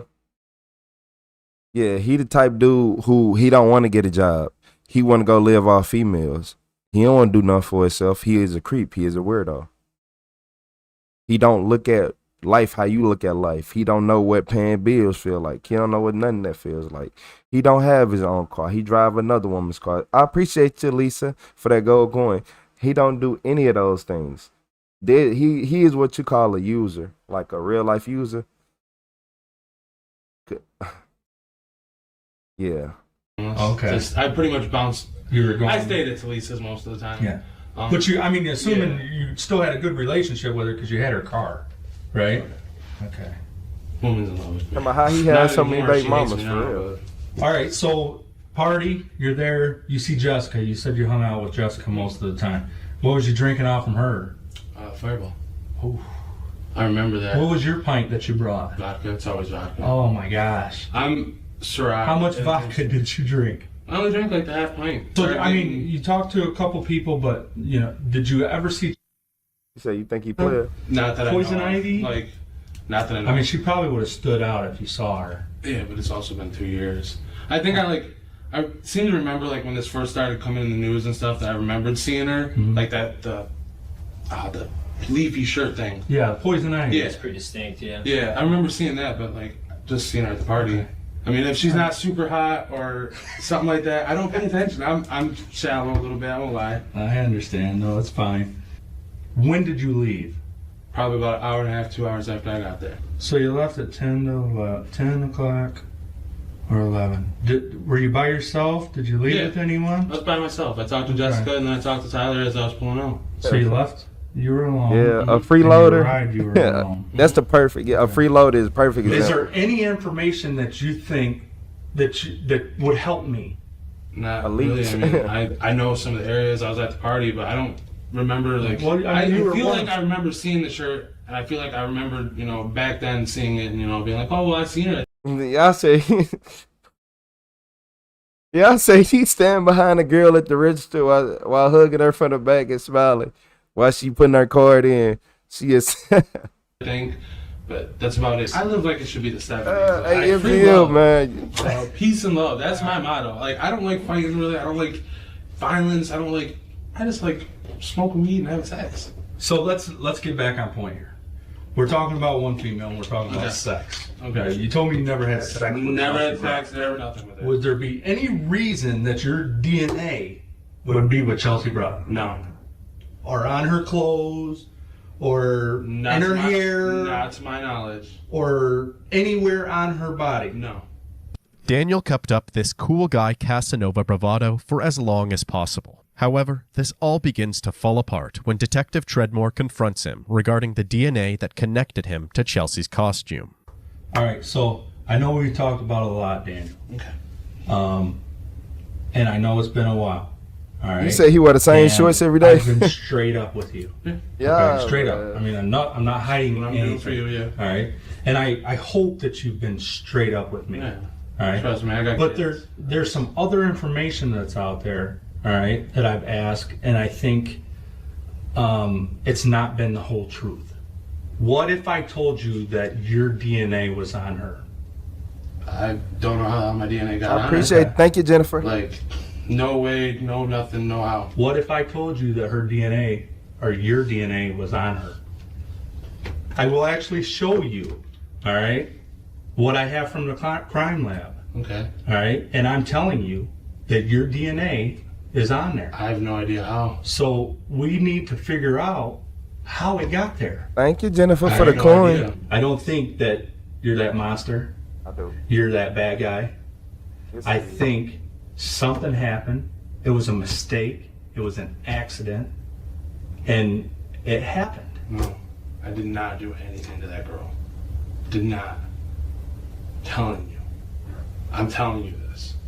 I do not, to my knowledge, remember ever having sex with her. Like, unless I was just up and don't remember. Right. Well, that could be it. I don't really get that fucked up. But that's why I asked you, how fucked up were you?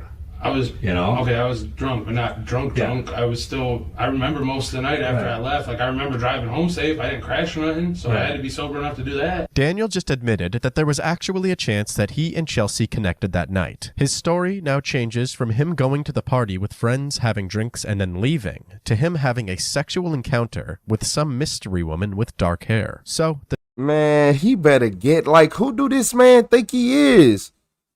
This man think he Chris Brown? David Beckham, Zac Efron in 2010. Hey, shout out to Beck with the flow state. I appreciate you, Beck. We got Beck with the back-to-back flow states. Are those back-to-back flow states? I appreciate you, Beck, with the back-to-back flow states. Then we got DV with the flow state. I appreciate you. I appreciate both of you. I appreciate all the support. I appreciate all the love in the chat. But this man, so now who do he think he is? He think he can just get any woman in the world and do whatever he want?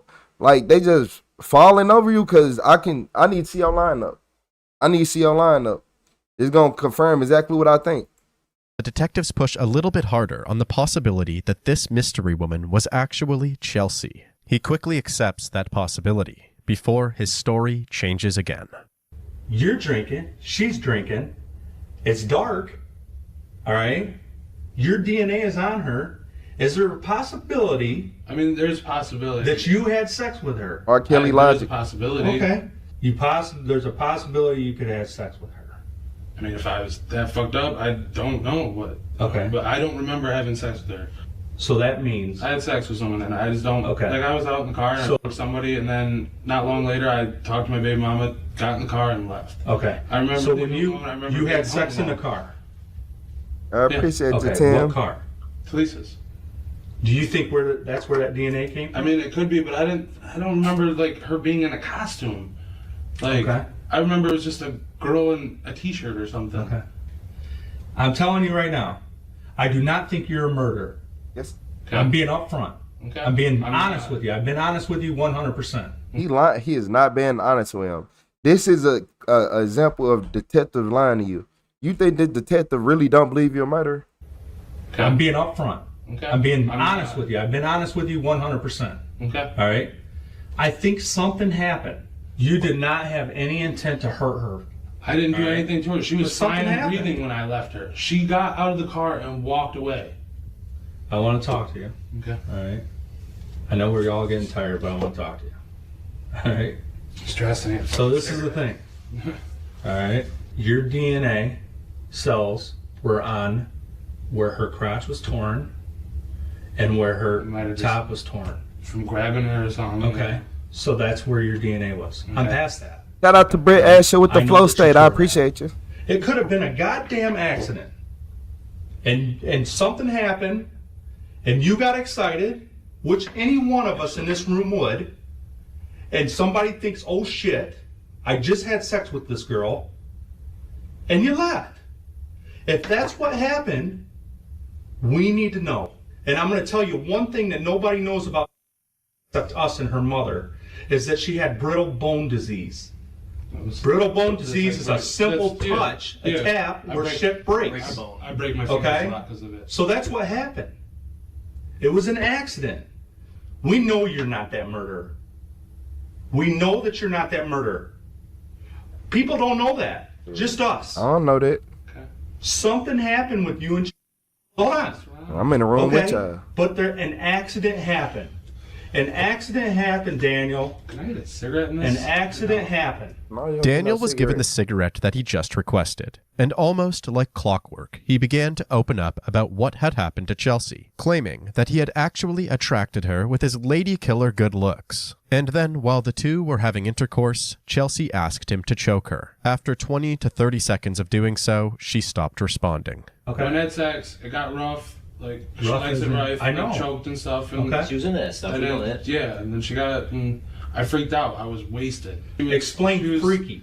Like, biting me and smacking me, and I was choking her and smacking her. Like, not like violently. Was it choking her with one hand, two hands? Because she loved them. But them cigarettes, I ain't gonna lie, those cigarettes are the best thing. You hold off on that cigarette, then finally give it to him. Look at him. Just, yeah, so she came on to me, and then we was having just some killer contact, and then, man, what? She was just scratching me, and she wanted me. No, she didn't. Be choked.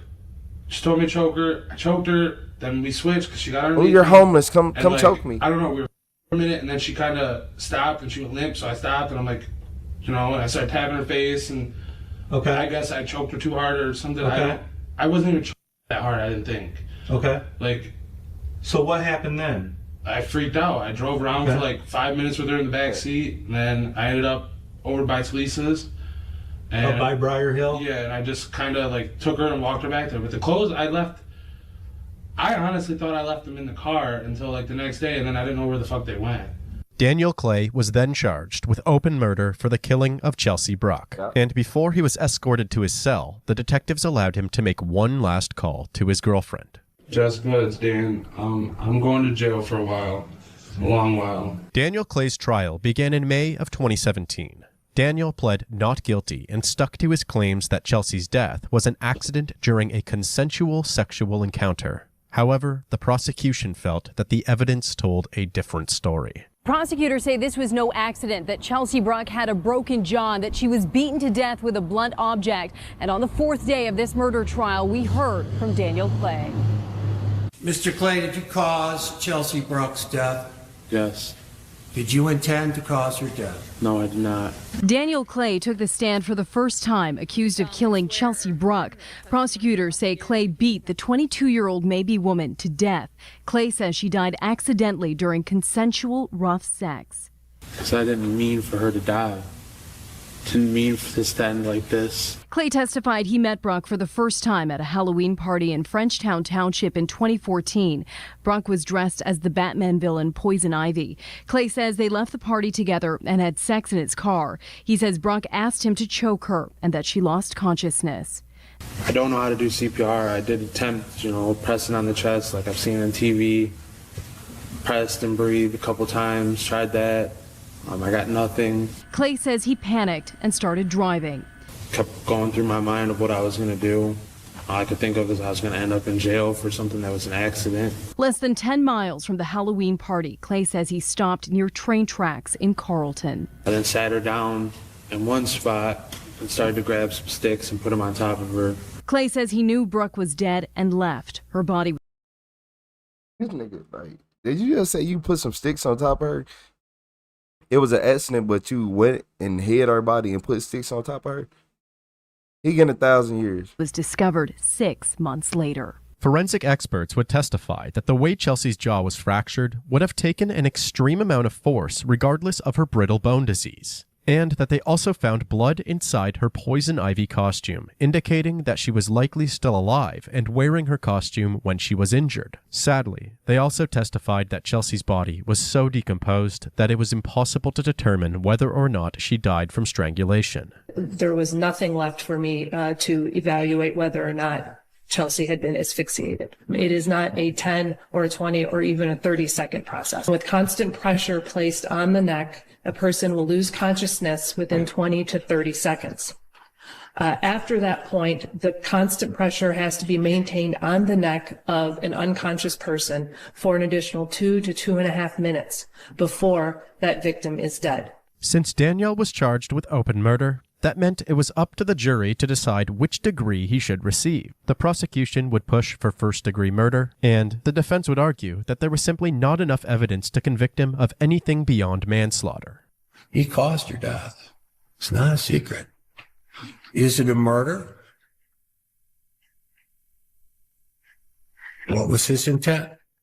Was his intent to kill her? Did he premeditate the intent to kill her?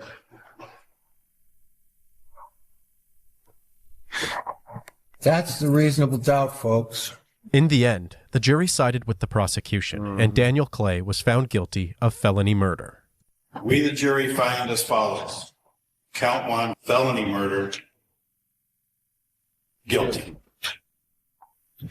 Count 2, concealing the death of an individual, guilty. Daniel received a mandatory life sentence without the possibility of parole. That's it. That's all he got. Only a life sentence. Man, I was saying he should have get sentenced to at least 1,000 years of hard labor. At least 1,000 years of hard labor. 2,000, okay, I'm feeling spicy. Give him 2,000 years. You said we watching Eva run a country openly.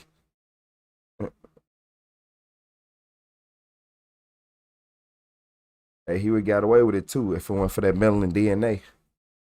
Yeah, he would have got away with it too if it weren't for that meddling DNA. Y'all gotta watch out for these creeps. Watch yourself. Don't go nowhere unattended. That's why, like, I know a lot of females who used to get mad and be like, why can't my brothers stay out longer than me? Because creeps run amok. And I'm sorry to tell you that the creeps look at the females like you. I ain't gonna say every single time because the creeps don't care. Remember that, creeps don't care. But when they usually have a pick of the litter, you know what they talking about. Like, you gotta watch out and protect yourself. If you ain't strong enough to go toe-to-toe with a man at any moment, so that means you at least a 15, 16-year-old male, 14-year-old male, like, because the 14-year-old male can get you, 13-year-old can get you up off him. Don't let him be fast because you're not getting him. Don't let him be fast, strong enough. He gon' a grown woman, y'all don't have them chances. Y'all don't have those chances. Yeah, so y'all gotta watch yourself. Watch out for these creeps. They run amok. They run amok. I'll see you later, Jennifer.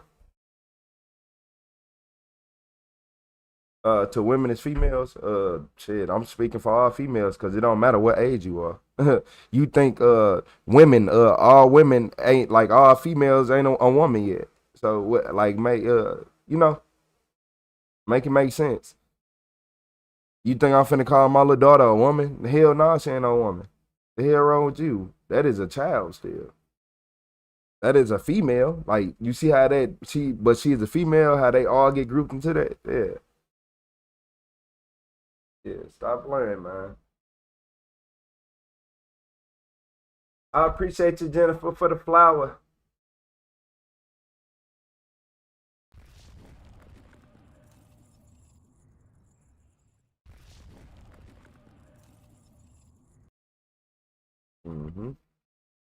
I appreciate you, Patrick. Remember, a pink gun still hurt. You ain't lying. How you doing, Maya? You said, I've been back. It's been a couple of days. How you doing, Maya? I noticed your name immediately. No, it ain't having standards. You gotta watch your surroundings. She didn't let that man into her life. Man, yeah, you gotta watch your surroundings. You gotta watch your surroundings. Well, she probably did leave with him free willingly, but you know, because I don't see how he got her, you know. I think she walked to the car with him willingly, but everything went left after that. She shouldn't have walked to that car. So look, y'all. She got the glasses on her head. She got the orange tan on her hands. It looked like the cop was touching her, got the tan on her hands now too. But look, y'all. This is Samantha right here. I guess this Samantha, she about to find out. I wonder what Samantha did. If you keep trying to lock the door. You say you may have followed her? Yeah, that's a good, yeah. Bro, just follow somebody. You got the shoes? Yes. You're right. You're right. It could have been either way. He could have just followed her when she left or was leaving out. Please, I just want to leave it. Oh no, that's not Samantha. That was a detective. As of the making of this video, Samantha was charged with second-degree murder and is currently awaiting trial. The final case in this video involves Amber Caliantegas. On March 19th, 2022, Amber was drinking with 4 other people when she got into a verbal argument with one of them. Amber left the house claiming she would return with her .45. An hour later, Amber returned and fired her weapon into the home. Thankfully, the bullets missed their targets. But she said she finna go get a 45. Well, you had a coat. What do y'all think? I don't know. She don't look like a Glock person to me. I think she probably had a 1911 coat. A coat 1911. Yeah, a 1911. Yeah. Hey, I appreciate you. You say you enjoy the show. I appreciate you. You just go by Amber? Yep. What's your home address? I don't have one. I'm homeless. You're homeless? Do you know where you're at right now? Yeah, I'm sitting down. You're downtown, right? Like the Police Memorial Building? Yes. So today is March 19th, and the time right now I have is 14. Okay, why are we here? Why am I here? 44 Yeah, hours. he has to read this form first, okay? Alright, I understand. I'm just tired and I want to go home. Amber, look, before we do that, I got to read your rights and we got to talk about some stuff, okay? Okay. Have you had any drugs in the last 24 hours? I don't do drugs. What about alcohol? I drink. Have you had alcohol in the last 24 hours? Yes. How much? 3, 4 beers. How long ago was that? But I'll tell y'all. But I'll just tell y'all. Until I walked out of my room. But I'll just tell y'all about them females that drink beers. What did I just tell y'all about them females that drink beers? Every time they say only drunk 1 beer, 4 beers, this and that. No, they talking about Steel Reserve, Stag, Bush, Miller Lite. They talking about the beer you put on the barbecue. That's what they drinking. The heavy stuff. Okay. I drank my 3rd one. Okay. Are you drunk right now? No. So you understand what's going on right now? Yes. Okay. I'm gonna go to sleep. I worked 3 doubles in the past 3 days. Okay. Hey, look, I'm gonna scoot you over here because I need you to read something. And I'm gonna read the rest out to you, all right? This is a constitutional rights form. Okay, anything you say and do and blah, blah, blah, blah. What questions do you want of me? Listen, Amber, can you read this out loud for me right here? This just shows me that you can read is all it is. Just read this line for me and I'll read the rest. Bro, I'm not dumb. Can you read this top line right here for me? You have following rights to understand the United States Constitution. Thank you. I'll read the rest. You do not have to make a statement or say anything. Okay, anything you say can be used against you in court. You have the right to talk to a lawyer for advice before you make a statement or before any questions are asked of you, and to have a lawyer with you during any questioning. So what happened? What happened last night and into this morning? Nothing. Nothing happened? No, besides the fact that the police sitting outside my door for fucking 7 hours, 5 hours, outside of my freaking motel room that I paid. That's it. What happened over at your friend's house tonight? I don't fucking know, because I walked the fuck out the door after they fucking robbed. You said she had a keg of Natty Daddy. You said she had a little MD 2020. She had more than a little bit.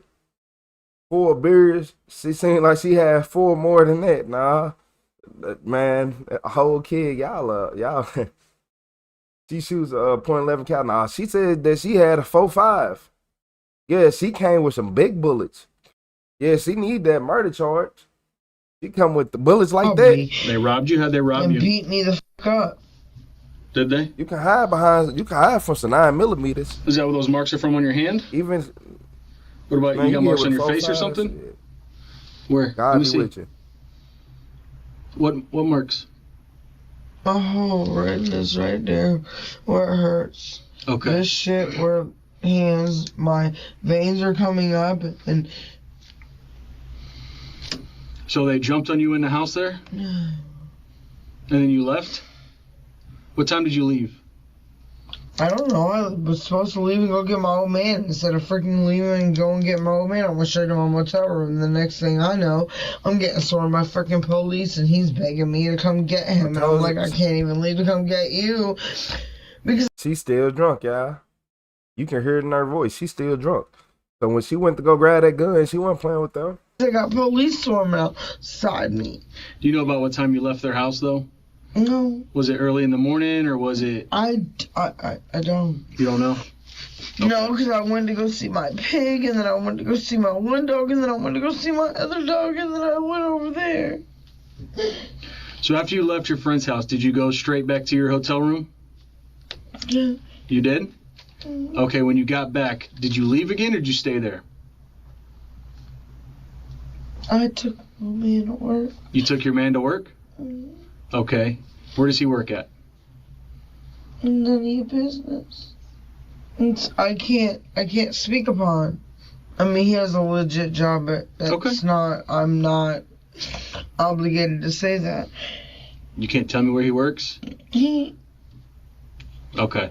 So when you got back, you picked up your old man from the house, or from the apartment, or whatever the heck that thing is. From the motel. Hotel. Yep. How long were you at the motel before you left again to take him to work? I went and picked him up and took him straight to work, and then went back to the motel. Okay. Do you know about what time that was? No. What time did he have to be at work? 10 o'clock. Did he work at 10? Mm-hmm. Did he get there on time? Mm-hmm. He did? Mm-hmm. Okay. So you left your friends. As soon as you got back to the hotel, you took your old man to work and came back. No, I didn't go to hers. I need you to fill it in for me where you went. What It happened? doesn't matter. That's just, you're freaking interrogating me, and you're trying to make me look like I did something I didn't know. What am I here for? What did I do wrong? Why am the reason that I'm here? Seriously. So, what did I do wrong? What happened, well, what I'm being told and what happened was... Did I hurt anybody? Thankfully not. Okay, so... But... I'm good. So you That's shot it. you shot at a house. So I'm good. So just take me back so I can get bonded out and freaking fight this shit. And You don't want to talk to us anymore? No. What you're saying? No, there's You're no done? reason to. You don't want to explain your side? I don't have to. Okay, so you're done? No. There's no Is that a reason, yes? There's no reason to explain that. Yes or no? Are you done talking to us? I'm done. Okay. All right. Again, if you need anything, knock on the door, all right? It's going to be a few minutes. No, well, why can't I just go there and go? Because you're arrested. You don't do what you...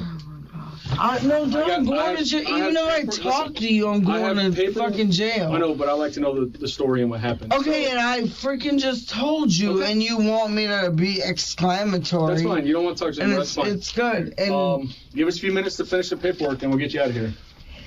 Thank you, Andrew. So I'm going to go there, I can use the phone, and I'll be out in the morning. Amber was found guilty of 4 counts of attempted second-degree murder. She received 20 years in prison. This concludes this video. Please share your thoughts in the comments below.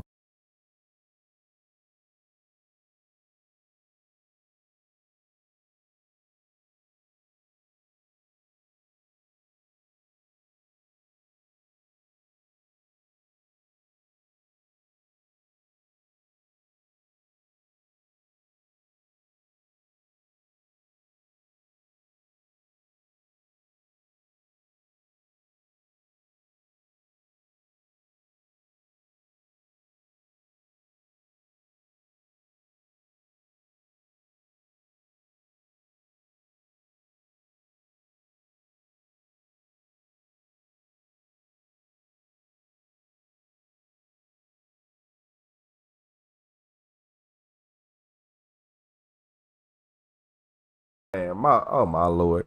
I said she done went and shot up them people's house with off that Steel Reserve and a Four Loko. Yeah, she got some black forces on under that table. She had 4 cans of Four Loko. She looked like the type who can drink it.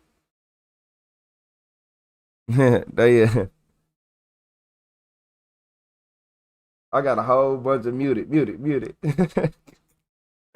Hey, if you know, you know. I mute myself every day, multiple times. And I'll be saying some good stuff too.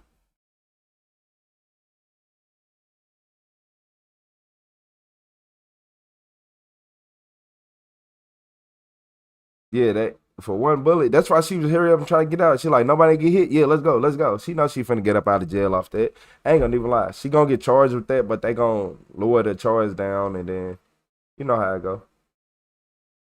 But all this for, yeah, I ain't gonna lie, this is too much for one person. One person just shooting. I ain't gonna lie, that just made me mad. All this over her? Okay. Yeah, okay.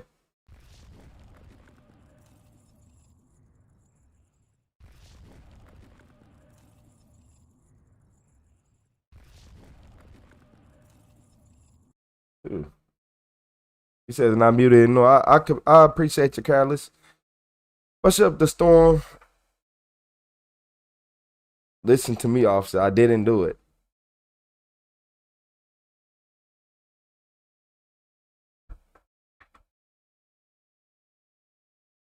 Yeah, she drinks Four Locos. I don't trust nobody who got black forces and Four Locos at their disposal. I ain't gonna lie to y'all. Oh, y'all looking at this video in the back. So, y'all know we done watched a lot of videos, but we ain't watched one of these yet. So in this video, this husband got caught cremating his wife.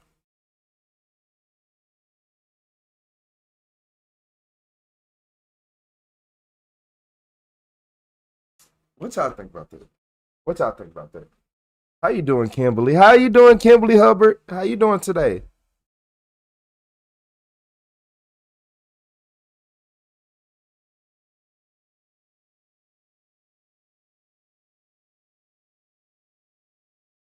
You said, Stephanie, I like this channel. I hope you stay on for a few more hours. We'll have to see. Y'all know I be glued to this chair at times. That's why I be standing up. I be having to stand up. I be having to.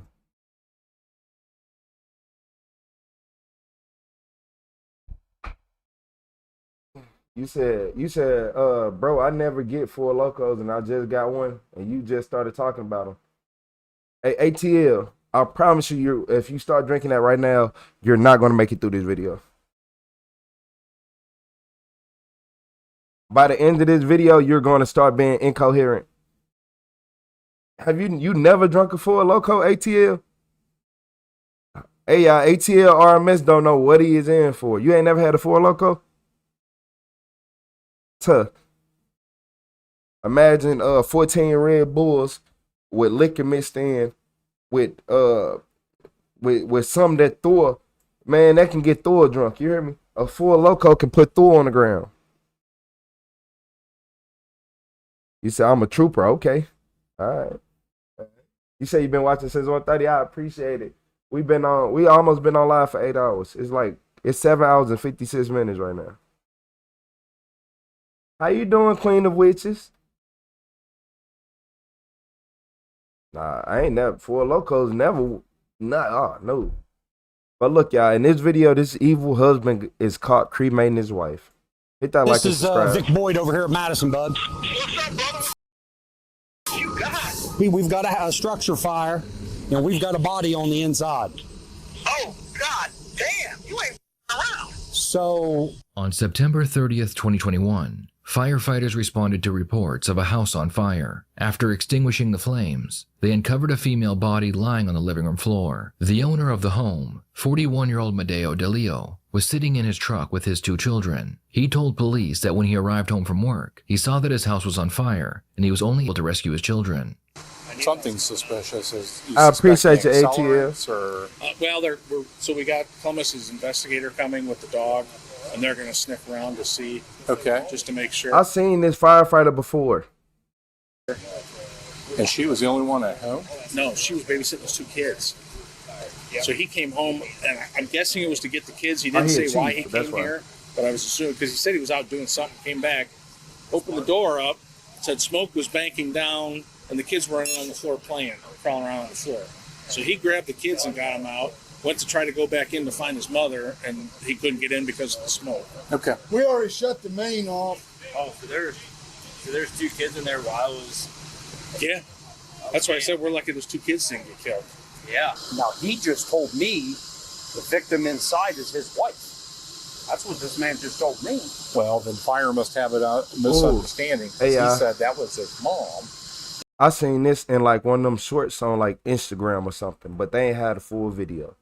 And she had the kids, and he came home, and the kids were crawling around. The house was full of smoke. The kids were down here. So he grabbed the kids, got out, went back in. But that's a big discrepancy if it's your wife and it's your mom. And the female in there to you is who? It's my wife. It's your wife. My wife and my other folks, 6 kids here living here. Okay, well, what is your wife's name? Fatumata Diallo. The officer was able to confirm that the body was his wife, 32-year-old Fatima Diallo.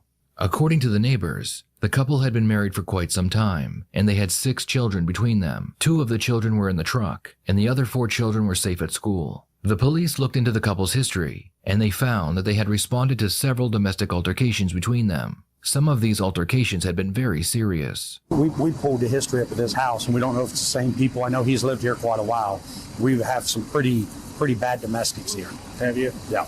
Okay. So it looks like to me, well, not looks like to me, somebody had said, one of the fire guys had said something about the fire started in close proximity of her. That's what it sounds like. That's why they wondered if she was a smoker, because it looks like she was on the couch downstairs and it caught the couch on fire, or her, but it looks like the fire started downstairs. Okay. And now it sounds like from him, she must have been babysitting the 2 kids and he was gone. And he just happened to come home in time? He just came home and opened the door and it was full of smoke. Kids were still in there playing around on the floor, and he got them out, but couldn't go back in for her. As the investigation into the fire continued, the officer in charge began to wonder if there was anything suspicious about the fire. Perhaps the victim was a smoker, and she had accidentally started the fire and was unable to get out in time. Or perhaps something more sinister was at play. The officer decided to speak with the fire chief and see what he had to say. Chief, is there any type of a scene, in reference to that would be worth me walking in and seeing? She's laying face up on the floor. Okay. Next to the couch. Okay. It looks like the origin of fire is in this front corner.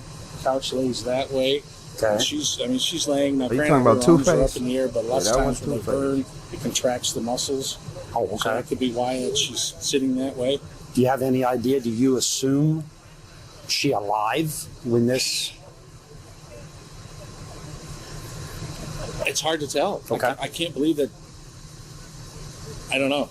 Okay. It made a lot more sense when we thought it was his mother. I think, okay, she died maybe natural causes, and the fire started. So you figure there's probably nothing in there worth me walking in that? Is there anything in there that would make you think it was suspicious? I did not go downstairs. All I was in the kitchen, the living room, and they're all upstairs. standing right Can I just? Yeah. I can look right there. Yeah, you can see.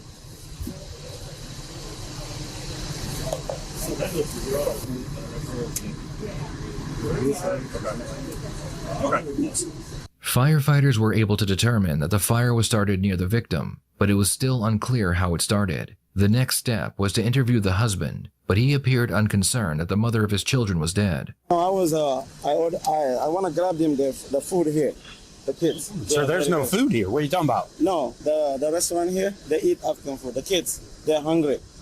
Okay, well, you can't leave. No, we are not. The kids, if I can. Okay, somebody's. Right now, sir, I understand they're hungry, but you just can't leave. Okay? Just hold tight.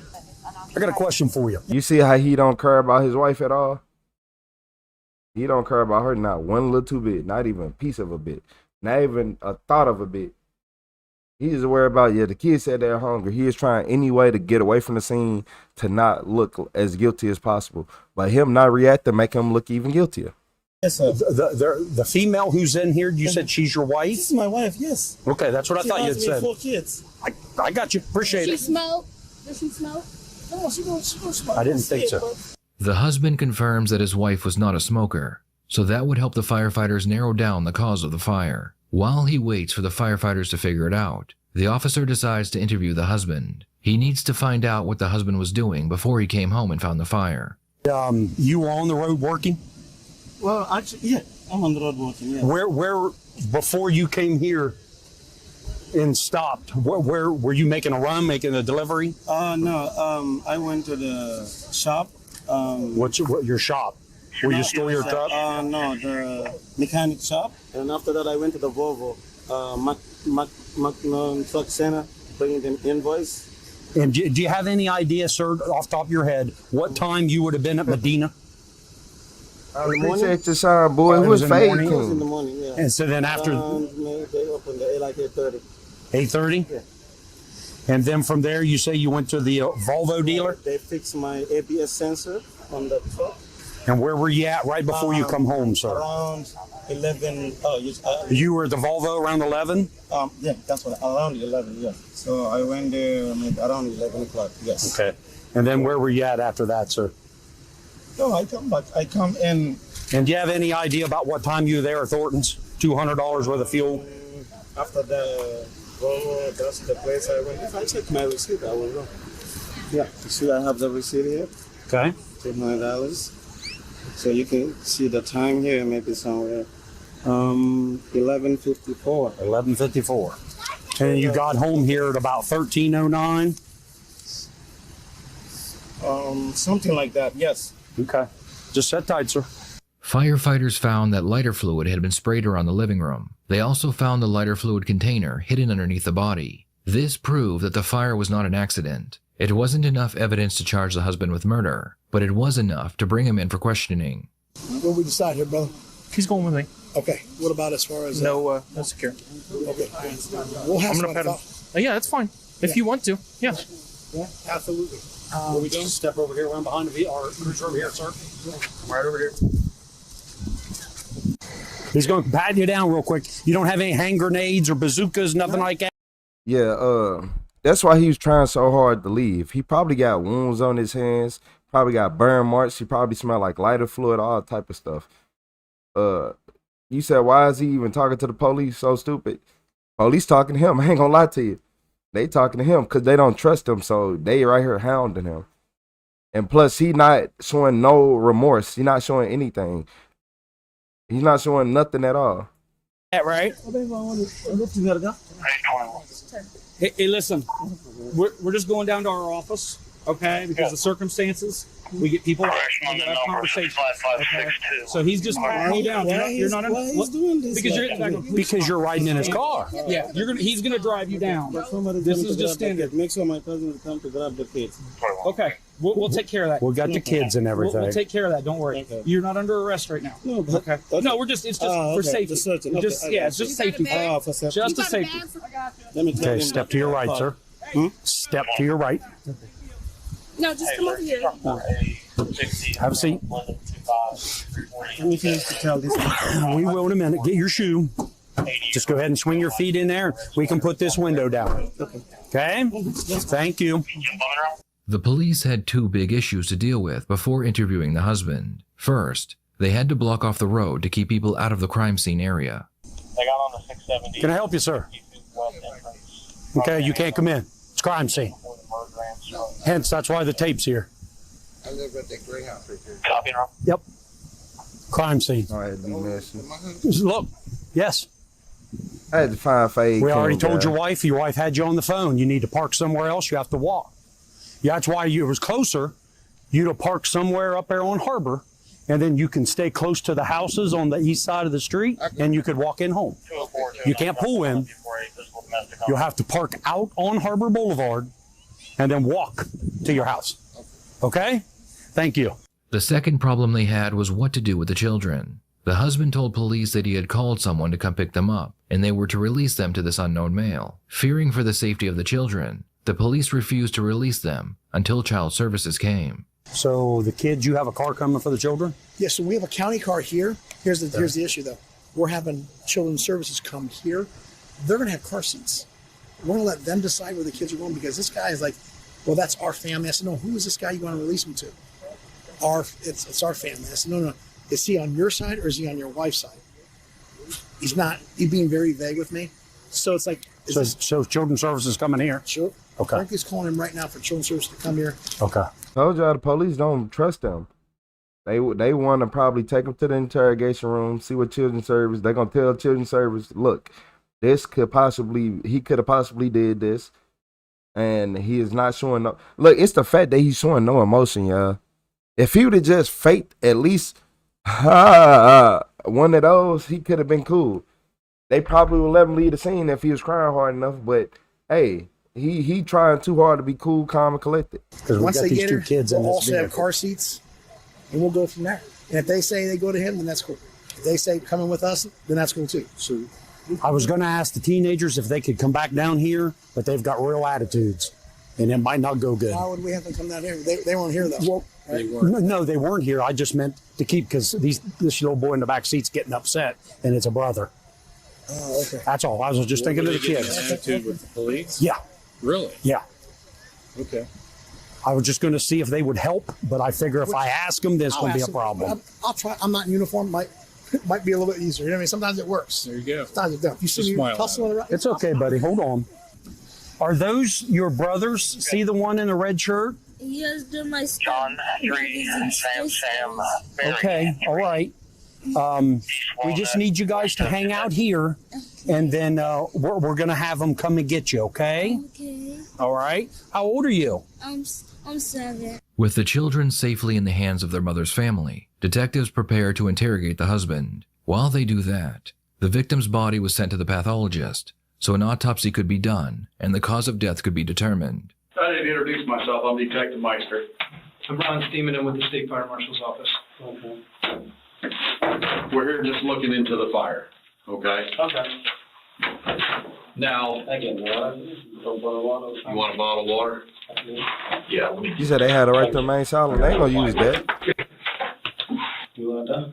State Fire Marshal? Okay. Fire Marshal? Mm-hmm. Yeah, I investigate fires. A lawyer. Anytime people want to put you in a room and then shut the door behind it, you should call a lawyer. But he wearing a freaky neck, so I know he did it. Oh, okay. Sam, he works for the Sheriff's Department. Oh, okay. So he's a detective with the Sheriff's Department. Okay. There, I better. Yep. I'm locking myself in here. Okay, since you were brought down here in a police car, you're not under arrest. You understand that, right? I don't know. I get in the police car, and well, I did get I'm not under arrest. Oh, they brought you in a police car and you ain't asked for no lawyer? Okay. Yeah, you understand that, right? I understand, yes. You wanted to come down here and talk to us, and we just brought you down here. Okay. Okay. I'm going to read you your rights to you. You're not under arrest. Because I'm hearing my phone money. He's coming out there. Yeah, that's why we're going to get this done. Okay. Yeah. All right. Mm-hmm. You know how to read? Yes. Okay. You also have the right to stop answering at any time until you talk to a lawyer. You get that? I have a lawyer, yeah. Okay. You want to talk to us about this incident tonight? If I have to call my lawyer, that would be maybe much better. Okay. I mean, because I don't know how much questions I will be asked, and then We're just going to ask you what happened today. And if you want to talk to a lawyer, if you don't feel like it's I can call him now and then just tell him, then maybe I can answer what I know about. If you tell me to answer what I know about, I will answer it. Okay. Is that okay? It's up to you. Yeah. It's your right. No, I'm asking you. I mean, if I call him now, Mr. Ray King. Okay. We can ask you questions, and if you feel like you don't want to answer until you talk to him, you can call him then, or you can call him now. I'm gonna call him now, and then if he told me if I answer it, no problem, or something like that, I'm pretty happy and no problem for me if I call him, you know. Okay. Let me go get your phone. No problem. Okay. Tell him that I cannot answer the phone right now. Can I tell him that? Well, hurry up, because I want you to talk to your attorney real quick. Oh, yes, go ahead. That's all I had. Go ahead and give him a call and see what he says. He ain't got no attorney. I'm going to send a text message first. Is that okay? Get a hold of your attorney because your truck can't leave until we find out what your attorney says. So I need you to call me back as soon as possible, please. So I'm going to text you a message after this call. If you send my call, my message, please call me back. So you do want to wait till your attorney calls before you talk to them? Yeah, I don't want to talk to anybody. That's what I just said. I mean, yeah, because let me try one more time. Maybe because if you see sometimes a couple calls, you might call back quicker. Detectives were unable to get the confession they desperately needed, so now they had to gather enough evidence to prove that he killed his wife. An autopsy was done on his wife's body, and it revealed that she had been strangled with a phone charger right before the fire started. The examiner investigated the victim's lungs, and he noticed that there were no signs of smoke inhalation. This led him to believe that the victim died from strangulation before the fire started. Had she been breathing after the flames were ignited, there would have been smoke residue in her lungs. The victim's children were interviewed, and they told police about all the physical abuse they had gone through behind the scenes. The children described one way their father liked to punish them, and that was by choking them with cords. The autopsy mixed with the children's confessions was very strong evidence, but the final nail in his coffin would come from a Ring camera on his home and another camera on his neighbor's home.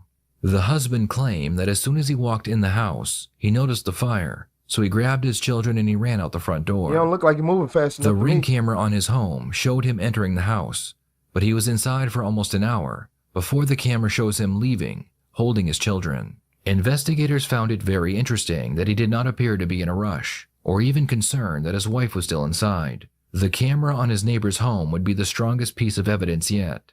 It showed the husband putting his children into the truck and then going back to the home and casually looking into the window to make sure his wife was on fire. With all this evidence in hand, Mamadou was charged with first-degree murder. Instead of taking the case to trial, he accepted a plea deal presented to him by the prosecution. In exchange for a guilty plea, he was sentenced to life in prison with the possibility of parole after 35 years. 6 children lost their mother that day, but her death revealed the evil their father was capable of. Her children are now with family who love and care for them, and he won't be there to hurt them. Her children lost life in prison with the possibility of parole after 35 years. He should never ever got out of jail. Should never ever got out of jail. He looked like he controlling. Looked like there's something wrong with him. All that. Like he fit the typical bill. Like he tried to make everybody think his life is so good, but it really ain't going well at all. Yeah, he like the exact perpetrator I would think did it. I ain't gonna lie to y'all. Y'all gotta watch out. This man just try to set the whole house on fire. No soul. Say he missing it. He missing his chin.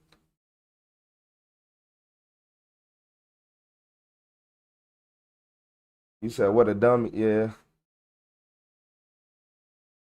Like Dan, look, he is so stupid that he had his own Ring camera on and it caught the time frame of when he went in and out the house. Like, you are an idiot. Your own Ring camera just disputed everything you said. And that's like, okay. Like, that's just the idiotic stuff that I be talking about right there. Like, your whole Ring camera just, not only did his neighbor have one, his own house had one, and he wonder why he in jail. You got to watch out for people like him. He showed no remorse this whole time. Of course he did it. That's why the police was on him so heavy. He showed not one piece of remorse. How do your wife die and y'all got that many kids together and you don't care? Do you know how many kids you got? Y'all know you would help the firefighters narrow down the cause. Like, look, like this man was unconcerned, unbothered of the fire. While That's the place I went. If I check my receipt, I will know. Yeah, you see, I have the receipt here. Okay. $200. Look at this. Like, why is you so worried about a receipt? Any normal person would be like, hey, man, stop asking me about you would have snapped. You're not finna ask me about no receipt right now. For one of y'all officers to get hurt. Any normal person would have started betting on angry demon time. No, not you. You're not mad because you're not grieving because you did it. Yeah, he did it. 35 years after, man. 80, it don't matter. He still got enough time to live in his 80s. And the way technology going, people finna be living even longer. So no, he needs to get life.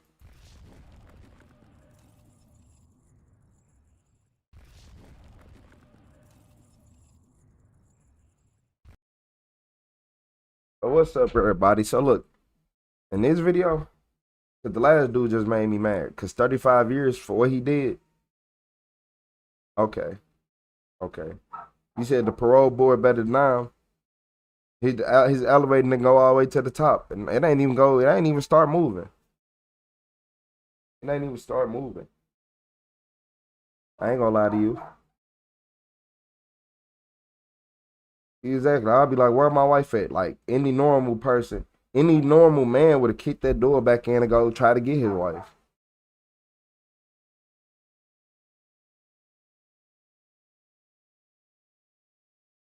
So he got life, he has to get paroled by the board.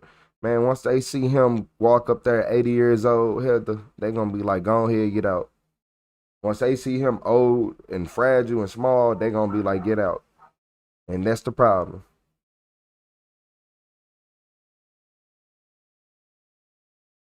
Talking about hell, doors halfway open.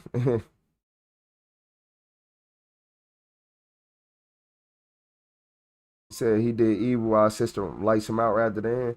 Because if they locked all the criminals up for crimes of what they did, then police would be out of a job. But y'all need police to have reasons to do certain things. Like, y'all don't understand. Police do a lot of things in this world, y'all. They not just here to protect you. They here to look at people, to surveil people. And I'm talking about good people or bad people. They there to watch people, keep eye on people, keep eye on enemies. If the police ain't got enough resource to just stalk everyday citizens, then the police department will fail. And the only reason they'll fail because other people try to get greed and end up draining the whole department. It's weird. It's hard to understand until you start realizing. You be like everything got multiple motives. Like you got a cell phone, right? Cell phones are usually meant to call and text people, right?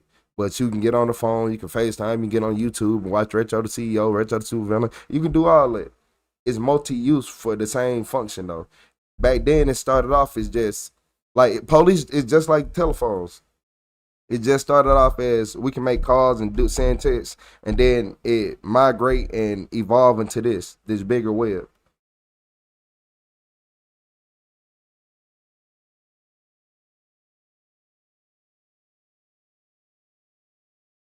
You said triple checking the window was crazy work. You said one bad apple can spoil the whole bunch, literally. One piece of moldy bread can make you throw it a whole loaf away. That one piece. I know a lot of people, you see that one piece of mold, the whole bread mold, it gotta go. Yeah, one bad apple can ruin everything. Speaking of one bad apple, this killer truck driver, we got a killer truck driver. So he'll kill it with a CDL. So y'all, look, this truck driver realized he was caught on camera. 48-year-old truck driver Jimmy Allen Schooner was brought in as a suspect in the disappearance and presumed murder of Harvey Huber. Harvey had gone missing shortly after a heated argument with Jimmy, who had a long criminal record that included assault, solicitation of murder, kidnapping, and aggravated robbery. Because of Jimmy's past and the altercation, police suspected his involvement. What's up, dude? What's that? Reed Brackley, Texas Rangers. How are you? I'm doing good. It's over with. So Georgetown PD called me. This man came in here with a cowboy hat on for fun.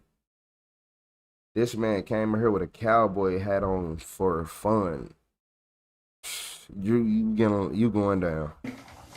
Yeah. And I came in earlier today to help him out. And anyway, I want to talk to you, Jimmy.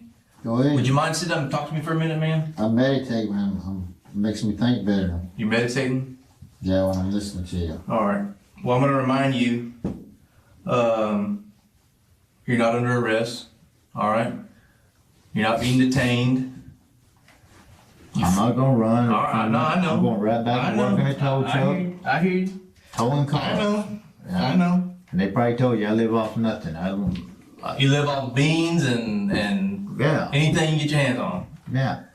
Just like I that. still live like the penitentiary. There you go. There you go. And that's what's wrong with people like you. I could tell by the way you sit down, you still think you're in a penitentiary. You still guard your food like a pit bull or a golden retriever that ain't ate in 3 days. Like you sit right here and just hunch over like a little Rottweiler, like a little Dachshund, whatever, little beagle. Like you look like Kane. Oh my Lord, this man look like Kane. Man, yeah, get him out of here. So how long you been driving a truck, dude? Like a WWE character. About 10 months. Do you like I started on April the 29th of last year, but I quit for 5 days. Cool, have an issue. I was getting a truck and stuff. Yeah. Now I work good for Trek. I live a unorthodox life. Right. I tow cars night, day. I would dead sleep. I sleep sitting up in the truck. I have the bare necessities, what I need. 3 sweatshirts, 3 sweatpants, 4 pair of wool socks, 2 ski masks for the cold, not for robberies, right. For the cold. And I in dead sleep, I do it like a soldier. Yeah. I carry a piss bottle I piss in, and then if we go somewhere, summer, I have to get inside, I got there, have to take a shit. I'll take a shit in that bottle, in a detergent bottle, but I have a hole in the top for gas, so the air gas, because if you keep it tied up and it don't have no air, it'll explode. Oh, no shit, I didn't know about that. Boy, what? Man, lock him up. Send him back. Who let him out of jail? Who let him out of jail? What's up, Rock? Who let this man out of jail? And how do you know it? What you mean? So if you put it in, it'll explode? The gases of when he, what? Summer, I have to get inside, I got there, have to take a shit. I'll take a shit in that bottle. In a detergent bottle? But I have a hole in the top where gas, so the air gas, because if you keep it tied up and it don't have no air, it'll explode. Oh, no shit, I didn't know about that. I mean, I'm like a soul. You're like a fucking machine. I mean, just boom, boom, boom. That's crazy. I have no barrier. Yeah. Now, how many people you found? So. Nah. A detergent bottle, y'all? In a detergent bottle? Look here. Nah, you shouldn't be out of jail. Who let you free? You taking a shit inside of a detergent bottle? What's up, bro? Yeah, on my mind. But I take ice cold showers outside. Ice cold with water. And the hose? Ice cold. God. Dude, ice. So you don't have a house payment. You don't have no rent. I mean, you're. I don't pay rent. I never will pay rent. Dude, that's freaking awesome. So you got a cell phone. You got a cell phone bill. Yeah, cell phone bill. So you just what other bills you got? I mean, hardly anything. You don't want to know. Pretty much pocketing. The ranger lets Jimmy talk freely for a while, hoping to make him more comfortable. He knows Jimmy had motive. He had been having an affair with Harvey's wife before Harvey vanished. However, with no body or murder weapon, the ranger realizes that Jimmy's confession is crucial to solving the case. Man, that's... And did Harvey ever suspect anything or? Nah. No? Y'all just kept it real discreet. Yeah, but he accuses her of cheating with Tim Burgess, whatever, somebody that comes, works on the car, and then this other guy, but he drinks. He goes into a different mindset.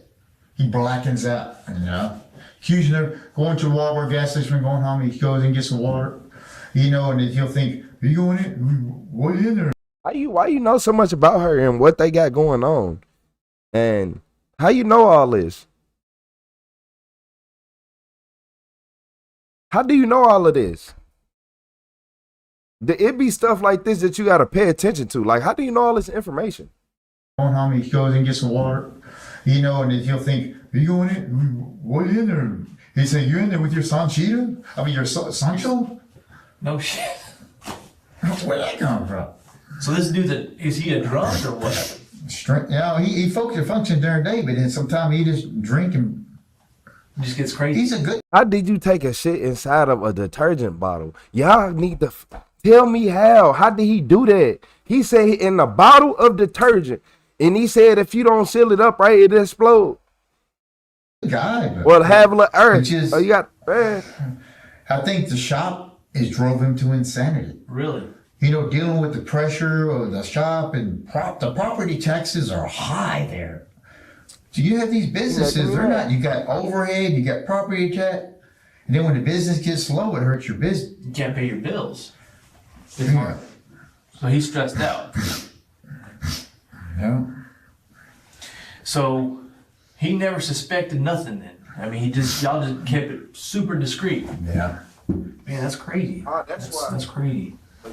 So does Melissa enjoy spending time with you more than Harvey? Does she feel safer with you? She trusts me with her life. She does. Because I love her. You got into it. You love her. I thought that was his woman. Oh man, he got it. Don't let me. You look like Kane. You using it inside bottles? Yeah, he did that, y'all. With you? Anybody who uses inside of a She trusts bottle. me with her life. She does. Because I love her. I love her. She seems like a good woman. I love her, Beth. I'll live like a dog the rest of my life so she can be happy. She seems like a damn good woman. She deserves a good man that's not going to get drunk and treat her like shit. You know what I'm saying? Yep. I told her she's a sweetheart. Does she tell you that Harvey's been ugly to her? I mean, does she want to leave that guy? I mean, what is she? I asked her multiple times. I said, "Love, why do you stay with her?" I call her my love. I said, "Why do you stay with him, girl?" Yeah. I said, "It might be another 15, 18 years by the time he dies of drinking."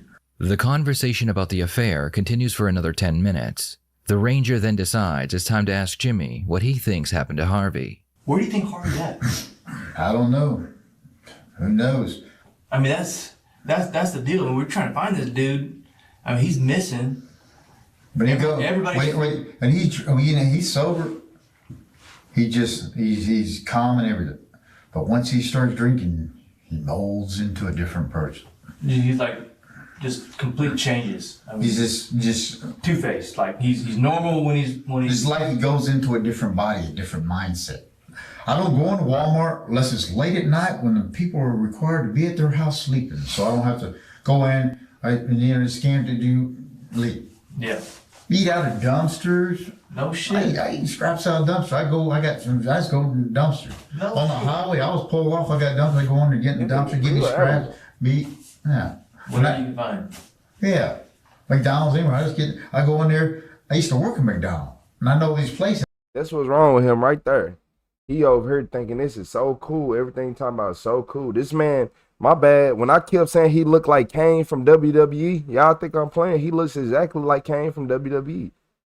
I'm talking about in character. Like he just stepped out the ring in full gear. And not only that, he talking about my love. So you wanted this man woman so bad that you did this? So you wanted her so bad that you did this? And you just said I just got out of jail, so you don't get many female interactions, and you shitting them in detergent bottles. Then you eating out the dumpster. What man, like, I'll just being honest, what female be like, oh, I love a man who just scavenges? Like, you are a scavenger. I know the loophole. And I go get this stuff. I take it back, put it in that tiptoe in the refrigerator and scraps. No shit. I eat scraps, or sometimes I eat beans, but I change it up. I don't get dependent on one thing. Right. See, beans have bad beans, but then when they get old, they might go sour, but you still eat the sour beans. After only a few minutes, Jimmy gets off track and begins rambling about his life as a truck driver. The ranger waits patiently, and as soon as he is able, he directs the conversation to the altercation that took place between Jimmy, Harvey, and another man in Harvey's mechanic shop the night he went missing. Shout out to Dana with the flow state. I appreciate you, Dana. Thank you for that flow state. No, Harvey's arguing with Josh. Okay. Then I said, man, I was thinking in my mind, I got to go. You gotta get out of here. He's, you know, fuck. He's sitting in the chair, fuck. You know, he's just freaking out. But he's maxed all. He's drank for hours. Not no bitch beer. Not no bitch beer. The hard shit. Hard vicious shit. And a lot of every only thing vicious more than that is 100% moonshot, and it's hard to get that in America.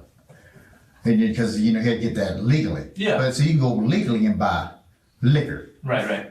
Yeah, but the next morning when next morning when I wanted to go over there. I was on a scooter, not a tow truck. Okay. So I go over there. I seen Keith walking on the hill. So I said, Keith, what's up? I said, well, what's going on? I said, are you gonna go to the shop? He said, I can't get in the shop. I said, you got the combination to the shop and everything? So I said, well, he said, I got to get my screwdriver for the door. I appreciate you again, Dina, for the flow state. Look here, Heather. Heather, you almost just made me pass out. She said that man lived like a serial killer. I guess the door handle's way outside over here, and that door handle's all the way off the door. No shit. And you look in the door, it's just a hole and just a little something. It's just like the inside part of the handle. Yeah, well, let's just say that night he was trying to redo the door handle. I know he stink. Really? I know he stink. Yeah, you can ask her. He said. So no you're finger. Standing there, he's cursing and yelling. Fingers smell like straight shit. I told man, I was telling man, it's not that bad. But it's just when he drinks, he goes into, but the shop, sometimes they've been going through hard times, period of time. It's hard, man. They charge, Winston County charge people a lot of property tax. Right. Too. And then when you're not making that much money, it's hard. It affects your things, dang, I worked so hard. Affect your livelihood. And then, I promise y'all, now that I think about it, not only can I smell it through I can smell it through my computer, my monitor screen, I can smell it through everything. Not only can I smell it through that, I know after he used the bathroom, he ain't wash his hands. Am I lying? Anybody right here, tell me I'm wrong for assuming that he don't wash his hands. Tell me I'm wrong for judging him and saying he don't wash his hands. Because we all know he don't wash his hands. Like, come on, y'all. I can just imagine he take them shoes off. Oh, my Lord. So you're standing there. Harvey's cursing and yelling. He's cursing and yelling. I mean, what happens after that? I mean, I sit there for a long period of time talking to him, just bullshitting with it. What were y'all talking about? This really nothing. I said, man, it's not that bad. I said, man, you gotta. I was trying to say, I was sitting there and talking. I said, man, you gotta keep on going. Jimmy claims that Harvey had been drinking in his shop after he closed up for the day. Harvey seemed drunker and angrier than usual, so Jimmy decided to just leave him alone and go home. On his way out, Jimmy locked the gate to the mechanic shop, which the ranger finds very strange. Help me understand. Y'all say he don't wipe. Look here. Why you? Because y'all not lying. Why did you lock Harvey inside there? Was he still inside there? He was still inside the park. So when you look in the door, he was right over there sitting in a chair. So he was inside the shop? Yeah. When you left, he was inside the shop? Okay. And why would you lock the gate and lock him in there? You know he's going to go home. But he has a key to the gate. Right, but why would you lock him in there? You know why I lock him in there? Why is that? Because every time I take cars in there, even at night, if I take a car in there late at night, or if I take a car to Georgetown Buffer or Georgetown Interstate Transmission, or anywhere, I always have one formula. Mm-hmm. Like, I'm going to lock the gate. I'm not going to leave the gate unlocked. Right. What if somebody goes over there and they steals a car out there? Then I'm responsible. When I say, why didn't you lock the gate? But you were driving by and the gate was open. And Harvey was there. But I always lock the gate. Gotcha. Okay. Have you ever locked Harvey in there before? And closed the gate and locked him in there before? No, because he never stays there. Hardly ever. Okay. What led police to Jimmy was surveillance footage from a nearby school, showing him leaving Harvey's shop with an object wrapped in a tarp in the back of his truck, roughly the size of a human body. Further investigation using Jimmy's phone GPS led police to a drainage tunnel where they discovered Harvey's skull fragments and pieces of tarp inside. How you doing, butterfly mama? Human blood on your truck. Mine, it ain't mine. Whose is it? It's not mine. He talking about it ain't mine. Is it Harvey's? I don't know, because I haven't did nothing to Harvey, period. He did it. What are we gonna do when it comes back? Like, you literally just told the detectives the motive, everything. You like this girlfriend. She ain't know you using it in a detergent bottle. She don't know that you eat out of dumpster. It ain't nothing wrong with eating out the dumpster part. But I know you just a filthy person. I know that you don't wash your hands. And when I say it ain't nothing wrong, if I'm homeless, I'm eating out of what? I'm going to them dumpsters. But I'm going to have the decencies to make sure I'm somewhat clean. I'm going to find some hand sanitizer. He probably then went dumpster dive and found all hand sanitizer and left it. He looked like the type. I don't need, that's take up room. Throwing that shit, whole boxes of hand sanitizer. Positives for Harvey's DNA. He like a little scab, don't he? I don't know whose DNA it is. But once we get it confirmed and it's Harvey, what are we gonna do? What are you gonna say? I'm gonna say I didn't do nothing. How do we explain that? You know, I didn't do nothing. But how do we explain his DNA, his blood on the back of your truck, and you there that night? I didn't do nothing. But you understand what I'm saying? Yeah, I'm not gonna say didn't do nothing. Okay. Well, how do we explain that though? I don't know, but I know I didn't do nothing. Well, help me explain. I gotta answer that question. Yes, you know what they're thinking, that Harvey's in my trunk of where the tools are. No, or did I kill Harvey with a gun? Or you shot Harvey, I huh? had a AK-47 in it. Oh, no, I don't have that. Nah, he stabbed Harvey. How do I explain his blood on your truck and you being there? How do I explain that? And then you locking the gate after you leave. Locking the owner of his own business, locking him in there with the lock on the outside of the gate. I always lock the gate. I said, wake up. I'm up. Come on, Jimmy. I always lock the gate. I'm gonna tell you, I don't have nothing to do with it, period. I don't know where he is or nothing. I don't know where he is, but I know where we going. Shout out to Butter. Oh, is that Better? BTT. That's Better. 710. My bad, Better. Shout out to Better 710 with the flow state. I appreciate that flow state and keeping the flow going, just like the front of his hair. He might as well go bald. We know he did it already. Did Melissa? You love Melissa. I love her. She loves you. Mm-hmm. You care about her. Yeah. Did she ask you to kill him? Melissa would never ask me to do nothing like that.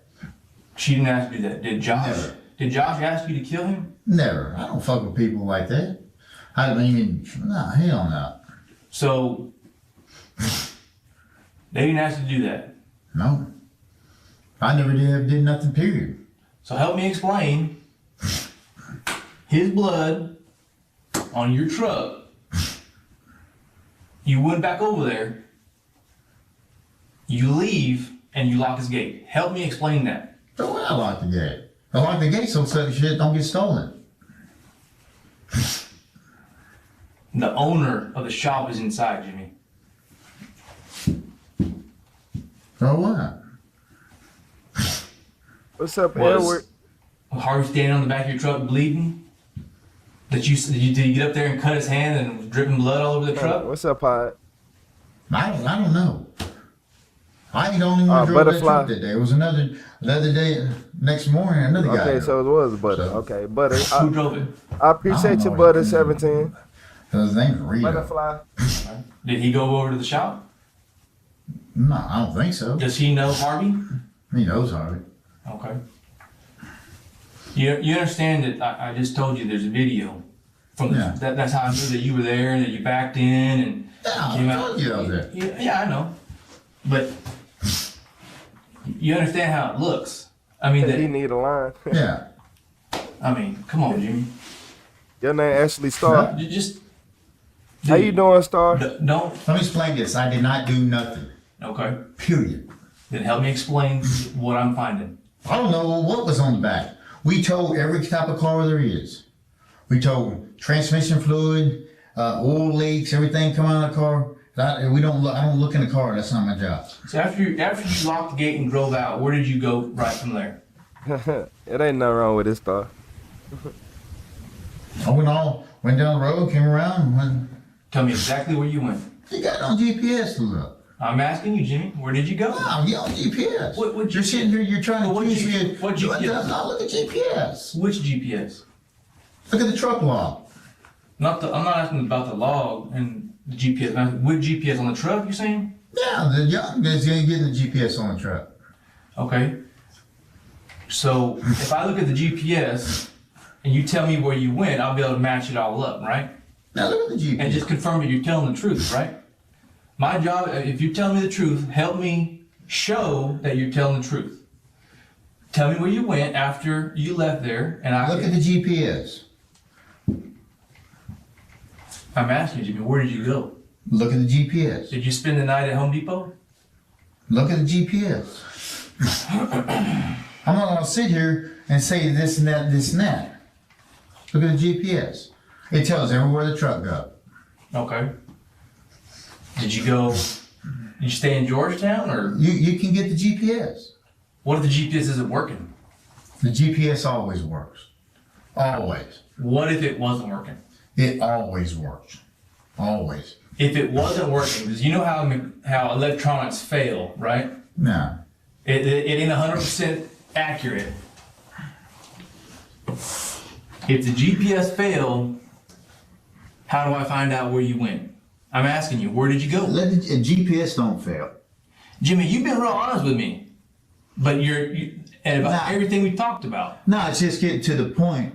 It's getting to the point. Jimmy ain't said not one honest thing this whole time, detective. But I understand.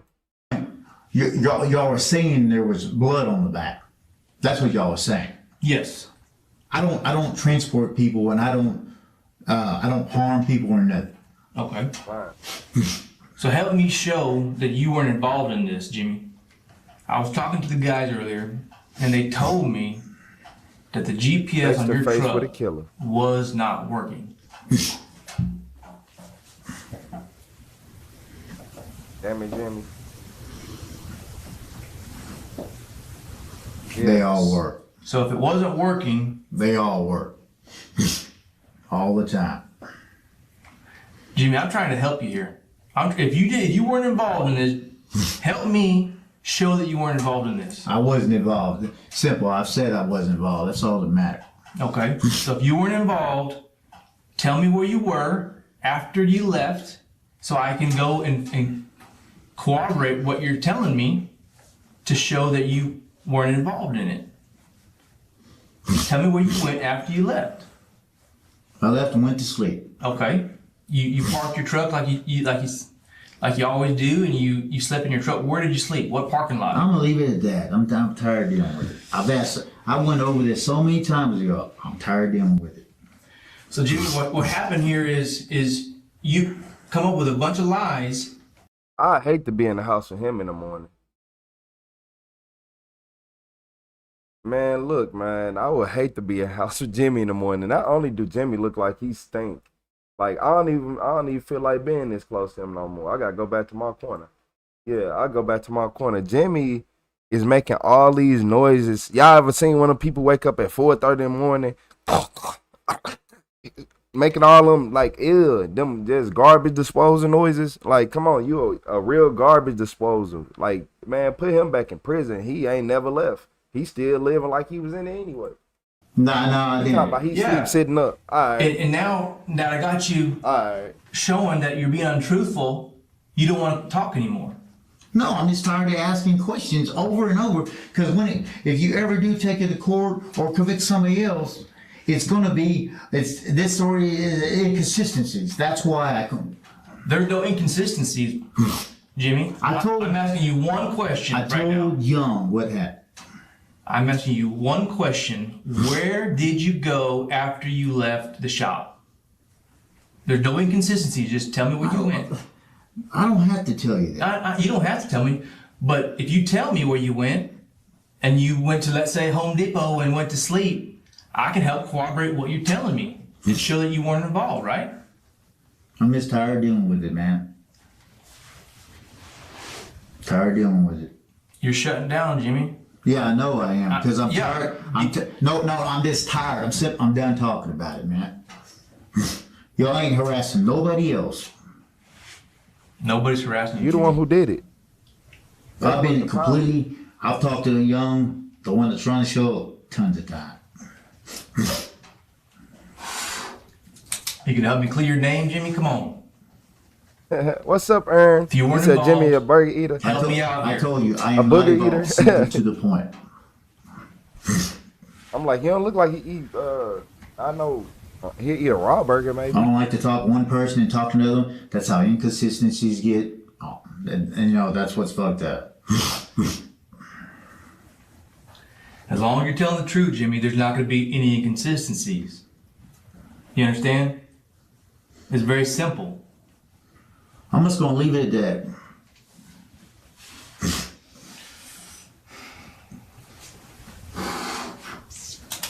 You can run ballistics on me. I don't carry no gun. I'm not selling drugs. Like, if speeding on the road is a crime, send me to jail. If you and Harvey got into a fight, listen to me. If you and Harvey got into a fight and you had to defend yourself because he was enraged, that's one thing, okay? If you killed him in cold blood, that's another thing, okay? I don't think that you did that, Jimmy.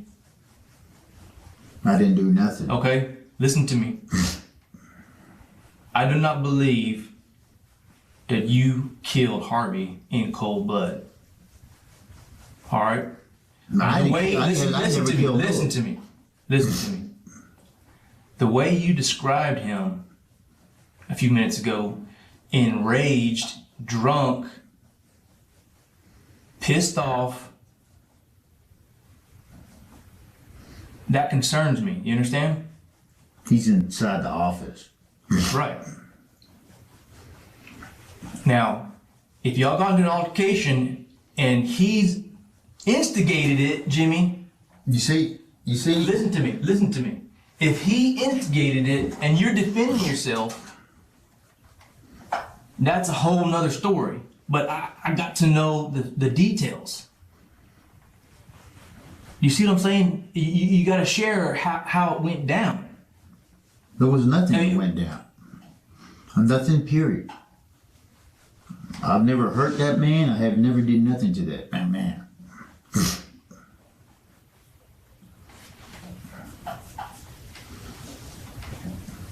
Jimmy, now is the time, okay? I've explained myself to you. I've talked about it. I'm just tired. I'm shutting down. I'm tired dealing with it. Jimmy Schwerner will now spend about 60 years behind bars for the death of Georgetown businessman Harvey Huber. Huber was the owner of Huber Auto Repair in Georgetown, right by Georgetown High School, a shop he's had in the area for decades. Huber was originally reported missing back in February of 2020, which sparked a massive search of the area. Texas EquiSearch also getting involved to find Huber. The following month, Jimmy Schwerner, an acquaintance of Huber, was arrested, and more light was shed on Huber's fate. In court documents, it states surveillance video from Georgetown High School captured Schwerner's tow truck pulling into Huber's shop late at night and leaves with an object wrapped in a tarp, an object consistent in size with being a human corpse. About 1.5 miles away on the opposite side of 35, police found skull fragments, which matched Huber's DNA in this drainage tunnel. The document goes on to say Schwerner was having an affair with Huber's wife and asked on several occasions to divorce Huber. The day Huber disappeared, his wife and Schwerner met nearby the tunnel. Schwerner was charged with murder and tampering a human corpse. On Thursday, Schwerner met for a pretrial hearing, where he agreed to take a plea deal and confess to the murder. Despite accepting a plea deal and admitting to his guilt, Jimmy never gave details into how or why Harvey was murdered. To this day, the location of Harvey's body is still a mystery. What are your thoughts on this case? The woman talked him into doing it. The woman didn't talk him into doing it. At the very beginning, he said he rather her live a good, happy life, blah this, blah that, blah that.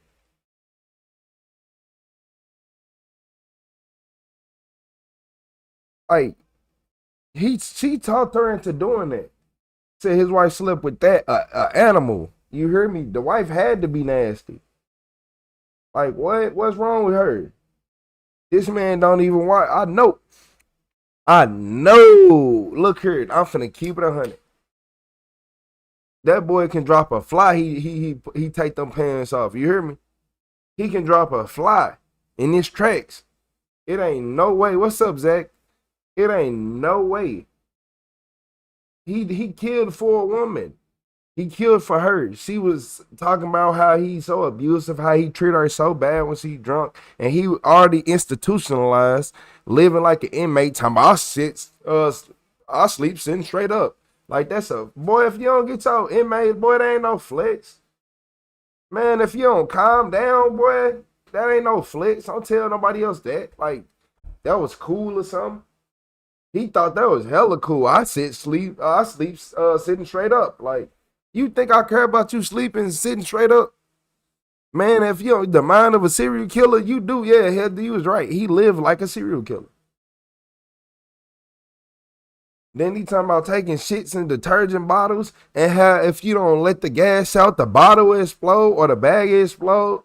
Like, come on, man. Come on now. Come on now. They ain't found the rest of his body, though. I think they found the skull fragments. I appreciate your butterfly. Thank you for the clock it.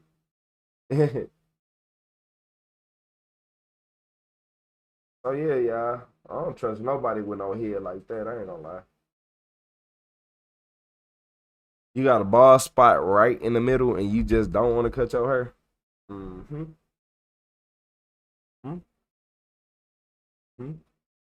Looking like you just got a part. Like you got a straight, like you got a little middle part right there. I don't trust nobody. And she slept with that animal, with the dirty nails. I'm talking about taking them pants off. He dropped a fly. You hear me? The whole fly just hit the ground. You talking about, yeah, let's get to it.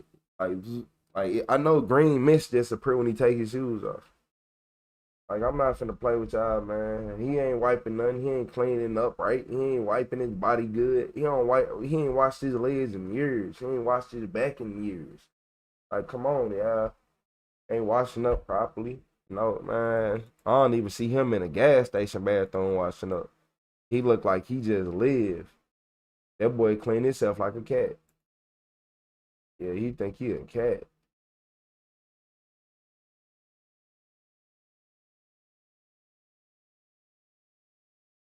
Yeah, man. That's basically what we do with Master. We'll start with some crazy video going to. We've been here for. You said I should start. We've been here for 9 hours. He said we should start, man. We've been here for 9 hours. Shout out to everybody who tap in every single day. Yeah, it's been almost 9 hours.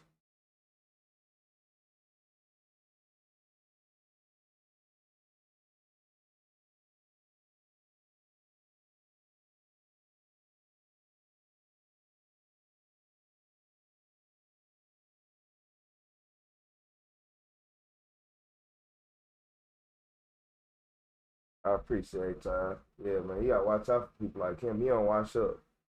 Oh, them shoes funky. I'm like, everything on him stink. That man said he took a dunk in like, how that work? Like, man, look. 2 ski masks for the cold, not for robberies, for the cold. And I in dead sleep, I do it like a soldier. Yeah. I carry a piss bottle, I piss in, and then if we go somewhere, somewhere, I have to get, I got there, have to take shit. I'll take a shit in that bottle, in a detergent bottle. But I have a hole in the top where gas, so the air gas, because if you keep it tied up and it don't have no air, it'll explode. Oh, no shit. I didn't know about that. I mean, I'm like a soul. You're like a fucking machine. I mean, just boom, boom, boom. That's crazy. I have no barrier. Yeah. Now, how many people you found live like that? Dude, not many. But I take ice cold showers outside. Ice cold with water. And the hose? Ice cold. God Nice. So you don't have a house payment. You don't have no rent. I mean, I don't pay rent. I never will pay rent. Dude, that's freaking awesome. So you got a cell phone. You got a cell phone bill. Yeah, a cell phone bill. So you just what other bills you got? I mean, hardly anything. No. So you're pretty much pocketing. The ranger lets Jimmy talk freely for a while, hoping to make him more comfortable. That boy Jimmy, I don't trust him. I don't trust nothing. I don't trust nothing about Jimmy. That boy right here, yeah, he go ahead and get away from me. I ain't even know that was possible, y'all.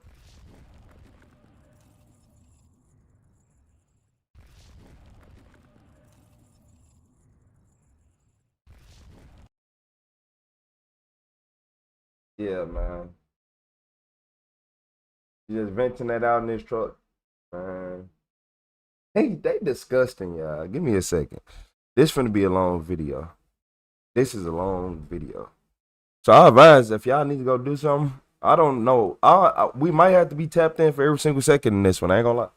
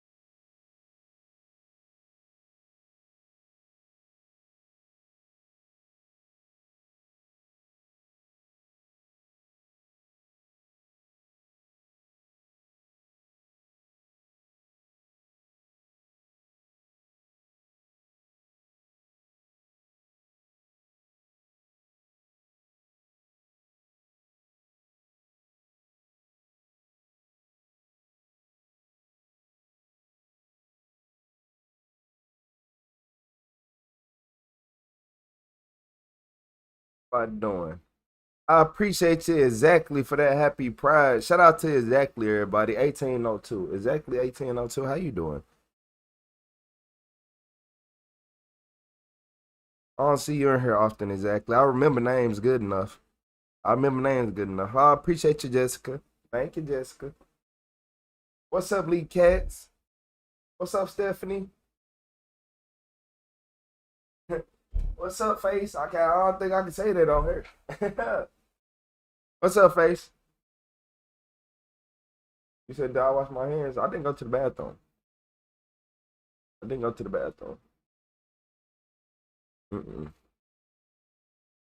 I missed my mouth again, though. My hoodie wet at the rim. They do a lot.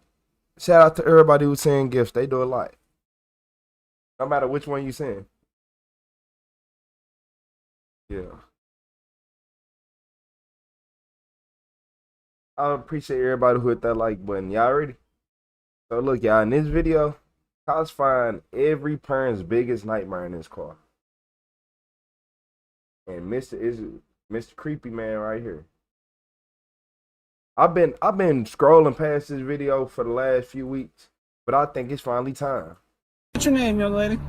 Huh? Your name? Huh? Your name? And your birthday? October 15th.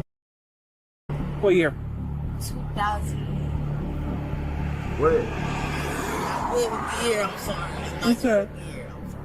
This teenager has just given fake information about herself during a simple speeding traffic stop, and she's going to repeat the lie 2 more times. Well, that's a different name than what you gave me.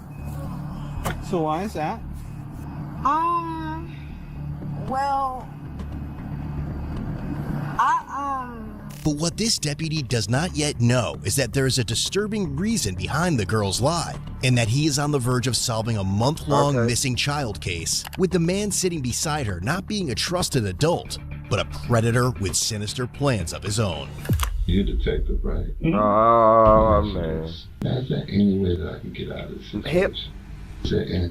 Shit, with the Lord, through the Lord, through to the heaven gates. I got it. Yeah, you can go to the heaven gates. Yep. Yeah. Then that I could do to get out of the situation that I'm in right now. Around 9:40 p.m. on the night of March 8th, 2026, a Putnam County Sheriff's deputy notices this car speeding in a 60-mile-per-hour zone and initiates a traffic stop in an area in Crescent City, Florida. But what he doesn't know is that before the night is over, the traffic stop will become the least of his concerns, with a child's safety suddenly at stake. What's up, my brother? How are you? Good. I'm Deputy Trini with the Sheriff's Office. Ma'am, how are you this evening?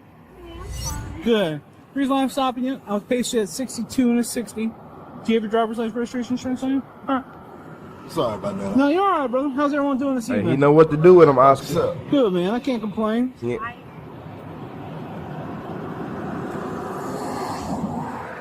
Here's my wallet. Probably in my coat, in my bag. Yeah, you're good, bro. Young lady, you wouldn't happen to have your ID on you, would you? No, sir. That's my little cousin. That's your cousin? Yes, sir. What? 16? Yes, sir. What's your name, young lady? Huh? Your name? Huh? Your name?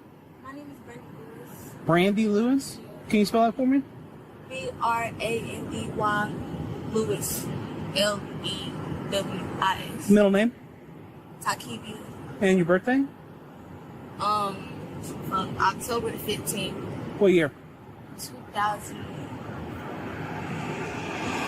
I live a year, I'm sorry. Okay. That's why I need your... Yeah, okay. I believe it's like, what, 2012, 13? 2013?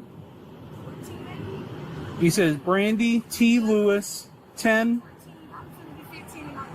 Okay. So, it's Brandy T. Lewis, 10. 15. Of what year? It's either 12 or 13. I'm not going to 10, 15, or 12. Yeah. All right. Give me a couple seconds, okay?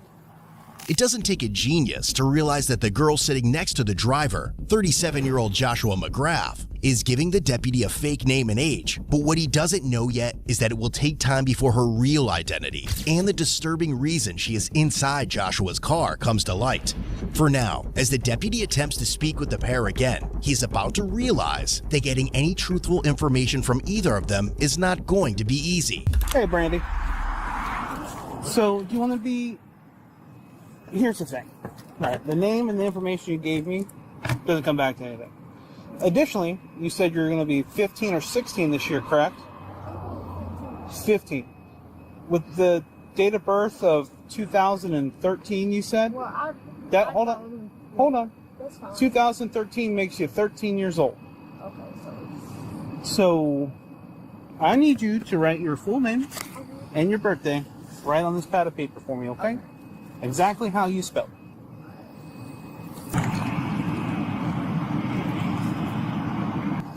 Oh! So, that's a different name than what you gave me. So, why is that? well,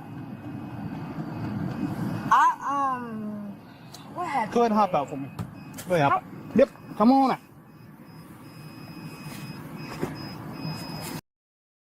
I like this officer, smart officer.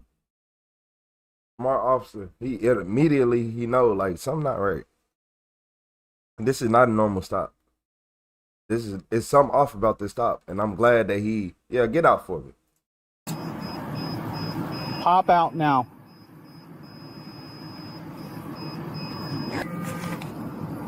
Sir? Sit right there, dude. Do not move. Do you understand me? Yes, I'll turn the car. It's. That's all, sir. Get out of the car. I'm trying to.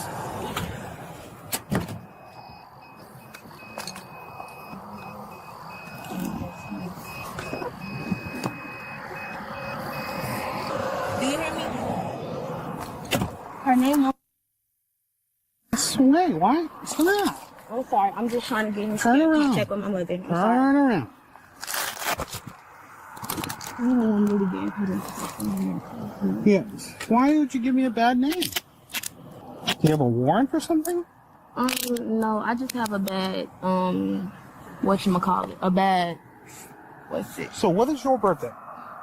I'm not resisting. I really don't got time for that. I'm already black. I'm not even like, I really don't got time for this. I really don't. I don't even she just stay. gave me another name. I don't even stay nowhere 10, down 12. here. Roll me 35. Nowhere down here. I don't stay nowhere over here. My parents can't even come pick me up. The only person that can pick me up is my cousin. Walk this way. Turn around and come get me. Walk this way. Like, for real, this tough.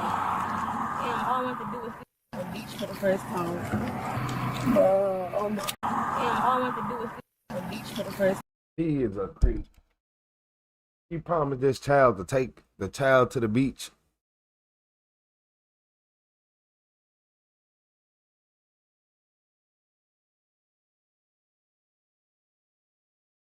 Like, bro, I'll tell y'all, man, this world is getting, this world.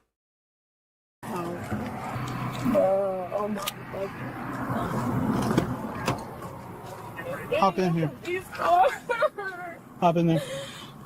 Can you go get my stuff? Please hop in there. Okay, can you go get my stuff?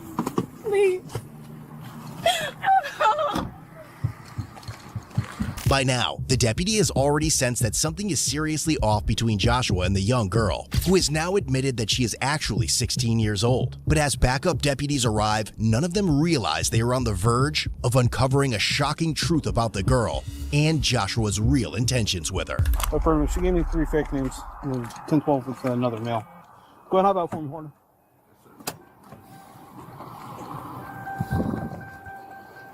Walk over here. Lady, this car got anything on you? Poke me, sting me, hurt me? Do you have a medical card? No. Correct. Is there any on your person? No, sir. Okay, because I smell. So, did you smoke? I had some earlier. Look, I'm not looking to over some weed. Okay? Yes, sir. I had some earlier. Give me 1 second, button. We'll get you the number in a second. So before I ask you any questions, I'm going to read your rights and ask you some questions. You understand? Yes, sir. Doesn't mean you're under arrest. It doesn't mean you're in trouble. Mm-hmm. I just want to protect you. I want to protect me. And it gets a call from me right here, partner. Yep, turn around. Turn around. Yep, take a seat. Let me see your phones real quick. All right. Absolutely. Yes, sir, bro. What's your first name, partner? My first name? My first name is Joshua. Joshua. Yes, sir. I'm Deputy Tuning with the Putnam County Sheriff's Office. I'm going to read your constitutional rights and answer some questions. Do you understand? Yes, sir. What's the highest grade you finished? HSE, high school equivalent. High school equivalent. So GED. Yes, sir. All right. So you have a basic common understanding of the English language, right? Yes, sir. All right. So you understand everything I read to you. Yes, sir. All right. Who is that young lady to you? It's my friend. That's your friend. How do you know? You old as hell, boy. What you mean that's your friend, weirdo? Like, no, you're not allowed to have friends that young. Nobody had friends that young. We don't have friends that young.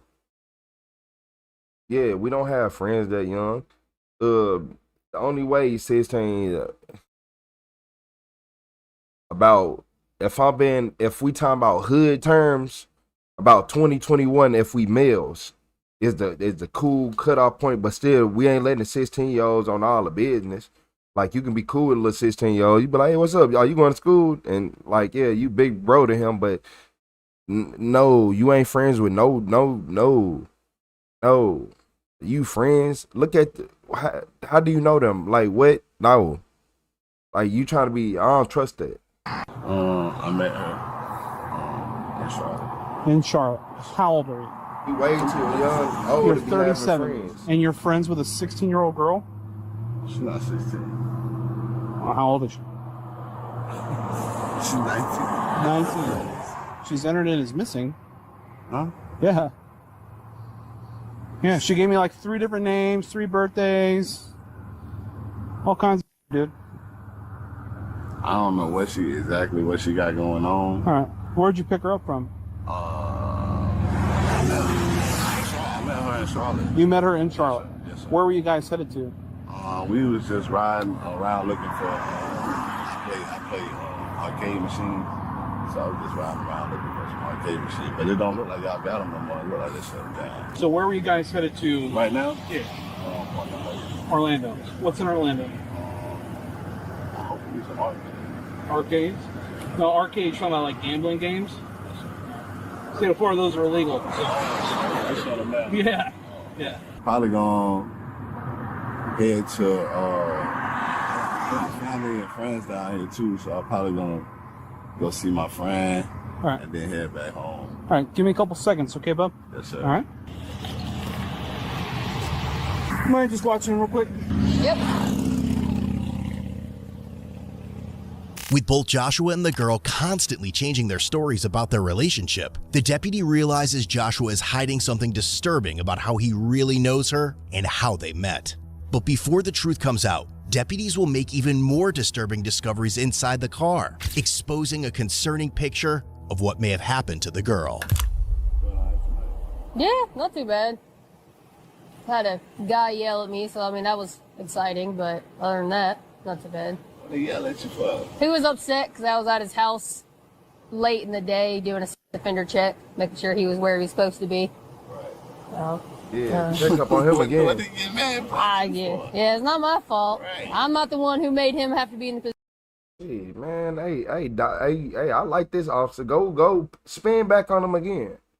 Go spin back on him again. And then after you spin back on him again, make sure you come back to him again. Because she got her night cut out. Position to do what's happening, so.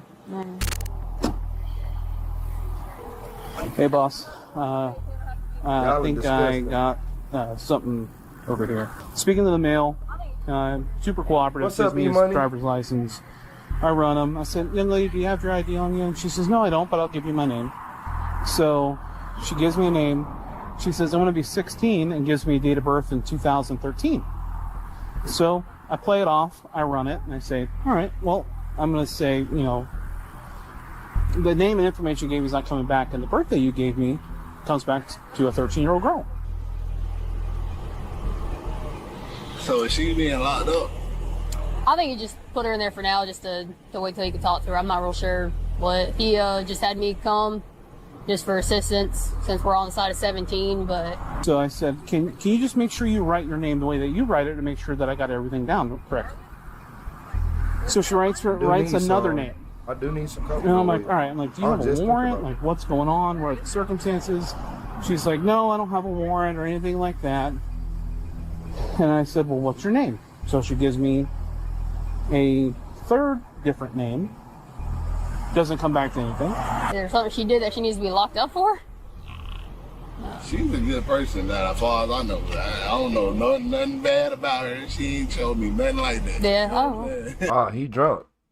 Yeah, I'm saying.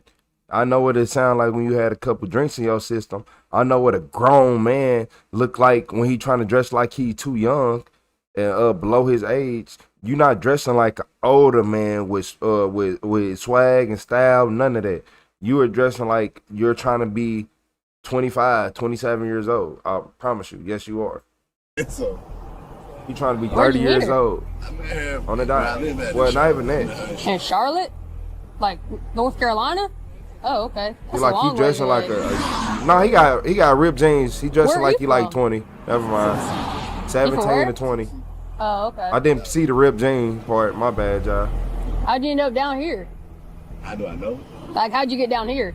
Oh, I drove down here. Well, yeah, but I'm saying, like, what made you come this way? Oh, I be playing like the arcade games and stuff. Mm-hmm. So I be traveling looking for arcades and stuff. All right. It's Putnam County. I never understand it. We have people that live here, they're from like other countries, and I just never understand how they end up in this area. Like all the places you can live and you chose here. It's just crazy to me. And then I said, just like, what's the deal? So I secure her in handcuffs, walk her to the back of the car. Well, she gives me Master Heart, man, look here. Entered single A out North for Carolina. real. The driver, I read a Miranda, said he picked her up in Charlotte, said that's his friend, and brought her down to Florida. And they plan on going to the beach. He's 37 years old. 37. She do that often? 21. You was. I've never seen her. I mean, she's never been. He was 21 years old when she was born.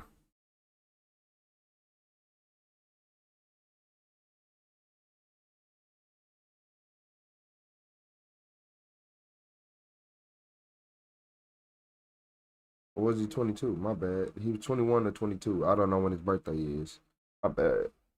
But for a fact, he was at least 21 when she was born. He could have been 22. Well, no. Nah.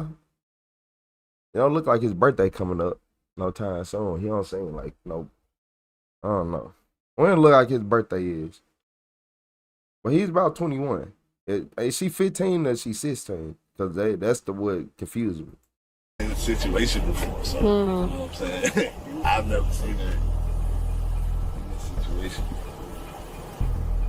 Did you meet her like online, or you guys just happen to meet? Nah, I don't know. She's 15 or 16. I haven't questioned her yet. Shit. I just got her in the back secured. If that. If she's not 13. Why are you yelling and Can screaming? you call the lady back here to pull my shirt up? Pull your shirt up? Yes. Is you hanging out? Yes. Oh my lord! Give me 1 second, girl. I was gonna ask if she could. Yeah, put my, give me 1 second. I can pit my Give my, me, yeah, give my me, arms in give, my give, shirt. give me 1 second. Thank you. Deputy Williams. Deputy Williams. Deputy Williams. Yeah. Do you mind helping her fix her top? Yeah. I appreciate you. I'm gonna grab my pen cap from your car, okay? What's wrong? I was wanting to put my hands in my shirt because my everything is falling. All right. Do you want me to help you? Okay, we gotta keep the cuff in the back right there for right now, so I can do that. But I can help you like lift it up if need be. You can button it up in the front. Where's it supposed to be buttoned? Right here. So how did you meet her? We met in public. You just met her randomly in public? Yes, sir. Where at specifically? At my hotel room. Hotel room. Oh, she. Okay. Well, he could have been like 23, 24. She's 19. Oh, that's what she told me. Okay. But you said that that's your little cousin when they first Did pulled you over. anything engage in this hotel room? But he said that was his little cousin at first. We got to see what this interrogation lead to too. This man, this is the face of a creep. No, sir. That'll at least keep you from falling out. Can I get 2 more questions? Can you get my money and my purse out that car? What's up, Dewey Gregory? To my cousin. Your cousin? Who's your cousin? Okay. That guy? That's how they're standing? How long you known him for? Pretty long me. How long is that? I say about like 4 or 5 years. 4 or 5 years?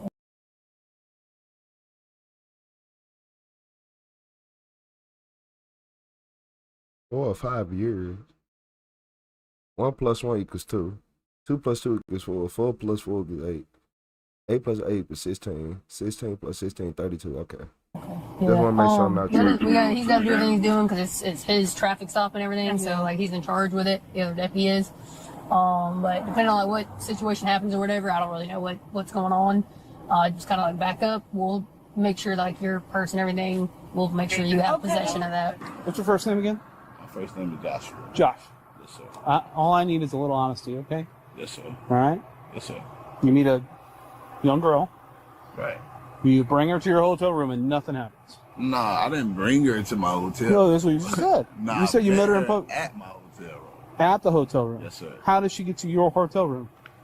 She was there. I don't know. She was at the hotel? Yes, sir. She was just there. I don't know why she was. You don't know why she was there. Shout out to Heidi Renee Miller for becoming one of those members. I appreciate you, Heidi. Thank you for becoming a member, Heidi. She was there. How long have you guys known each other? We've known each other now for probably about. You said that one cop sound high. A month? Okay, so what they got going on with me? That I don't know. I'm still trying to figure out what the hell's happening. So I'm not real sure. As soon as I suppose he figures out what's going on, we'll let you know. Yeah, cause I don't even stay down here. I came down here just to see the beach with my friends or whatever. And now we getting it's just yeah. That's what he's saying. Y'all come from like Charlotte. Or something. Yeah, we came down here just to see the beach with my friends. Like my friend, it's her birthday today. Like not even today. What time is it? It's probably. It's not quite midnight. Yeah, it's today. Her birthday was freaking today. Like this is crazy. Yeah, let's see if I figure out what's going on, alright? Please update me. And my purse is purple. I have Shout out to Joseph King with the flow state state. That my friend gave me. She bought me a whole bunch of new stuff. So have you ever been in shout out to Joseph King with that flow state. I appreciate you, Joseph. And once again, shout out to Heidi for becoming one of those members. I appreciate you, Heidi. One more time. I got in trouble 7 years ago for traffic. Traveling? Trafficking. Yes, sir. Trafficking in what? Schedule 2 substance. What in particular? I had some next. Alright. Is there any drugs in the car? No, sir. Nothing at all? Okay. I'm going to be searching the car because it smells like I don't know. and then there's all over the seat, so. Well, like I said, we had some earlier. Okay. But anything else inside the car? No, sir. Okay. So you met her about a month ago at your hotel room in Charlotte, North Carolina. And then you're telling me from there, she's just been with you ever since? Pretty much, yes, sir. Yeah? For the most part, yes. But Are you guys like in a relationship or going something? back and forth to her house and stuff. Are you guys kind of like in a relationship or something? No, we just friends. Listen, bro. We're both men, right? What's up, King? So you're I telling appreciate me, you. Just hear me out, dog. You guys been knowing each other for a month. Hold on 1 second.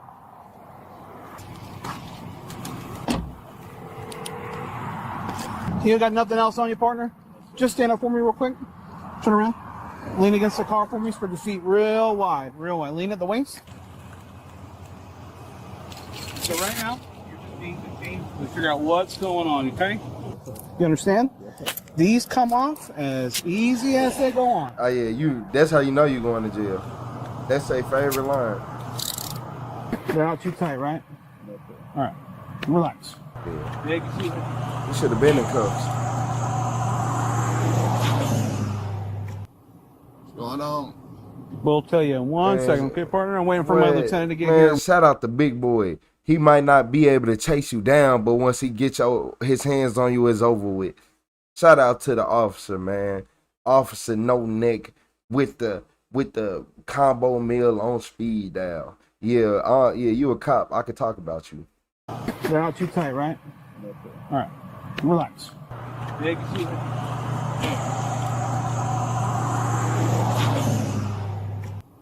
What's going on? We'll tell you in 1 second, okay, partner? I'm waiting for my lieutenant to get here, and we'll talk about it, okay? Sure. So, pace the car going 62 into 60. Stop it. Car reeks. We talk to the driver. I'm like, hey, man, what's going on? You got your license, registration, insurance. Gives me all that stuff. I said, young lady, do you got your name, ID or anything like that? And she says, hey, man, no, I don't got nothing on me. I said, we got a creepy man. I said, okay, well, go ahead and give me your name. So she gives me one fake name. Yep. Date of birth from 2013. Everybody hit that like button for me. One sec. Get up to 1,000. Okay, I play it off, come back to the car, run it. Nothing comes back, obviously. So I walk up, make it past your side approach, and I said, do me a favor. Can you just write your name the way that you write it so I make sure I don't f anything up? She says, yeah, no problem. So she writes her name, a different name than what she gave the first time. So I said, like, what's going on? Do you have a warrant or something? Like, what's going on? I said, just No hop out Nick, of the car Biggie for me. Milk So I was Classic. about getting out of the car. I'm like, get out of the car. Like, we're escalating for Maryland versus Wilson. I'm just hop out of the car. So she's stalling. She's mouthing something to him. So I just unlock the door, pull her out, secure in handcuffs. I'm like, what's the deal? Like, do you have, like, explain to me the circumstances of why you're giving me 3 fake names. She says, my real name is this. So I run it over radio. Obviously, comes back to a possible hit. He's like, fine. So secured her, put her in the back of my car. I pull him out, read him his rights, start questioning and asking him, like, hey, what's going on? How do you know this young lady? She's like, hey, she told me she was 19. We met in a hotel room up in Charlotte, North Carolina. Met her about a month ago, and she's been with me ever since. Hey, sweetheart. I think this cop was profiling that day, but he profiled the right person. Cause I thought I heard 62 and a 60 that he put him over for 62 and a 62. Lord, 62 and a 60. That's what I thought I heard. You can't even say 2 behind that because it sounds like I'm saying 2. But yeah, I thought I heard that. But not just, he got the right person though. I'll give him that. Are those too tight or anything? A little bit. All right, look at me. Can I take them off, and would it be okay if you could just sit back here and chill out for me? Can we do that? All right, hop out for me. I just want to make sure you're comfortable. You're not in any trouble, okay? The only reason why you're secured is one, you gave me like 4 different names. You know what I'm saying? That's fine. Like, to me, it's a little concerning, right? Yeah. We are going back home. We just came back from New subscriber alert. like beach way to my friend birthday. We came down here to see one of my friends for her birthday. I've never been out of town before, so we were just coming to look at the waters or whatever, just driving around. It was. I appreciate you, Keith. Take a seat in the back for me, okay? You just relax back there. It's too cold back there, too hot? It's fine, okay. Thank you. Have we ran him yet? Yes. 1054. Yeah, he said he was arrested a couple years ago for traffic. All right, you okay? I'm fine. Sorry. All right. You know, it's hot riding around. Yeah. So you guys came back from the beach? Well, not exactly the beach. We just been riding around all the time. Okay. Just looking at the waters, enjoying the view. I never been out of town before. Yeah, I got in the truck. This is like my first time being out of town before. Okay. Really. So, where are you guys coming from? Where'd you guys start your travels and ended up down here in Putnam County, Florida? Let's see. Okay, so we started in Charlotte, I believe. Charlotte. And he just said that he met her at the hotel. Okay. When I woke up, by the time I woke up, I believe we was like coming past Atlanta or something like that. I don't know. I'm not really too sure. I just seen a whole bunch of big sky buildings. I got excited. This is my first time being I got you. Yeah, that's really pretty much. How do you? I was sleeping the whole time. Is she in trouble? Right now, I'm not in that part of the investigation. I'm just sitting here with you while they do what they need to do, all right? So, right now, we're just, what's up? She didn't do anything terrible, did she? Well, I'm not saying you did. I'm not saying anything happened. I know I did that. How do you know this young man? Huh? How do you know this young man? Let's see. How can I put this? He's a friend of a family member, and like we got multiple connections or whatever. He's very trusted by family. Very trusted by family. Yeah. Okay. How long have you known him? I'd say probably since I was like 11. Can we be honest, please? I'm being honest with you. Okay, so you say you've known him since you were about 11 years old. Mm-hmm. And he's a friend of your family. Mm-hmm. And how do you know him? Like, what do you call him? I call him by his name. What's his name?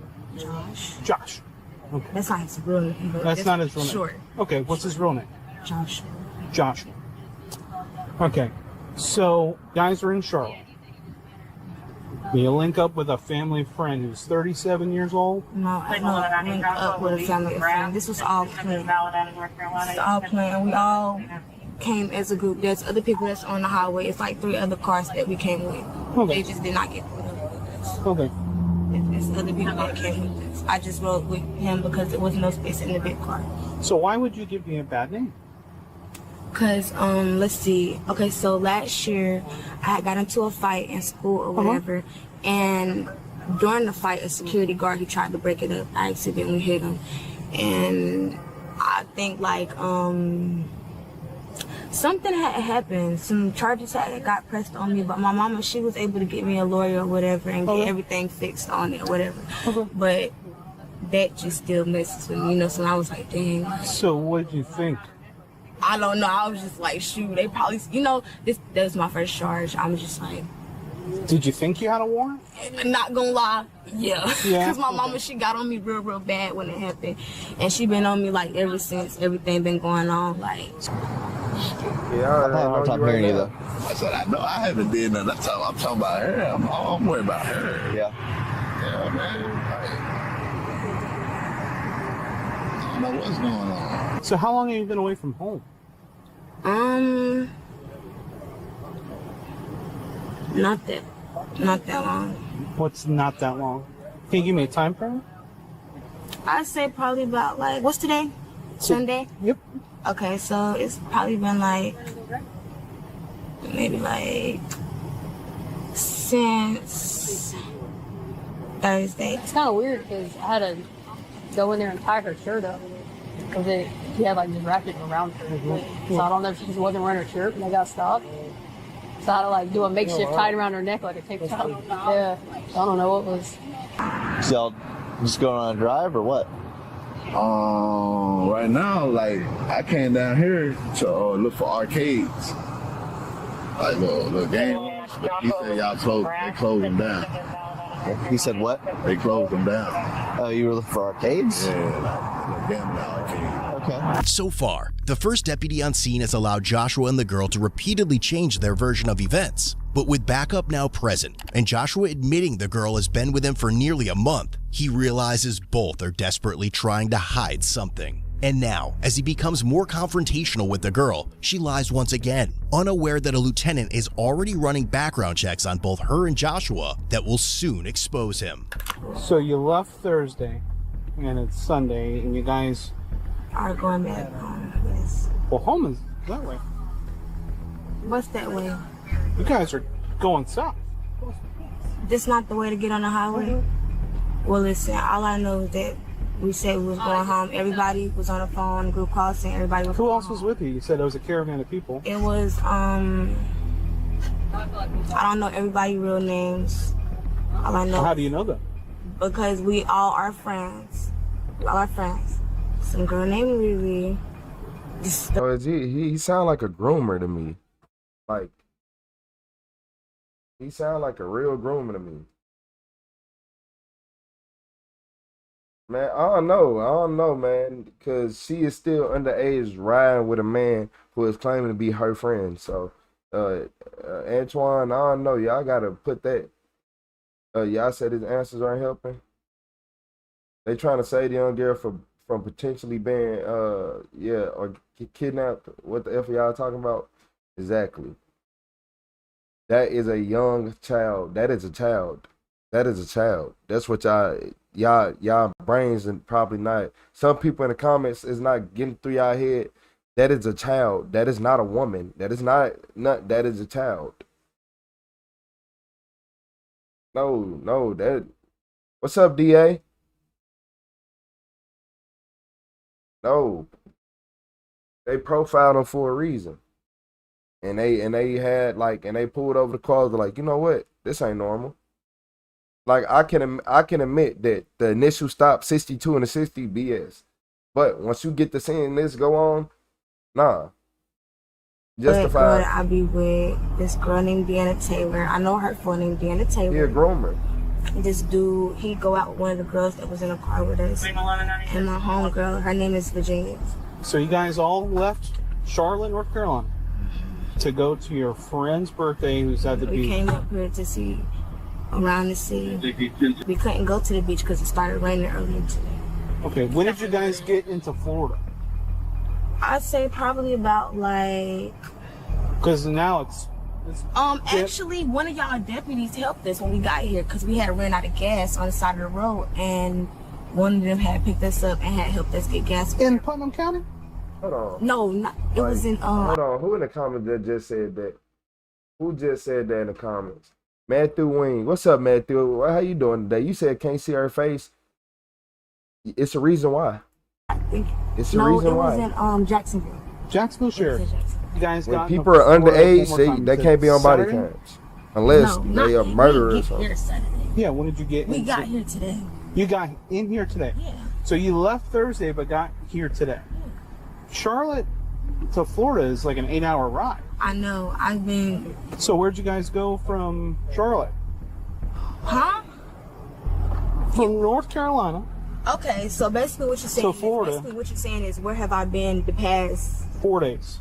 Yeah, I've been with my friend. Yeah. But where at? Charlotte. That's where I'm coming from.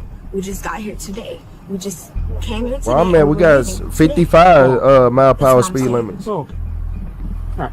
Go ahead and scoot your feet in, sweetheart. We're gonna close this door and keep it cool, okay? Can somebody get my stuff out the car? Yeah, 1 second, I keep sweetheart. asking. Yeah, give me clothes and everything. Yeah, give me 1 second, okay? Okay, thank All right. you. Yep. Is she gonna be in trouble, man? No, man, she's not in any trouble, dog. Listen, I'm straightforward. Listen, the only reason why you're in handcuffs is because we got a lot of moving parts right now, and we're just trying to figure out what's going on. Okay, Right. all right. I understand. I'm not saying you're in trouble or anything, but I'm talking about her. yeah, she's okay. She's okay. All right. Yes, sir. All right. There's nothing else in this car that we need to be made aware of. Okay. Because I see wigs and all the stuff in the back seat. Nah, that's her. That's her wig. Is that the only wig she got back there? That's it? All right. Was she wearing that when you guys met or no? No, she had her natural hair or what's going on, though? No, she did have some weave in. She had some weave, not that one? Hey, partner, just do me a favor. I want to step over here for me and take a seat right here for me, okay? Yeah, he said it's really like this power over there. Yeah, I'm gonna unlock the door real quick, man.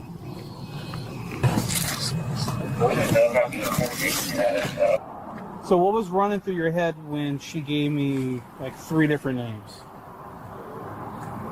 Baby. I don't know what's going on. I'm trying to help you out this thing. I don't know what you got going on, but What was she mouthing to you when I told her to get out of the car? she was telling me to mom. To tell her mom to call?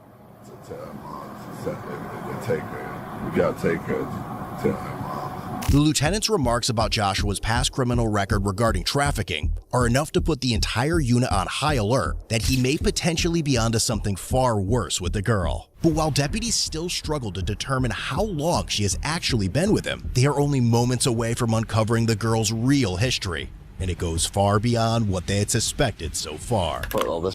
Is that what this is? Yeah.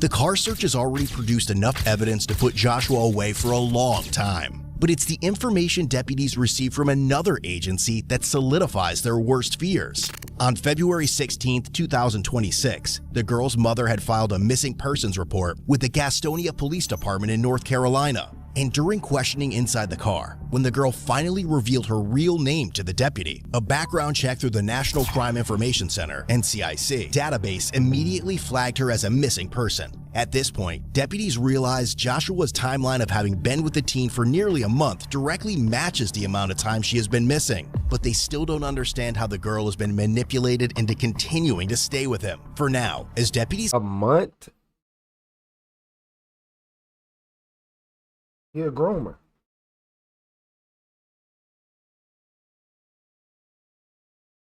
Mm-hmm. He is a groomer. He groomed her. He been word, probably trying to here, I buy this, I buy that.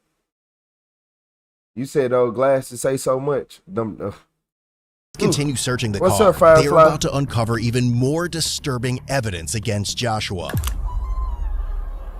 Them Dahmer glasses, y'all right. She said she had a bag in the car, LT.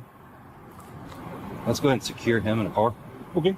So we figure out what's going on. Okay. So hey, let's check that. Right now, you're gonna be secured in the back of a car. 2 different stories. You're not arrested at this moment. You're detained. Okay. We're running an investigation, and we got 2 different stories. 2 completely different stories. So I'm gonna talk to them, figure out what they got going on up in North Carolina. We're gonna try to figure out what we got going on here in Putnam County, Florida, and then we're gonna come up with something. All right. So if you want to put him, hey, Just a second. What's going on? That's where she's reported missing from. Hey, whose car is that? We're gonna go on this passenger side, okay, bro? Yes, sir. I'm gonna check you one more time, okay? Yes, sir. Trying to stick my big ass bear mitts in your pants, man, it's hard, dog. Man, if I wore a pair of pants like that, I look like a busted can of biscuits, dog. Looking like Pillsbury Doughboy out in his dog. Talking about a busted can of biscuits. I got all your changes. Alright. I'm gonna sit you back here and just relax, man. Like, you're not in Just trouble. do me a favor. Just give me 1 second before you actually get in. I got a trainee. I just want to double check something. Okay. Not being arrested. You're not being arrested right now, bub. You know how it is. You got to make sure. I got my test on Wednesday. Oh, the written test? Yeah. The whole ass seat. Hey, do me a favor. Grab that wig out of there so I can take a picture of that. You want to put that thing on? Here. Maybe. Later.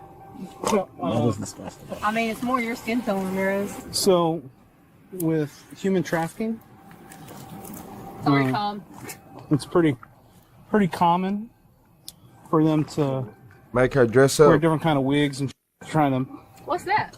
I don't know what this is. What you looking? He bought her wigs and all type of stuff to probably hide her identity. While at, though? So he already said they established communications with both. Shout out those to phones Zach that we have on Davis. foot. Okay, yeah, we'll hold on close. Yep. Her breath reeks of booze. Does it? So yeah. I mean, at bare minimum with him, we got interference of child custody. Yeah, there's a lot more to this, though, buddy. Oh, I know. As deputies continue searching through every item inside the car, they uncover several crucial pieces of evidence along with multiple prescription drugs. But it is what they eventually find inside the girl's purse that nearly confirms some of their worst suspicions. You know? Candy, it looks like.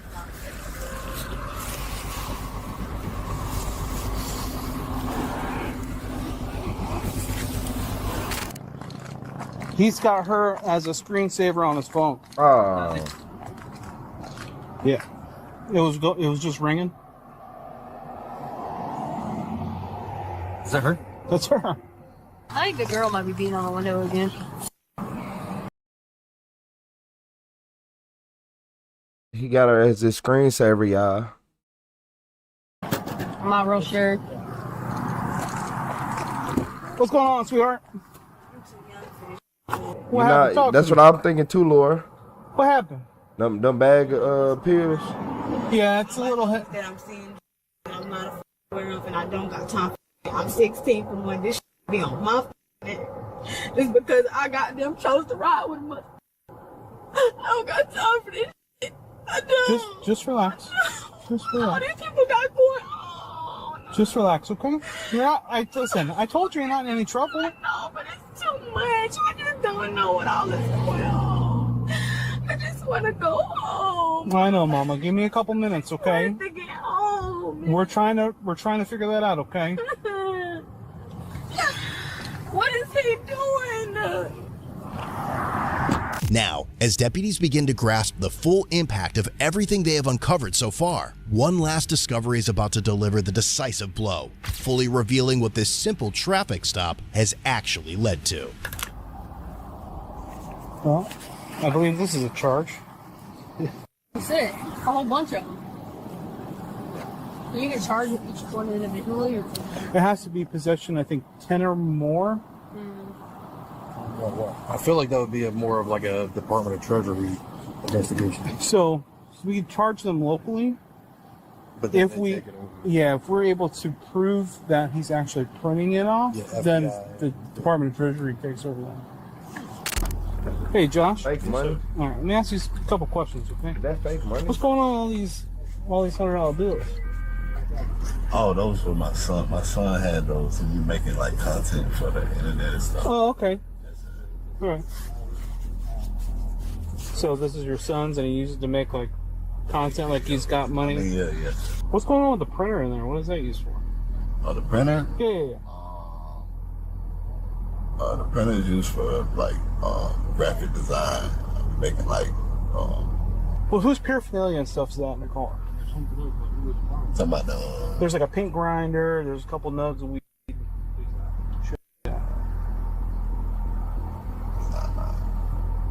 Not yours. Not yours.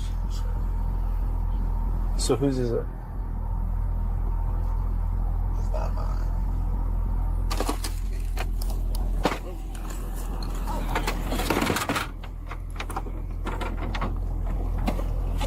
We're gonna get out here in a couple seconds, okay? We're gonna take you to the sheriff's office, all right? You're not going to any handcuffs or anything like that, okay?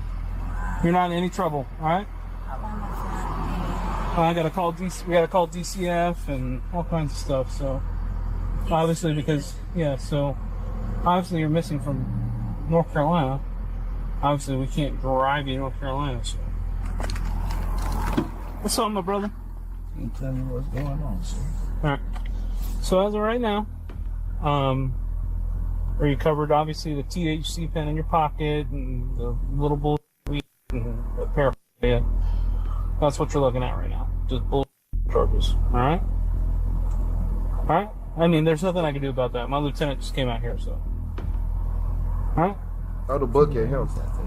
In Florida, there is no citation for that. And because you're out of state, I have to, by our guidelines, I have to take you in. Please, man, don't lock me up, man. All right, brother. Just when LT gets here, I'll make sure he talks to you. Okay. All right, bro. I can take that shit. Throw it in the trash. I got you, bro. You know what I'm saying? I got you, bro. I got you, man. Give me a couple minutes, all right? So far, deputies have found $1,900 worth of counterfeit $100 bills. A bag shaped as a fried chicken drumstick containing synthetic marijuana. A paint grinder containing green leafy substance identified as paraphernalia, and 2 cell phones, which is more than enough to pile up evidence against Joshua. But now, as the deputies search through the girl's bag, he uncovers evidence that will later become the key to exposing what Joshua had been doing to the young girl all along.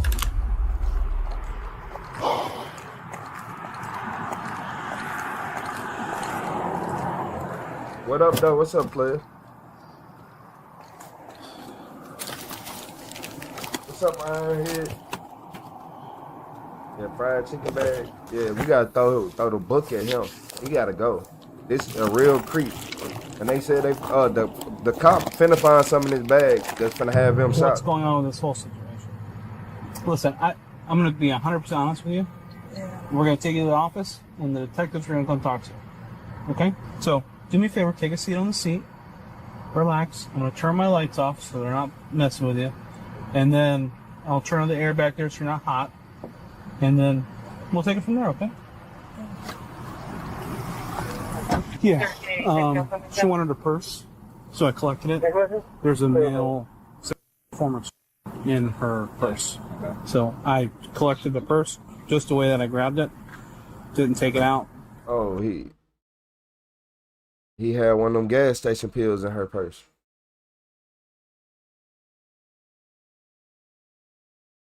Yeah, these, like, it's the lengths he went to.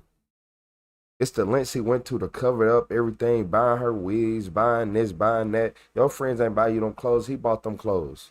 And he used counterfeit fake money to fund his lifestyle and keep on the move.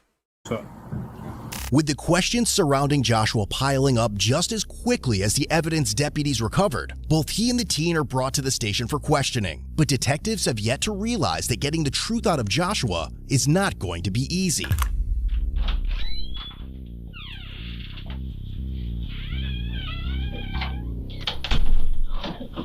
Wake? It's early, ain't it?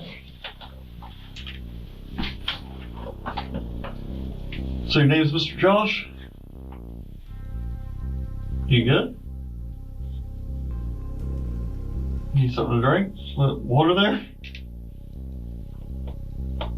A male enhancement pill, blue. Down blue.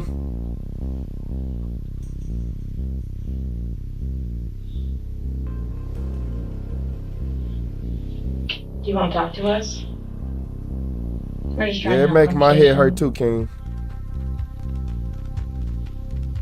You don't want to talk to us? You got to. You got to command officer after that. You can? Yeah, we're just trying to figure out what's going on, man. I'm Detective Nunley. This is Detective Coleman.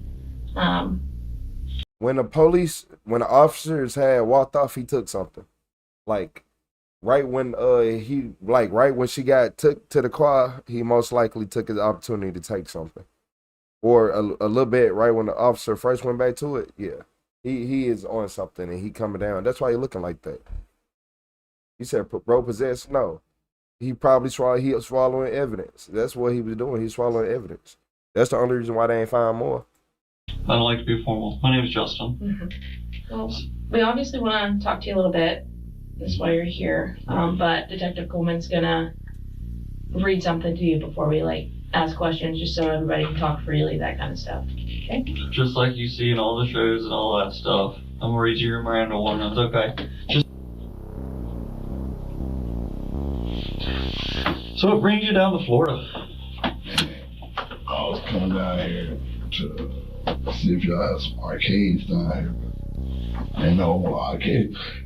He said they took them out. He said they closed them down. What kind of arcade are you looking for? Skill games. Yeah, like the old Pac-Man and stuff like that, or? No, they got the fish tables out. Like the fish games. Oh, yeah. I got you. Yeah, I think we got rid of those a while back. A couple years ago. Yeah. Yeah, they're illegal here too. They get shut down. How did you meet?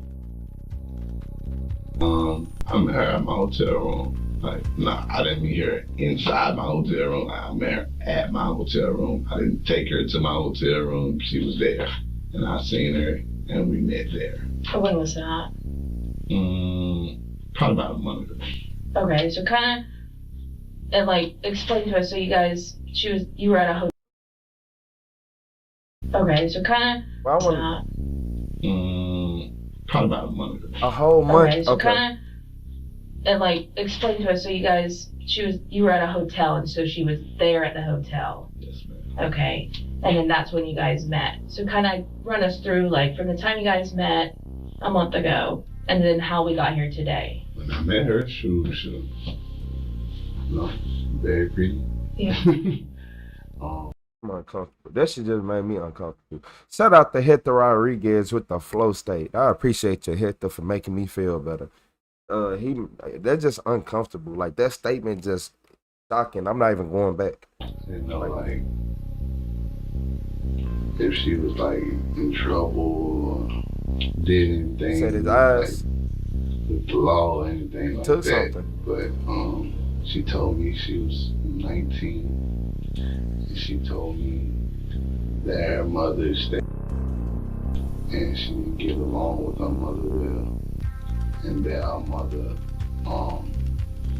she said that somehow her mama might have put out a missing person report on her. I was like, why would she do that? And she was like, her mama don't like her because her mother's boyfriend did something to her when she was a kid, and when she said something about it, her mother didn't believe her. You know what I'm saying? Mm-hmm. So her mother didn't like her after that ever since, and she said her mom put her out because of that. You gotta make sure her family's straight and everything. Her brothers and stuff. What happened from there? Did she start staying with you, or? And she was pretty much staying with me for the most part, yes. In the hotel or back at your house? Yes, sir, in the hotel. In the hotel? Yes, how long was she stay with you in the hotel, give or take? She been staying with me about 3 weeks. How you doing today, Della? Della? Work during the day, or were you? Yes, sir. Yes, sir. So you go to work and then she would just, what would she do during the day? She would just wait for me to get off work. I got you. So everybody who need a recap, police pulled over this man for driving. I ain't gonna lie, the reason, look, the stop, I ain't gonna lie, a little wild. So what I understand the stop was they was going 62 miles per hour in a 60-mile-an-hour zone. Police pulled him over. He got the information for the driver. He asked the passenger, and the passenger gave him 3 different names.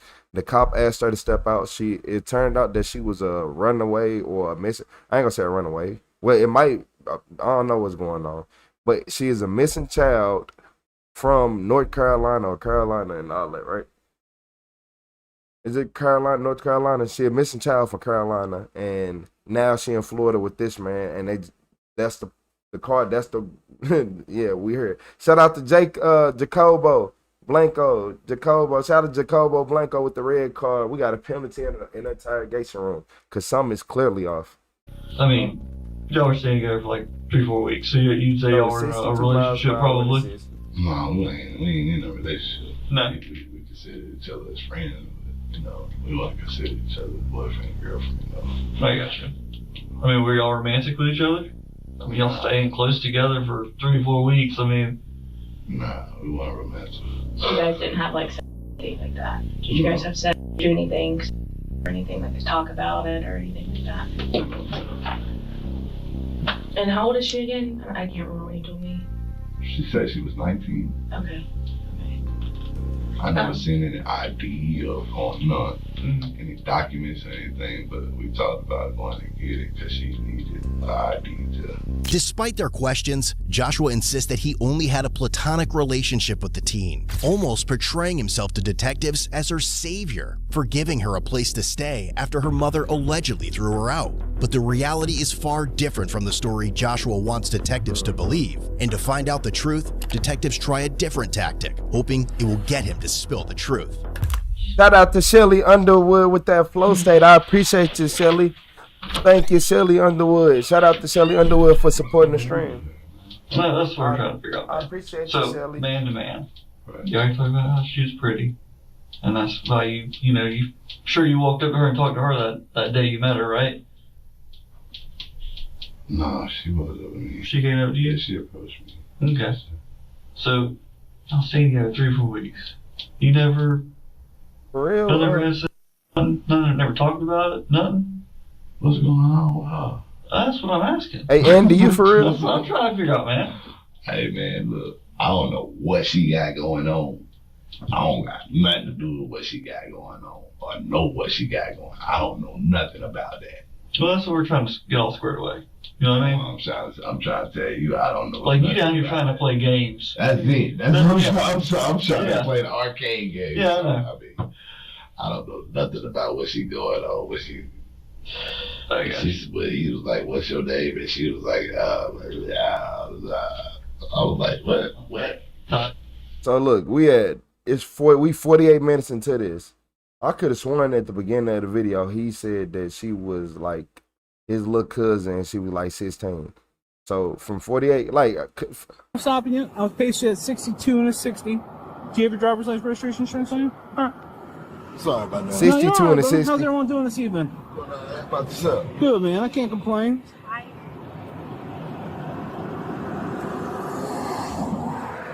It's my wallet. Probably in my coat, in my bag. Yeah, you're good, bro. Young lady, you wouldn't happen to have your ID on you, would you? No, sir, that's my little cousin. That's your cousin? Yes, sir. What? 16? Yes, sir. What's your name, young? You heard what he said, right? You heard what he said, right? Yeah, you're good, bro. Young lady, you wouldn't happen to have your ID on you, would you? No, sir, that's my little cousin. That's your cousin? Yes, sir. What? 16? Yes, sir. What's your name, young lady? Your name? You think I'm stupid? Y'all be thinking I can't hear, huh? Y'all be thinking, okay, stop playing. Yeah, for everybody who try to say, I understand that that was BS. I'll give it to y'all. That was BS. But the officer had some type of reasoning. Yeah, some type of 60-mile-per-hour zone and initiates a traffic stop in an area in Crescent City, Florida. But what he doesn't know is that before suddenly at stake. What's up, my brother? How are you? Good. I'm Deputy Trini with the Sheriff's Office. Ma'am, how are you this evening? I pace you. Good. The reason why I'm stopping you, I was paced you at 62 and a 60. Exactly. That's what everybody's mad about, but y'all ain't mad about the fact that he said, this is my 16-year-old cousin. All right. Everybody, yeah. That I could do to get out of the situation that I'm in right now. I mean, the only thing you can do is be honest with us about every situation. Right.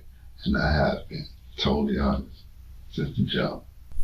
Now, other than being honest, what can I do? I mean, honesty is where it starts.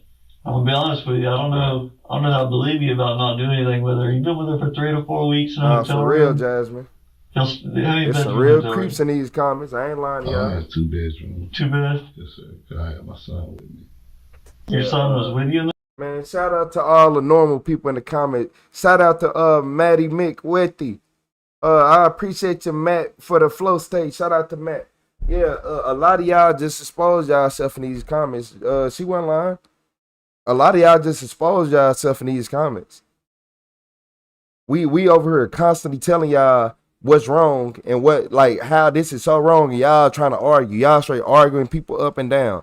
You straight right here with an attitude typing, and you wrong. This man at the beginning, you talking about, well, she said she was this and that. At the beginning, he said, this my cousin. This my 16-year-old cousin, so make it make sense. Okay. I tell him? Your 17-year-old son? Yes, sir. You didn't tell us your son was with you. Yeah, see, I told y'all that. I told y'all, I said, I got my son and my dad. My dad wasn't with me, but my son was. Okay. Yeah. He's still up in my son, Carolina. Yeah, my son really waiting on me to come home right now. I got you. I'm gonna go see what they're up to. Yeah, please tell me, man. Please.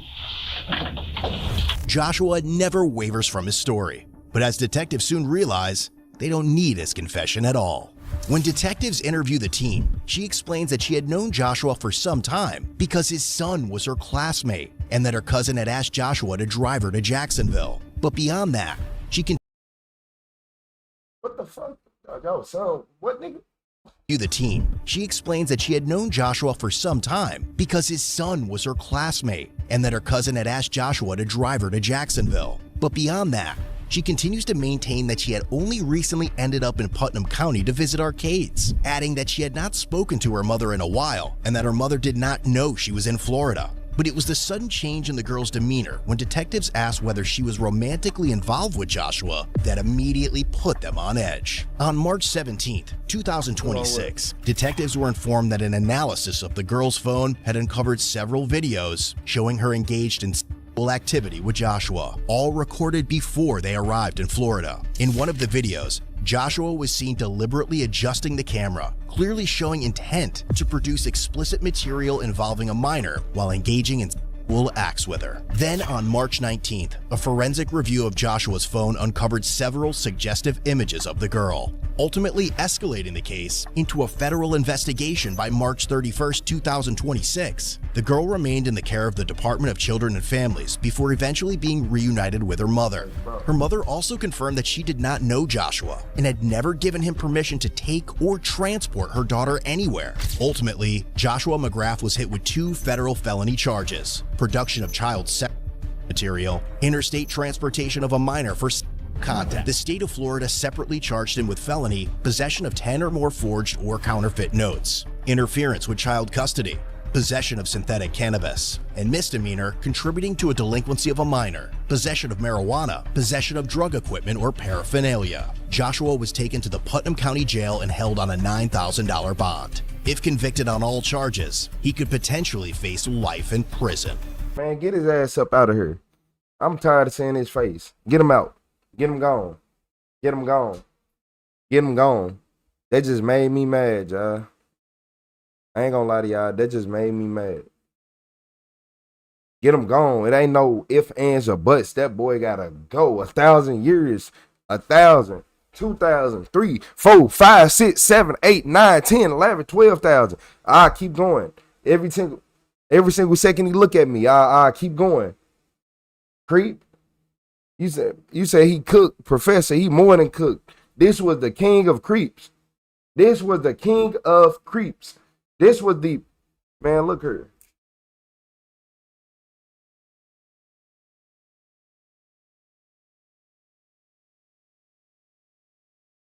He had me really speechless.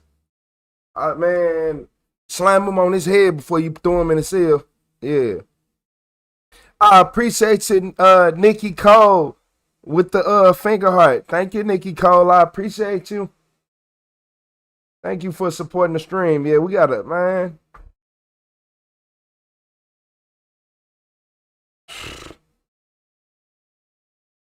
You said some of y'all creeps acting like you changed after being called out on my life.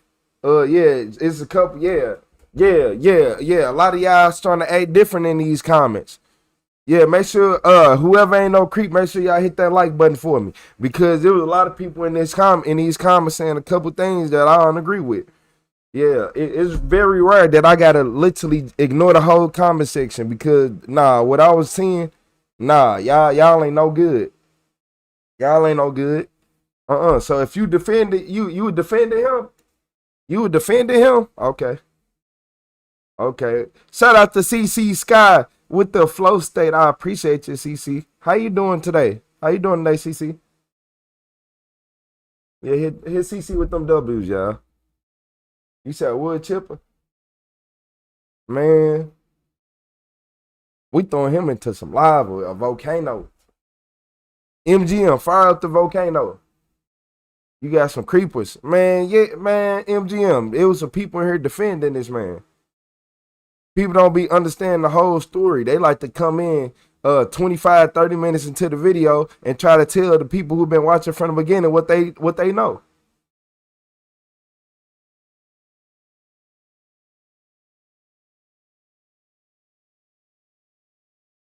Mike Jack, I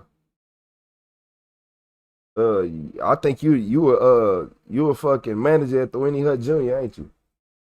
You got a lifetime membership, like a Costco card or a Sam's membership. Man, I hope he get out the way.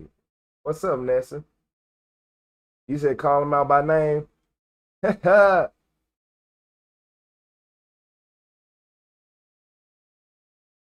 Yeah, I ain't gonna do it because I can see all the comments. Y'all get a limited view. I got every single comment.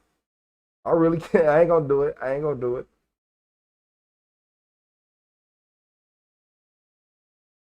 Yeah, I ain't gonna do it.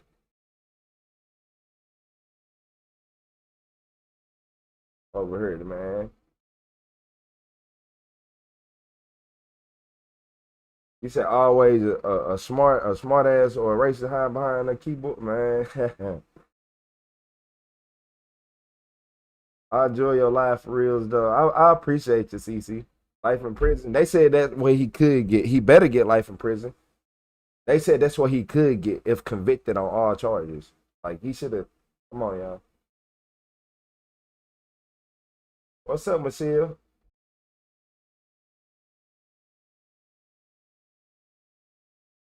Nah, you don't gotta be you don't gotta sub to talk about him. You can say what you gotta say. I wanna hear it. I appreciate you, Elroy, E-Roll. I appreciate you, E Holmes. Yeah, some of them names, yeah, E-Roll, E-Roll. It went away.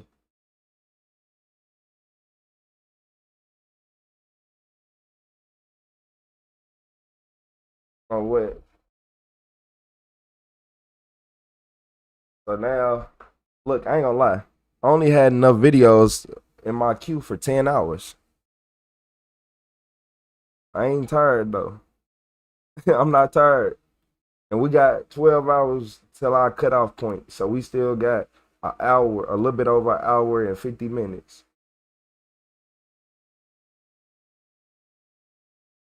You said what's wrong with the some of the comments for real, man?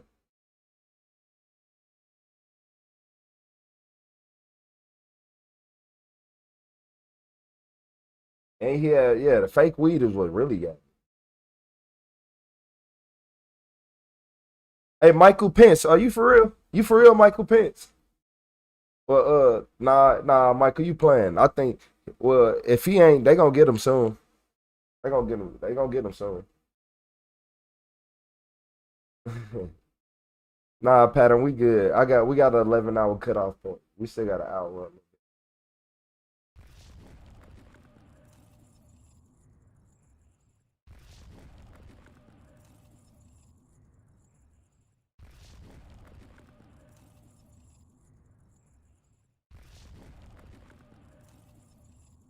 In Peoria, Illinois.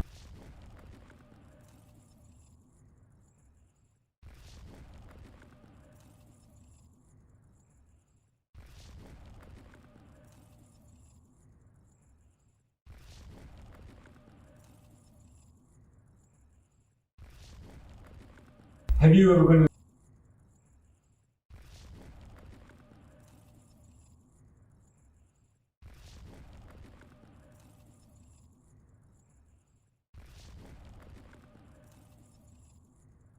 In April 2000.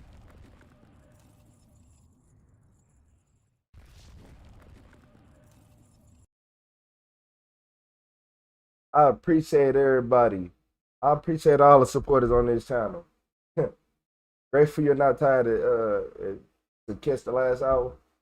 Yeah. Yeah. New subscriber It's been a alert. crazy. I ain't gonna lie. I ain't know I've been right here for 10 hours. The last time I looked, it was like 8 hours, and then that 10 was just the 8 hour came New fast. subscriber alert.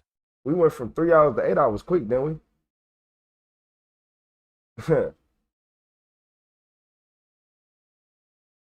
I appreciate you, Jasmine, with the floating heart. Thank you, Jasmine. I appreciate all y'all. I appreciate you, Pete. So look, y'all, in this video, this is what happened when cops get outnumbered during a shooting. This man just got shot over an argument. As he collapses next to a car while suffering from massive arterial bleeding, a massive crowd begins forming around him. As police arrive to render aid, they'll have to deal with a lot more than just a gunshot wound. Oh, never mind. This might be a little worse than the shooting.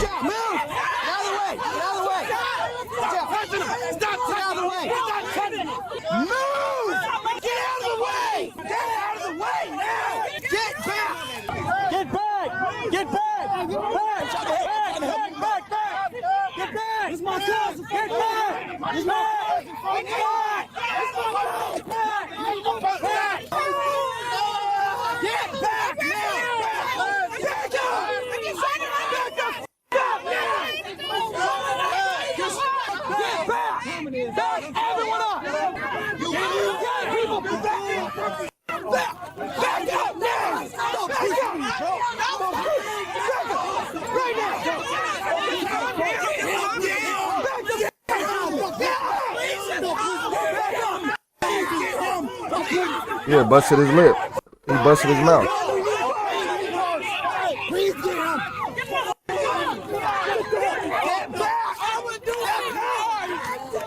Oh, man.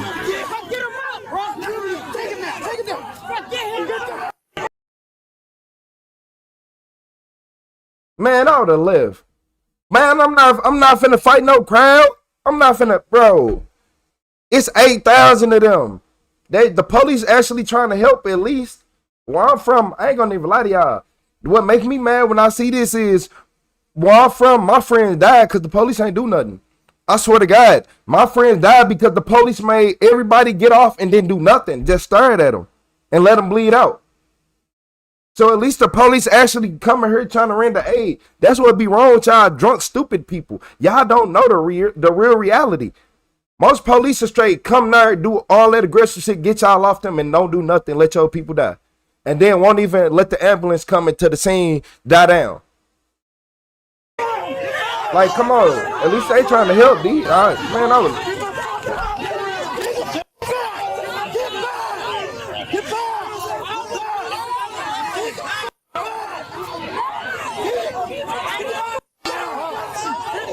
It's too many people out there. It's too many people.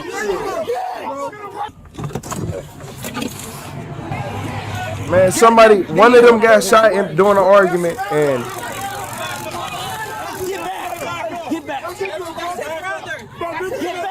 I don't care, get back! Hey!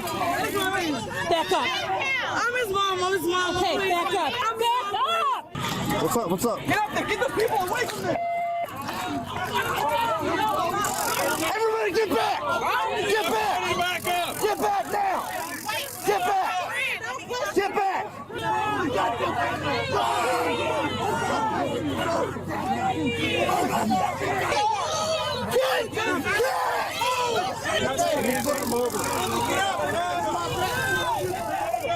One, we have about 50 people crowding us and we cannot get him help. Send more cars. They're trying to save him. Get back. It doesn't help with you on the officer.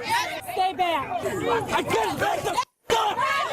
Let's go, my I'm not doing shit. Get down. Get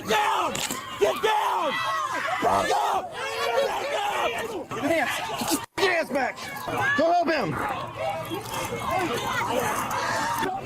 Please stop him. Stop him, man. Stop him. Stop him. Put your hands on your back. All right. Okay. Okay. Shout out to Miss Hollywood with the flow state. I appreciate you, Miss Hollywood. Knees to your chest, okay? Thank you for supporting the stream. Get your knees to your chest. We got hot Miss Hollywood with the flow state. All right, get him up. I can't feel my leg. All right. Stupid roll over. I didn't do nothing. You hit me in the face. No, I didn't, bro. Damn, bro, my fault. I swear. No, my fault. Don't get backed up. No, my fault. I didn't. Drag him out. Get him over here by everyone else.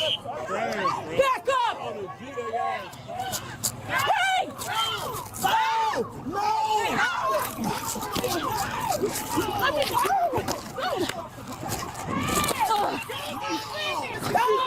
Go up to her.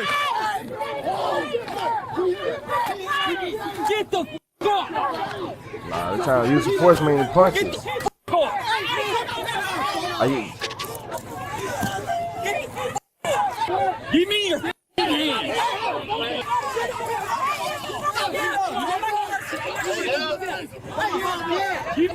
the f*** up. Bro, why would you hit me like that? You had my officer. No, she had me. What the f*** are you talking about? Did you see her hit me? Get the f*** up. Bro, stop dragging me. Me personally?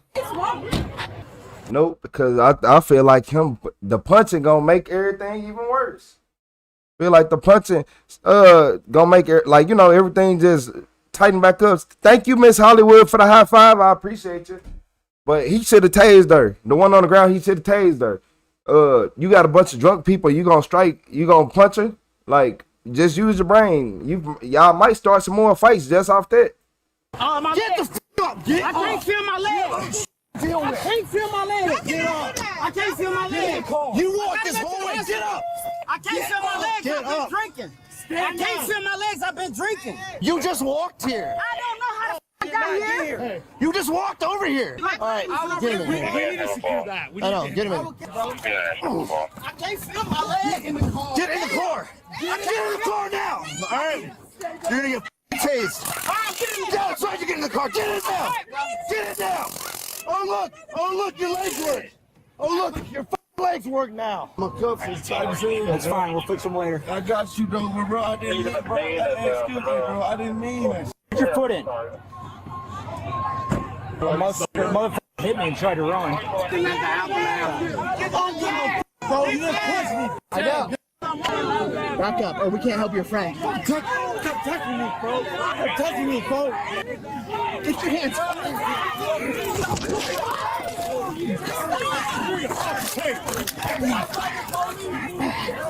You do your change, you won't stop.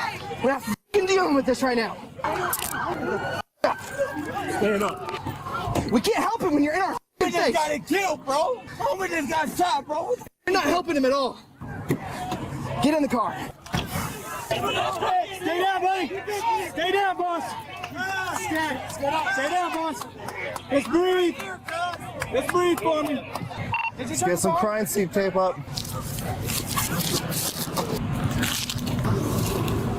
Back up now! Back up! If you're in this crime scene tape, you're going to jail. Go. These a bunch of idiots. Get out Like, of the crime scene now! It's a crime scene! You, back up! Back up now! Back up! You want some handcuffs to the out of here! Take him out of here! Take him out of here! Up on the curb now! Back up! This is a crime scene, okay? Back the f up! Get up on the sidewalk now! You gotta back up. This is a crime scene, okay? It's a back up on the sidewalk now! Now! Back up! Back up! Back up! I'm telling you to listen, okay? We can't help him with you guys breathing down our necks. This is your first warning. You're gonna be pepperballed if you do not disperse. You do not get your car now. No, it is a crime scene. Go! You will be pepperballed! You will be pepperballed! This is your warning. You will be pepperballed. Get on the other side. No, you cannot come through here. You will be pepperballed. Walk. Walk. Hear me? No, I don't give a f. Someone got shot. Walk. Keep going. You will be pepperballed. LT, victim went to OSF. Yes. Unfortunately, I went to go assist him, and 2 girls jumped on me, so I did not That's get what to. I heard. Are you okay? Yeah. I mean, I got hit in the face a couple times, and I can't open my hand all the way. Oh no. It'll be fine. Okay. A bunch of that, I would never want to be hurt around them. Yeah, I would have started shooting at the crowd myself. If I'm on the ground injured like that from a gunshot wound, and y'all ain't gonna let nobody help me, don't worry about it. Not even let the paramedics, the fire department. You ain't let the fire department through. Yeah, y'all getting popped. Yeah, I'm finna have to start clearing the crowd because y'all got me. No, I hope so. Dude. Okay, so you witnessed his I did not. No, That's I was on basically, the ground trying getting to kill choked me. and hit in the face. So no, I don't have any information for you. I don't know. All right. Knocked down or something? Yeah. Yeah, you're tough. You're back up. Oh God, I can't tell you how many times I've been hit in the face in this job. She got me pretty good in the face a few times. Did you get arrested? You can get away. Yeah, Good. yeah. I took your guy down. Yeah, he had me around the neck when I was Whose trying is to. this? That's mine. He fucking punched me. Where was he shot? I saw him on the count right there. He may have had a chest seal on him. No and there's blood right there, so probably right here. But I have no clue. I was fighting everybody by myself trying to cut his clothes off, and they're all just pulling on me, telling me to help him. And I said, back up, like 6 times. And they literally just kept grabbing me and pulling on me. So I turned around and I swung at one dude, and then he got all mad and started getting my face. So I started fighting him. It's ridiculous. Didn't want to open. No, you're fine. Are you guys just looking, or are you trying to leave? Well, no, we're not trying to leave, but we're also trying to, like, if you needed us for whatever reason. But you guys are more than welcome to come in if you want. And, yeah, we got so much paperwork to do. Oh, I understand that, but I mean, you know that I see a lot of people like doing whatever. If there's like, if you guys need drinks or anything, you need water. Did you guys see anything? I was out back. I didn't see nothing. Yeah, me and Donnie were out here, and we saw people running. Hear anything? Heard what I thought was them knocking on the window, and I'm like, we're knocking on the window. And then we see everybody running. We're like, oh. Yeah, I was out back in there. Yeah. Oh, What'd you hear? How many shots do you think it was? I don't know. I know I heard 3 of what I thought was knocks. Do you know how many shots you thought you heard, Johnny? 3? We got bottles of water in here. No, I got a whole jug of water. We got cooks in here too, so if you guys need food, we don't have donuts though. Oh, yeah, we're out. We won't be inside then. Okay, guys, take care. 6 people from the crowd were arrested that night with charges including felony aggravated battery on a peace officer, resisting obstructing, felony attempting to disarm a peace officer, and criminal damage to property, as one of them allegedly broke a door handle off a police squad. Using the surveillance footage, police were also able to identify the male who shot the victim as 29-year-old Adrian. He was charged with 2 counts of felony aggravated battery with a firearm and felony unlawful possession of a weapon by a felon. The legal proceedings of his case, as well as the 6 other suspects arrested, are ongoing, and they are all presumed innocent unless proven guilty in a court of law. The victim who was shot was transported to a hospital in critical condition, and latest reporting indicates he survived with major injuries and faces a long and arduous path to recovery. The more than 9 minutes that ambulance and fire crews were blocked from safely accessing the victim may have contributed to the severity of the victim's injuries. And that's exactly why I say people dumb. That's exactly why I say people are dumb. Exactly why I say people are dumb. Because they almost didn't even give him a fighting chance. Because I so looked up, I'm like, are y'all blocking the fire department? I would have been, man, I would have started shooting. I would have been on the ground, I would have started shooting. Yep. I would have been shot, then I would start shooting.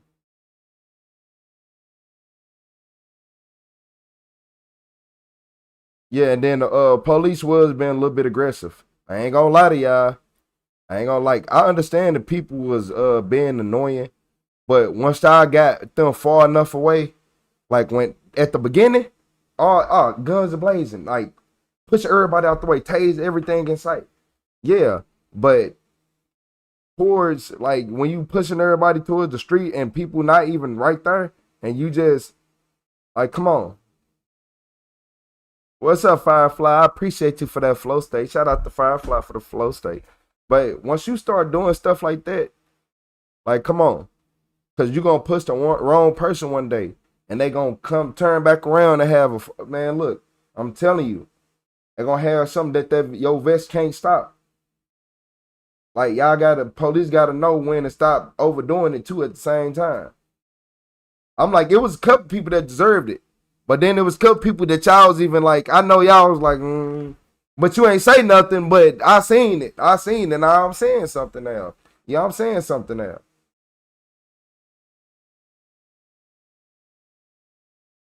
Yeah, nah, the police start off, at the beginning they had to be aggressive, but the beginning wasn't the whole video.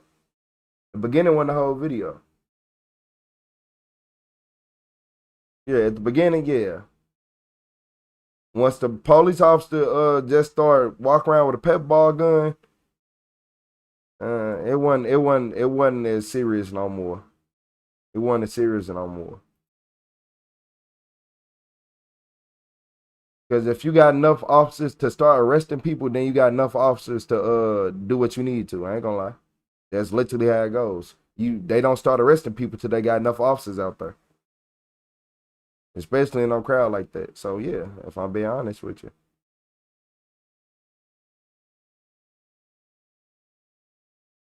And then yeah, it was a couple of people there. You do not get your car now. No, it is a crime scene. Go! You will be pepperballed. You will be pepperballed. This is your warning. You will be pepperballed. Get on the other side. No, you cannot come through here. You will be pepperballed. Walk. My car's that way. Walk. Hear me? No, I don't give a f. Someone got shot. Walk. Keep going. You will be. Yeah, even if you ain't know what was going on, I'm saying the police already, you know. Pepperball.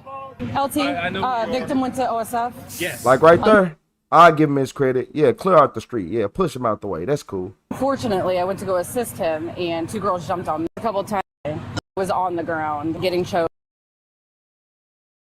Got his clothes off, and they're all just pulling on him. No, you're fine. Are you guys just Oh, looking at these people right here. you trying to leave? Look at y'all trying to get in good with the police. So if they ever get called on y'all, y'all can have a good rapport.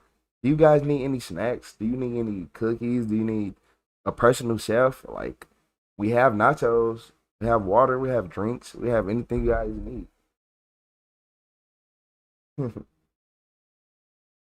They should have just cuffed dude off the bat. They ain't gonna cuff when it's a big crowd. They don't cuff when it's a big crowd. I ain't gonna lie to y'all, they never do.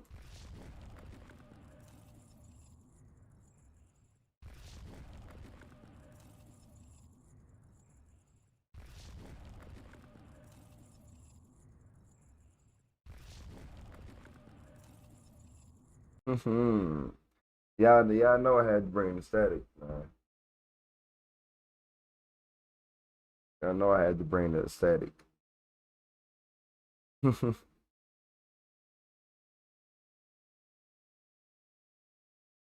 look, y'all. I appreciate everybody hitting that sub button. I appreciate everybody hitting that like button. We don't have donuts.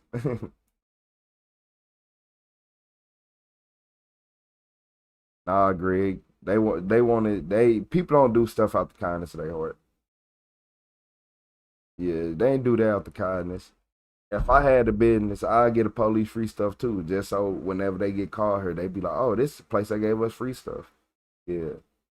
Cause 9 times out of 10 that whenever you dispatch an officer to that area, it's gonna be one of them officers that's outside. Yep.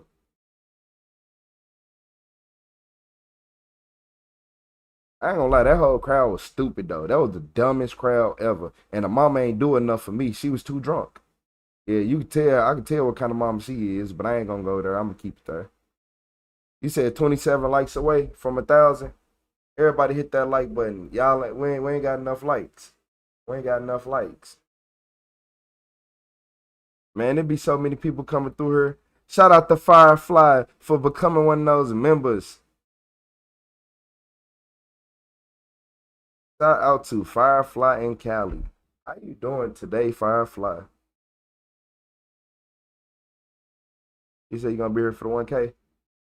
We most definitely, because it's gonna go up. Make sure everybody hit that like button and keep tapping that like button. Double tap the screen, and if that's not working, then press the top of the screen. You see where I say RetroTheCeo at? Press that and hit like, and then you'll be in there. So look, y'all, in this crazy video, what's up,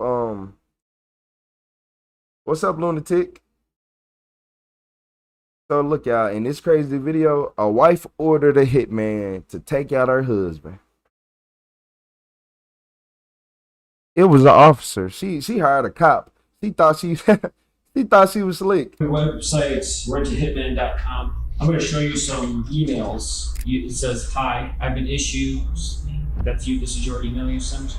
This absolute specimen is Wendy Wine. For the past 24 hours, Wendy has been in touch with a hitman she hired off this website, believing he would put an end to her ex-husband once and for all, unaware that her gun for hire was no hitman at all. A state trooper posing as the hitman, and at that time an arrest was made. Because for all of that time, Wendy was unknowingly talking to an undercover officer, spilling every detail of her murder plot. When you look at the website, runahitman.com, it's almost shocking to the conscience that someone could see that and actually believe that. 2 more likes. I appreciate y'all in this chat. Shout out to everybody in this chat. 1 more. Wait, what we got? We still 2 more likes, and that's it. Shout out to everybody in the chat. I appreciate y'all for getting us to 1,000. We gonna get it. Please take your hat and shout out to everybody. This has been a long 10.5 hours. In July of 2020, police in southeastern Michigan received a call that, quite frankly, seems like something out of a comedy movie. Bob Ennis, a man who owns a parody website called RetroTheCeo, passed along to the police that a woman had made a very real request with him to have her ex-husband murdered, which is pretty ridiculous when you consider the fact that the website reads in fine print, "By submitting this application, you acknowledge that Rent a Hitman, your point-and-click solution, is a legal parody website and does not condone or engage in illegal activities. Any real or incriminating requests will be promptly forwarded to law enforcement. This site is for entertainment and educational purposes only. No whacking, offing, or funny business allowed. We reserve the right to decline any application, and all communications become RAH property for public or private use. We encourage you to read the fine print, but for those who don't, buckle up, Buttercup." Shout out to King Piss with the high 5. I appreciate everybody. We at 1K. Everybody give yourself a round of applause. I appreciate all y'all in the chat. Shout out to Pete. I appreciate all y'all. We're not going to pause the video too much because we are on a 12-hour time limit. We at 10.5. It's gonna be a bumpy ride. And Wendy Wine, the 51-year-old grandma of the year who had been the person to email the website, was definitely in for a bumpy ride. She was instructed to meet with her hitman at a local diner, where she did, and handed over $200 as her initial payment for having her ex-husband, who lived in Tennessee, killed. $200? Moments later, she was cuffed and taken on her walk of shame to the local police station, where she was read her rights, and the police immediately got down to business. Do you want to answer my questions? $200? Okay. What in a serial box murder do you think this is?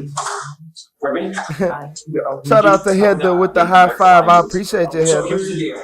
Thank you. I know this isn't I ideal for appreciate you, but y'all this is where you support. want to be, okay? And you want to get your side of the story. What's up, Matt? Okay? But I will be asking you a lot of questions here. A lot of these questions I already know the answer to. Okay? So I need your word of honor. You're going to be 100% honest. Okay? Because I'd rather you just say, I don't want to talk if you're going to lie to me. Even one. Okay? So you'll be completely honest. And on a scale from 1 to 10, how honest are you? 1 being never tell the truth, 10 being always tell the truth. We always tell the truth. So you're a 10. Okay, fine. There's no point in lying. Straight. Okay, so it means you be a 10 today. So rate your life on a scale from 1 to 10. 1 being Like $200 really? Look here. Really? $200. What did you think you finna get $200 with $200? What did you? You worse than my principal. You worse than my principal. At least he gave the man like $2,000. He stole it from the school. You should have did something like that. the worst, 10 being the best. I'm an introvert.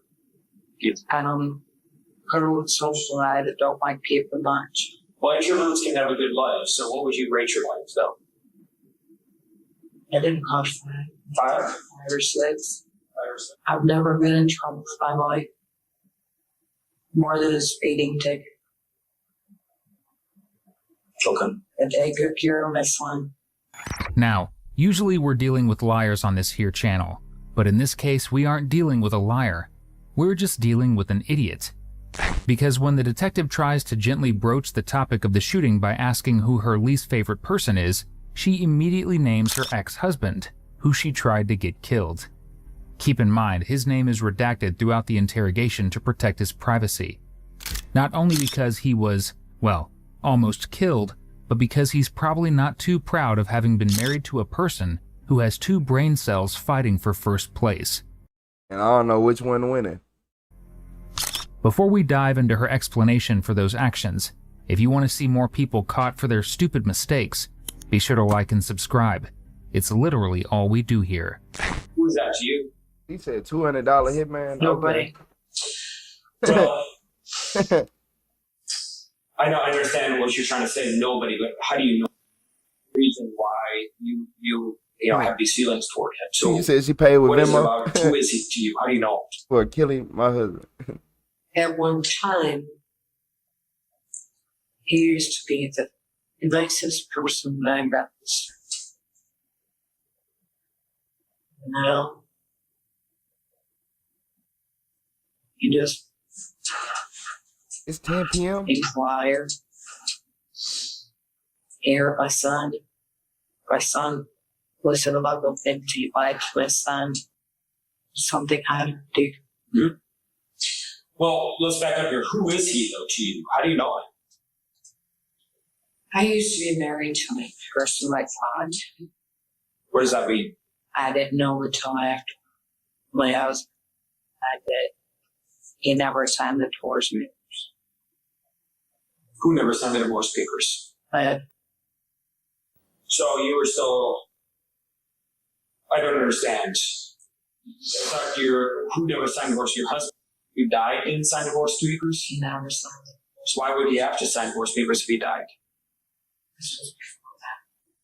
So you tried to get a divorce from your husband and also marry. Was that correct? Yeah. When were you married or thought you were married?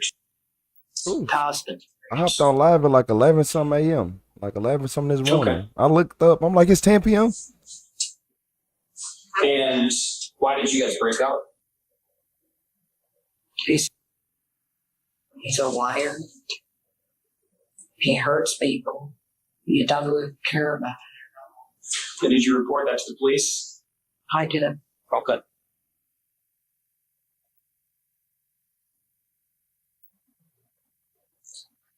He didn't. And how did that investigation come out? He didn't do anything. Okay. Do you use any illegal narcotics? I have prescribed medication or I have to take. What medication is that? Like, I take. Do you smoke? Just quit. Okay, how long did you quit? Like, let it first have 5 months and then covered it and everything. And the on being sick and everything got to me. So I started smoking and then 4 days ago, my mom was screaming at me and I decided I needed to quit. Okay. So you quit 4 days ago. Good. Because her ex's name is redacted, we couldn't find any publicly available information about him or their relationship, aside from the fact that they had been separated for at least 10 years and lived several states apart. Still, that wasn't enough for Wendy. She wanted him gone. And the day of this interrogation, she set out to make that happen by scheduling a meeting with the hitman she met on the totally real, not at all obviously fake site, rentahitman.com. Because with testimonies like this, how could anyone think it was fake? Tell me about your day today. What'd you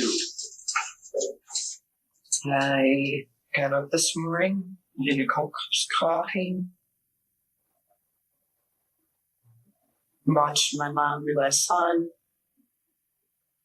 hosted him. We looked at we should have made it. And I talked to my grandmother that was there. We went back to when Mom missed. Back to balance. Link Converse. Okay.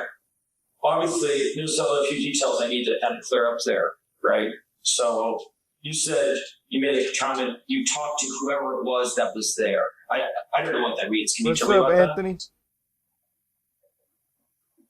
Whatever guy it was that... I'm not gonna lie. I can't get over the fact that not only did she tried to hire a hitman. She got locked up so fast that it's almost hilarious. She got locked up immediately. But $200, you think somebody gonna be like, yeah, I'm finna take out your husband. Just give me a $200 down payment. Who do you think you are? What kind of, you know what? I don't care. As long as she get 1,000 years. I ain't gonna lie to you. Was meaning me to supposedly take care of.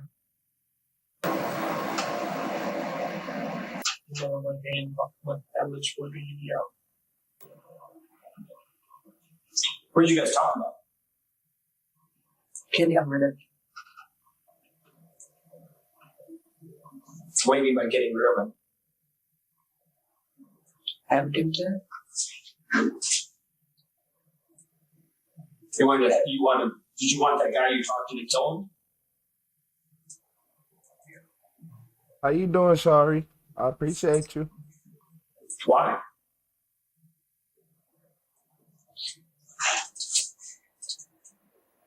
I've had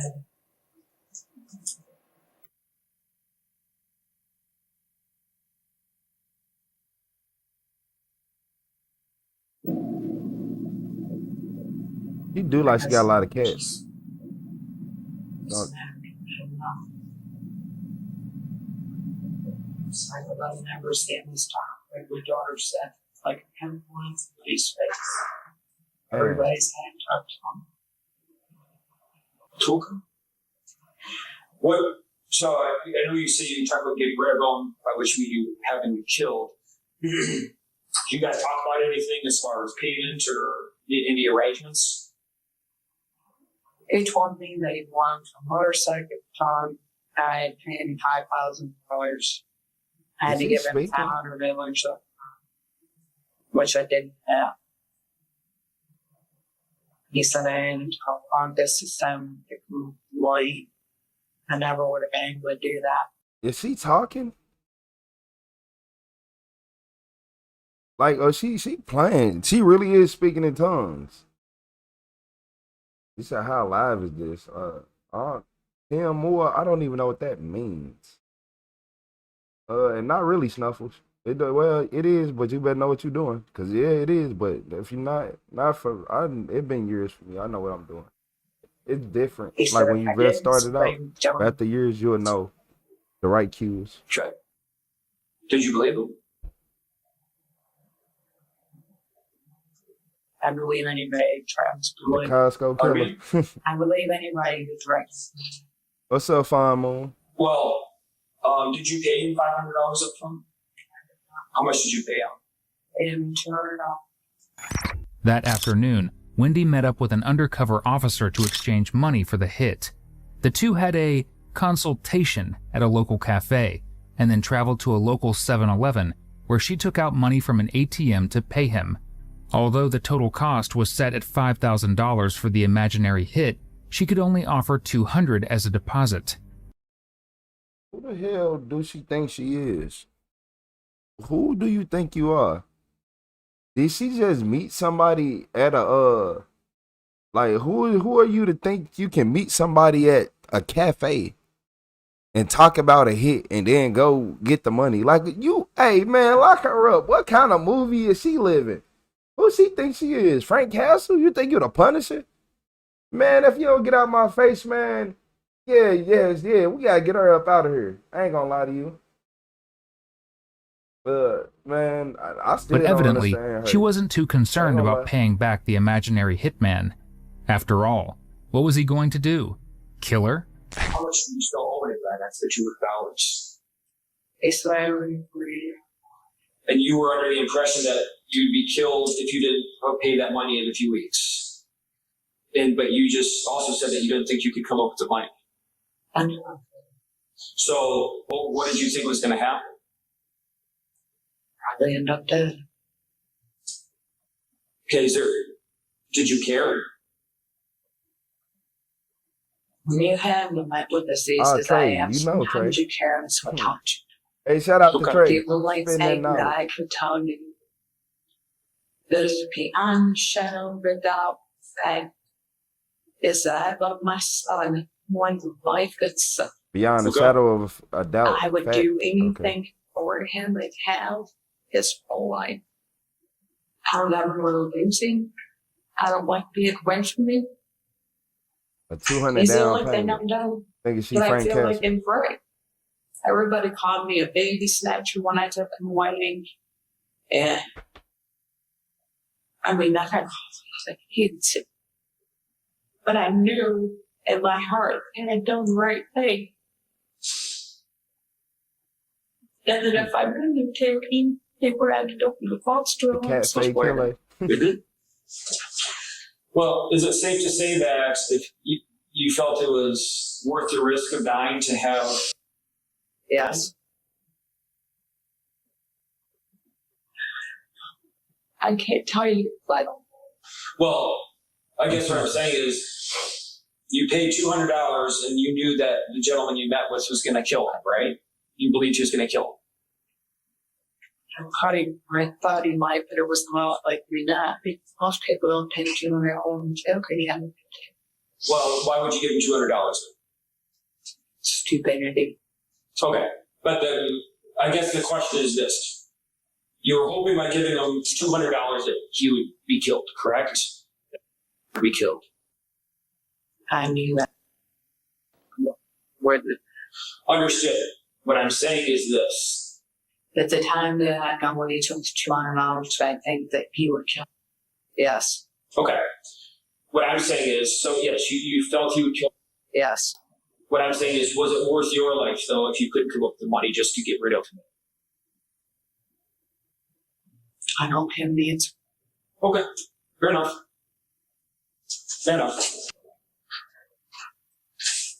Did the guy you meet with tell you a name?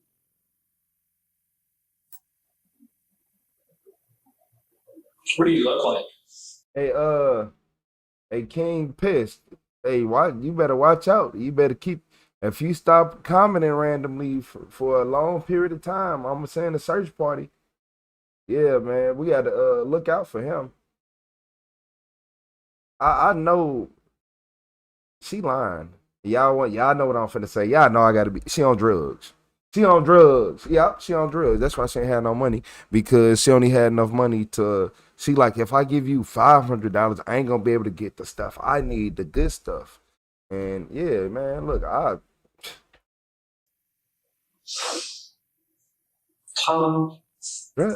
Black t-shirt. Skinny blue jeans. Up here. Hair slicked back. Drilling in his ABD. Harley Davidson motorcycle. Probably what? Harley Davidson.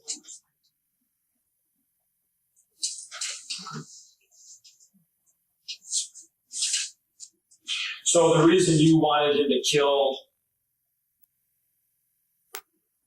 is... I ain't gonna lie, you only pay him enough to go start a fight. And that's if he was near and close. Yeah, a swing on him one or two good times. That's all you paid for. I ain't gonna lie to you. $200? Come on, y'all. That $200, that's enough to get a good punch, a good 2, 3, 4 punches in and a kick. That's yeah. If that's $400 for the kick. I ain't gonna lie to you. Yeah, you should have known. You can't even. Next time, just think better. When you got out of jail in 40 years, just use your brain. Because of the issues that. Don't use your brain. You do what you supposed. Don't use your brain. My bad. Don't do that. Correct. Don't do that. Okay.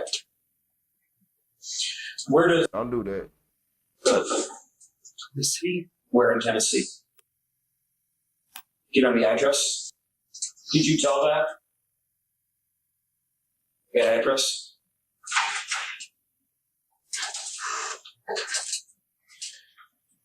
Have you ever been to the website rentahitman.com? I appreciate you, Raven. Why don't you tell me about that?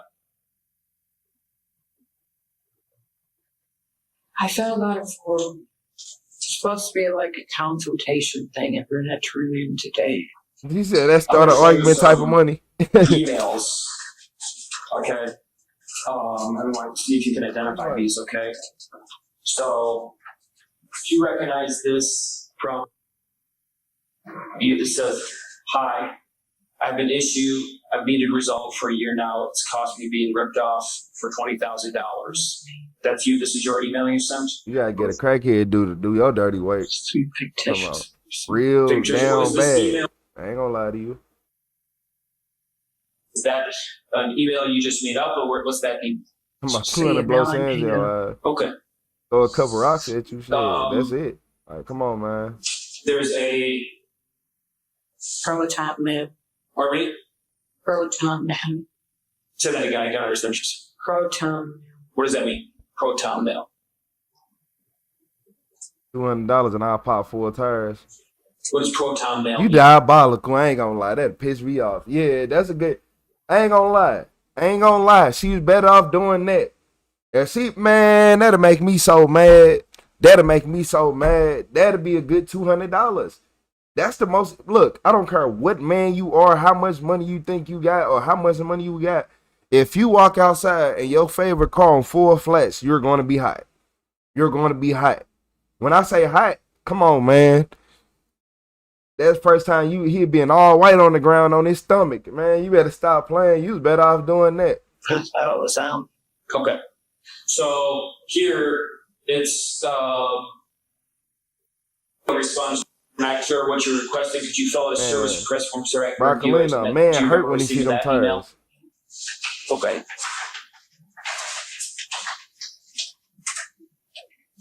Then from a G. Harris, and you signed it, Georgina. I've been trying to send the form all morning. I just need a consultation. I have a PD. That's you? It's all me. Okay.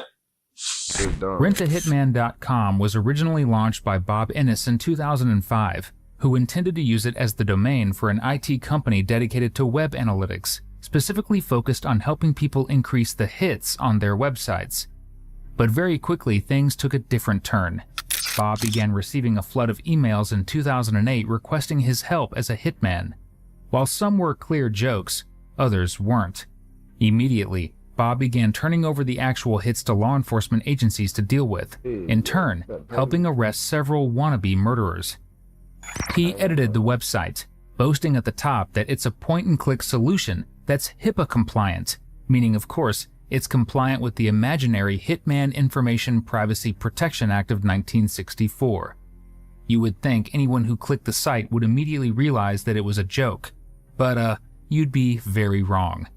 Bob told the Washington Post, "I really didn't think that people were gonna be that stupid. Boy, did they show me." And boy, was Wendy one of those people, as you're about to hear. When did you send this? Days ago, like you sent it 3 or 4 days ago? Do you remember filling out this form? Yes. And it says, did you put in Miss Georgina Marie Harris? Yes. Now this address here, it says... That's made up? Okay. Why were you making it up? Scared. Were you just trying to cover yourself? Make sure you weren't caught? No, bitch. Well, why did you make it up? Just scared? Just scared. Okay. Not bad. I don't mean to cut her off real quick, but I just want to know how she really got scammed. Y'all want to see this website? Just give me 2 seconds. Because which one is it? Rent a Hitman? Like, what is this? Did you let them get you with it?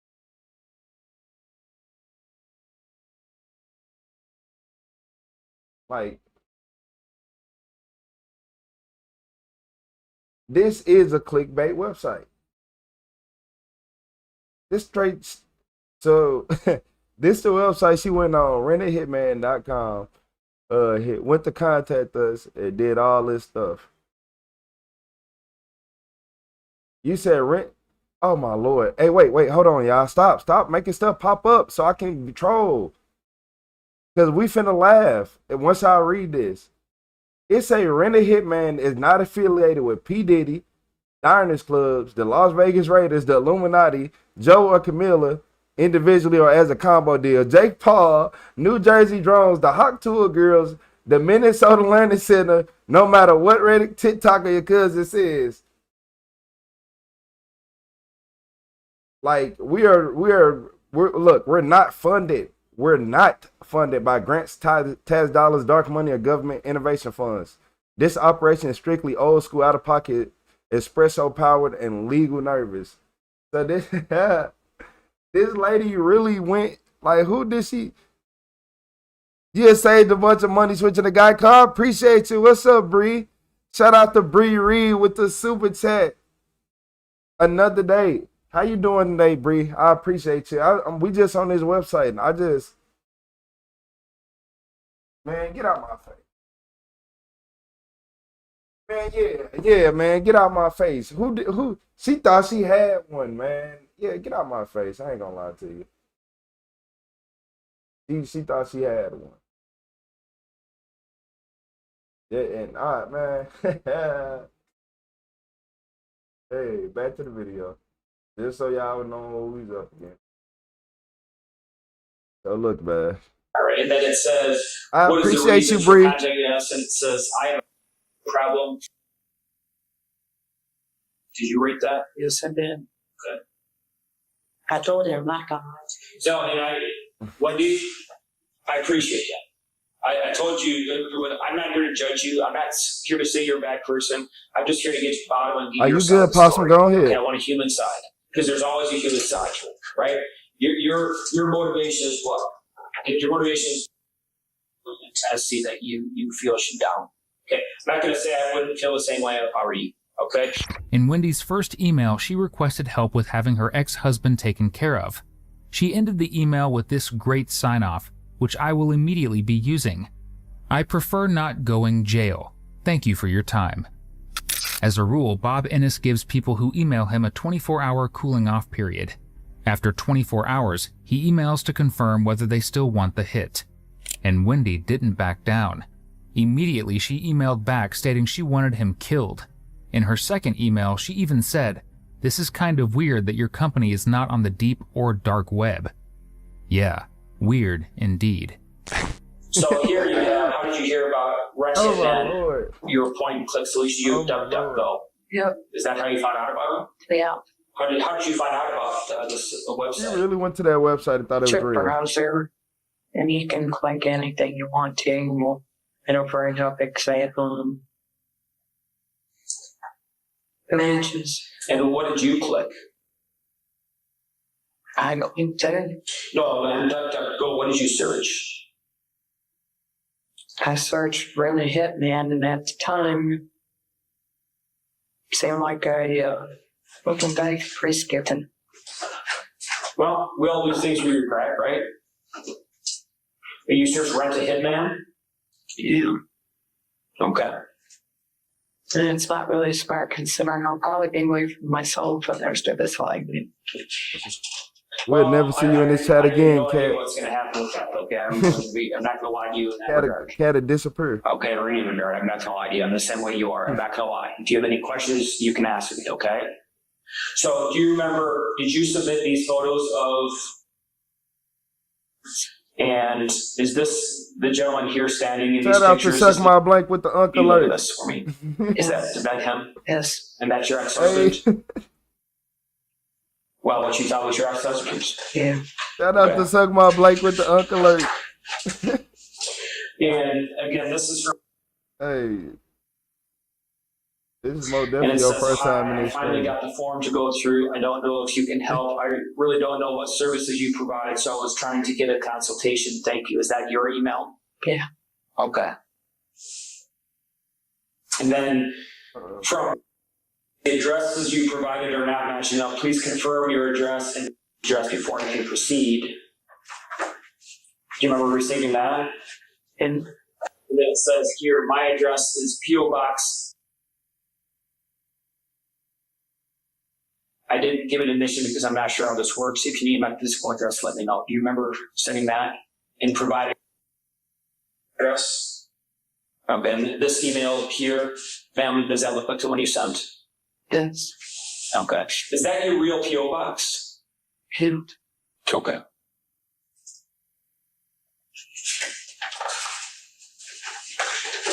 So where did you meet with Day to, you said you gave them $200. Wait, is that another Remember one? the Hey, Dixie hey, Cafe, suck my and blank that's with what- another one? That's two of them Well, back it's to back? supposed to be a With constipation. another uncle I'm alert? sorry about that.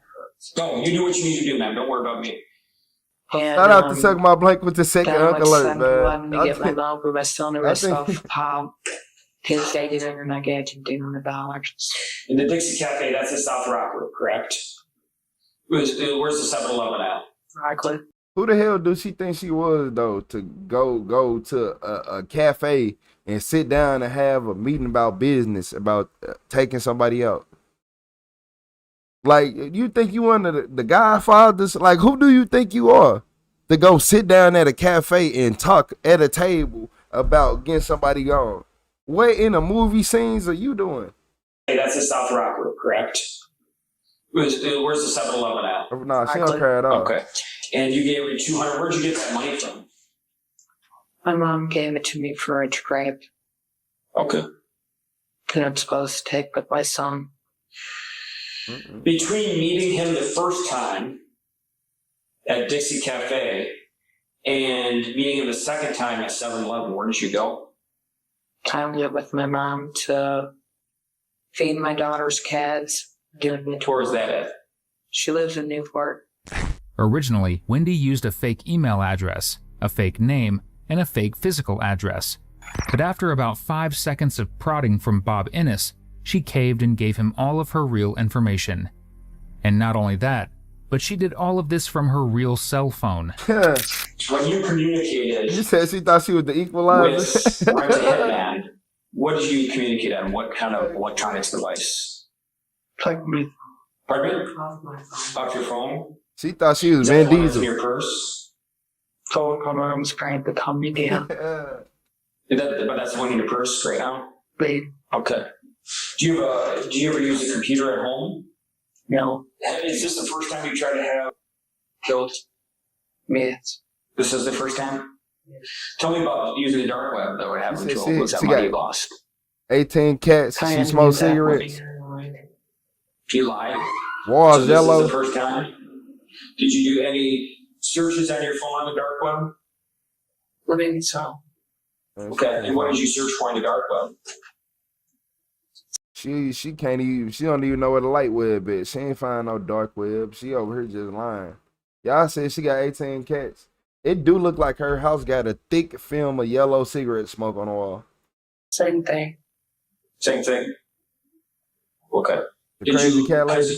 The website says you lost $20,000. Yeah, can't talk to weeks. Okay. So was that a lie when you said that?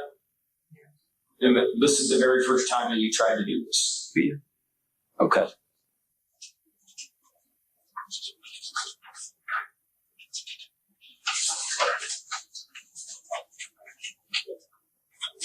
When did you start searching on your phone originally on the dark web for hitmen or people to kill? Hey Dre, what's up, Dre Wiz? Yes, sir. What Dre? My bad. What's up, Dre? Pardon me? This time last year. When it was on the same phone that's in your purse? Is that a different phone? Yeah. Where's that phone at? We got your thing.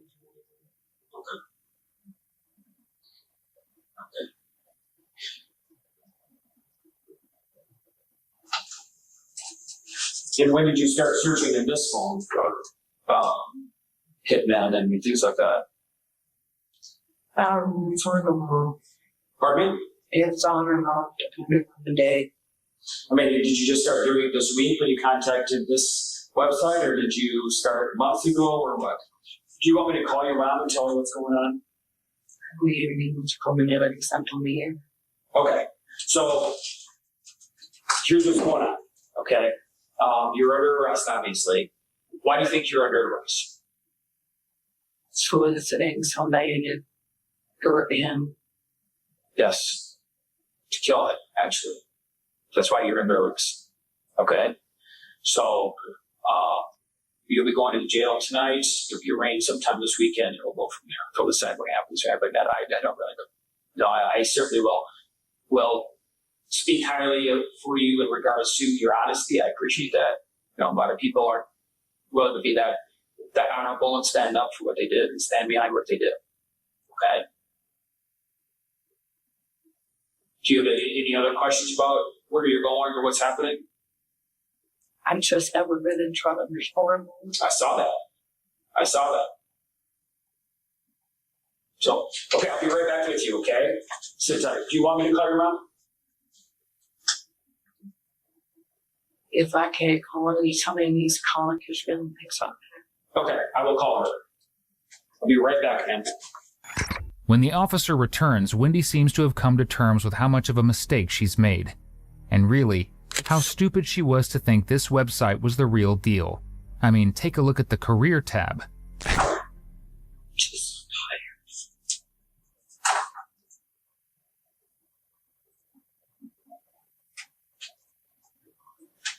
Do you religion, Wendy? The state is less understand, yeah. Okay, which religion? Baptist. Baptist? Do you go to church? I did. Why don't you go to church anymore?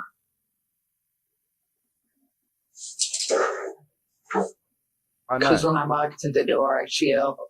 Your skin start smoking? Like I'm not rich. You made a comment, as stupid as this sounds, I'm Baptist. I don't understand what that means. Because a lot of people, if you're not church going or you don't go all the time, no, whatever, right? This I was stupid. But I say my prayers at night. Mm-hmm. And I figure that's my time it's my time with God. I don't have to send to church pew and have somebody tell me what to do. Okay. Well, I want to make something clear here. When you say things like as stupid as it sounds, I want you to make something clear. I'm not judging you anymore. I'm not. You don't have to. I know what I'm saying is I'm not in a position to judge you. So I want to make that clear. Okay, I'm here to get your side of the story. I don't want you to be self-conscious with me or anything like that. Okay? Just so you. Should I bring up a time where 8 people in your faith, they died within a 2-year period? And I don't know if you would really think about ventilation, that you have mental issues, this shoot plates at your head and can't shut it off. I've never had that happen. And I'm sorry. It's been a rough couple of years, it sounds like. And I'm sorry. A rough couple of years doesn't exactly excuse wanting to kill your ex-husband, but for Wendy, it's worth throwing herself a pity party. Ultimately, Wendy did woman up and plead guilty to 2 charges. Using a computer to commit a crime, and solicitation of murder. She was sentenced to 7 to 20 years in prison, which she is currently serving in Michigan. Her earliest release date is July 2027. Thank you. Nah, that's too close to me. That's too close to me. I appreciate you, Bree. Shout out Bree with the, I don't know, Bree, you saying something, I ain't gonna lie, Bree being this super chat a lot. How you doing, Bree? You know, I see your name. At this point, your name just light up blue every time I see it normal, too. How you doing today, Bree? I appreciate you. You said keep up the amazing work. I appreciate y'all. That's what make it easier. Yeah, it's been 11 hours and 10 minutes. We closing in on that 12-hour cutoff mark. Suck Ma sent the Sunday. I appreciate you. Shout out to Suck Ma. Yeah.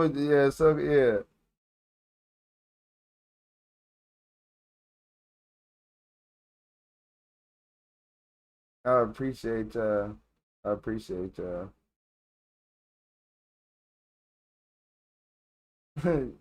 Stephanie said, I can hang out all night with you guys. I love this channel and the people. I appreciate it, Stephanie.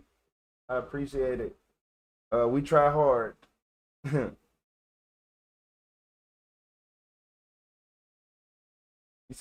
said Marlboro smokers don't claim her.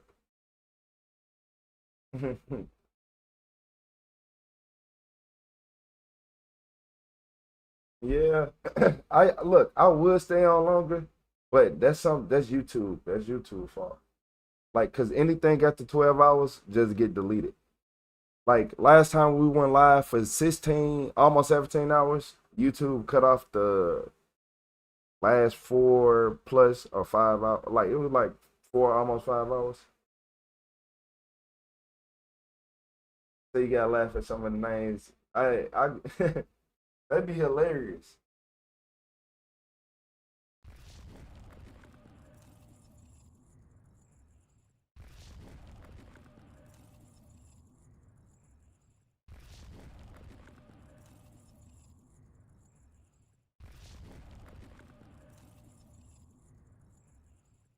Mama got.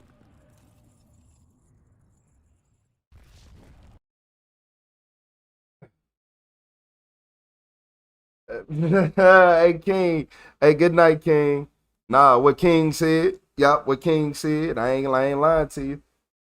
Shout out to Bree Reed with the #1 dad. I appreciate you. Thank you. I appreciate you. I appreciate it.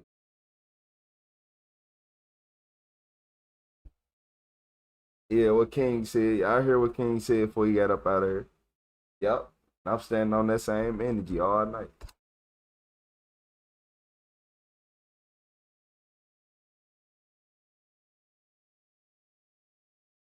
He said better than usual lives. A lot of people say that. A lot of people say that. Yeah, I used to go through shorts lives and I used to watch people and they used to make me, I ain't gonna lie, they made me mad.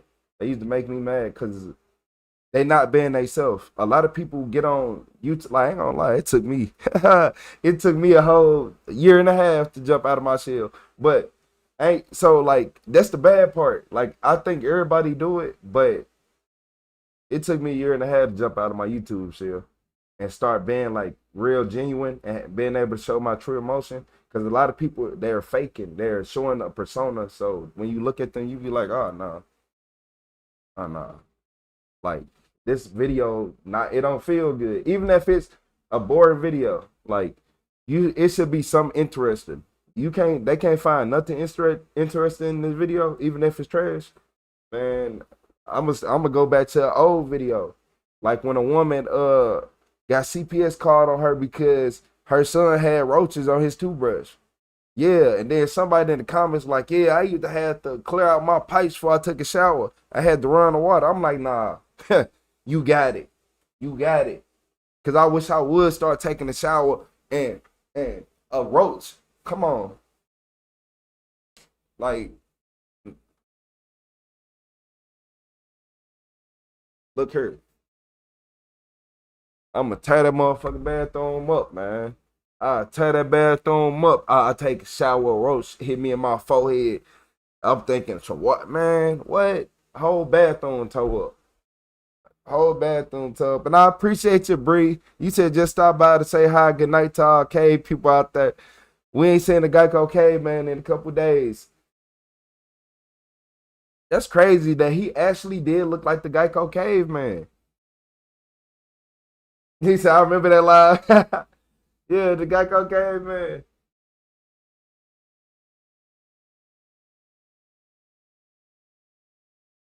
Nah, you talking about that bug? Oh man, why I'm itching again? Talking about they had to run the water, get their pipes clean. Oh man, I appreciate you, Bree, for stopping by. I appreciate you stopping by, making everybody night, supporting the stream. This is my first time here, but you're enjoying it. So look, y'all, the only reason why I'm delaying is because this has to be my last video because I'm about to be at the cutoff point.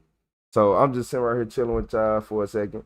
But this video I'm actually finna have to start it. I'm actually finna have to start the video now. Because we are going to hit the cutoff point most likely. You say our IQ is like 71. I don't know. I got a crazy IQ. Because my IQ go from basic stuff like this to quantum physics. Because I'm more interested in UFOs, alien technology, how stuff work, everything. Like everything that, like quantum physics, atoms, gravity manipulation, all that. Yeah, that I'm way more into that than all this. But it's crazy, right? You would think I'm more into body cam. Nah, no, I'm a Bob Lazar type guy. I'm a David Grush, you know. I like real UFO stuff. But look, y'all, in this video, this killer wife thinks she can flirt her way out of prison. Looking like a boxer. Like she punch hard. Like she fight men. Like she done fought out her way out of every relationship where she left. Yeah. I'm not doing it. What kind of guns do you like? I like all kinds of guns. I like them. All of it. Meet Erica Valdez, a wife flirting with cops just moments after killing her husband. I got a call from my daughter at like 1 the next day saying that I killed her dad, and I'm like, what are you talking about? And in the face of a mountain of evidence stacked against her, Erica will try to seduce, lie, and manipulate her way out of the murder of Joel Valdez, completely unaware that her life is on the toothbrush. Let me be. Let me go be that foul. I am though. He's threatened to light my house on fire with my children in it. He's sick. And then my 7-year-old would be like, please, Mom, don't go to work. Don't leave me with Dad. Hey, people eating cockroaches. Just shy of midnight on July 4th, 2023, police in Albuquerque, New Mexico received a flurry of panic calls regarding a shooting on Andrews Avenue, a residential street full of families. When police arrived, they discovered Joel Valdez, a tattoo artist and father of 4, barely clinging to life after getting shot behind the wheel of his vehicle. Surrounding him, making the scene even more heartbreaking, were his teenage daughters. Through sobs and tears, they told police that their mother, Erica Valdez, had shot their dad's house up, then chased after him, delivering the fatal blow to him as he tried. What kind of manly? I told you. Didn't I tell y'all? She aggressive. She talking about she done came and shot the house up and chased somebody down. Hey, like, Erica, how you do all that? Erica was in shape. Shit, Erica, hey, dude. Shot their dad's house up, look here, then chased after him, look at those delivering the fatal blow to him as he tried to speed away in his vehicle. Naturally, when police took Erica in for questioning, she denied any involvement or knowledge of the murder. Instead, she decided to confide in the detectives about what a lousy, violent husband she had, despite her own daughter's claims that, well, he wasn't the one committing any murders that night. The following footage has kindly been provided to us by the Albuquerque Police Department. Shout out to Bree Reed. You said Art Bill. I just looked them up as soon as you said that. I ain't gonna lie. Like as soon as you said that, I just looked them up. A brand new facility, and I appreciate you said Art Bill with the best coast to coast AM, baby. Yeah, shout out to the aliens, man. Given her actions, she might want to get used to warm places, because as far as I know, they don't have AC where she's going. Police lead her into the interrogation room, where she is read her Miranda rights. With that, your understanding of those 4, that's the reason we're going through. Would you like to talk to me while you're here? Well, like I want to know why I'm here. You know, well, yeah, and what I want to give that to you, but we have to have, like, if I were to throw out something as simple as a question, and then it's frustrated that you weren't allowed to make that final statement, that you didn't want to talk. So it's really up to you. I'm like, well, while you think about it, what's going on with your son? What's up, Peanut from New York? Where you from? Where you in New York at? What's your son's name? Josiah. Seem like a Brooklyn or. The last name is Valdez. I don't mean to be rude, but we do have a lot of mixed families. I have mixed Couldn't say the Bronx. No, we're all the same. We're all Valdez. I've been married for 21 years. I appreciate you, Bree. All my kids are Valdez, yes. But he's in there. I don't know. Somebody said he had a ski mask and he shot somebody, and they know him by the color of his eyes. So that's what they said. Mm-hmm. Ooh. So he has an attorney now. I mean, well, yeah, I got him an attorney. So I don't know. Okay. I'm like, it's been raining. I've been 3 years now, domestic wise.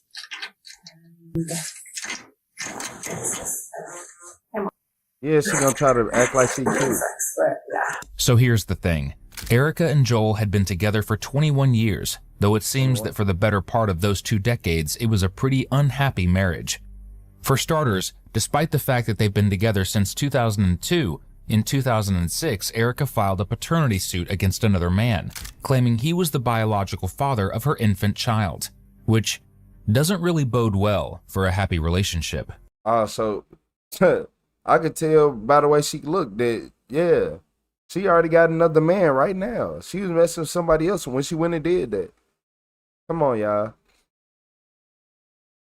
This is a classic case of she was mad. The man didn't like her. He said he didn't want to be with her, and it was gonna turn her world upside down. Her easy way of living was gonna get changed overnight because she wanted to have her cake, eat it too, get drunk on the weekend, and drive it like a flute. Yeah, she wanted to do everything she wanted to. She wanted to get nasty, be dirty, and have a husband to go back to. Nah, no. He said, get out my house, and you got mad. Yup, he said no. He said you for the streets, and you ain't want to go to the streets. So you pulled out that gun and you start shooting up the house. Then you ran outside like a man. Then you pulled that gun up and start shooting at the car. Yeah, come on, man. 1,000 years.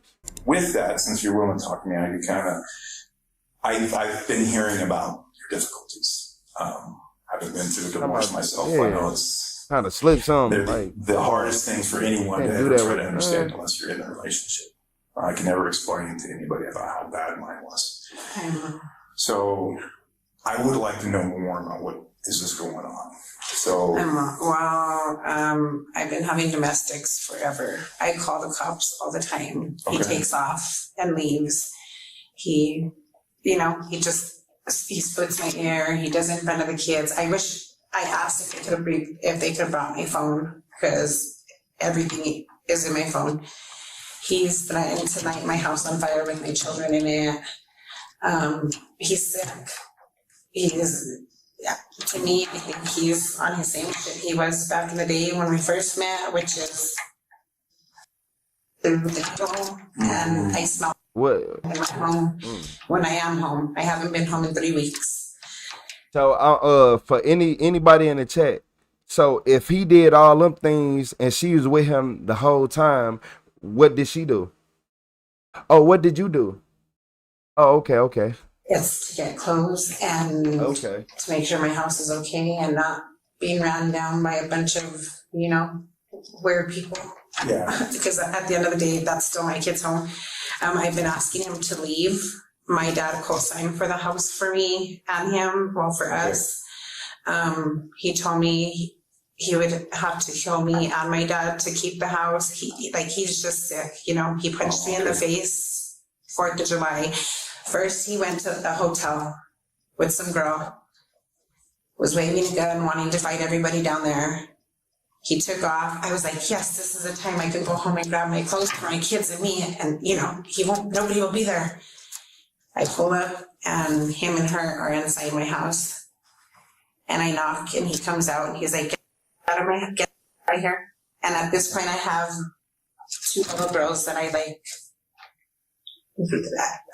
helped raise them. They're like little kids in my neighborhood. They're my daughter's age. I was like, just go with me. That way somebody's with me. Well, he punched me in the face. The little girl stands in front of him and says, you're not going to hit her. I said, get it. You want to know why detective just stopped talking and kept letting her talk? I'm going to tell y'all why. Why the detective just shut up and just let her do whatever she wanted. So, first things first. This lady right here, she done already admitted, you said that you been trying to find a time for him to get away. Well, for that, like for him to be gone so you can get away. But you shot him as he was trying to drive away. If any normal person would let him leave and got yourself packed together, then left. But in the car and that's just so I got in my car and left, and I don't know what happened from there. I don't know if the girl stayed there. I don't know if I don't know. And then I got a call from my daughter at 1 the next day saying that I killed her dad. And I'm like, what are you talking about? If I would have done that, I would have done it when I was black and blue and bleeding in front of you guys. And my, at the time, 15-year-old was standing in front of him for him not to hit me. That's nonsense. Did we cap out the chat limit? Did we just cap out the chat limit? Are we? Hey, y'all, we can't chat no more? Did we just cap out the chat limit? How many messages can you send on a live? Bro, I think yeah, it's off. It's off. Can we, like, what's going on? We just kept that out live? Okay. I've stuck with my family for 21 years to keep a family, not to have a separated family, you know? Yeah. I'm like, I was raised with my mom and dad, and that's what all I've ever wanted for my kids was to have their mom and dad. I'm like, yeah. That sounds rough. That sounds really rough. You know what else it sounds like? A whole truckload of BS. To be clear, Erica and Joel were having domestic incidents, and Erica was calling the police constantly, but she was actually facing charges because of that. Between January and early April of 2023, she called 911 27 times on her husband. In every case, police responded to the home. In 16 of them, Erica locked the doors and pulled the shades, pretending that she wasn't home or simply refused to answer the door or phone, despite there not being any violence taking place inside. We aren't saying Joel... Shout out to everybody. We just had the biggest malfunction of all time. Lord. Thank you to the person that gifted me a membership. I appreciate it. I appreciate all y'all. We just had... YouTube just shut my whole server down. I had to... How y'all doing? Everybody good? Okay, chat. Okay, we back online? Everybody back online? I know a lot of people couldn't just use this chat. Hey, shout out to everybody in this chat. I don't know what... I think we capping out the, like, how many lives, like, how many messages we can do on a live. I ain't never broke. Hey, shout out to Bree for gifting 5 memberships. Did you break the chat? Did you break the chat with that? Shout out to Bree for gifting them 5 memberships. Oh my Lord. Okay, we good. Like, Lord. Thank you, YouTube, for unlocking our chat. Thank you. We back. We back. Joel never put his hands on Erica. We are saying, however, that it was undeniably a two-way street, as the hotel incident makes Stephanie, clear. You better turn it on. Here, Erica claims that her husband showed up with his mistress at a hotel Erica was staying at, then pulled a gun on her, trying to instigate a fight. As you'll soon see, Joel wasn't the one to pull a gun. And while she tries to paint Joel as a cheater here, he wasn't the only one. Do you like any Kleenex? Really? Exactly. Because when you throw out this much emotion, it's physical. You sure you don't want to rush? I might, at that same day, for the 4th, I might, if you guys would have had to bring my phone, you guys. Hey, shout out to Bree for breaking the chat. Revolvers, like, threatening my life, like, sick. I appreciate you, Kaylee. Shout out to Kaylee with the flow state. How you doing, Kaylee? My poor son didn't. He'll even say, I didn't even have a home. My husband always tried to fight him, and like. But I appreciate it because I didn't want my kids to see the domestics, you know, like You were the one doing the domestics. I told y'all she the one who be fighting. Like, he was like, I'm ready to go. She was squaring up. I know she was rocking him, and I know she was taller than him. I wasn't raised in a domestic home, and I didn't want them to, so like I just work and sleep on.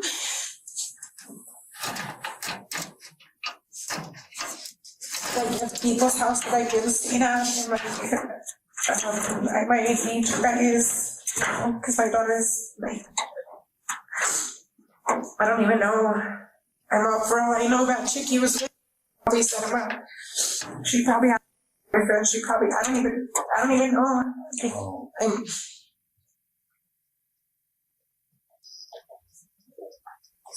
Hey, shout out to Mr. Was that Devon Rich? Or was He it just Devin split Rich? my hair not that Shout long out to ago. Mr. Devin But with that flow set. I appreciate you. Thank you for supporting the stream. And and shout then he out to just Bree starts with Reed with everybody. that sunshine. I started working like A 3 real months ago MVP in the just because chat. I, The broke, you know, she I can't really do no, this. she I really don't know broke the where. chat. I told him I have to grab your if you want to work because you don't want to grab your own, you know. Started working. He went to my work and started like trying to just find lying. 2 of the guys that I work with. He got 86 because he thinks that I'm like he's. Hey, shout he out just to starts Suck My for becoming one of them with members. everybody, and I I tell him, appreciate we have you. our kids in the Shout car. out to y'all for People coming carry one of guns. They're not Hey, afraid to this use chat them either, crazy. you know. Like he's sick. So he just thought every guy in your life you were sleeping with them? Everybody and their mamas. He said he was gonna kill my mom and dad, like the people that opened up the house to him. He's like.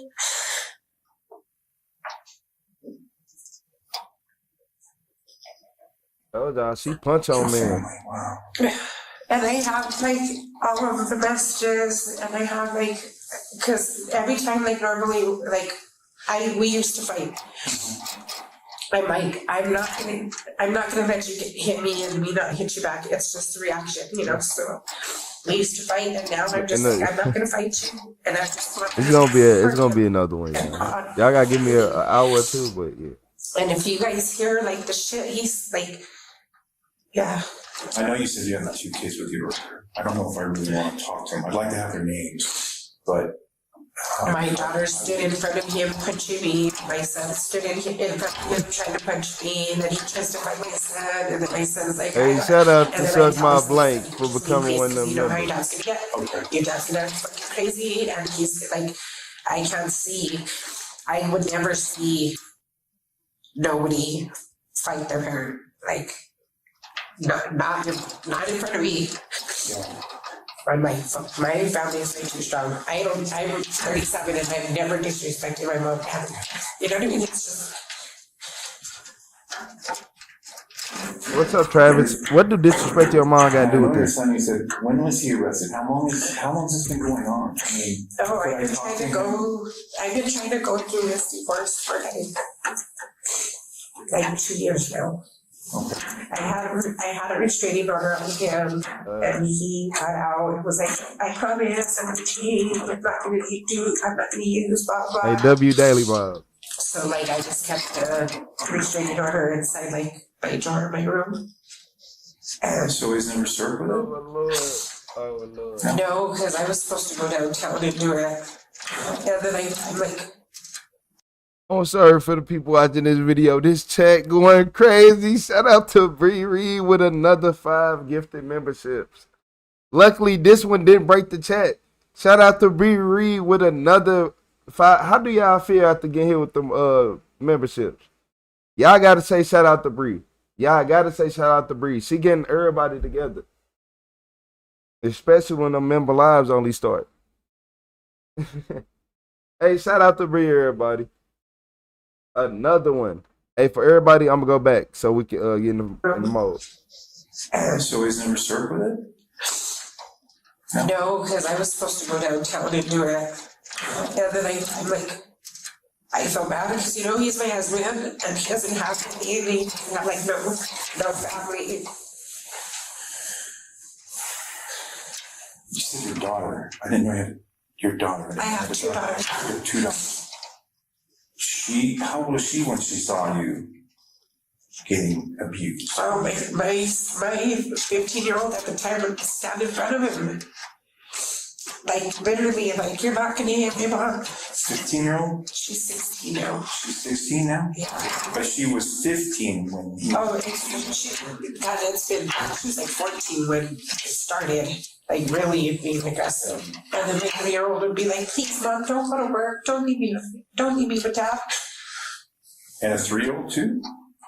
Would he abuse you in front of her? Oh, yeah. Okay. And well, that's why I stopped going home. Once more, Erica wants to paint the violence in the home as a one-way street. But according to neighbors and family members, that wasn't the case. Erica and Joel got into frequent screaming matches, called the cops on one another, and got their children involved in their drama repeatedly. The real victim of it all? Her children, including a 3-year-old who had no choice but to be stuck between their parents' altercations. If Erica was really concerned about her children as she claimed, she wouldn't have put them in the positions that she constantly did.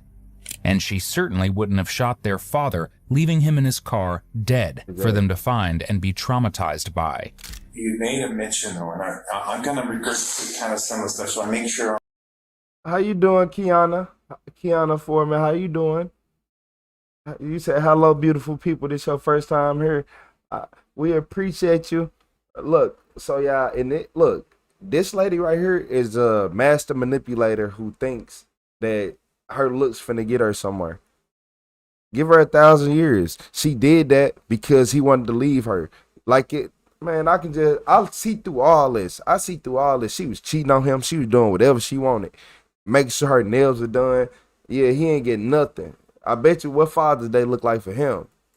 I'm on the same level that you are, okay?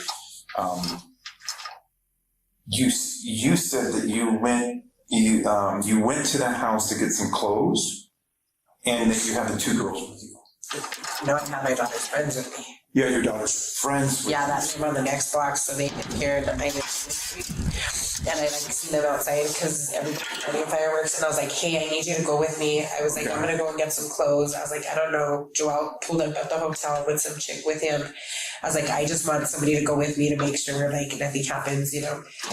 And they're like, okay. So they got in the car and they went with me, and then the door was locked. So I like ran my engine to my car, and then he came out.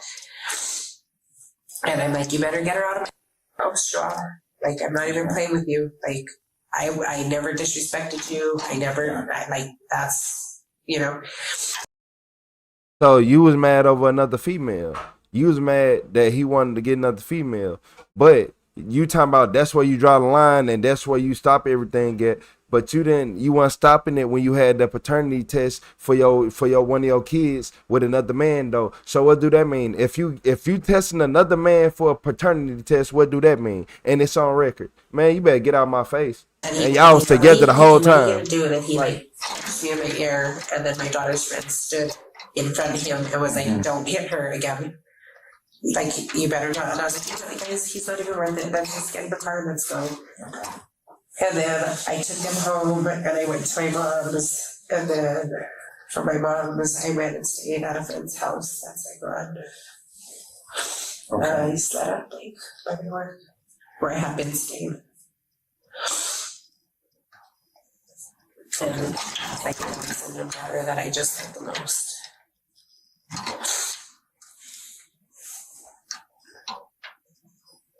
Okay. Wow. He messed up your car. Yeah, he kicked my car. He threw because the fireball because he drinks every day. Like he man. From the minute he wakes up to the minute he would go to bed. The moment you with a man and he questioned if that's his child or not. Yeah. Okay. So he threw fireball on it. Yeah. Okay. At the driver's side. Are we talking?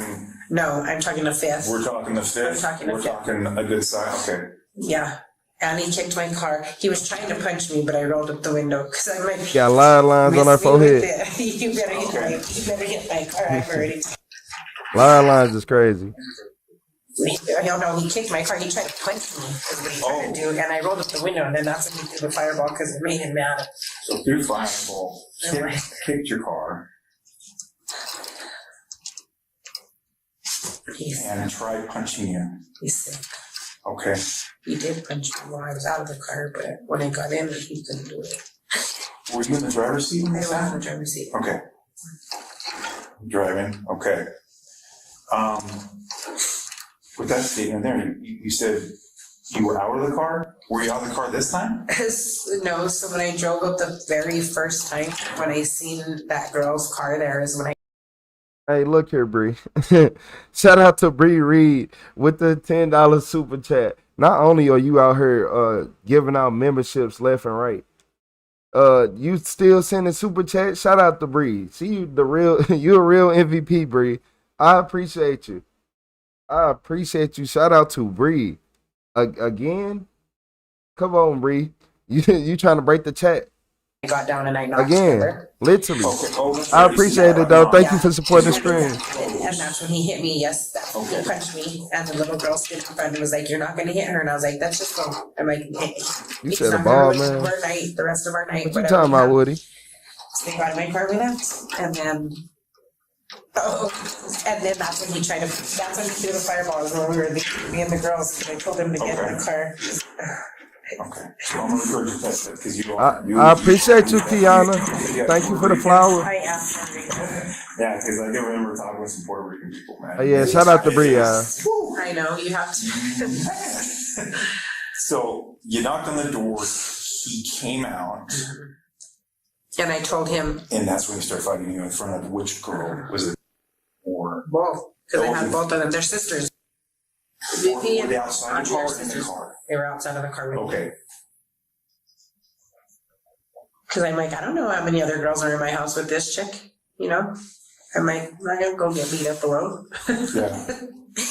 I'm like, I mean, I can handle my own, but I'm just like, I would rather have had somebody there that's able to see, and you know.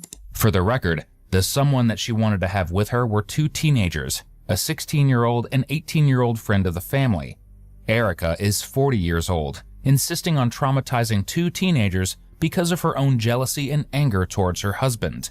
So, okay, so we'll digest that a little more. So he literally came, how did he come at you? I mean, you're outside. Hey, there we go with the people being weird, with trying to be friends and have friends and acquaintances, and it don't add up. Yeah, we just saying this in that last video. It don't add up. Them age groups don't be adding up. Why are you talking to some 18-year-olds and consider them family? I don't care, family, friends, no friend.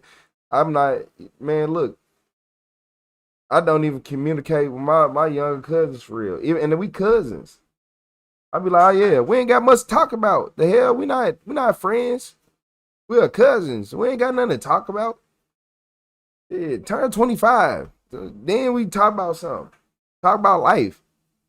Yeah, man, I ain't got, you 18, 19, what you got to talk about? Like, they what? I just said the girls are with you. Read a chat breaker. No, he would, Did he just if walk he up doesn't and know you.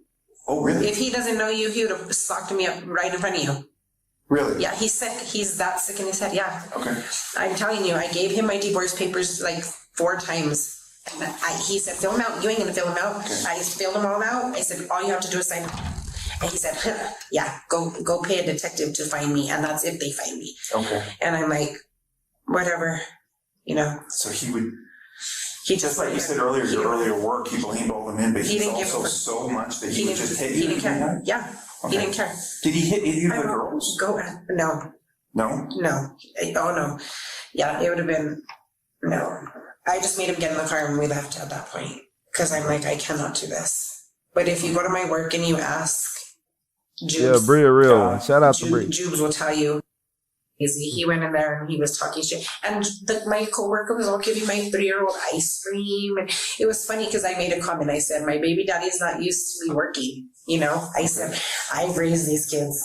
So he had the baby watching her for one day and he couldn't handle her. So Jubes gave her an ice cream. And then it kind of giggled. It's hard being a dad, huh? And he's all, I got all crazy with them. They 86'd him from my work. Like he has mental issues. That sounds like it. I'm off Fallon with guns all the time. My mom even said, you need to get out before he kills you. And if he just wants material shit, let him keep. My mom and dad said, he was around and was always blaming me. So. What was he saying to you when these girls were trying to stop He was anything and everything. He was saying to me, because I was telling him to get that chick out of my house. Okay. Like, you know, I'm like, just get her out of my house. That's all you gotta do. Like, okay. You asked her to leave. And it wasn't even the principal. I don't even care that he was with her. I'm like, because I 2 years and I wasn't planning on it either, you know? Like, I stay gone, literally. I don't go home.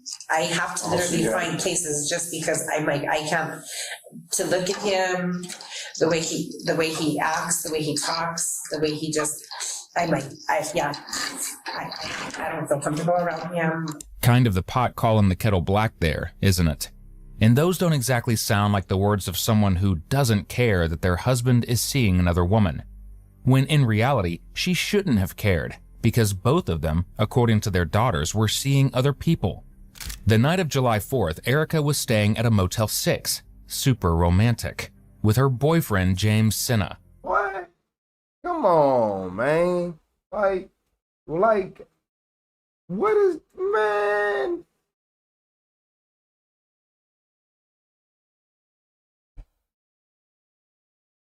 Huh? Yeah, that's trash. Yeah, that's trash. It's trash. Ain't no way. Yeah, that's trash. Y'all know what I'm talking about. That's trash. There ain't no way. That's garbage. Down below garbage. What? Oh my Lord. Like, what is this? What am I looking at? Are we been for real right now? Are we been for real? Yeah, man, lock her up. Give her 1,000 years. Y'all, man, what drugs y'all on together? What in the trailer park, boy? Man, if you don't get on my face, shout out to Jamal Wood. Jamal Wood. Jamal Lockwood, my bad. I'm like, wait, that's a long name. Man, if I had to write that down on a piece of paper in school at a young age, man, I'm fighting everybody. I ain't gonna lie, Jamal. Hey, I'm keeping 100 with you. Everybody fight. I'm fighting everybody that day. Can you write your name up there? No. Yeah. No. I'm straight get in trouble every day. I'm get suspended. Shout out to Jamal for the flow state.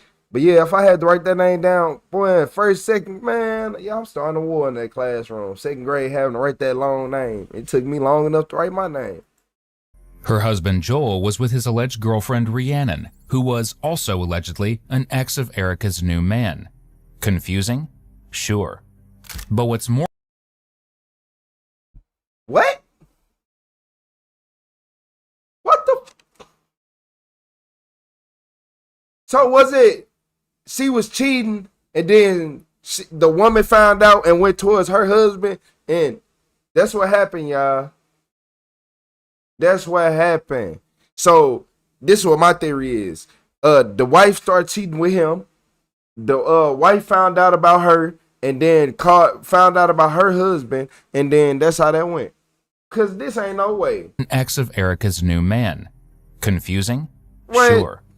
But what's more confusing is why Erica and Joel even bothered with each other when they were both allegedly seeing other people. She said Bud Bunny all on the call to grown up. 911 reporting the argument between Erica and Joel at their marital home, Erica could be heard in the background screaming, "You better get that female out of the house before I shoot her." This was just hours after Joel caught her in a hotel with James, who she refers to as her boy toy on and off. So you knew that Rhiannon was in your house. Hey, look, Doc, don't come here no last 30 and minutes. My baby daddy pulled up to the hotel that me and my friends were at. And my baby daddy got out with a gun telling some dude, "What's up? We're downstairs." That's how it all happened. So at the beginning of the whole thing, that morning, Rhiannon took, and I guess the guy that was in the hotel that I wasn't even, I talked to him once, is her ex dude. Okay. So she took my baby daddy to the hotel that we were at, and my baby daddy got out and was like waving and telling him to come downstairs. And I'm like, "Joelle, get out, dude! Like you better get out of here."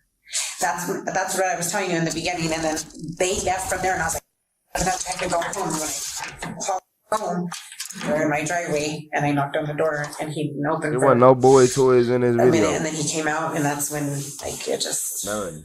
So Joelle got out of the car with a gun? Yeah, at the hotel, telling the guy James, Rhianna's ex, or the guy that I was not sorry to say, but telling him to come downstairs. And I'm like, why does he need to go downstairs? Like, nobody wants, like, we're not even together. Why would you want to fight somebody that I'm not even with or nothing? You know, like, I need to find myself. He made me lose myself for the last 4 years, and I have to find myself. You know, I'm not worried about anybody else right now besides my kids. And I take them to the zoo. Like they've been everywhere with me. Okay. Whoa. He totaled my son's car while my son was in jail on a DWI and left it there, and he shouldn't even be driving. I'm like, my baby daddy.